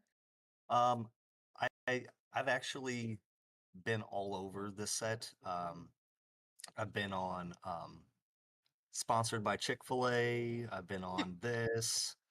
I've been on I've play tested a lot of Amber Sapphire because the wife finally came off the Rapunzels after they are no longer relevant. But Blurple was kind of my first set champs win, so I had to bring it back. Okay. Nice. It's not a bad pick. It is the best, probably one of the better decks in the metagame. But the issue is that it's such a known commodity, and everyone's going to have a plan for it. Do you feel it that is so bad into aggro? Yeah, it dirts so hard, and if you don't have the answer at the exact moment, then you're gonna get quested for 12 on. Yeah. It does feel like that's what the dogs are for. They're sort of just for this matchup. They're good into a lot of other things, but this one specifically, they hit real hard. Is why you probably want to play it. But I still thought the match was incredibly fun to watch, at least from our vantage point. We saw some cool things happen. And if the cards had flowed a little bit different, maybe we could get a different result. But that's the nature of trading card games, and that is going to be the way that it is. But Color, do you have any more questions for any of these two Illumineers before we start to wrap it up and get on into round number 2? What are your favorite colors? Okay. Favorite colors? Orange. What? Okay. So they don't have to be ink colors. No. Well, that was not asked. Red. Yeah, it's still red. Red? Okay. Red and orange. Okay, those are like normally people are like blue, and then that's like full stop. I don't know. I just wanted to know. Right on. These are the questions that we need, Color. I like that. I don't know. I just really want to know. Everybody's like, does it have to be an ink color? No, just tell me your favorite. Red and orange are not. That's not normally like I don't usually hear red and orange. So that was actually I'm really glad I asked. Okay, and I thought I personally thought it was a great question, but we have Daniel. No, we're going to start with you. What's a great question? What's your favorite start color? with Daniel before we let you gentlemen go to prepare for the next round. We'll start with Daniel. We like to do special shout outs here. First, before you go into your shout outs, can you just kind of talk about your team, talk about your squad? You guys have 2 new teams to the ICL. You're on new teams. I've seen Team Impact around. I've seen Team Incredible around the scene a lot. I'm so glad that both your organizations are now a part of the ICL. Can you just take a brief moment to talk about your team and then give some special shout outs, and then we'll kick it over to Camille to do the same thing. So we'll start with you first, Daniel. Okay, so brand new team. It's a bunch of Disney parents mostly. We got a great group of guys and gals that are just kicking it on Wednesday nights for our local leagues at our local gaming store. And I mean, we got together. The idea of Impact was to make an impact, and we've been taking it down in the Memphis area. So if you guys want a challenge, come give us a shout. Let's go. Let's go. Any other shout outs you want to give though, Daniel? Yes. Evie and Ivy, Daddy loves you. Nice. I like that. I like that. I love you too, Jess. Right on, right on, right on, right on. So we'll kick it on over to Camille, our winner of round number 1, representing Team Incredibles. Any shout outs you want to have? Talk to me about your squad and kind of where you guys coming from. What's the situation there? And then any other shout outs you want to give? For sure. Quick question first to Daniel. Are you guys playing at the Magic Arena? Shout out to the Magic Arena in Memphis. I'm actually currently at War Room Hobbies in Gotcha. Cordova. Yeah, so I started playing Lorcana in Memphis. And nice. Rod, who is part of helping work on the ICL, is one of the members of Team Impact, and it's shout outs to Rod. So yeah, it's just really cool that this is the first match that I got to play in ICL was against the team from the place where I started learning Lorcana. But Incredibles, yeah. So we're a team where I got pretty lucky to mostly a team based in Texas, based in the Dallas-Fort Worth area. But I got lucky enough to be invited by someone who was leaving Texas, who was still on the team. Shout outs to Alex, who moved to Portland, which is where I am now. So we've got 2 sort of chapters of the team, one in Texas, one in Oregon. So shout out to the team. Testing with everyone has been awesome. It's so cool that we get to be part of the ICL this season. Yeah. Nice. I think that's where I met you. I think I've seen you. Yes. I met. That's where we met. Okay. We have met around. We met at the Texas or the Portland event. It was a Portland event. Yes, I think I came down. yes. I came down, and that's where we met. There was either a 1K or a 5K or something at the convention center here. Yeah. I did. Okay, that's where it was. Okay, small world. Shout out to Incredibles. And like I said, I've seen some people. There's some Seattle Incredible members. I see them wearing the jerseys around and stuff. So welcome to the ICL, and congratulations on getting that first victory. But it's not over. You have teams that need to continue the momentum. Dan, I'm sure it's going to inspire the Team Impact to kind of start this thing over. But gentlemen, I want to thank you guys both for your participation. And now I'm going to let you go so you can go and cheer on the rest of your teams for the rest of the round. So. Thank you so much. We're going to hop back into the booth. Awesome. Thanks, guys. And I'm back. Are you back? No. I'm back now. I'm back. You're back now. Hooray. Cool. Shout out to you, Color. I love that. What's your favorite color? And someone in the chat I read, I don't remember who said it, but they were like, you just want someone to say you. Is that it? I actually want to know because everybody I have asked that question so many times because I don't know if anybody's noticed I'm a super awkward human. So sometimes like if it's just like that's my favorite question to ask. Like if people are we're all just standing in a circle at a DLC, like and people are like you do like way too long of eye contact. You're like, what's your favorite color? And people are like, my favorite ink color. I'm like, no, I want to learn about you. A nice icebreaker, if you will. You know, I don't know. What's your favorite color? Is it purple? My favorite color is green. Is it green? Kelly green, to be exact. Wow, you have a specific shade of Kelly green. Yeah. It's like, all right. Yeah. It's crazy. Oh yeah. People know why. People know. If you know me, you know why. But I'll save that JDZ lore for another day. But we got round number 2 that's coming up. I'm not sure it's going to be in the booth. I think it's going to get. Do I hear a Luke Wonderland is going to be in the booth? He is ailed right now. It's Garrick and Luke. Garrick. Let's get it. I think it's going to be nice to hear what Luke's got to say. Again, I know he's going through some issues, so make sure you guys give him some love as well because he's hurt, but he's still going to give you guys a great show. So awesome. And then I think it'll be you and I in the last round, right? Are we coming back last round? I think you and I are coming back, and then. Okay, cool. So we'll take a break and then come back. You're cool with that? Yep. Absolutely. All right. Am I cool with that? I don't know. Yeah, I'm gonna go fight a 5-year-old and tell her why she can't have a lollipop. And I'm gonna go use the bathroom and maybe eat some food. I think that's a little too much information. That's what I'll be doing. All right. Well, until round number 2, don't touch that dial. Luke, Garrick, keep it locked. Impact versus Incredibles. Round 2 begins now. Oh, We're I was here. muted when I said boom. I heard it. You heard it. You got the full experience. Yeah. You were able to watch that. Man, that was a pretty intense game. I don't know if you were watching there, but I was playing in the ICL in my own well, game, how did your so match game? I could not watch. I was able to win, so my teammates are playing their second game right now, and but I gotta lock in and get this casting done. But yeah, Incredibles. I believe it was Dogs versus Blurple, right? Yes. Yeah. And Blurple won game 1 on the draw. And then game 2, it was like pretty close, but then like the Dogs got there. And then in game 3, it looked like a blowout. Actually, maybe game 2 was a blowout. Game 2 was a blowout. Game 3 looked like it was going to be a blowout. And then it looked like Blurple was going to like come out of nowhere with this Monstro. And then like it basically took everything down. But Whisper, Camille was at way too high of a lore. So then he was just like, dude, answer this. And, well, Impact was not able to answer it. And That sounds intense. Incredibles took that first one.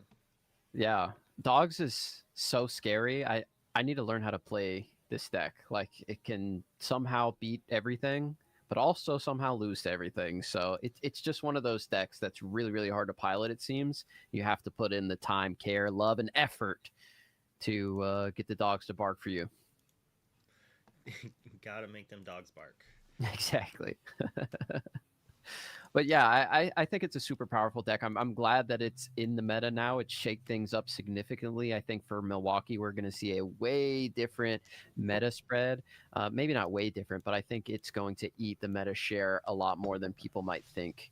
But I also think, like many of the other decks that are at the top of this meta, like none of them are really super easy to pilot. Like, okay, Amethyst Steel and Blurple try to do the same things on like turns 1 through 5, but in the mirror, it's really tough for both matchups, and it's just I think this meta requires a lot more skill than maybe other metas where we had like super really, really powerful cards that like could just carry anyone to a victory.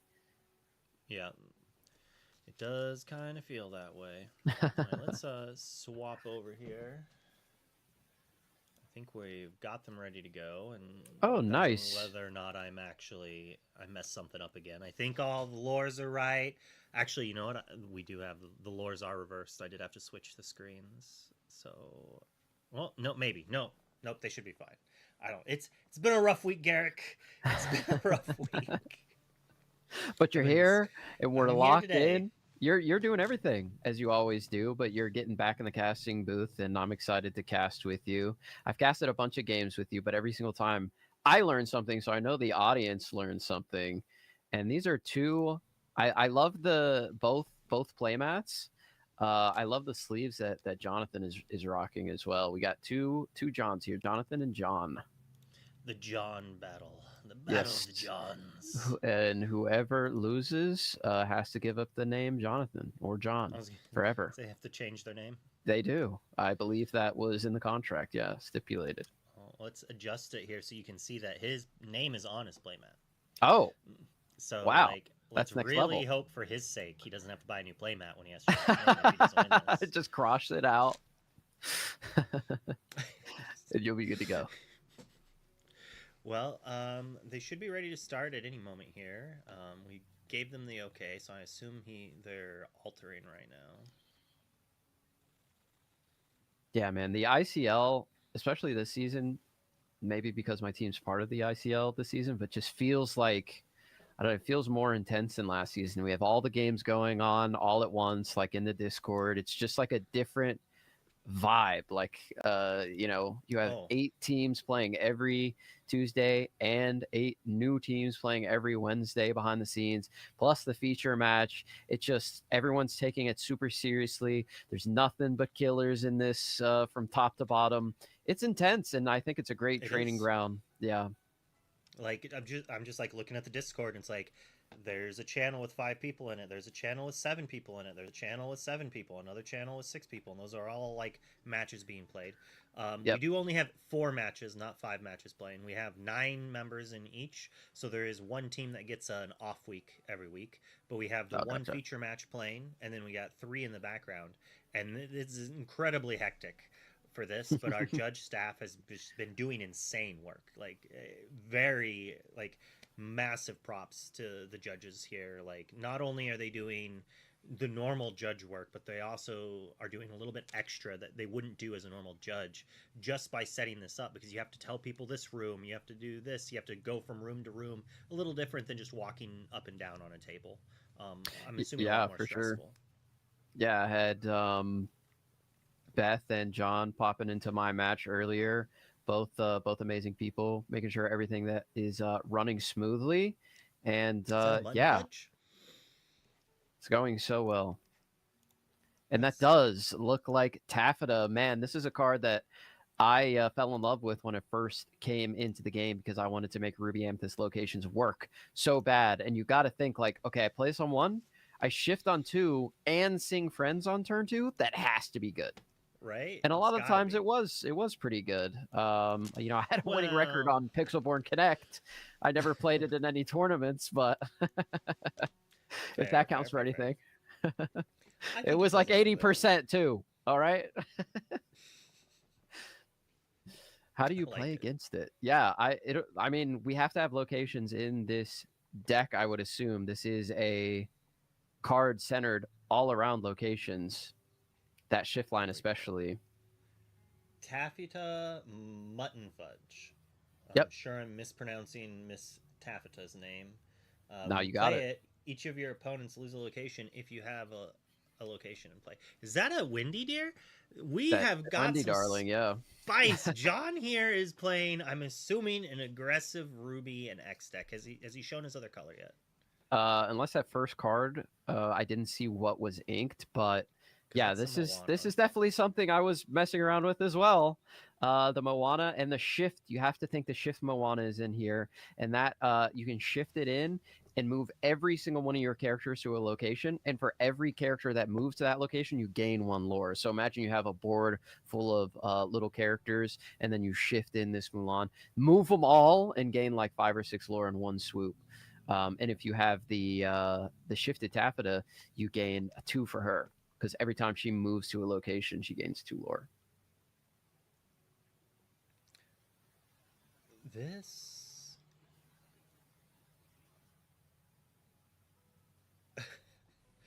This deck is awesome.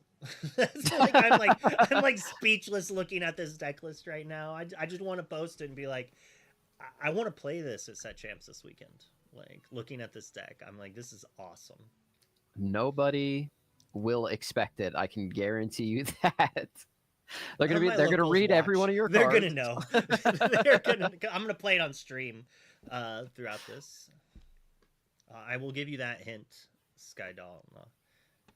There is a hidden cove in this deck. Maybe that was the first ink. Green is the other color. Hidden cove right there, inked. I guess maybe it was shown to be drawn. And we've got Donald Duck. I do believe he is activated right now. He quests for 3 because we have a captain. And he's another pirate to make the Windy Darling active. Yeah, this is super cool. Location, pirate, deck, Ruby Amethyst. Everyone's trying to make... Or sorry, not Ruby Amethyst, Ruby Emerald. Everybody's trying to make these power line Ruby Emerald decks work, but the pirates were here all along. We'll see if John is able to get over the finish line with this deck, going up against one of the best decks in the meta right now, the Emerald Sapphire list, which can crush you with that Under the Sea if you're not too careful. But Under the Sea does not hit locations. No, it does not. But Hidden Cove doesn't gain lore. So that's also true. Well, I hope there's more than just Hidden Cove in this. I don't know how much spoiling I want to do. Like, keep us in the dark. We're gonna go on a vision here. We got a lot of looking into the future here, especially with this next set as well. What did you think of all the spoilers today? Have you had a chance to process any of them? Oh, I was slow broing all of it. I woke up at like 2 o'clock today, and had over 100 Discord messages and all sorts of things which is why I'm so behind on the ICL stuff. I had I'm to not read great at all my of the job. cards. Yeah, I had had to read all the everything. cards. I had Yeah, to catch up which with all the drama and all the fun things happening over the day since I was sleeping. Tough decision here on the visions. But Donald Duck, I'm pretty sure, doesn't get a boost to his strength or willpower. So he's still going to get hit by Under the Sea if that's what we're going for here. It's just going to be a 2/3 that quests for 3. So an Under the Sea currently answers everything very well, but there's no singers. And the removal suite that you have in this type of archetype, like you only really have your Welcome, Be King, and like some 7-cost answers. yeah. Hey, you can play Glimmer versus Glimmer. I wouldn't You're advise right. it, but you can. Out of order. Look out. You're right. You could banish your Muffin to hit one of their characters. Got a Tipo. Yeah, the Tipo, getting something on the board is very, very important, especially on this turn, staring down that board. I was like, where did Tipo go? He was just like, actually, I What don't happened? need him. And I also think inking additionally there on that turn was also really, really needed. You need to start getting to these higher cost cards in your deck to deal with this board that is getting wider and wider and is questing for a significant amount here. It's going really, really fast. And right now it's Tipo versus the world. Maybe if there's a Baymax available to shift, that can get things going for you. Follow that up with a Clarabelle and then shift her on the next turn. Maybe sing Under the Sea, stabilize a little bit, or follow up with something like a John Silver, which is really, really good against these aggressive decks, as the Moana, which was the darling of location. I can't yeah, tell a which location there on the, I think it was Hidden Cove. It is Hidden Cove. So now the Hidden Cove is going to tuck these characters away. And yep, you called it. Prevent the Under the Sea from wiping them away as easily. They're pirates. They shouldn't go under the sea. They float on top of the sea, right? So and their ships. This is a little interesting that this is the line we chose. To just spend the whole turn doing this instead of like playing another character and maybe doing it the next turn, because we're obviously not going to be singing Under the Sea now on this turn, even if we didn't have that. So that says a few things about John Sand. And one thing it says, so if Crow does not have Baymax, which I'm feeling he might since he played the Sail instead of like John Silverine, but if he doesn't have Baymax, the next turn Daisy Duck could come down for Walker and draw 3 cards. Oh, it's just a Donald. So not answering anything immediately on the board. And we're at 10 lore already on the side of John. Maybe we're setting up something like the Under the Sea. But again, we kind of need to get rid of this Hidden Cove, or it's not going to be as effective as we would like. Yeah, if Walker has the Daisy Duck here, I think the game's over. We'll see what he's able to get into here on his turn number 5. The Ruby Emerald Pirate location deck. Is it real? It's going toe-to-toe with one of the best decks in the meta right now. There it is. There's the Daisy Duck. You called it. I mean, coming down onto the board. To take an entire turn to do that. And it's possible that Walker was afraid of Crow having a You're Welcome or something to be played on the Daisy, because you could have played Daisy last turn. This turn, played the location and moved it to all of them and drawn a bunch of cards. But this plays around targeted removal. Walker wanted to draw cards the moment Daisy came into play, and the only way to do that was to play Cove, move everything there, and quest last turn, which seems like a not fantastic play, but when you look at it now and we drew 3 cards and we're still playing around Under the Sea, I think it's a pretty nice play. Yeah, definitely. We're going to go up to 16 here, which is a huge amount. We have an upright, unexerted Daisy Duck ready to quest for 2, also in the Hidden Cove. right now, removing the Hidden Cove is not possible with the Donald Duck and the Tipo. You could, if you had enough strength, do that and play Under the Sea with your ink instead of singing it. But I don't know if there's an out here for Crow. Can you think of one? Yeah, it's just heads held high on the board and then hard casting Under the Sea. Yeah.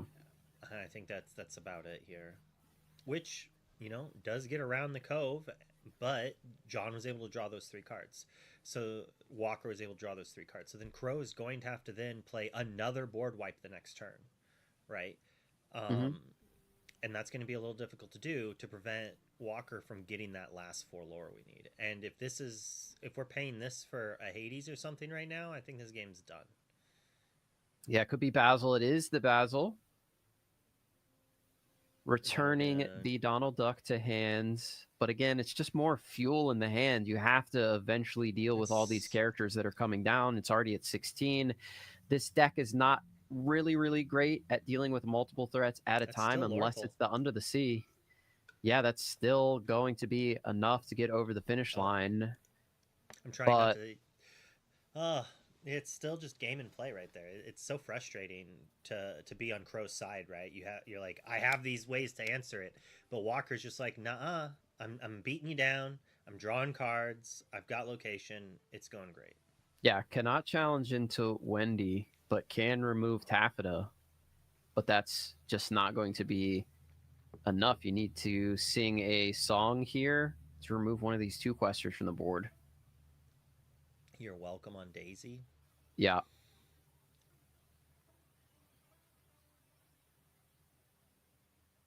How did it get 3 damage on it? I'm not sure. Am I going crazy? Is it Wendy evasive? Okay. It's challenging into Taffeta. And Crow just realized that. Okay. It's like, all right. All right. Yeah. Thinking that he could challenge there, that makes a lot of sense. Well, this isn't looking good for John's playmat if he does not want to change his name. That's true. The Ruby Emerald Pirate location deck coming in and getting the dub in game number 1. I love to see these brews still coming out and making an impact here, like no pun intended, but again, this is the ICL. These are some of the best players in the game. No slouches here, and bringing a completely off meta deck and showing the power of it. We saw it last week. It wounds me to bring it up, where Ray was able to play the Ruby Emerald Powerline deck and beat Blurple with that. So Ruby Emerald showing out in the ICL so far. It's going to be like last week. It's really felt like round 2 has just been super short. It is always just like some aggressive deck just wins 2-0 or something like that. But Crow is on the play here. He was on the draw last game based on the fact that his teammate won the last round. So, there's a world that he can ramp and control and answer the game. And then in game 3, he just has to have things earlier. It didn't feel like he really had anything. And Walker was just like, here's these big lore threats that you just don't have an answer for. Yeah, for sure. Like when you're playing the Emerald Sapphire list, it feels really good to get a 1-drop out, either a Basil or the Clarabelle. Putting Tipo on the board, now you have 2 things that you need to deal with for the potential Baymax shift after the ramp on 2 with the Tipo. So you just have more options and more threats, which makes it harder for the aggressive deck to start questing. This deck is a huge reason why all of these Amber Steel decks started playing Fire the Cannons, right? To get rid of those shift targets. But in the Ruby Emerald deck, you might not have the ability to remove those shift targets. So if Crow is able to get into those early cards that he can get onto the board, it might make all the difference, as you said. Yeah, I played quite a bit of this deck for PP Denver, and I say that as I played in Denver and in a side event in Denver. Right. But it feels good against the aggressive decks if you can sing that Under the Sea. but if John has any interaction, if he has your welcomes or Bee King, if he's playing either of those and is able to get them early, he can't really sing Bee King. So I don't know how good that would be here. Unless I haven't looked. Maybe he's playing Powerline in this too. I mean, there's a few spicy cards we haven't seen yet. The spiciest of all spice lists that we've seen thus far in the season, most definitely. But yeah, like you said, if you're not getting to the Under the Sea, it's kind of hard to stall these decks out without an early board presence. And most of the time, you're only challenging or removing one thing at a time with Mother's Knows Best or your Welcome. And in the case of your Welcome, you're giving them more fuel. And the aggressive decks can empty their hands, so it's not super easy to take advantage of the Clarabelle ability in that instance because they can just empty their hand so easily with all of these small characters. But something that is huge in this matchup is John Silver, which you said could have helped in the last game and I think would have been able to challenge the board a lot more effectively. But here is that Basil on turn number 1, makes things a lot easier to challenge in, especially if you have the 2-drop Tipo, which can suddenly be challenging for 3 on turn number 3. Yeah, if we were able to play John Silver instead of Donald in that sale on turn 6 to then hit to give their Donald Duck Restless, they'd be at 13 instead, right? And the next turn, we could do some challenging and then make the Windy Darling not able to quest or something like that, or give it Reckless, or make the Donald Reckless again, make it bash into our John Silver. Like, there would have been possible outs, but basically bricking on our first real turn, the first turn we could actually play real cards, it's just rough there. And we saw Crow ink a John Silver on turn 2. And that's an interesting thing because this deck is like a lot of decks you kind of have to plan out your next few turns, but not like this deck. That's like the skill issue for it, is knowing what you need to ink and when you need to ink it, because you're going to run out of cards. You're trying to like shift this Clarabelle as your last card. And if you miss ink or you get a little greedy with one card and you top deck 2 uninkables on your key turns, you might just miss what you need. And it can just be severely backbreaking. Absolutely, but Crow finding what he needs in this game thus far, the 1-drop and the 2-drop, as we've been talking about, just putting some kind of presence on the board, as Walker missed his turn number 1 and goes with the Wendy Darling, I believe, yes, on turn number 2 here. So not getting off to the fast start that you want to with these more aggressive decks. Even if it is just a Taffeta, she still quests for 1 at the end of the day. So missing out on some lore there and getting behind on board, as we do have a 4-cost character. It is going to be the Perfect Gentleman, Donald Duck, which is a double-edged sword if there is one in Disney Lorcana. You get to draw an additional card on your turn, but your opponent may as well. And if you're playing against aggressive decks, that's a good way to give them a lot of fuel. As somebody that likes to play aggressive decks in this current format, getting me closer to that strength of a Raging Fire feels really, really nice. We got Donald versus Donald here. Yeah, that's true. Both Emerald Donalds. One a gentleman, one a pirate. Polar opposites, if you ask me. Did you notice what Walker inked 2 turns ago? He inked a Skull Rock. Yeah, I did see that.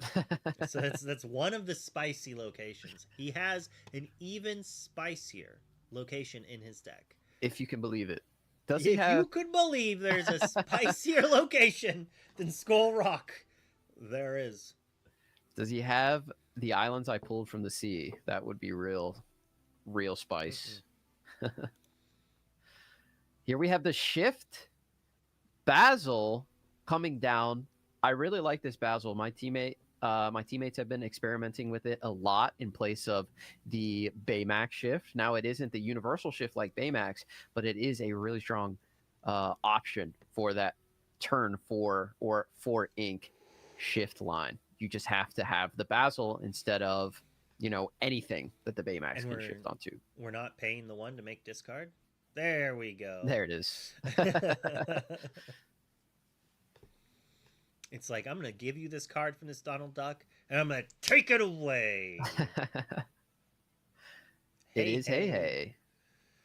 Which would not be bad here, but I guess you just want to go faster. Yeah, it does. The Donald activates the Windy. Forgetting so that worth like 4 lore. he forgot again that Wendy is evasive, so Donald cannot challenge. So we might just go on a double quest here, get 4 lore. 4 is good.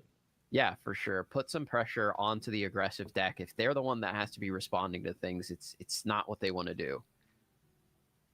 And you're beaking undisputed proof here with Tipo out. Yep. All the best answers. What are you going to do? You're welcome them? You don't want to do that either. Yeah, definitely not. Especially when the control deck is already ahead. They're ahead on ink. They're ahead on board. Give them even more cards in hand. It's just going to spell disaster here. So if you're Walker, as we see the Goofy come down, I guess if you're playing Ruby and Emerald, you have to play that. Sherwood Forest!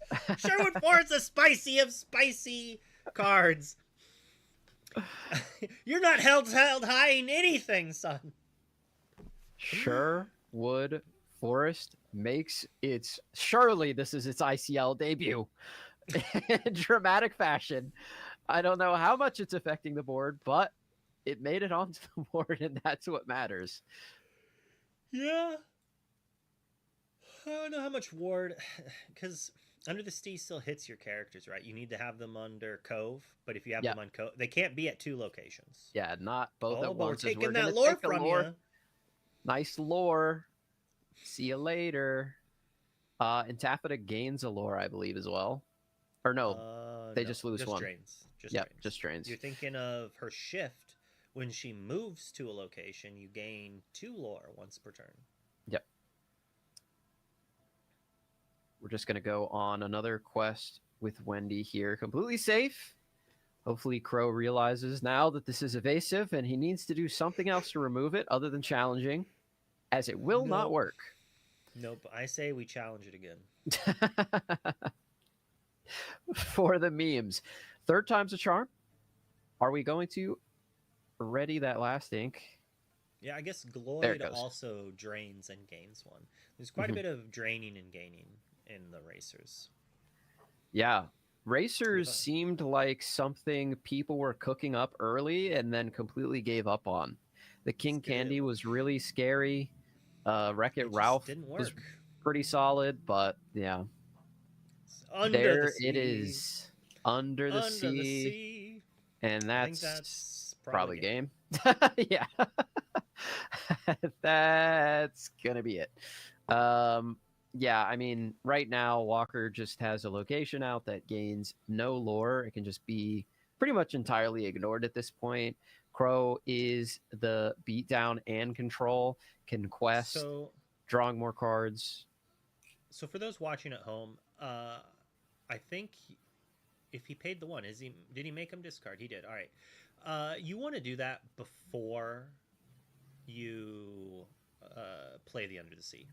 Because what happens is you Under the Sea and then you make them discard a card. They're going to have that information that they don't have their characters. So if you do the discard first and they don't think you have the Under the Sea, then they might keep something that is... They might have kept like a Daisy Duck to quest with it. Maybe they would have discarded otherwise, thinking that they'll have characters to draw cards with. It's just a minor thing, and it doesn't matter too much, but it could have a gigantic impact on the game in some scenarios. It probably won't here, but it's a good habit to get into. And for the viewers at home wondering why that might matter, that would be why it might be better to do that the other way around. I draw last all the time, and this is like the same thing, I think. You're giving up information. Yeah. Sequencing is something that you need to learn to really level up when you're playing trading card games. Like you said, it's minor things, but those minor things might end up having a massive impact. Giving information, gaining information is really important and something you need to pay attention to if you want to get better, for sure. But right now, Walker is just in like... It's like an unwinnable situation that he is stuck in right now. Just the Wendy Darling in the Sherwood Forest, and not anymore, as it is going to be challenged down. Just doesn't want to deal with it. Might have some sort of removal here, and does with the Basil. We are going to return that to hand And look at all these Donalds and Basils. Two different Right. Donalds, two different Basils, and a We got completely theme decks. full hand. What is this? Some kind of zoo deck? Ducks and mice. There's a lot of zoo animals in Disney, though. Yeah, that's true. There's just that one growing boy in a petting zoo. He's a really good zookeeper.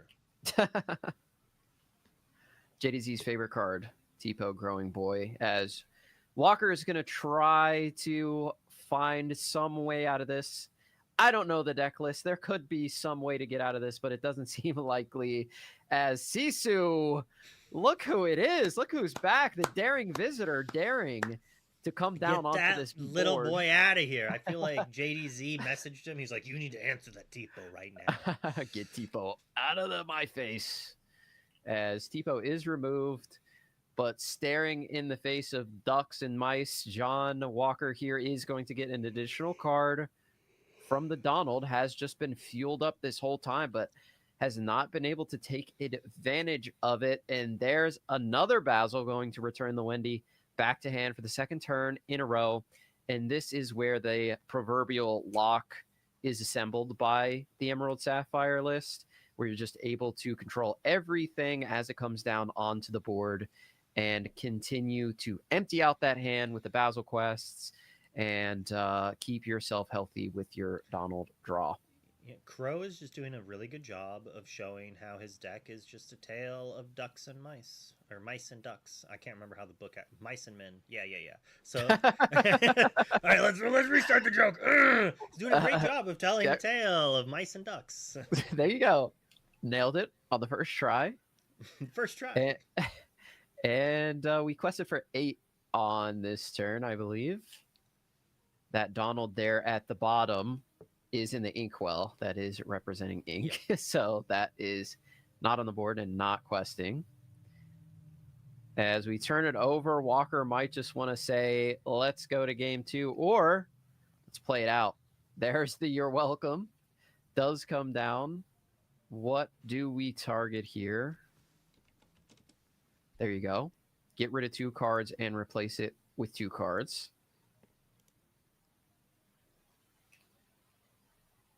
And it looks like we're into scoop. Just wanted to get that you're welcome out there.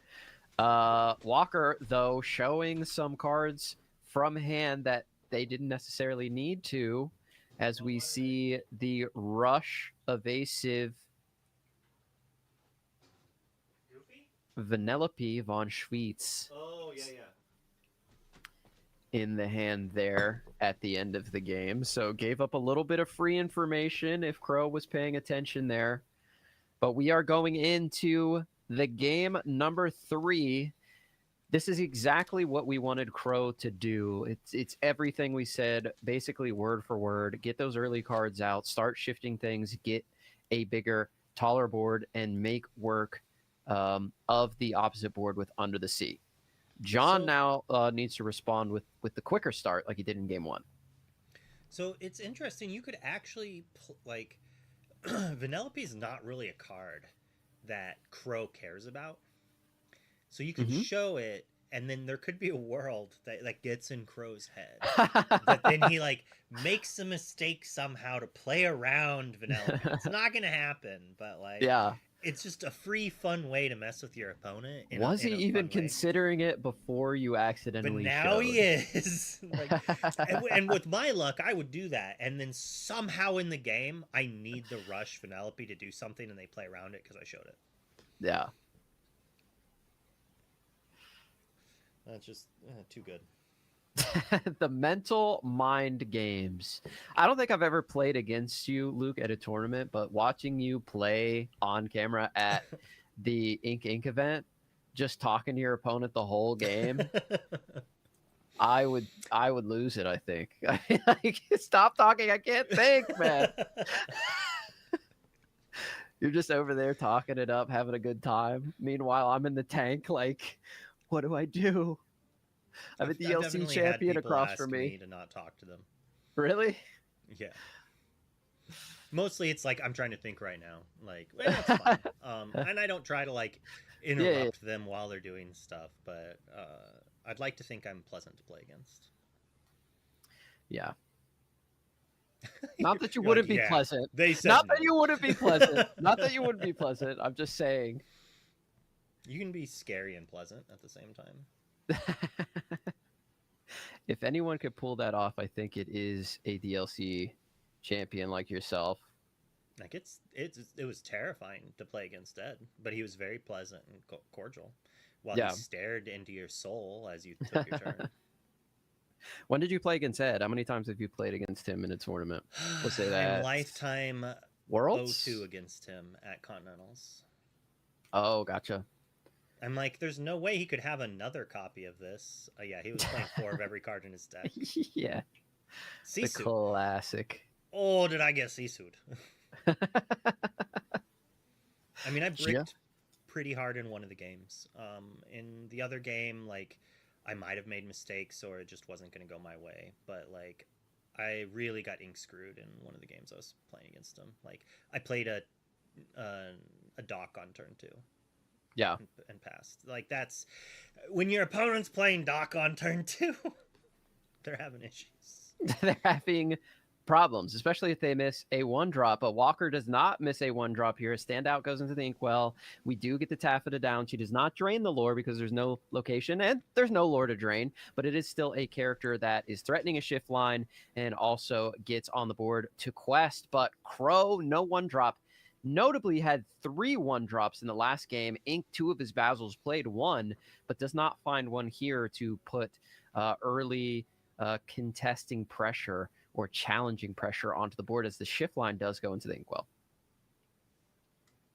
But we shift anyway. Only quests for 1. Kind of. It does only quest for 1. That is true, but next turn you could play another 1-drop, play Hidden Cove, and move her, gain 2 lore, quest for 1, gain 3 lore, and establish a Hidden Cove plus an additional character. I could not tell you. I think we forgot to quest there.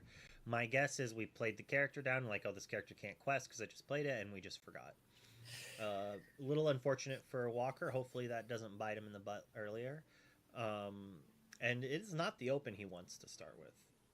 Only 1 lore in play going into turn 3 at 0 lore. Not fantastic. Yeah. You want to go wide. I mean, there are some instances against this Emerald Sapphire deck where you want to go a little taller, meaning you want more strength on the board to dodge under the sea, but definitely not on turn number 2. If you can establish another character and start questing, forcing hard decisions from your opponent, it's probably a little better than shifting. We'll see if they're able to follow it up with something big here. Like I said, if you get the Hidden Cove down, you move to the Hidden Cove, you quest, that's 3 lore, plus you can play another 1-drop. That's not bad. It's better than nothing, that's for sure. It's just... Yeah, I mean, what 1-drop do we have? Maybe we have Curse Merfolk in here and we haven't drawn them yet, but I don't think it's in there. Yeah, Curse Merfolk is definitely a good shout. You would think that in a aggressively slanted deck like this, you would want to see it, but just the Donald Duck, who is not active at the moment. Still scary. Yeah. Like, questing for 3 is always scary. Yeah, most definitely. So sitting upright, a lot like another pirate card that was very popular, DLC winning multiple time card, Piglet Poo Pirate Captain. Oh, yeah. Who quests for 3 when activated. Donald functions in a similar fashion, but now we're playing Nalas. Costs Does not 1 more and harder to activate, but yes. Very Yes. similar. That is true. And what do you get for it? Only 1 additional willpower. Well, rarity symbol. That's You're what right. you get. You get an uncommon compared to a rare. That's like, true. I think limited would not be fun having uncommon piglets. No. Or maybe it would be busted. Oh, There's there we the have the Baymax. shift. Poor Muffin. She is gone, and the Baymax takes 3. Interesting to see the Baymax come into play here in game number 3, playing both Basil shift and Baymax shift. What are your thoughts on that? Mixing it up a little bit. I think it's fair. I personally don't like playing 4 Baymax. I think it's too many, but I think you do want 1 or 2 at least. The ability to sing those super early, like sing a turn 3 under the sea. That's how I lost my winning against the mirror, kind of, at PPG. In game 3, I'm on the play. I developed double Donalds, and he shifts Baymaxing under the sea. And I did, or not double Donalds, double Clarabelle. That way he couldn't just You're Welcome me. Because in game 2, he's on the play. I play a You're Welcome with 4 ink to hit his only shift target. And then on his turn, he hard casts You're Welcome on my shift target. And we both end up playing Clarabelles for 7 like 3 turns later. Like, yeah. Yeah, the mirrors in the current meta are very odd, very weird. I mean, obviously you're playing the deck, so you know how it functions. You know your outs, and you know what you have to do. Walker needs to find something here to make this board a little bit more intimidating. There's B King Undisputed. If only that'll Donald take care of the quests for Baymax. more. Up to 2. But that's a lot of singing power gone. Jonathan's best play is probably Donald Duck to get another ink, or some variety of like sail into a Clarabelle or something of the sorts. Sail. I think I've done that once. It was playing 4 sails in one turn, or in one game, was insane. It was like turn 2 sail, turn 3 I played sail, then sail, and then 1 more sail. So at the end of turn 3, I had on turn 4 I could hard cast Under the Sea. Fair. Seems pretty good. Fair. And there's the sail as you called it. We're gonna go for 4 here and put down the Scrooge McDuck. So this deck has a little bit of everything, it seems. We have, a couple Baymax, a couple Scrooge, a couple Donalds, a couple Basils. We got it all. The unique ability in this list. Yeah, Baymax and Scrooge. A lot of 2-ofs in this list. Yeah, things starting to make a lot of sense. 4, 5, 6, Double 7. Wendy comes onto the board. There's like 7 2-ofs and 5 or 6 3-ofs. And there's less 4-ofs than 3-ofs or 2-ofs, but there's more 4-ofs than 1-ofs. I would hope so. Unless you're playing allies on the other side with Color is Law, you should have more 4-ofs than 1-ofs in your deck. For 7, what is it going to be? The Basil, the Clarabelle. It is Basil. What are you targeting here? Probably just a Wendy. Challenge into the Donald. It's so hard. Well, I guess we are challenging the Donald, so that makes sense. So yeah, bouncing a random Wendy. Uncle on nephew violence here as the Scrooge McDuck challenges into his nephew Donald. He shouldn't be a pirate. He was in the Navy. He literally abandoned his post and turned into a pirate. True. And Donald, notably, no evasive. So this challenge does go through. However, Wendy does have evasive, but with that big Basil on the board now, it is going to be tough for Walker to get through. As You're Welcome is a way to get started. If I just put John Wins as the celebration screen, do you think that would work? I guess it would be John or Jonathan, I guess. So yeah. Just put Jay Wins. Yep. So we did have to You're Welcome the Basil, returning that back to the deck, prevent it from discarding your hand, which is solid, as Also, Wendy can quest freely here. To try to like prevent the singing of Under the Sea. It's like, if you're gonna play Under the Sea, I'm gonna make you hard cast it.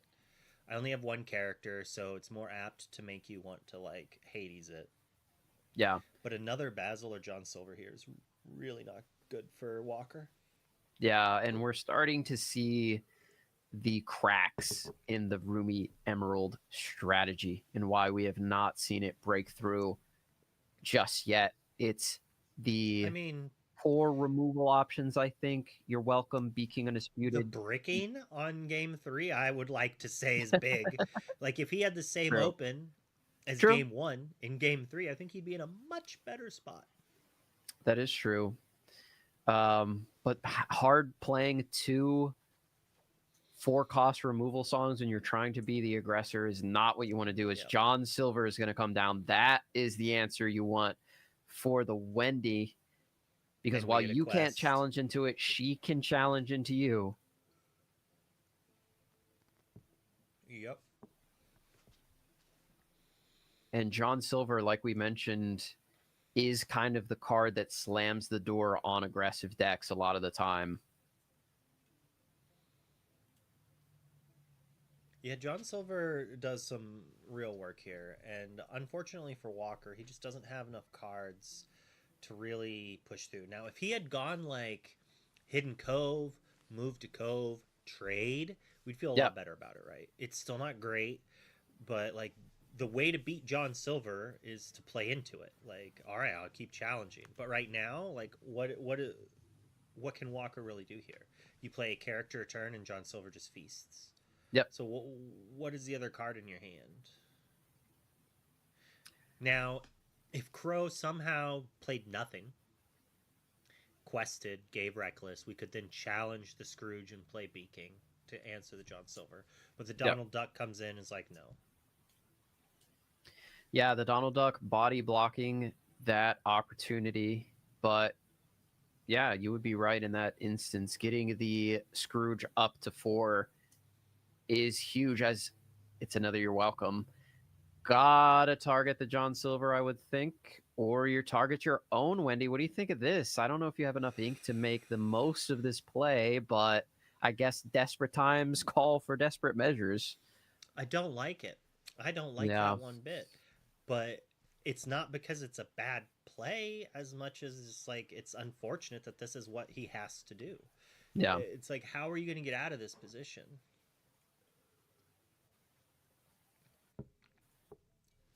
I think it might actually be. Yeah, unfortunately, it just hit their John Silver.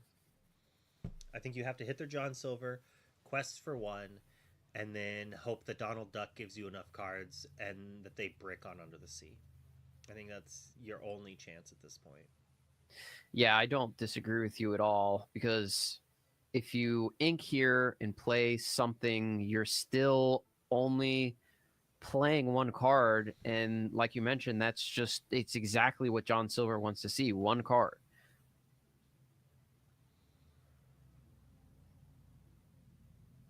And it's no cards, which is probably even worse. Fully inked, so I'm assuming he's prepping to double or triple card next turn, and that's like his out, right? Is like, give me cards, Donald. I'm gonna put like 7 lore into play. You're gonna answer 1 of it. I'm gonna quest, and then I'm gonna try to do it again.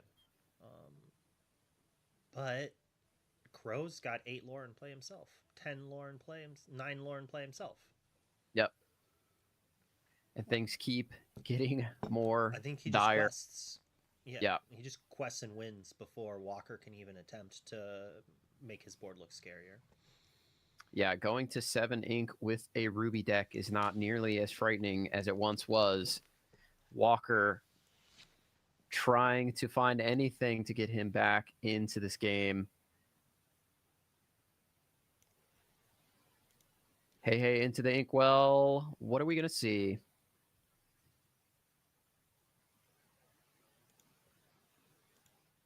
Grunkle Scrooge for his color. Bee King! Yes. That is technically part of Be Prepared, not the part you would like to see, as we're just going to get rid of the Clarabelle. It's just the 1 and play our own. So do you want a Be Prepared reprint, or do you want them to make a new Be Prepared that's like maybe inkable but 9? New Be not Prep a would be song cool. or something like that. Yeah, okay. Yeah, I think What Disney song?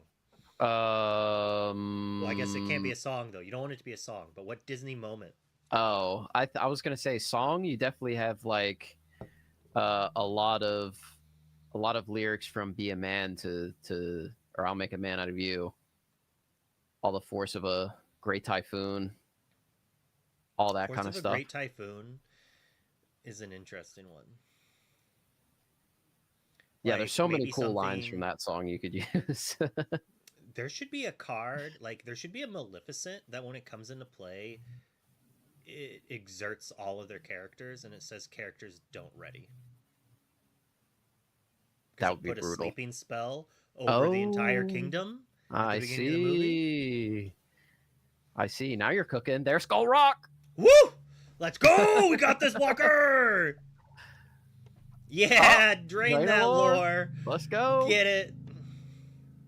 Now shift and move. Shift and move, gain 2 more. Yes! Oh, we're firing. It's happening. We needed this on turn 3. Yeah, we needed this. We needed to be at like 18 right now. That's what we needed to be. Could you imagine? Oh, that would have been so great cool. Way to finish it. Yeah. But Jonathan Crow able to get it done. Unfortunately, Luke, I don't think I am able to hop into the Discord for the interview because I'm recording a different ICL match for other people to commentate later. All right, well, you can stay right here, and I'll unmute it, and if you have any questions, I can ask. Okay. Otherwise, you just get to sit there and look pretty.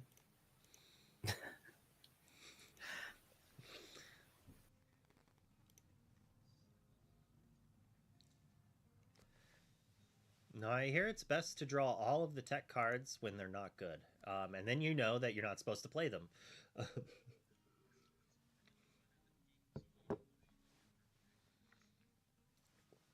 Yeah, we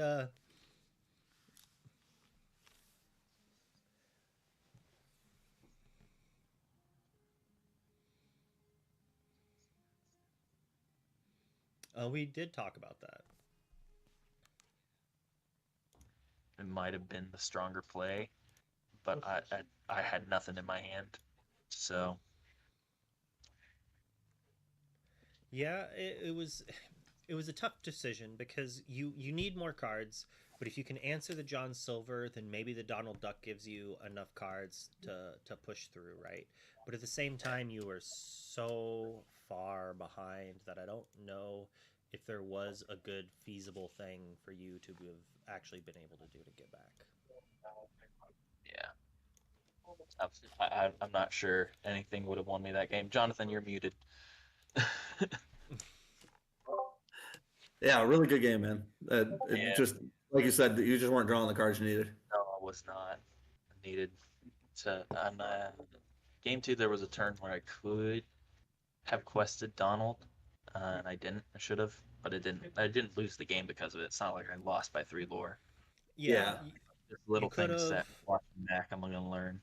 There was a small error in that game where you forgot to quest on turn 2 after you shifted. But as you said, it wasn't enough to matter.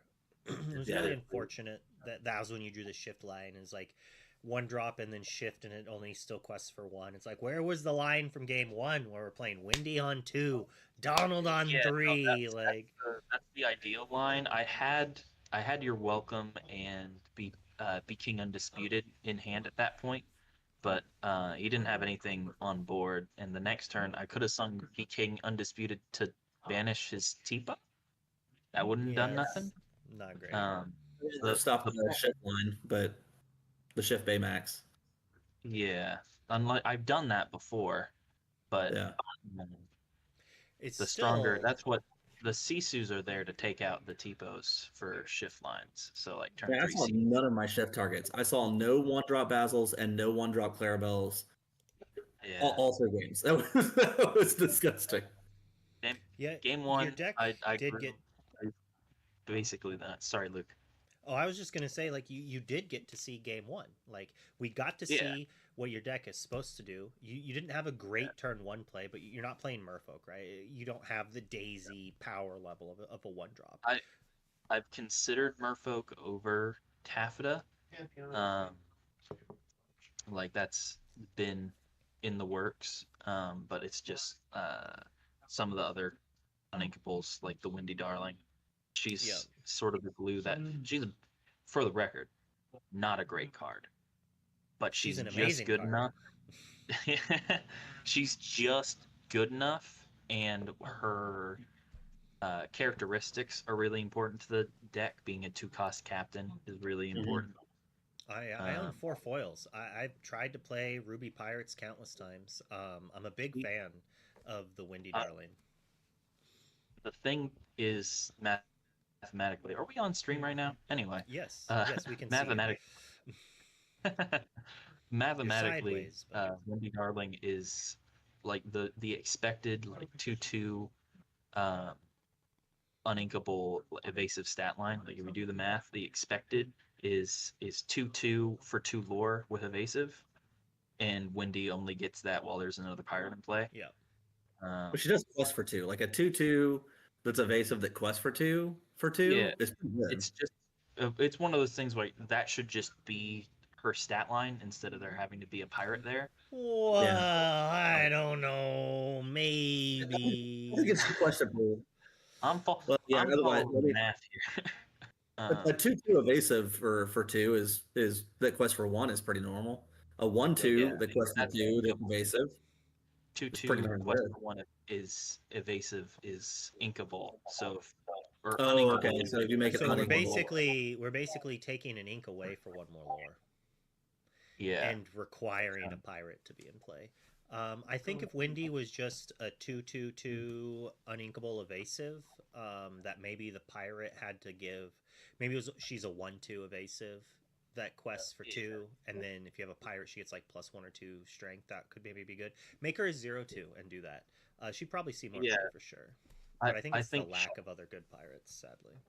That's the main thing. That's the main problem with pirates is like I'm calling this minimum viable pirates in sometimes because it's got only the same way that like DKP's broom list from last set only had the good broom cards. Yeah, this only has the good pirate cards.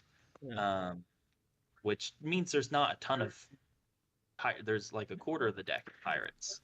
Well, and then I'm sure a lot of I'm forced people. to play Skull Rock because you need the locations for Daisy. There's not enough good locations right now. I'm sure a lot of people are going to be upset with you after this weekend because a lot of people are going to copy your list because it looks really fun, and someone's going to lose this pirate list, and they're going to be like, "Why is people playing this?" It also comes out to a grand total of $10 before. Oh my god! So it's I was not building a budget list. I was just building a pirates list, and then I looked at the price tag and I was like, "Oh, this is like 2 cents." $15 if you boil it out. Yeah. Well, it's Jonathan Crow. You kind of got to be a little scared after game 1. He just like ran over. I did. He, like kind of took a turn off even, and still just like ran over. Chat saying the deck's not $10 anymore, probably because they all watched you play it and bought a bunch of cards, hopefully. If they watch round 1, they're buying them cards instantly. Right. Like, what is this? Very fast. And I had no shift lines, no. Yeah. How are you feeling after that for game 2 and 3 then? Were you a little worried? Or? I definitely tried to mull more toward like a more aggressive play line and try to get the Baymaxes and the Scrooges if I could get them.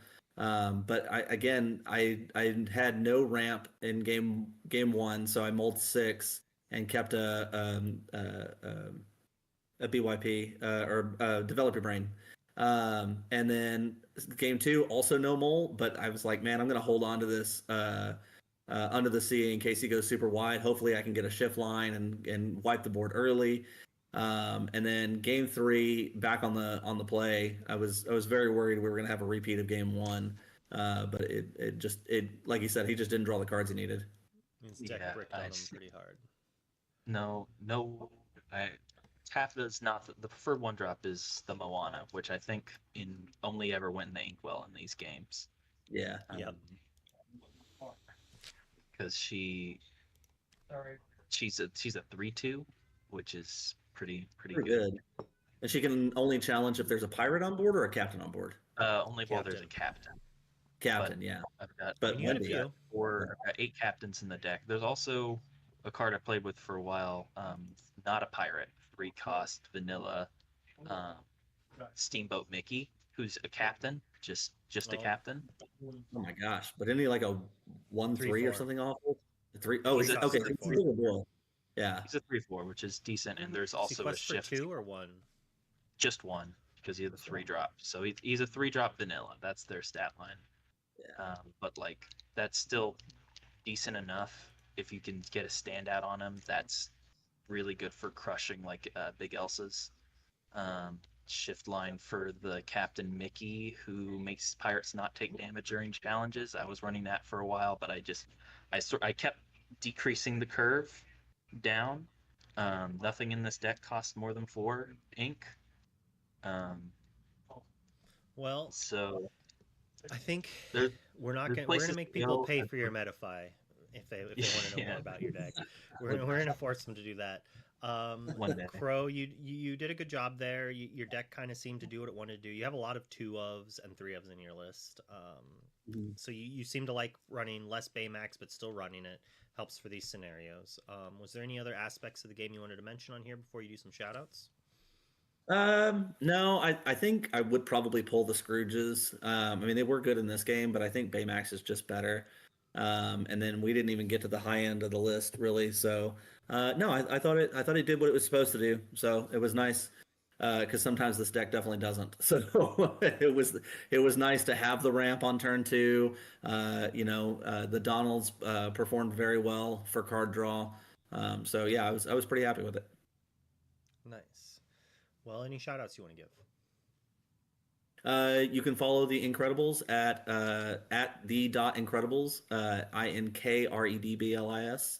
We're primarily on Instagram, I think. I'm not personally on Instagram, so I always forget it exists. But yeah, thanks to everybody, and thanks, man, for a really good game. This is my very first game on stream, or like on a webcam. So I was a little nervous about all the technology, but it really worked out. Oh man, you were a great opponent. Had a lot of fun with our games. Walker, any shout outs you want to give? Yeah, just shout out Impact TCG, shout out Rod, our glorious leader, ICL commissioner, team captain. Unfortunately, he's not given us any insider info ever. Yeah. So, he's very tight knit like that. But we like shout to out keep it... Impact, shout out to Dan in the last game, and shout out to our super secret players coming up next. Ooh. All right. Well, thanks a lot. You can bring it back for us. Oh yeah. Nice going into game 3. The Impact's going to be on the play. Thank you both very much. You have a great night, and we'll chat with you later. Bye, everybody. All right, you're back, Garrick. I'm back. How was the interview? I only heard you, so. I'm sure that was fantastic. Yeah. It went pretty good. We got to learn a lot about that pirate list, which I think quite a few people were interested in. Yeah. We're going to see some price spiking on some of these cards. Maybe the ICL sometimes always moving. I remember when Rob was playing Finders Keepers on here, and it went from like nobody owned that card to suddenly everybody was buying up the Enchanted. So the ICL can definitely do or something. I don't know. I have the whole deck foiled already. I've been trying to play pirates for a hot while. I'm just sitting here like, show me, how did you break it? That's some insider baseball for sure.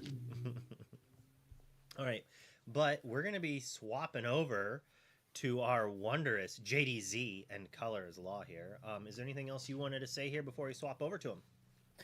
No, thanks everybody for being here for another week of the ICL. We'll be back next week. Actually, tomorrow. Boom! All right, let's go over to JDZ and Ashley. That's boom, baby. Oh my god, hilarious. Is there anything you want to say? Literally no. Just straight no.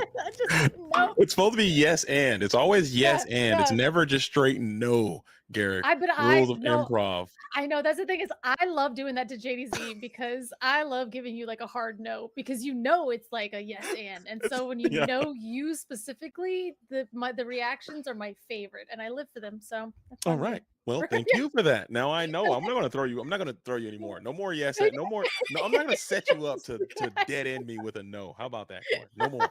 Never again. It's my favorite. It's my favorite. But I get a guess I chance- told you my game, my little game, so it's ruined now. Did you get a chance during your break to catch what happened in that last round? What do you think? The Pirates The situation, yeah, Pirates life for me and for Daisy and for Donald and for Skull Rock and oh gosh, so yeah, that was crazy. I was hoping they can get to the Dublinsky, but it didn't work out for them that time. Yeah. They had the absolute uncut spice, and I want to see Red Green be undefeated in the ICL. I was about to say, I was like, Red Green kind of had its day, and like, you know, the Emerald and the Ruby cards came out. We were like, and then it wins, and then it comes out again, and everybody's like, hold up, is this gonna do it again? And it's like, oh no. Not Oh, but this we time. see the eye-to-eye sleeves. Talk to them. Those sleeves I are love quite it. nice.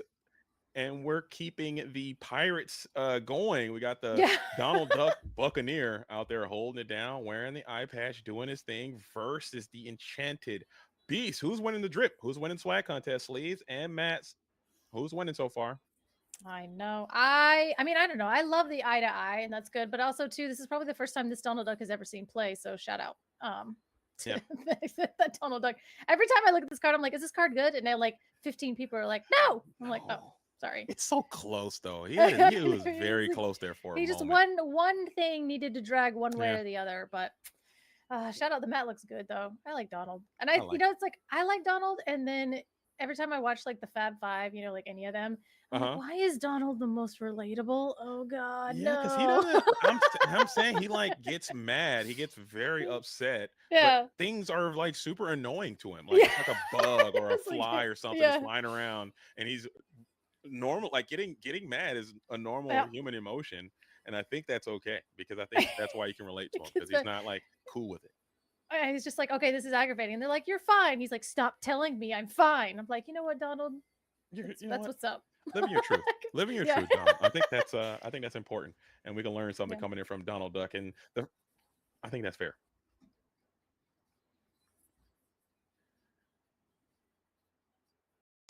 Okay. So this just in from production. There may have been a small graphical error on your guys' broadcast, and the correct information is that it is 2-0 going towards the Incredibles over the Team Impact, I believe. If that's incorrect, please, Luke, let me know that that is wrong. But I'm fairly confident that is correct. As we are firmly nestled in an ad right now, so no one probably can hear what I'm saying. Shout out to the ad gang. If you're in here in the ads, say what up, what up, what up. We out here. We out here. And I did see, so we are doing Blurple against another Emerald Sapphire. More Emerald Sapphire shenanigans. Emerald Sapphire versus Sapphire Amethyst, and that is a tale as old as time. This matchup is quite volatile. Actually check that. Halt.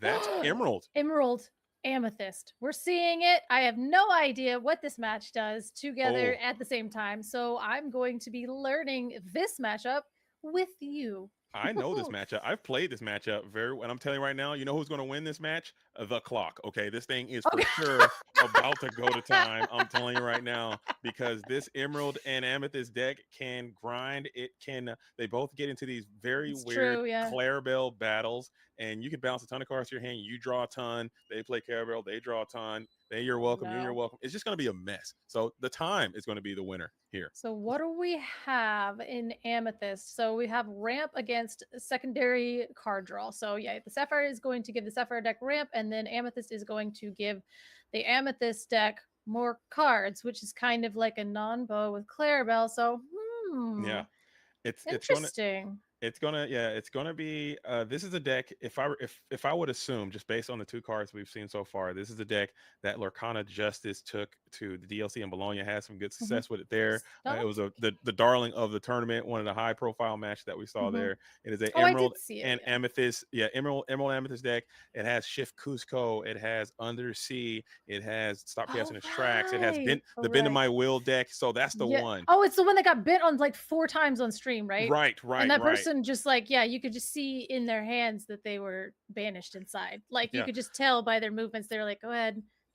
That's the 4th Bend to My Will. who plays 4 Bend to My Wills. Yeah. You do on Unless- stream into my life right now. Fantastic. And it was a super grind fest. This deck can also have a pretty good matchup against Sapphire and Amethyst, but against the Sapphire and Emerald, it's just going to be a grindhouse. As Donald Duck, Perfect Gentleman, is going to come down for Cody, and let's see if Randall allows that to be a part. If they're going to keep drawing with this thing, because the objective, you want your opponent to just get a massive hand. If Cody has a massive hand, that's going to help Randall. It's going to set up the Clarabelle plays, and then it's going to potentially set up that powerful Bend in My Will that you spoke about earlier. I don't know what's going on in I don't know. the background there. I can hear about a lot of dishes happening, and I hope you guys can't hear that. But that is that is like, it's like casting Extreme with Sensory Nightmare in background.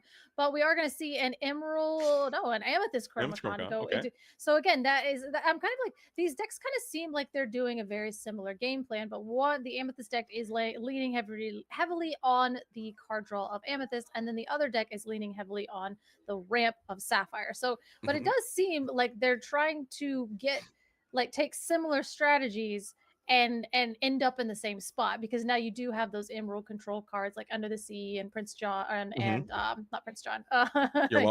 He's gone. John Silver and You're Welcome, Under the Sea, things like that. Yeah, I said Prince John because there's like a weird trauma response in the back when I think about Emerald cards, and that's always like, yeah, good job. But this deck also does play Monstro the Monstrous Well, and I think Monstro the Monstrous Well can be a cracking type card in this deck to kind of blow this matchup open, as they'll exert the Clarabelle to potentially sing a song. You draw the Monstro, you play, you're able to clear the Clarabelle, you're able to clear another character before the Monstro gets off the discard. So this game is going to come down to an absolute grindhouse. I am anticipating a 3-game complete slugfest. I'm just looking at the speed in which these Illuminators are playing, and I'm like, you might have to speed it up now just to make sure the thing can finish in a timely manner. Yeah, and it definitely, kind of like we were saying, if this is more of that kind of grind control match, it does seem as though this is going to get far past the point of do you have it, and more past the point of did you mess up and ink the wrong thing 3 turns ago. So that definitely seems like that. But shout out to the Cusco Iconic. I love that Iconic. I love the full art of it. And I don't know, I just don't get to see him very often, and I'm just happy for him. I think that's a nice little iconic there. I wish we get more. I'm glad that they're going to keep the icon epic. You got me saying iconic now. Oh my goodness, color. That is an epic card, okay? Not an iconic card for the 19,000th time. You're messing me up now. As it looks like we are going to get a quest in challenging, with the Cusco to get that Bobby Zimmerowski off the board. See if you can find that potential Mother Gothel shift. I think that could be an important call for you to have right now for Ink to bounce something back to the hand, and you get to it. So she does hit the board. And you get to choose what you want to bounce back to your hand, which I don't love. But at this point, I mean, Clarabelle's pretty potent, Donald's pretty potent, and Scrooge is annoying. So we'll go ahead and choose the Donald Duck, because I don't want to give you any more cards, but it doesn't matter. You can also have back that Scrooge McDuck. Not fearing the Clarabelle, because the Clarabelle shift is fine at this point, because now you probably have more cards in hand than I do, because I just gave you back your entire board. But a Clarabelle shift into a You're Welcome, I think that would be a devastating maneuver in this spot. And I know I was talking about how long this game could take. That could just end it right now, as Randall's sitting at 4 ink. Cody going all the way up to 6, I believe, this turn. Clarabelle shift, saying You're Welcome. And we might be back. Putting that double shifted Mother Gothel back into the deck would be extremely powerful, as we're going to develop our brains here for 2. Now, hopefully, maybe trying to find that Clarabelle shift, maybe trying to find the You're Welcome, trying to find that last piece of whatever that kind of terror puzzle that I like to call the Clarabelle shift You're Welcome situation. I always it hurts too. You see it, and you see it done to people, and you're like, oh. Yeah, that's the it. We were talking about the it factor in round number 1. That would be the it here. And if you did not get it, you didn't have it. No shift at all. And no card going down into the inkwell as well, it seems. It looks like you are really preserving the cards in hand. You did not ink for turn, I believe. And that is just going to be a hard pass coming back over Cody. You got the Scrooge in hand. Maybe you're uninkable in hand. Yeah. Color. It seems like it. You know, it definitely seems like you would have wanted to ink something. I know there's no threat of a Clarabelle shift on the other side, at least this turn. So you're kind of safe for that. And at the same time, next turn, now we do see that little baby clumsy guest come down and with a contented wallflower. So now they're doing that thing that Emerald likes to do, where they're like, pick a Clarabelle. Which one would you like? There's two. For sure. I think that is a absolute great thing to do, but fortunately for Cody is that both of those Clarabelles do have under 2 strength. So if you are able to, now you have another it that you can do as a shift Clarabelle sitting under the sea, and that's a pretty devastating combination of cards to clear both of these shift lines off, because now Randall has the opportunity to get to their own it factor, shift a Clarabelle here, and you're welcome you back, and we're on our way. So both players looking for it. Let's see who can find it first. He's like, I'll draw this. I'll draw. I see Donald Trigger. We are professional Disney Lorcana players, and we are not forgetting our Donald Triggers. And so much so that we did a little card dance to prove it. I like it. See, I will draw.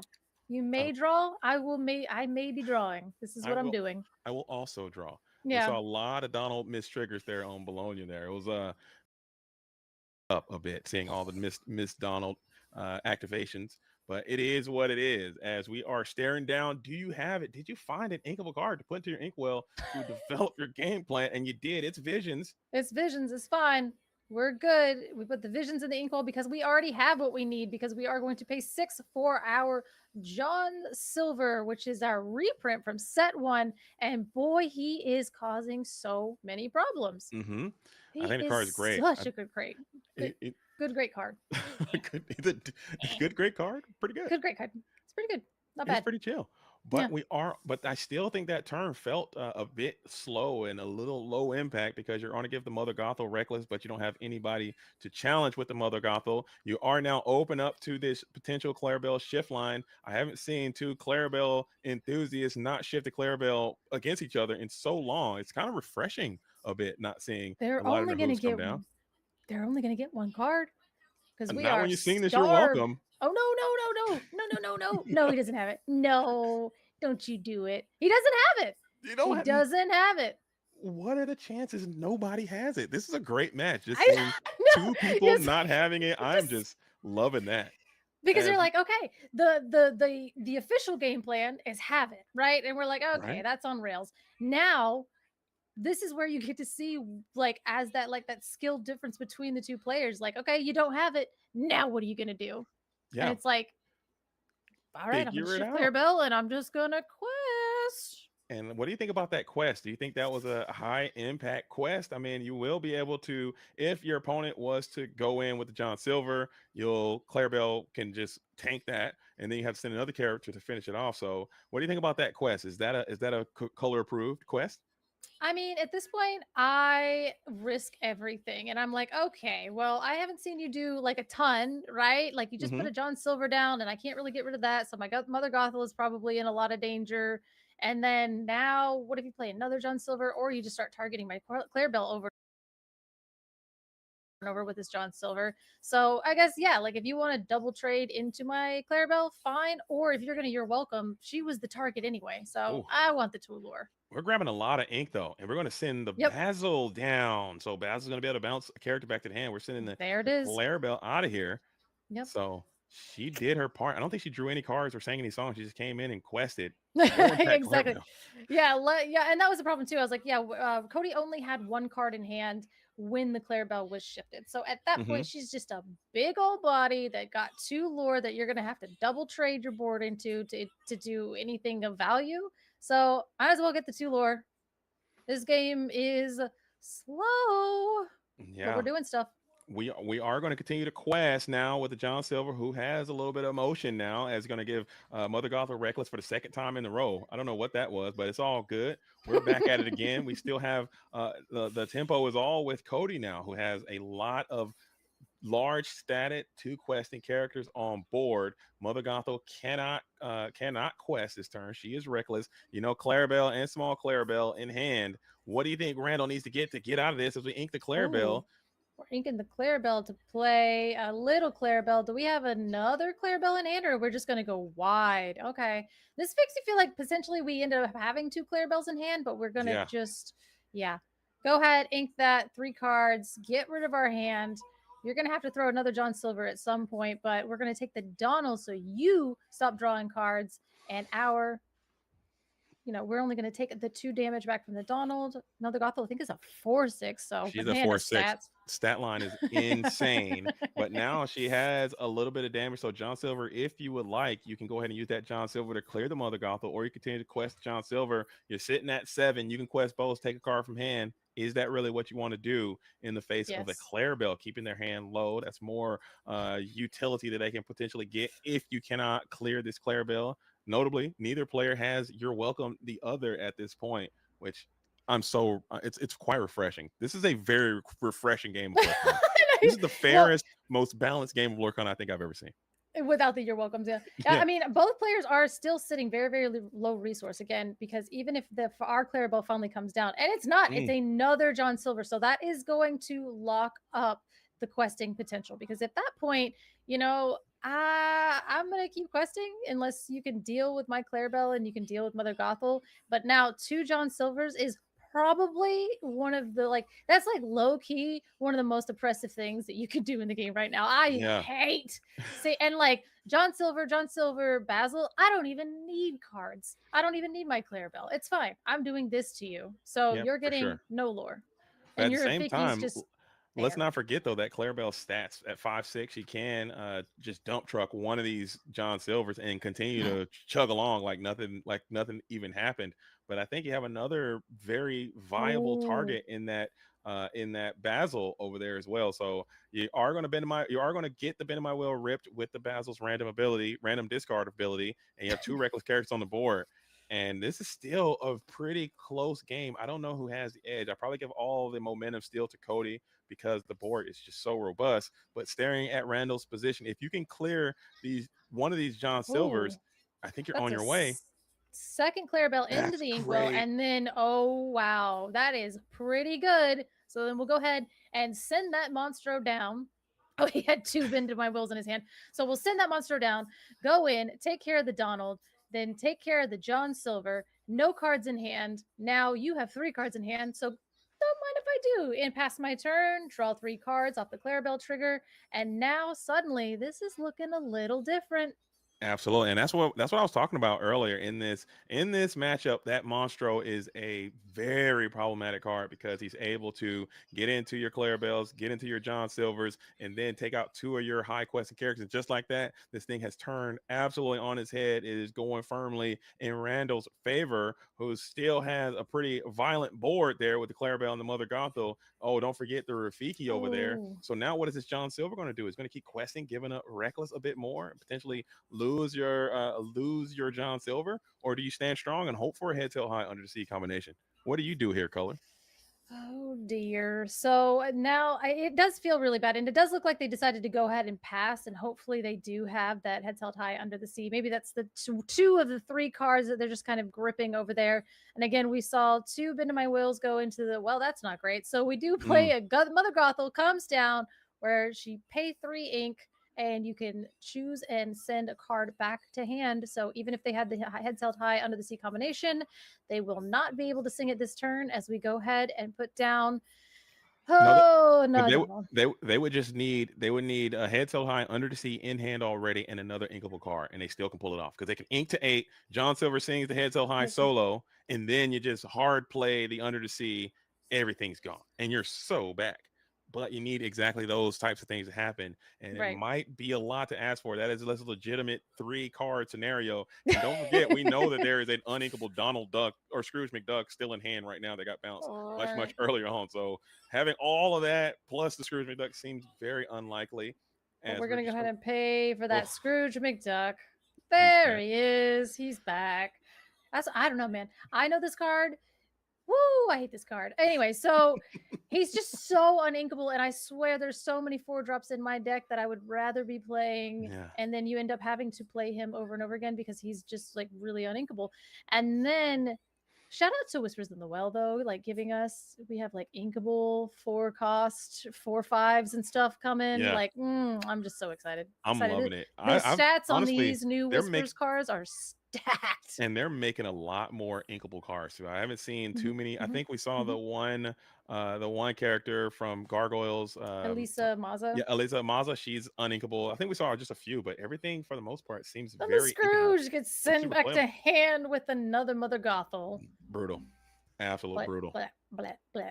And And we're gonna take a look. Brutal. And hits the under the sea. Oh, what it's he had the it. combo. He had it, and he's just been trying. didn't have any color. Yep, no, he does not have any ink because I don't know. He's got 62 Baymax in his hand with. Oh, that's so That many. hurts. Yeah.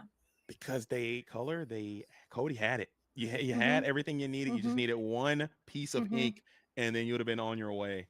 And that is just brutality incarnate. Oh man, as we're going to quest all the way up to 16. Had you just drawn an ink there, you're so back. Yep. That stinks. And then the end of the sea is now gone. And even if he draws another end of the sea, it doesn't have any inkable cards. Oh my gosh. Yeah. That's a brute. This is why I can't play this deck, because I just don't have the mental faculties to pull it off. I don't have the mental toughness, because when this happens to me, I just want to flip my desk. I just really, really can't stand it. I know, that's what I always like. Oh God, if I just, and I think Wonder was talking about this earlier, is definitely there are situations in this deck where, again, you have to play very mindfully, and you can get into these situations where you have inked the wrong thing. Maybe you held on to a card for a little bit longer than what you're supposed to. Maybe it was correct to maybe ink the John Silver as opposed to playing 2 John Silvers earlier in the game, and then that way you kind of were able to ink and stay up on par with that. If you saw that potentially Heads Held High Under the Sea is my only out, and they are going to bounce all of my stuff, so I'm probably going to have to hard play some of these at some point. So you're kind of like, it's really again, it's like how much of that was like, oh man, I just need to draw an inkable, and how much of that is like, okay, you gotta. I did this to myself. But at the same time, in that hand though, I think there was Hades, 2 Baymax, Scrooge, Under the Sea, Heads Held High. I think you had 5 cards in your hand. 4 of them were uninkable cards. At a certain point, your deck's got to bail you out a little bit. I mean, you built this thing and you trusted it, you sleeved it up, you brought it here, you talk nice to your cards. But at a certain point, I need you to bail me out too. I need you to help us win this game. And the deck kind of failed there too. Yeah, and there's definitely again, I don't know, does this deck run Bobbies and stuff like that? Is there any way to get those Scrooge out of the hand? Yeah. You got to be playing Bobby. I think if you're playing Sapphire, this many uninkables? If you're playing Sapphire and Emerald right now, and you're not playing Bobby, I think you got to be trolling. I think that deck, you need it. You need to be able to send some cards from your hand to the discard pile when they're just not usable. So I'd hope that you're playing Bobby, Cheese Whiz Kid, Spray Cheese Kid. Cheese Whiz Kid. What am I talking about? Cheese Whiz Kid. Is he not? Oh, he's Spray Cheese. Cheese Kid. Spray Cheese Kid, because Cheese Whiz is probably a brand, and we don't say that, but Bobby Zimmerowski. Yeah, that's what it is. That's what it's like. Kleenex. It's like Kleenex. Yeah. For the longest time, I thought Kleenex was just what it was, and that's a whole brand. Same with Band-Aid. Band-Aid. They're cooking. Band-Aid is not it's a brand. It's not a thing. No. Well, then what do you call it otherwise? Like, what other brands have you called it? It's a bandage. Sticky bandage? Oh, okay. It's a bandage. It's a bandage. That was like that was like anticlimactic. Like, oh, what's the name for it? Bandage. I think it might be. I'm gonna have to look that up, but I think it's just Band-Aid is probably a brand. Yeah, that makes sense. Yeah, I think it's just a bandage. Kleenex and it's a couple of them out there that have just usurped. It's like synonymous with what it actually is. Like, oh yeah. Well, like in the South, how it's a Coke. Everything. You're like, what kind of Coke do you want? Isn't that crazy? Like, I'll have a Pepsi. And it's like, what? And people in the North are like, what are you doing? Like, yeah, can I get a Coke? What kind? Oh, Sprite. All right, cool. Yeah, exactly. Yeah, what? It's just like, yeah. Oh yeah, you're from I'm from Atlanta. I'm from Atlanta. That was a part of my life growing up. As we do have the Bobby Zimmerowski, the Spray Cheese Kid is going to come on out. We're going to kick another Bobby. So I think Cody might be listening to the stream. It's just like, hey, I do play Bobby. So much show. I'll show you 2 of them right now. I've got the Bobby, but should you have kept the Bobby? That is going to be another decision that will haunt you on turn 16. Just kidding. Here we're inking a Claire. Oh, we ink a Clarabelle to then play a Rafiki on the draw here. I like that, Rafiki, because a lot of times you can come out and get some sneaky little lore with this Bobby Zimmerowski. Now you have this Rafiki down who can challenge the Bobby quite effectively. Sorry, I just turned inside out over his hand marker, which is the alien from Toy Story. He dropped it down, and it was like, ooh, like I was like, the claw, like, oh my god, it's so cute. We can't do dice, but that is a elegant solution to the hand marker thing, and I want to get like, ooh, like Disney Doorables or like the little blind box things. I'm gonna get something like that. Okay. And there might be like some lore, because as your hand comes down to pick up your cards, it represents the claw. That's deep. I see what you're cooking there, Randall Jeffries. A little bit of lore within the lore. You put the claw. Your hand is the actual claw. Every time. As we will show the Cuzco on too. So maybe Cody knows a little bit about this strategy, maybe not, but you kind of have to really, really respect that Cuzco, because what Cuzco can do for you is shift. Cuzco can shift on 4 and be able to send a card to the bottom of your deck and then be a very competent and capable singer as well. This Emerald and Amethyst deck can also play Under the Sea quite effectively, as we ramp on to play the Scrooge again. All right, Scrooge comes down. And yes, if we see that Emerald Hey, I will flip out. I think that card is so funny. The people that love that card love that card. And when it goes hard, it goes so hard. And honestly, I mean, again, like it's like one of those like meme cards, but at the same time, it's pretty good. But we do exert 2 to play our D23 Ursula, and we're going to hit the Under the Sea. You can't keep it. You're playing against Emerald. That's a tale as old as time. You can't keep it, but it is uninkable. So we probably drew into it, and that is also a tale as old as time. For sure. You're on a draw when you don't need it, and when you need it, the thing will never show up. That is just a curse of Under the Sea. But we are going to quest this Cuzco, probably alluding that you don't have that shift available. I think if you play the shift, maybe you set yourself up, play to your outs, and keep that thing around, because a shift Cuzco into your own Under the Sea is absolutely a backbreaking maneuver that you can pull right now. But electing to just quest it here. Yeah, I'm not gonna lie, that Cusco is kind of crazy to me, because when I look at the Enchanted, I'm like, I can't read this because there's so many colors on it. I can't get past what's happening. So again, seeing that card actually see play is intense, and I do love these kind of the new metas and everything that's shaping up. And again, I am like super stuck on all the gargoyles cards and stuff. So I'm like, future metas are fun, but again, Cusco. What's your favorite card revealed so far? I do believe it's the Horn King.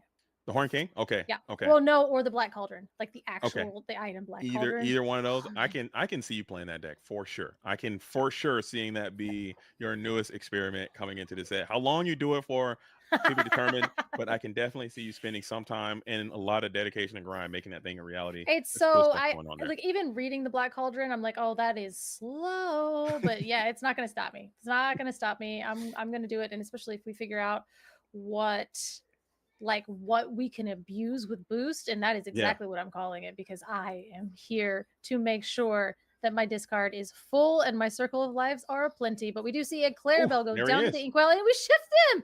It's not the Enchanted, but boy, it's still so colorful. It is a beautiful, beautiful card. It will be able to send a card. Your opponent gets to choose which one they want. No, you get to choose, I believe. Yes, you choose, or did your opponent get to choose? I can't. Man, my brain is bad. He is a 5/5. And he does have an on-play ability as well. I believe you get to pick something to go to the bottom of your opponent's deck. It'll go down. We're sending the Bobby Zimmerowski. He's out of here. And they get to draw a card, though. So now let's see if we got a ballot to go along with this Cuzco Wanted Llama. Is that his name? Yeah, their opponent gets to choose the card they want. Wanted Llama is a different one. Cusco, some kind of you're welcome situation. Yeah, opponent chooses, because there ain't no way I was choosing that Bobby over that Donald. So for sure. Okay. So they do get to choose. It does go to the bottom of the deck. They do get to draw a card as well. So it's probably not the greatest card in the universe, but in certain situations, it can be an absolute blowout. And like you said, the stat line is very impressive at a 7-cost 5/5 quest for 2. We are going to use that to sing You're Welcome on ourselves here, to gain 2 additional cards while sending the Clarabelle to the Inkwell. So let's see if that comes up later as the big Clarabelle's gone. Man, these cards are beautiful. Look at them go.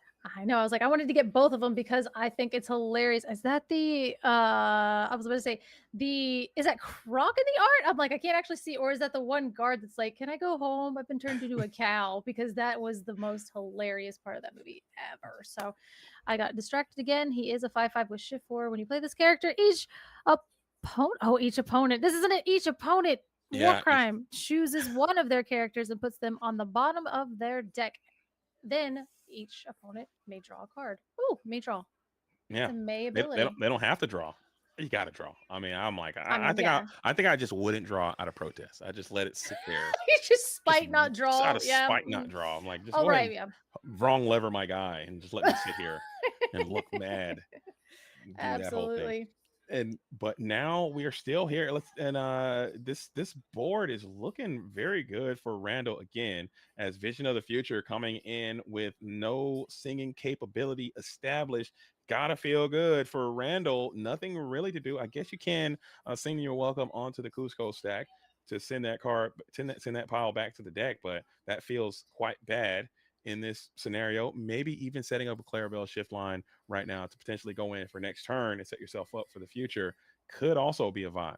I'd also take a Baymax shift onto the depot. Would be also quite nice.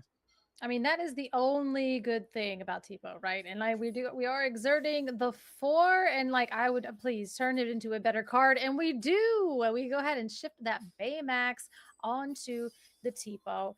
And again, see, now this is definitely the benefit of playing this ink combination with this strategy, is that shifting that Baymax down. And we are going to hopefully get rid of the Ursula, because that is the scariest card on the board. Right on, right on. So we're getting into this round number 2. Randall when it got it done in round number 1. So trying to get that decisive 2-0 victory in this game number 3 for the Incredibles. But Cody will not be denied, as we are going to get that. You're welcome to go off to send that Cusco stack back to the deck.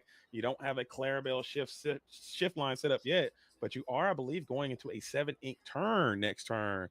Color, which is super important, because guess what? Both of these guys are playing green. Both of these guys can accelerate. So bend in my will could be something that Cody is looking forward to using as well. So could happen. Let's see. Yeah, and we definitely know that they're in the deck. I don't know. Usually the Emerald Sapphire decks are typically running maybe like one of them, so 1 to 0. But we do know that this Emerald Amethyst deck is at least running 3 that we've seen so far. And again, giving them 2 cards at this point, there's not a lot of ink. We're not slamming Clarabelle. We're not doing anything super, super crazy. You know, there's not a lot of 5 ink things that we could do, and we see them separating their ink into 2 different piles, which makes me feel like we're going to see them double play something this turn, hopefully establish a little bit more shift targets. But again, yeah, I mean, that made sense. We challenged him with the Baymax, took out that Ursula, and then sang your welcome on the biggest threat, leaving a lone Rafiki. And that's a pretty good turn, as we are going to be forced to ink that you're welcome here to set up the Amethyst Chromacon, which isn't bad. If you do find yourself in a bend to my will situation, you can at least be able to recover as Clarabelle comes in. Not going to be able to trigger her unique ability to draw a card. It's going to probably set yourself up for a potential shift line next turn.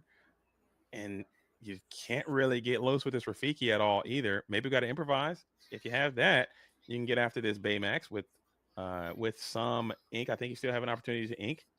I might be wrong. No, I'm tripping. No, you can't.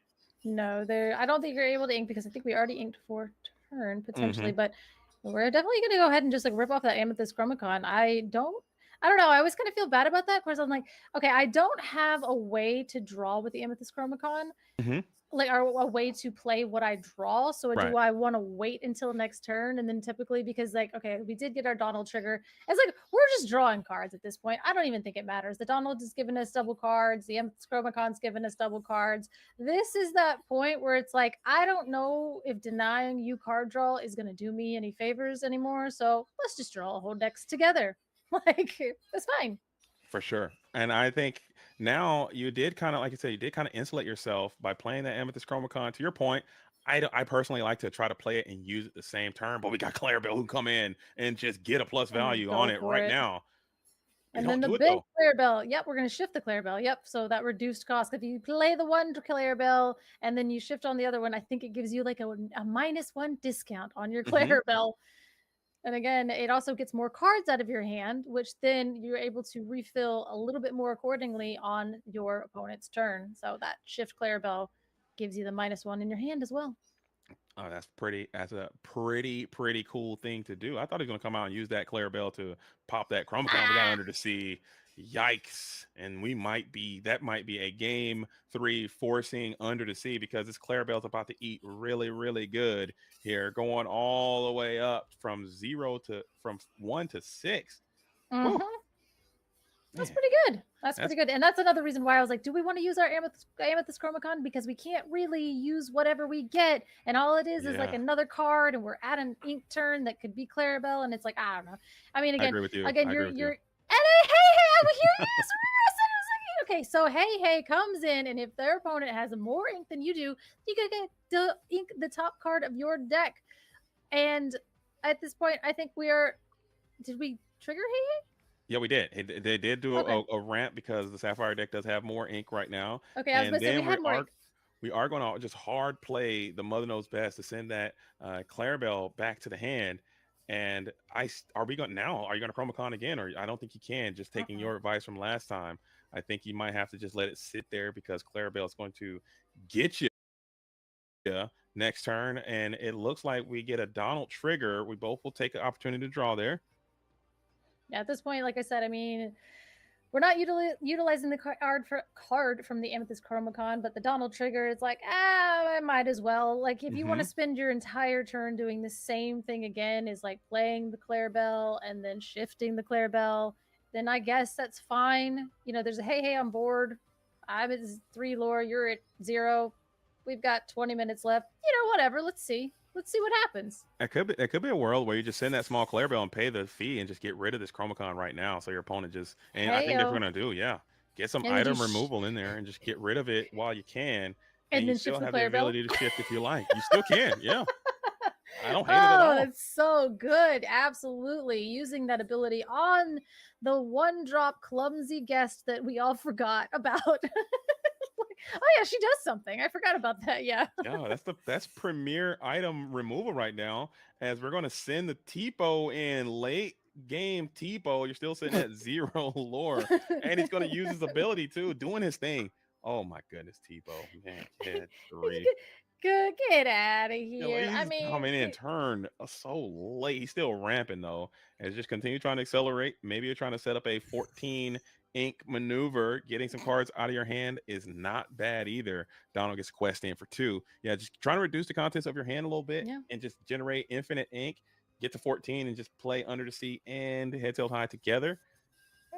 So we're going to go ahead and play You're Welcome on our card that I forgot about instantly and just go ahead and draw 2 cards. Yeah, oh, so we're going to get rid of our Donald. Okay, so we said that, that deck is looking thin. Yeah, why Donald there, I wonder, and not the Tipo? You just bought the Amethyst Chromacon, so you just took out that option for card draw. You've seen them ink 2 Clarabelles, and you've already dealt with a Clarabelle. And so now they have properly recognized that there's not a lot of card draw left in Randall's deck. So there's probably a world where the Donald was actually going to hurt Cody at this point. So get rid of your own Donald and just flood the board to win the game.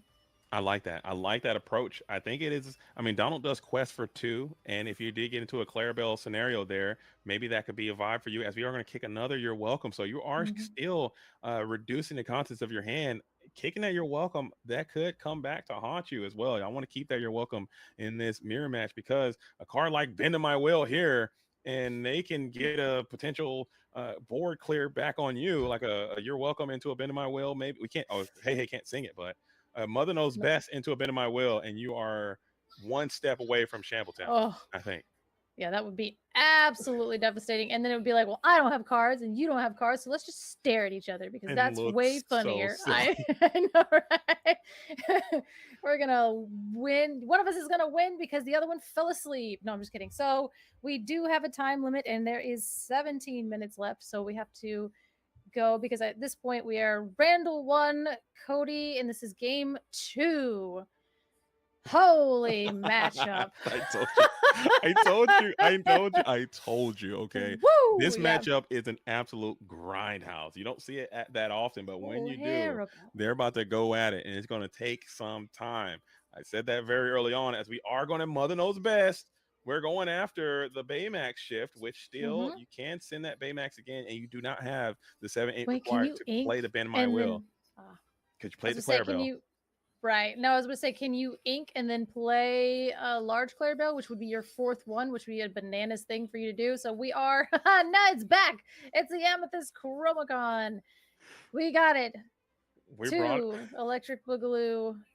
Just go ahead and exert it anyway, because why does it matter? Cole, I need you to hang on. I know. I can't. We are slowly losing color in real time. I need you to hold on. Because I'm like, stop drawing cards. Stop it. I need you to maintain, okay, color. I need you to live and fight another day. I got this. All right, So cool. we're back. What are we No, gonna we're do? locked in. If We're I locked see in. another Tipo, I'm flipping out. Anyway, so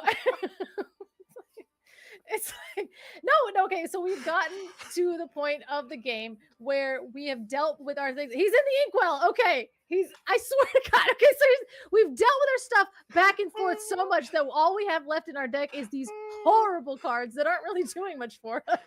So we need a Hades. Okay, all right. There Can we we go. get a Hades, please? Baymax.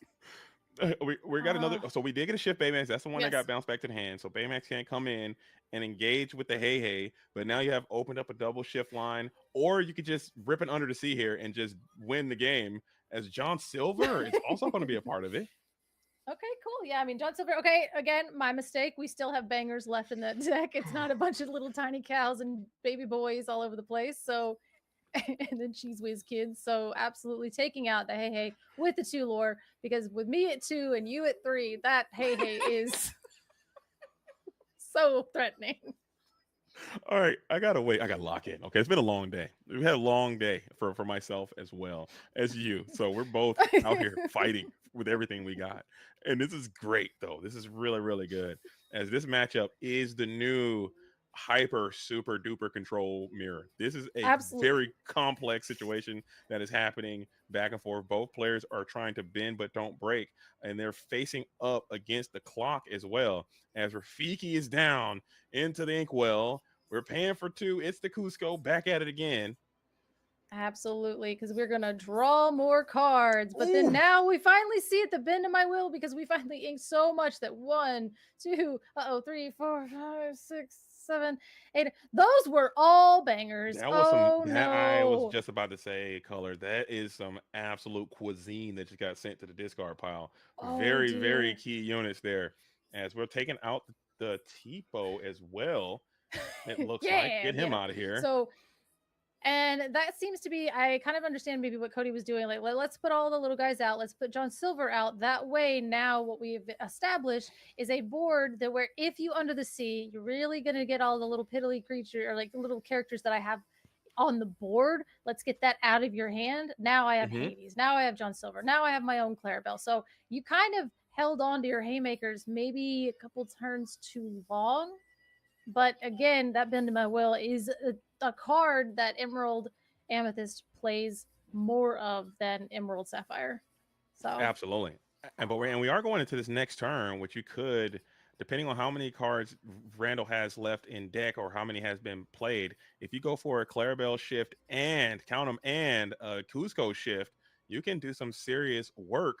You have both of those shift lines will be available. It looks like something is, never mind. You're gonna be able to break up one of them here. Yeah, we're gonna probably put the well, yeah, we go ahead and challenge into the Clarabelle and send our stuff, our own stuff back. Well, sending back the Baymax to potentially protect it, to potentially replay it, or we're just going to Kid? get the sucker out of our hands. That's what we're gonna do. Again, I mean, using that Basil's ability to return any character to hand, which is actually really, really good, and something that I haven't seen you like yet, like used as much. As much as we you Mother think knows it- best. Yeah, like we think it Mother would knows be, best yeah. things back to our hand, but like paying 7 to put something back in my hand, usually by that point there's so many threatening things on the board. But Cody looking at Randall's board and being like, you can have the Clarabelle and you can have the Cusco. I'd like to play a Bobby. Get this Tapo out of my hand.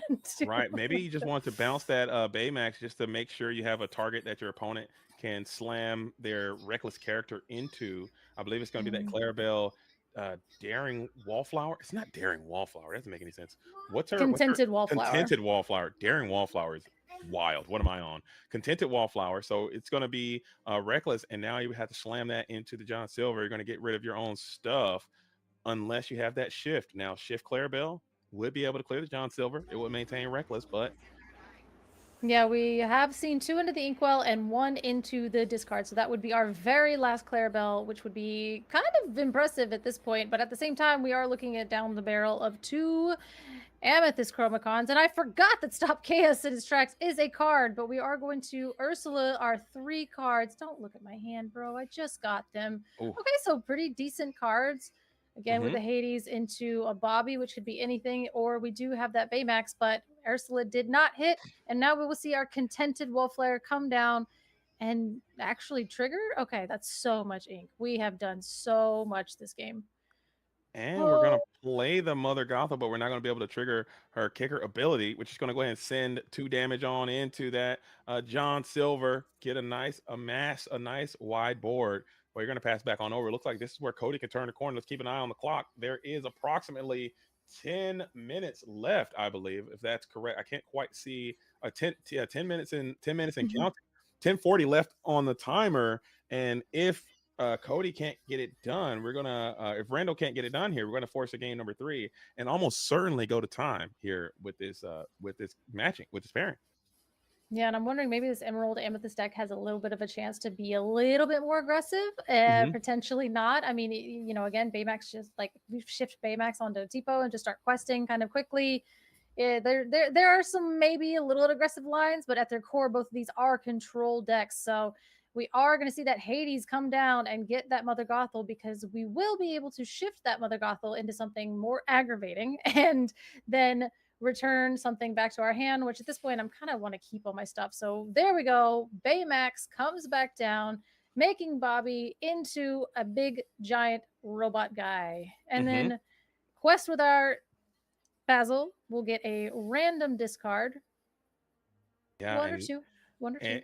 It looked like Cody's pretty much got this one sewn up. So at a certain point, if I'm Randall, I probably just get out of here and just get into the next game to hopefully maybe get something done in time. Because right now, this one seems like it's a lost cause. You're sitting at 3. Your opponent has multiple 2 lore quested characters on the board. I think it's just kind of wasting. I don't want to say wasting time, but you only have 9 minutes to play a complete game, and I just don't think, as you're sitting with another Chromacon trigger and another Chromacon trigger, maybe you're trying to go for an alternate win. Maybe a mill out strategy could be something that you're going for, but this one seems done here. There's another Chromacon. Oh my gosh! Okay, wait a minute.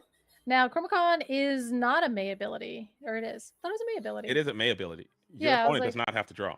Right, I was about to say, it's not like you can. Oh, wait a minute! Forget I said anything. See a Monstro come down. Oh wait, hold up. We have enough cards. Now, if we just choose our, well, you know, it's gonna hurt a little bit. So now we have to choose. I guess we take out the Basil or the Baymax, because we're not gonna get to do both. And then is it worth sending the rest of your side into the Baymax? They can't even clear. So Monstro coming in doing some heavy lifting again. So maybe I rang the bell a little too soon, as Randall does have much more information than I do. This game does still seem a bit long in the tooth, as we got another quest in with the Clarabelle, Contented Wallflower, and Ursula Deceiver. Let's see if your opponent's going to keep the gas pedal. I think you're just questing here and not even worried about what happens. You're like, that's fine. You can have all that stuff, because you just gave me 3 Amethyst Chromacron triggers and I have 1 billion ink, because it is turn 374. But we are going to go ahead and exert 8, potentially just hard playing Under the Sea. That makes sense to me. Get rid of your entire board and free me up to quest. Yep. Frees me up to quest. I can go up to a significant amount of lore. Go ahead and play down anything. There we go. Donald's back. Donald's back. Yeah, it is another, and I think at this point, okay, Randall had a cool play with the Monstro. I think maybe you got another Monstro, and that's why you're going to keep this game going. Because 7 minutes, Color, that is definitely not enough time for another one of these games to transpire. I think drawing 3, we're just going to get a quick little go for it. triple Chromacon. Let's see if Cody elects to do so. Cody may say, nay. I will refrain, pass, and let you deck yourself out instead of me joining you there, as another Cusco is involved.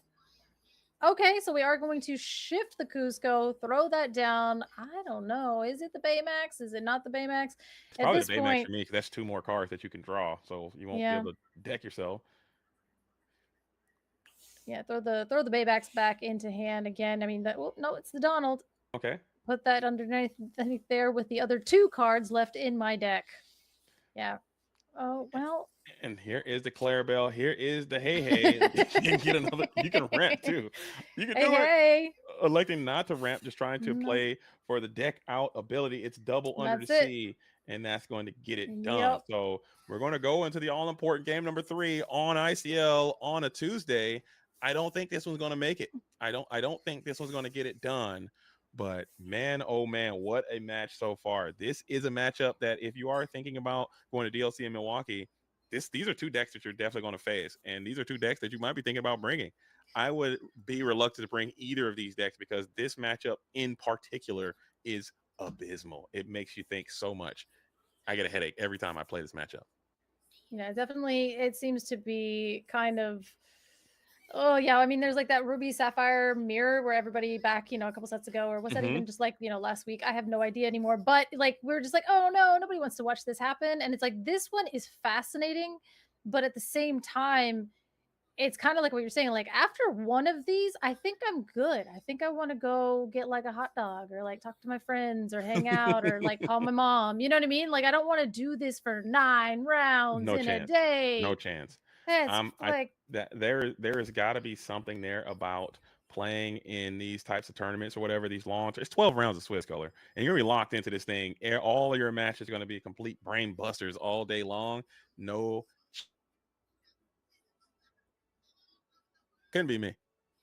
Yeah, I mean, I loved, like, I'm one of those crazy people. I loved Ruby Sapphire mirrors because I was like, woohoo! There were certain ins and outs of it, but like these decks are typically, like, especially this Emerald, like, I don't know, I just feel like it's so new that, like, are you gonna just have to spend all of your time practicing this matchup specifically when you're like, man, I'm gonna hit Blurple more often than not? Like, these are the fun metagame things that we get to play before the actual DLC. Yeah. So, like, but yeah, it'd be like round 1, I'd run into this and I'd be like, oh, that was it. That was all the brain power. For sure. I agree with you. I think I'd take a Ruby Sapphire mirror over not as an observer, but as a player. I'm talking from a player perspective. Yeah. And we got another hit. This Ursula's going insane today, as we've hit it has the head every single time on this one. But we also have the heads held high. I'm pretty sure that was the other card that was in hand. So he just full send, kept the combo, and was like, whatever, if you have it, you have it. Yeah. And we're gonna play Bobby Tipo into Rafiki Ursula, and maybe Tipo will get us to 20 lore. You think? 10 cards, and there's 2 cards left in hand. I just think that this is already a very compromised spot without a Clarabelle shift line established. Hey is down again, but not able to trigger because you are on the play this time. So you are on the play. It's hard to get that hey trigger to happen on the play. But hey has 2 lore, and in this situation, that's kind of what might need to get us there. Just get that 2 lore quester on there. So does that Donald Duck. We're gonna be able to play another 4 cost. It's gonna be Donald on Donald.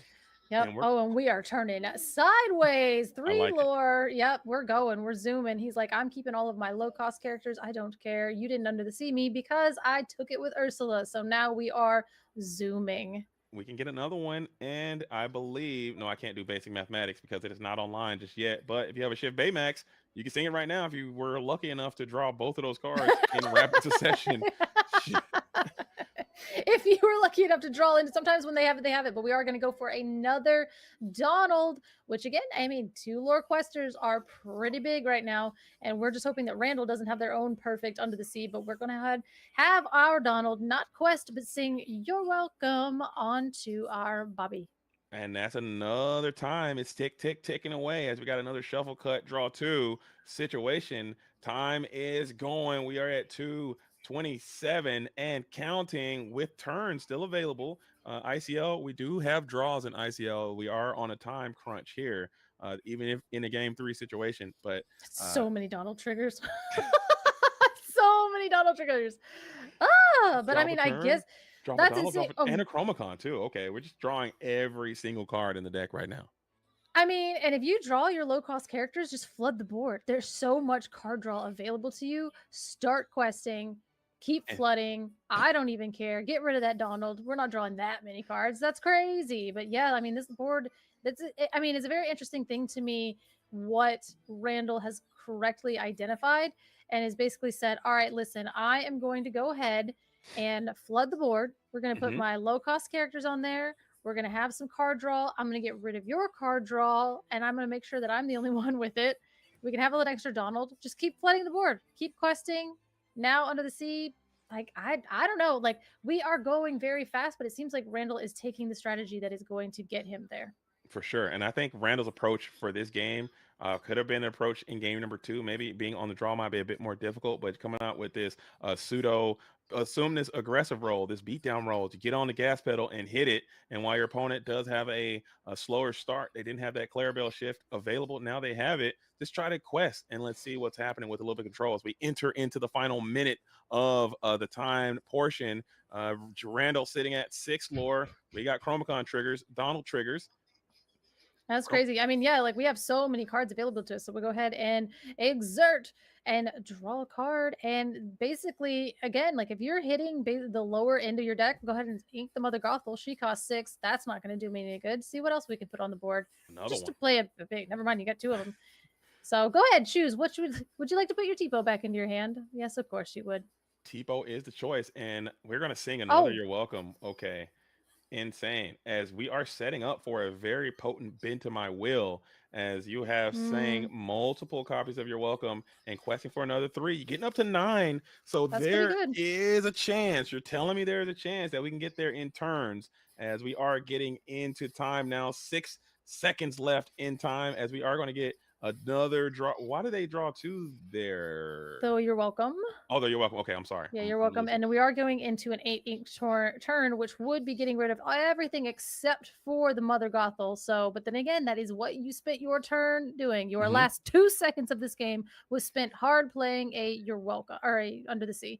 And it's a Clarabelle, which is probably pretty good at this point, considering that Amethyst Chromacon is, well, never mind. You it's have a just jillion a big body. Cards in hand. Yeah, never Look how mind. many cards you have. You're not getting any value. What you do though, hey, do insulate yourself from a Bend in My Will by having that Clarabelle up, unless they have a Mother Knows Best into a Bend in My Will into a major quest, and I think that could be the decisive maneuver here to kind of get there. Oh, that would be such a okay, so Bend in My Will doesn't matter. Okay.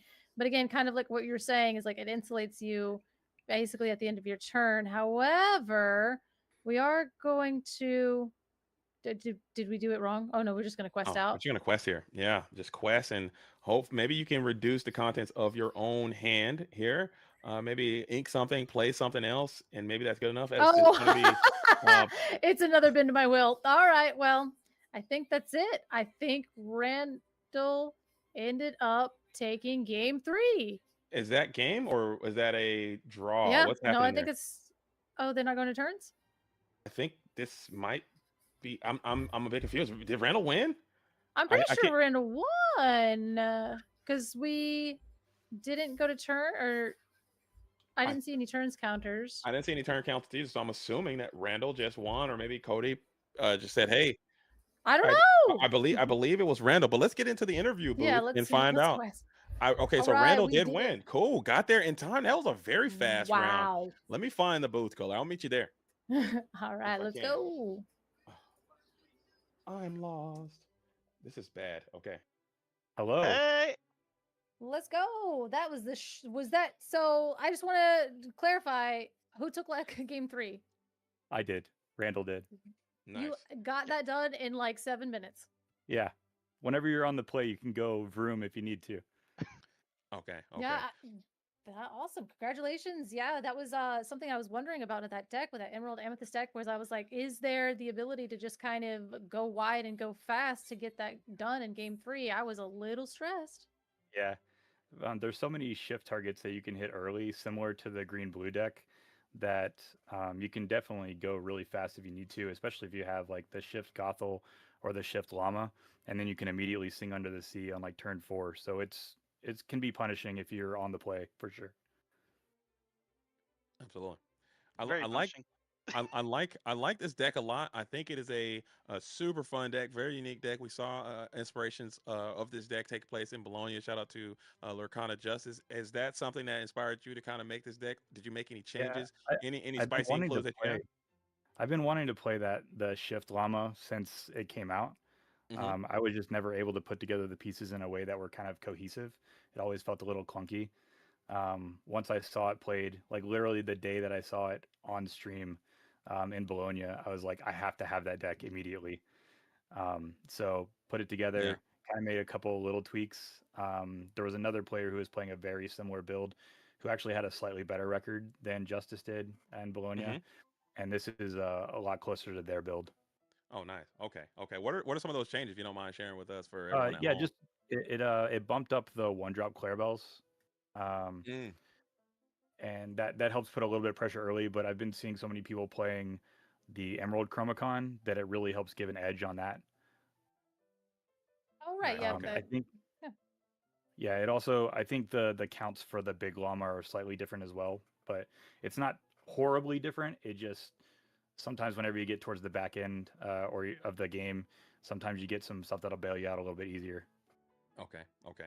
I like this deck a lot, but I like the deck because of the Sapphire Amethyst matchup, the Blurple matchup. I think it's a very favorable matchup for this strategy. But I also don't want to play this deck because of the matchup that you just played right now, the blue and green deck. That is just so sloggy. It's getting those Clarabelle matchups. Can you just talk about when you observed that you were playing against blue and green? What were some of the things you were looking for to help break that matchup open? Yeah, so the biggest thing that I think people are hesitant about, especially in this particular matchup, is allowing your opponent to draw cards, because they're going to be able to find things like Under the Sea, Head Held High, all those kind of things, especially their late game things. But since we're running 3 of the Bend of My Will, and I know there's not a whole lot of ways that they're going to be able to get super far ahead of me most of the time. And most of these green blue decks, if they're running Bend, it's maybe 1. So I tend to play a little bit riskier than most of my teammates and other people.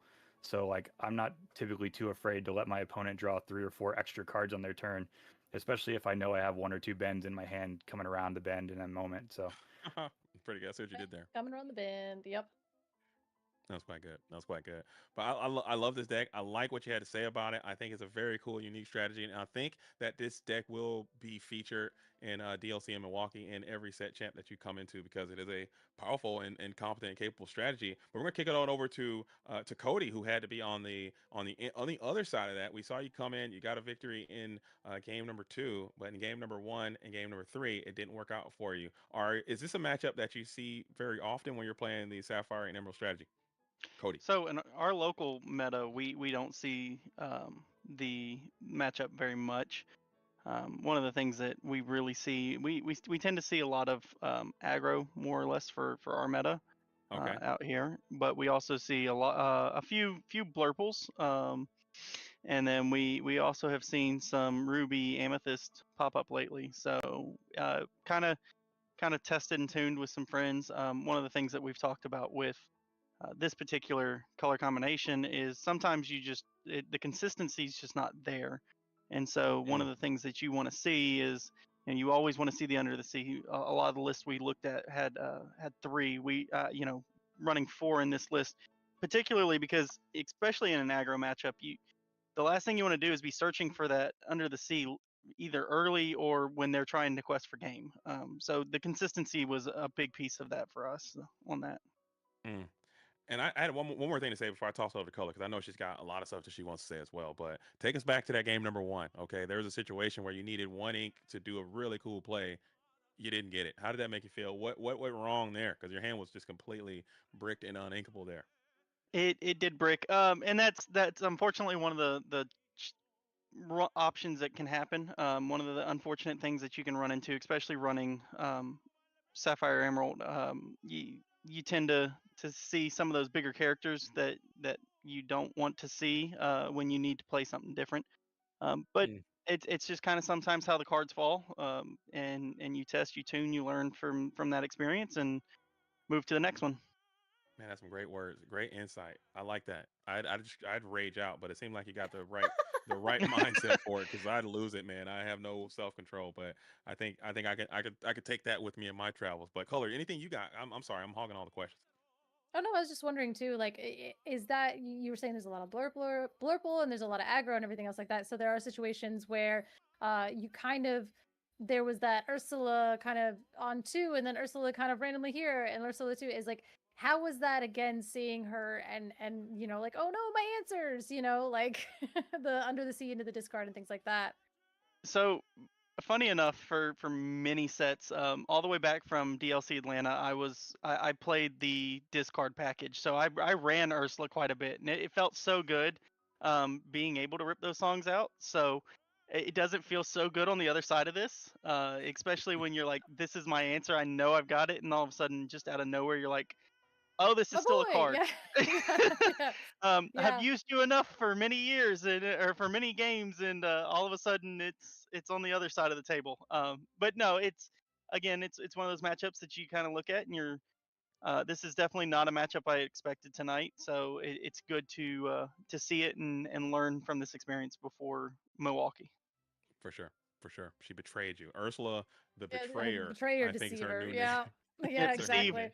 name. You've been deceived. But gentlemen, I do believe that was still an incredible match. I loved all these matches today. Like I told your teammates early in round number 1, I'm excited to see both your organizations being a part of the ICL Team Impact. It didn't work out for you this time, but there's a very long season, so I'm certain you'll have a chance to rectify the situation and put some wins in the win column.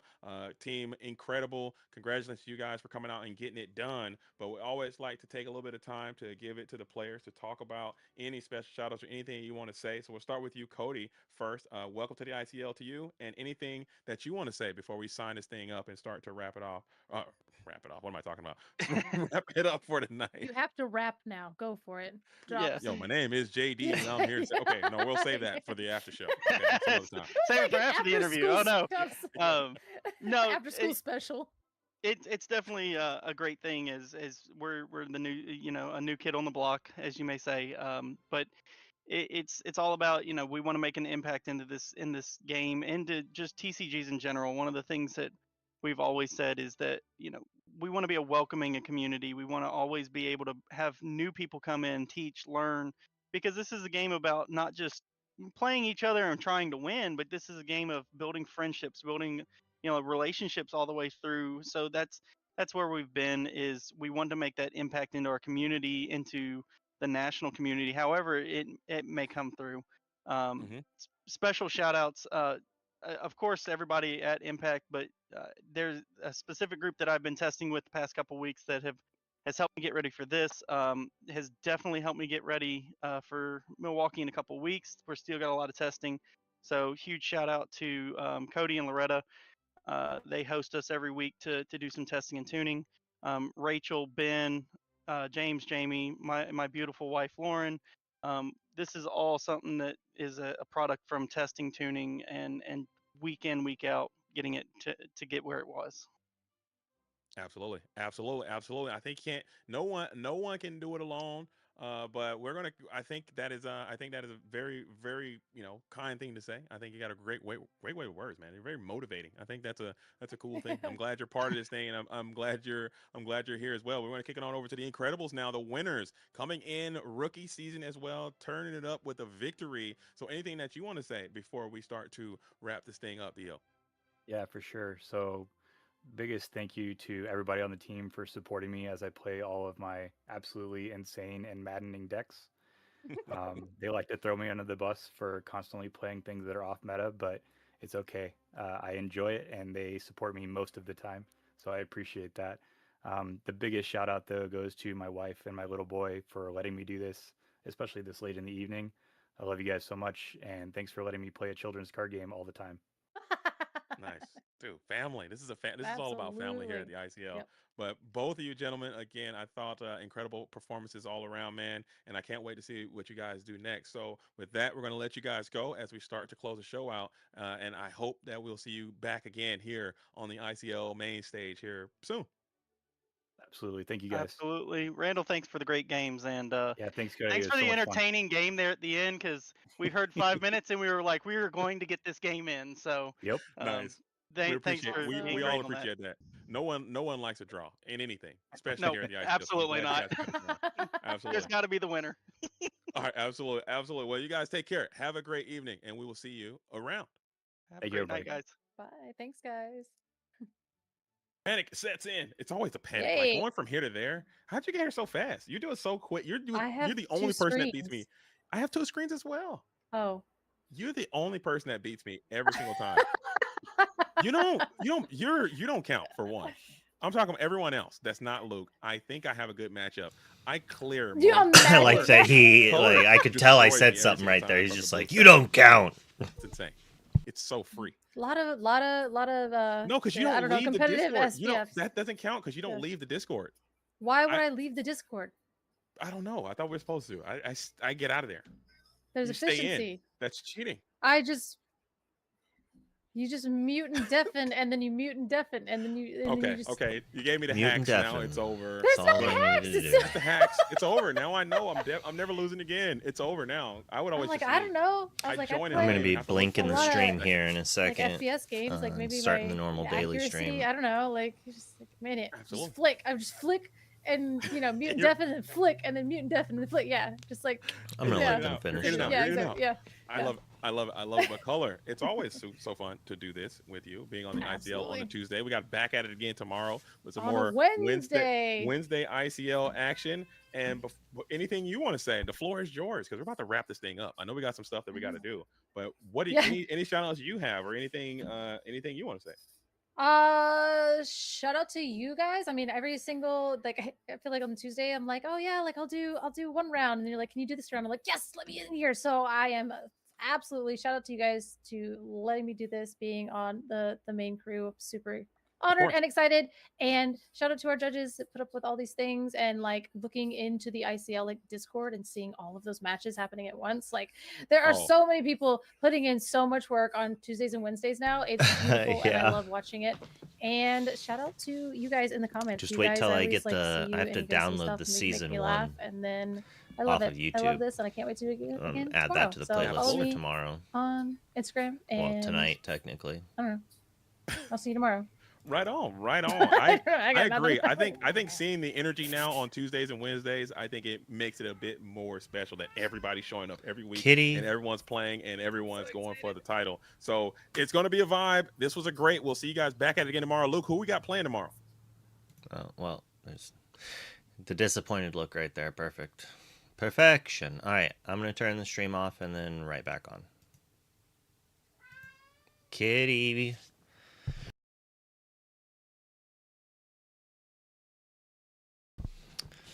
Boop boop bop boop.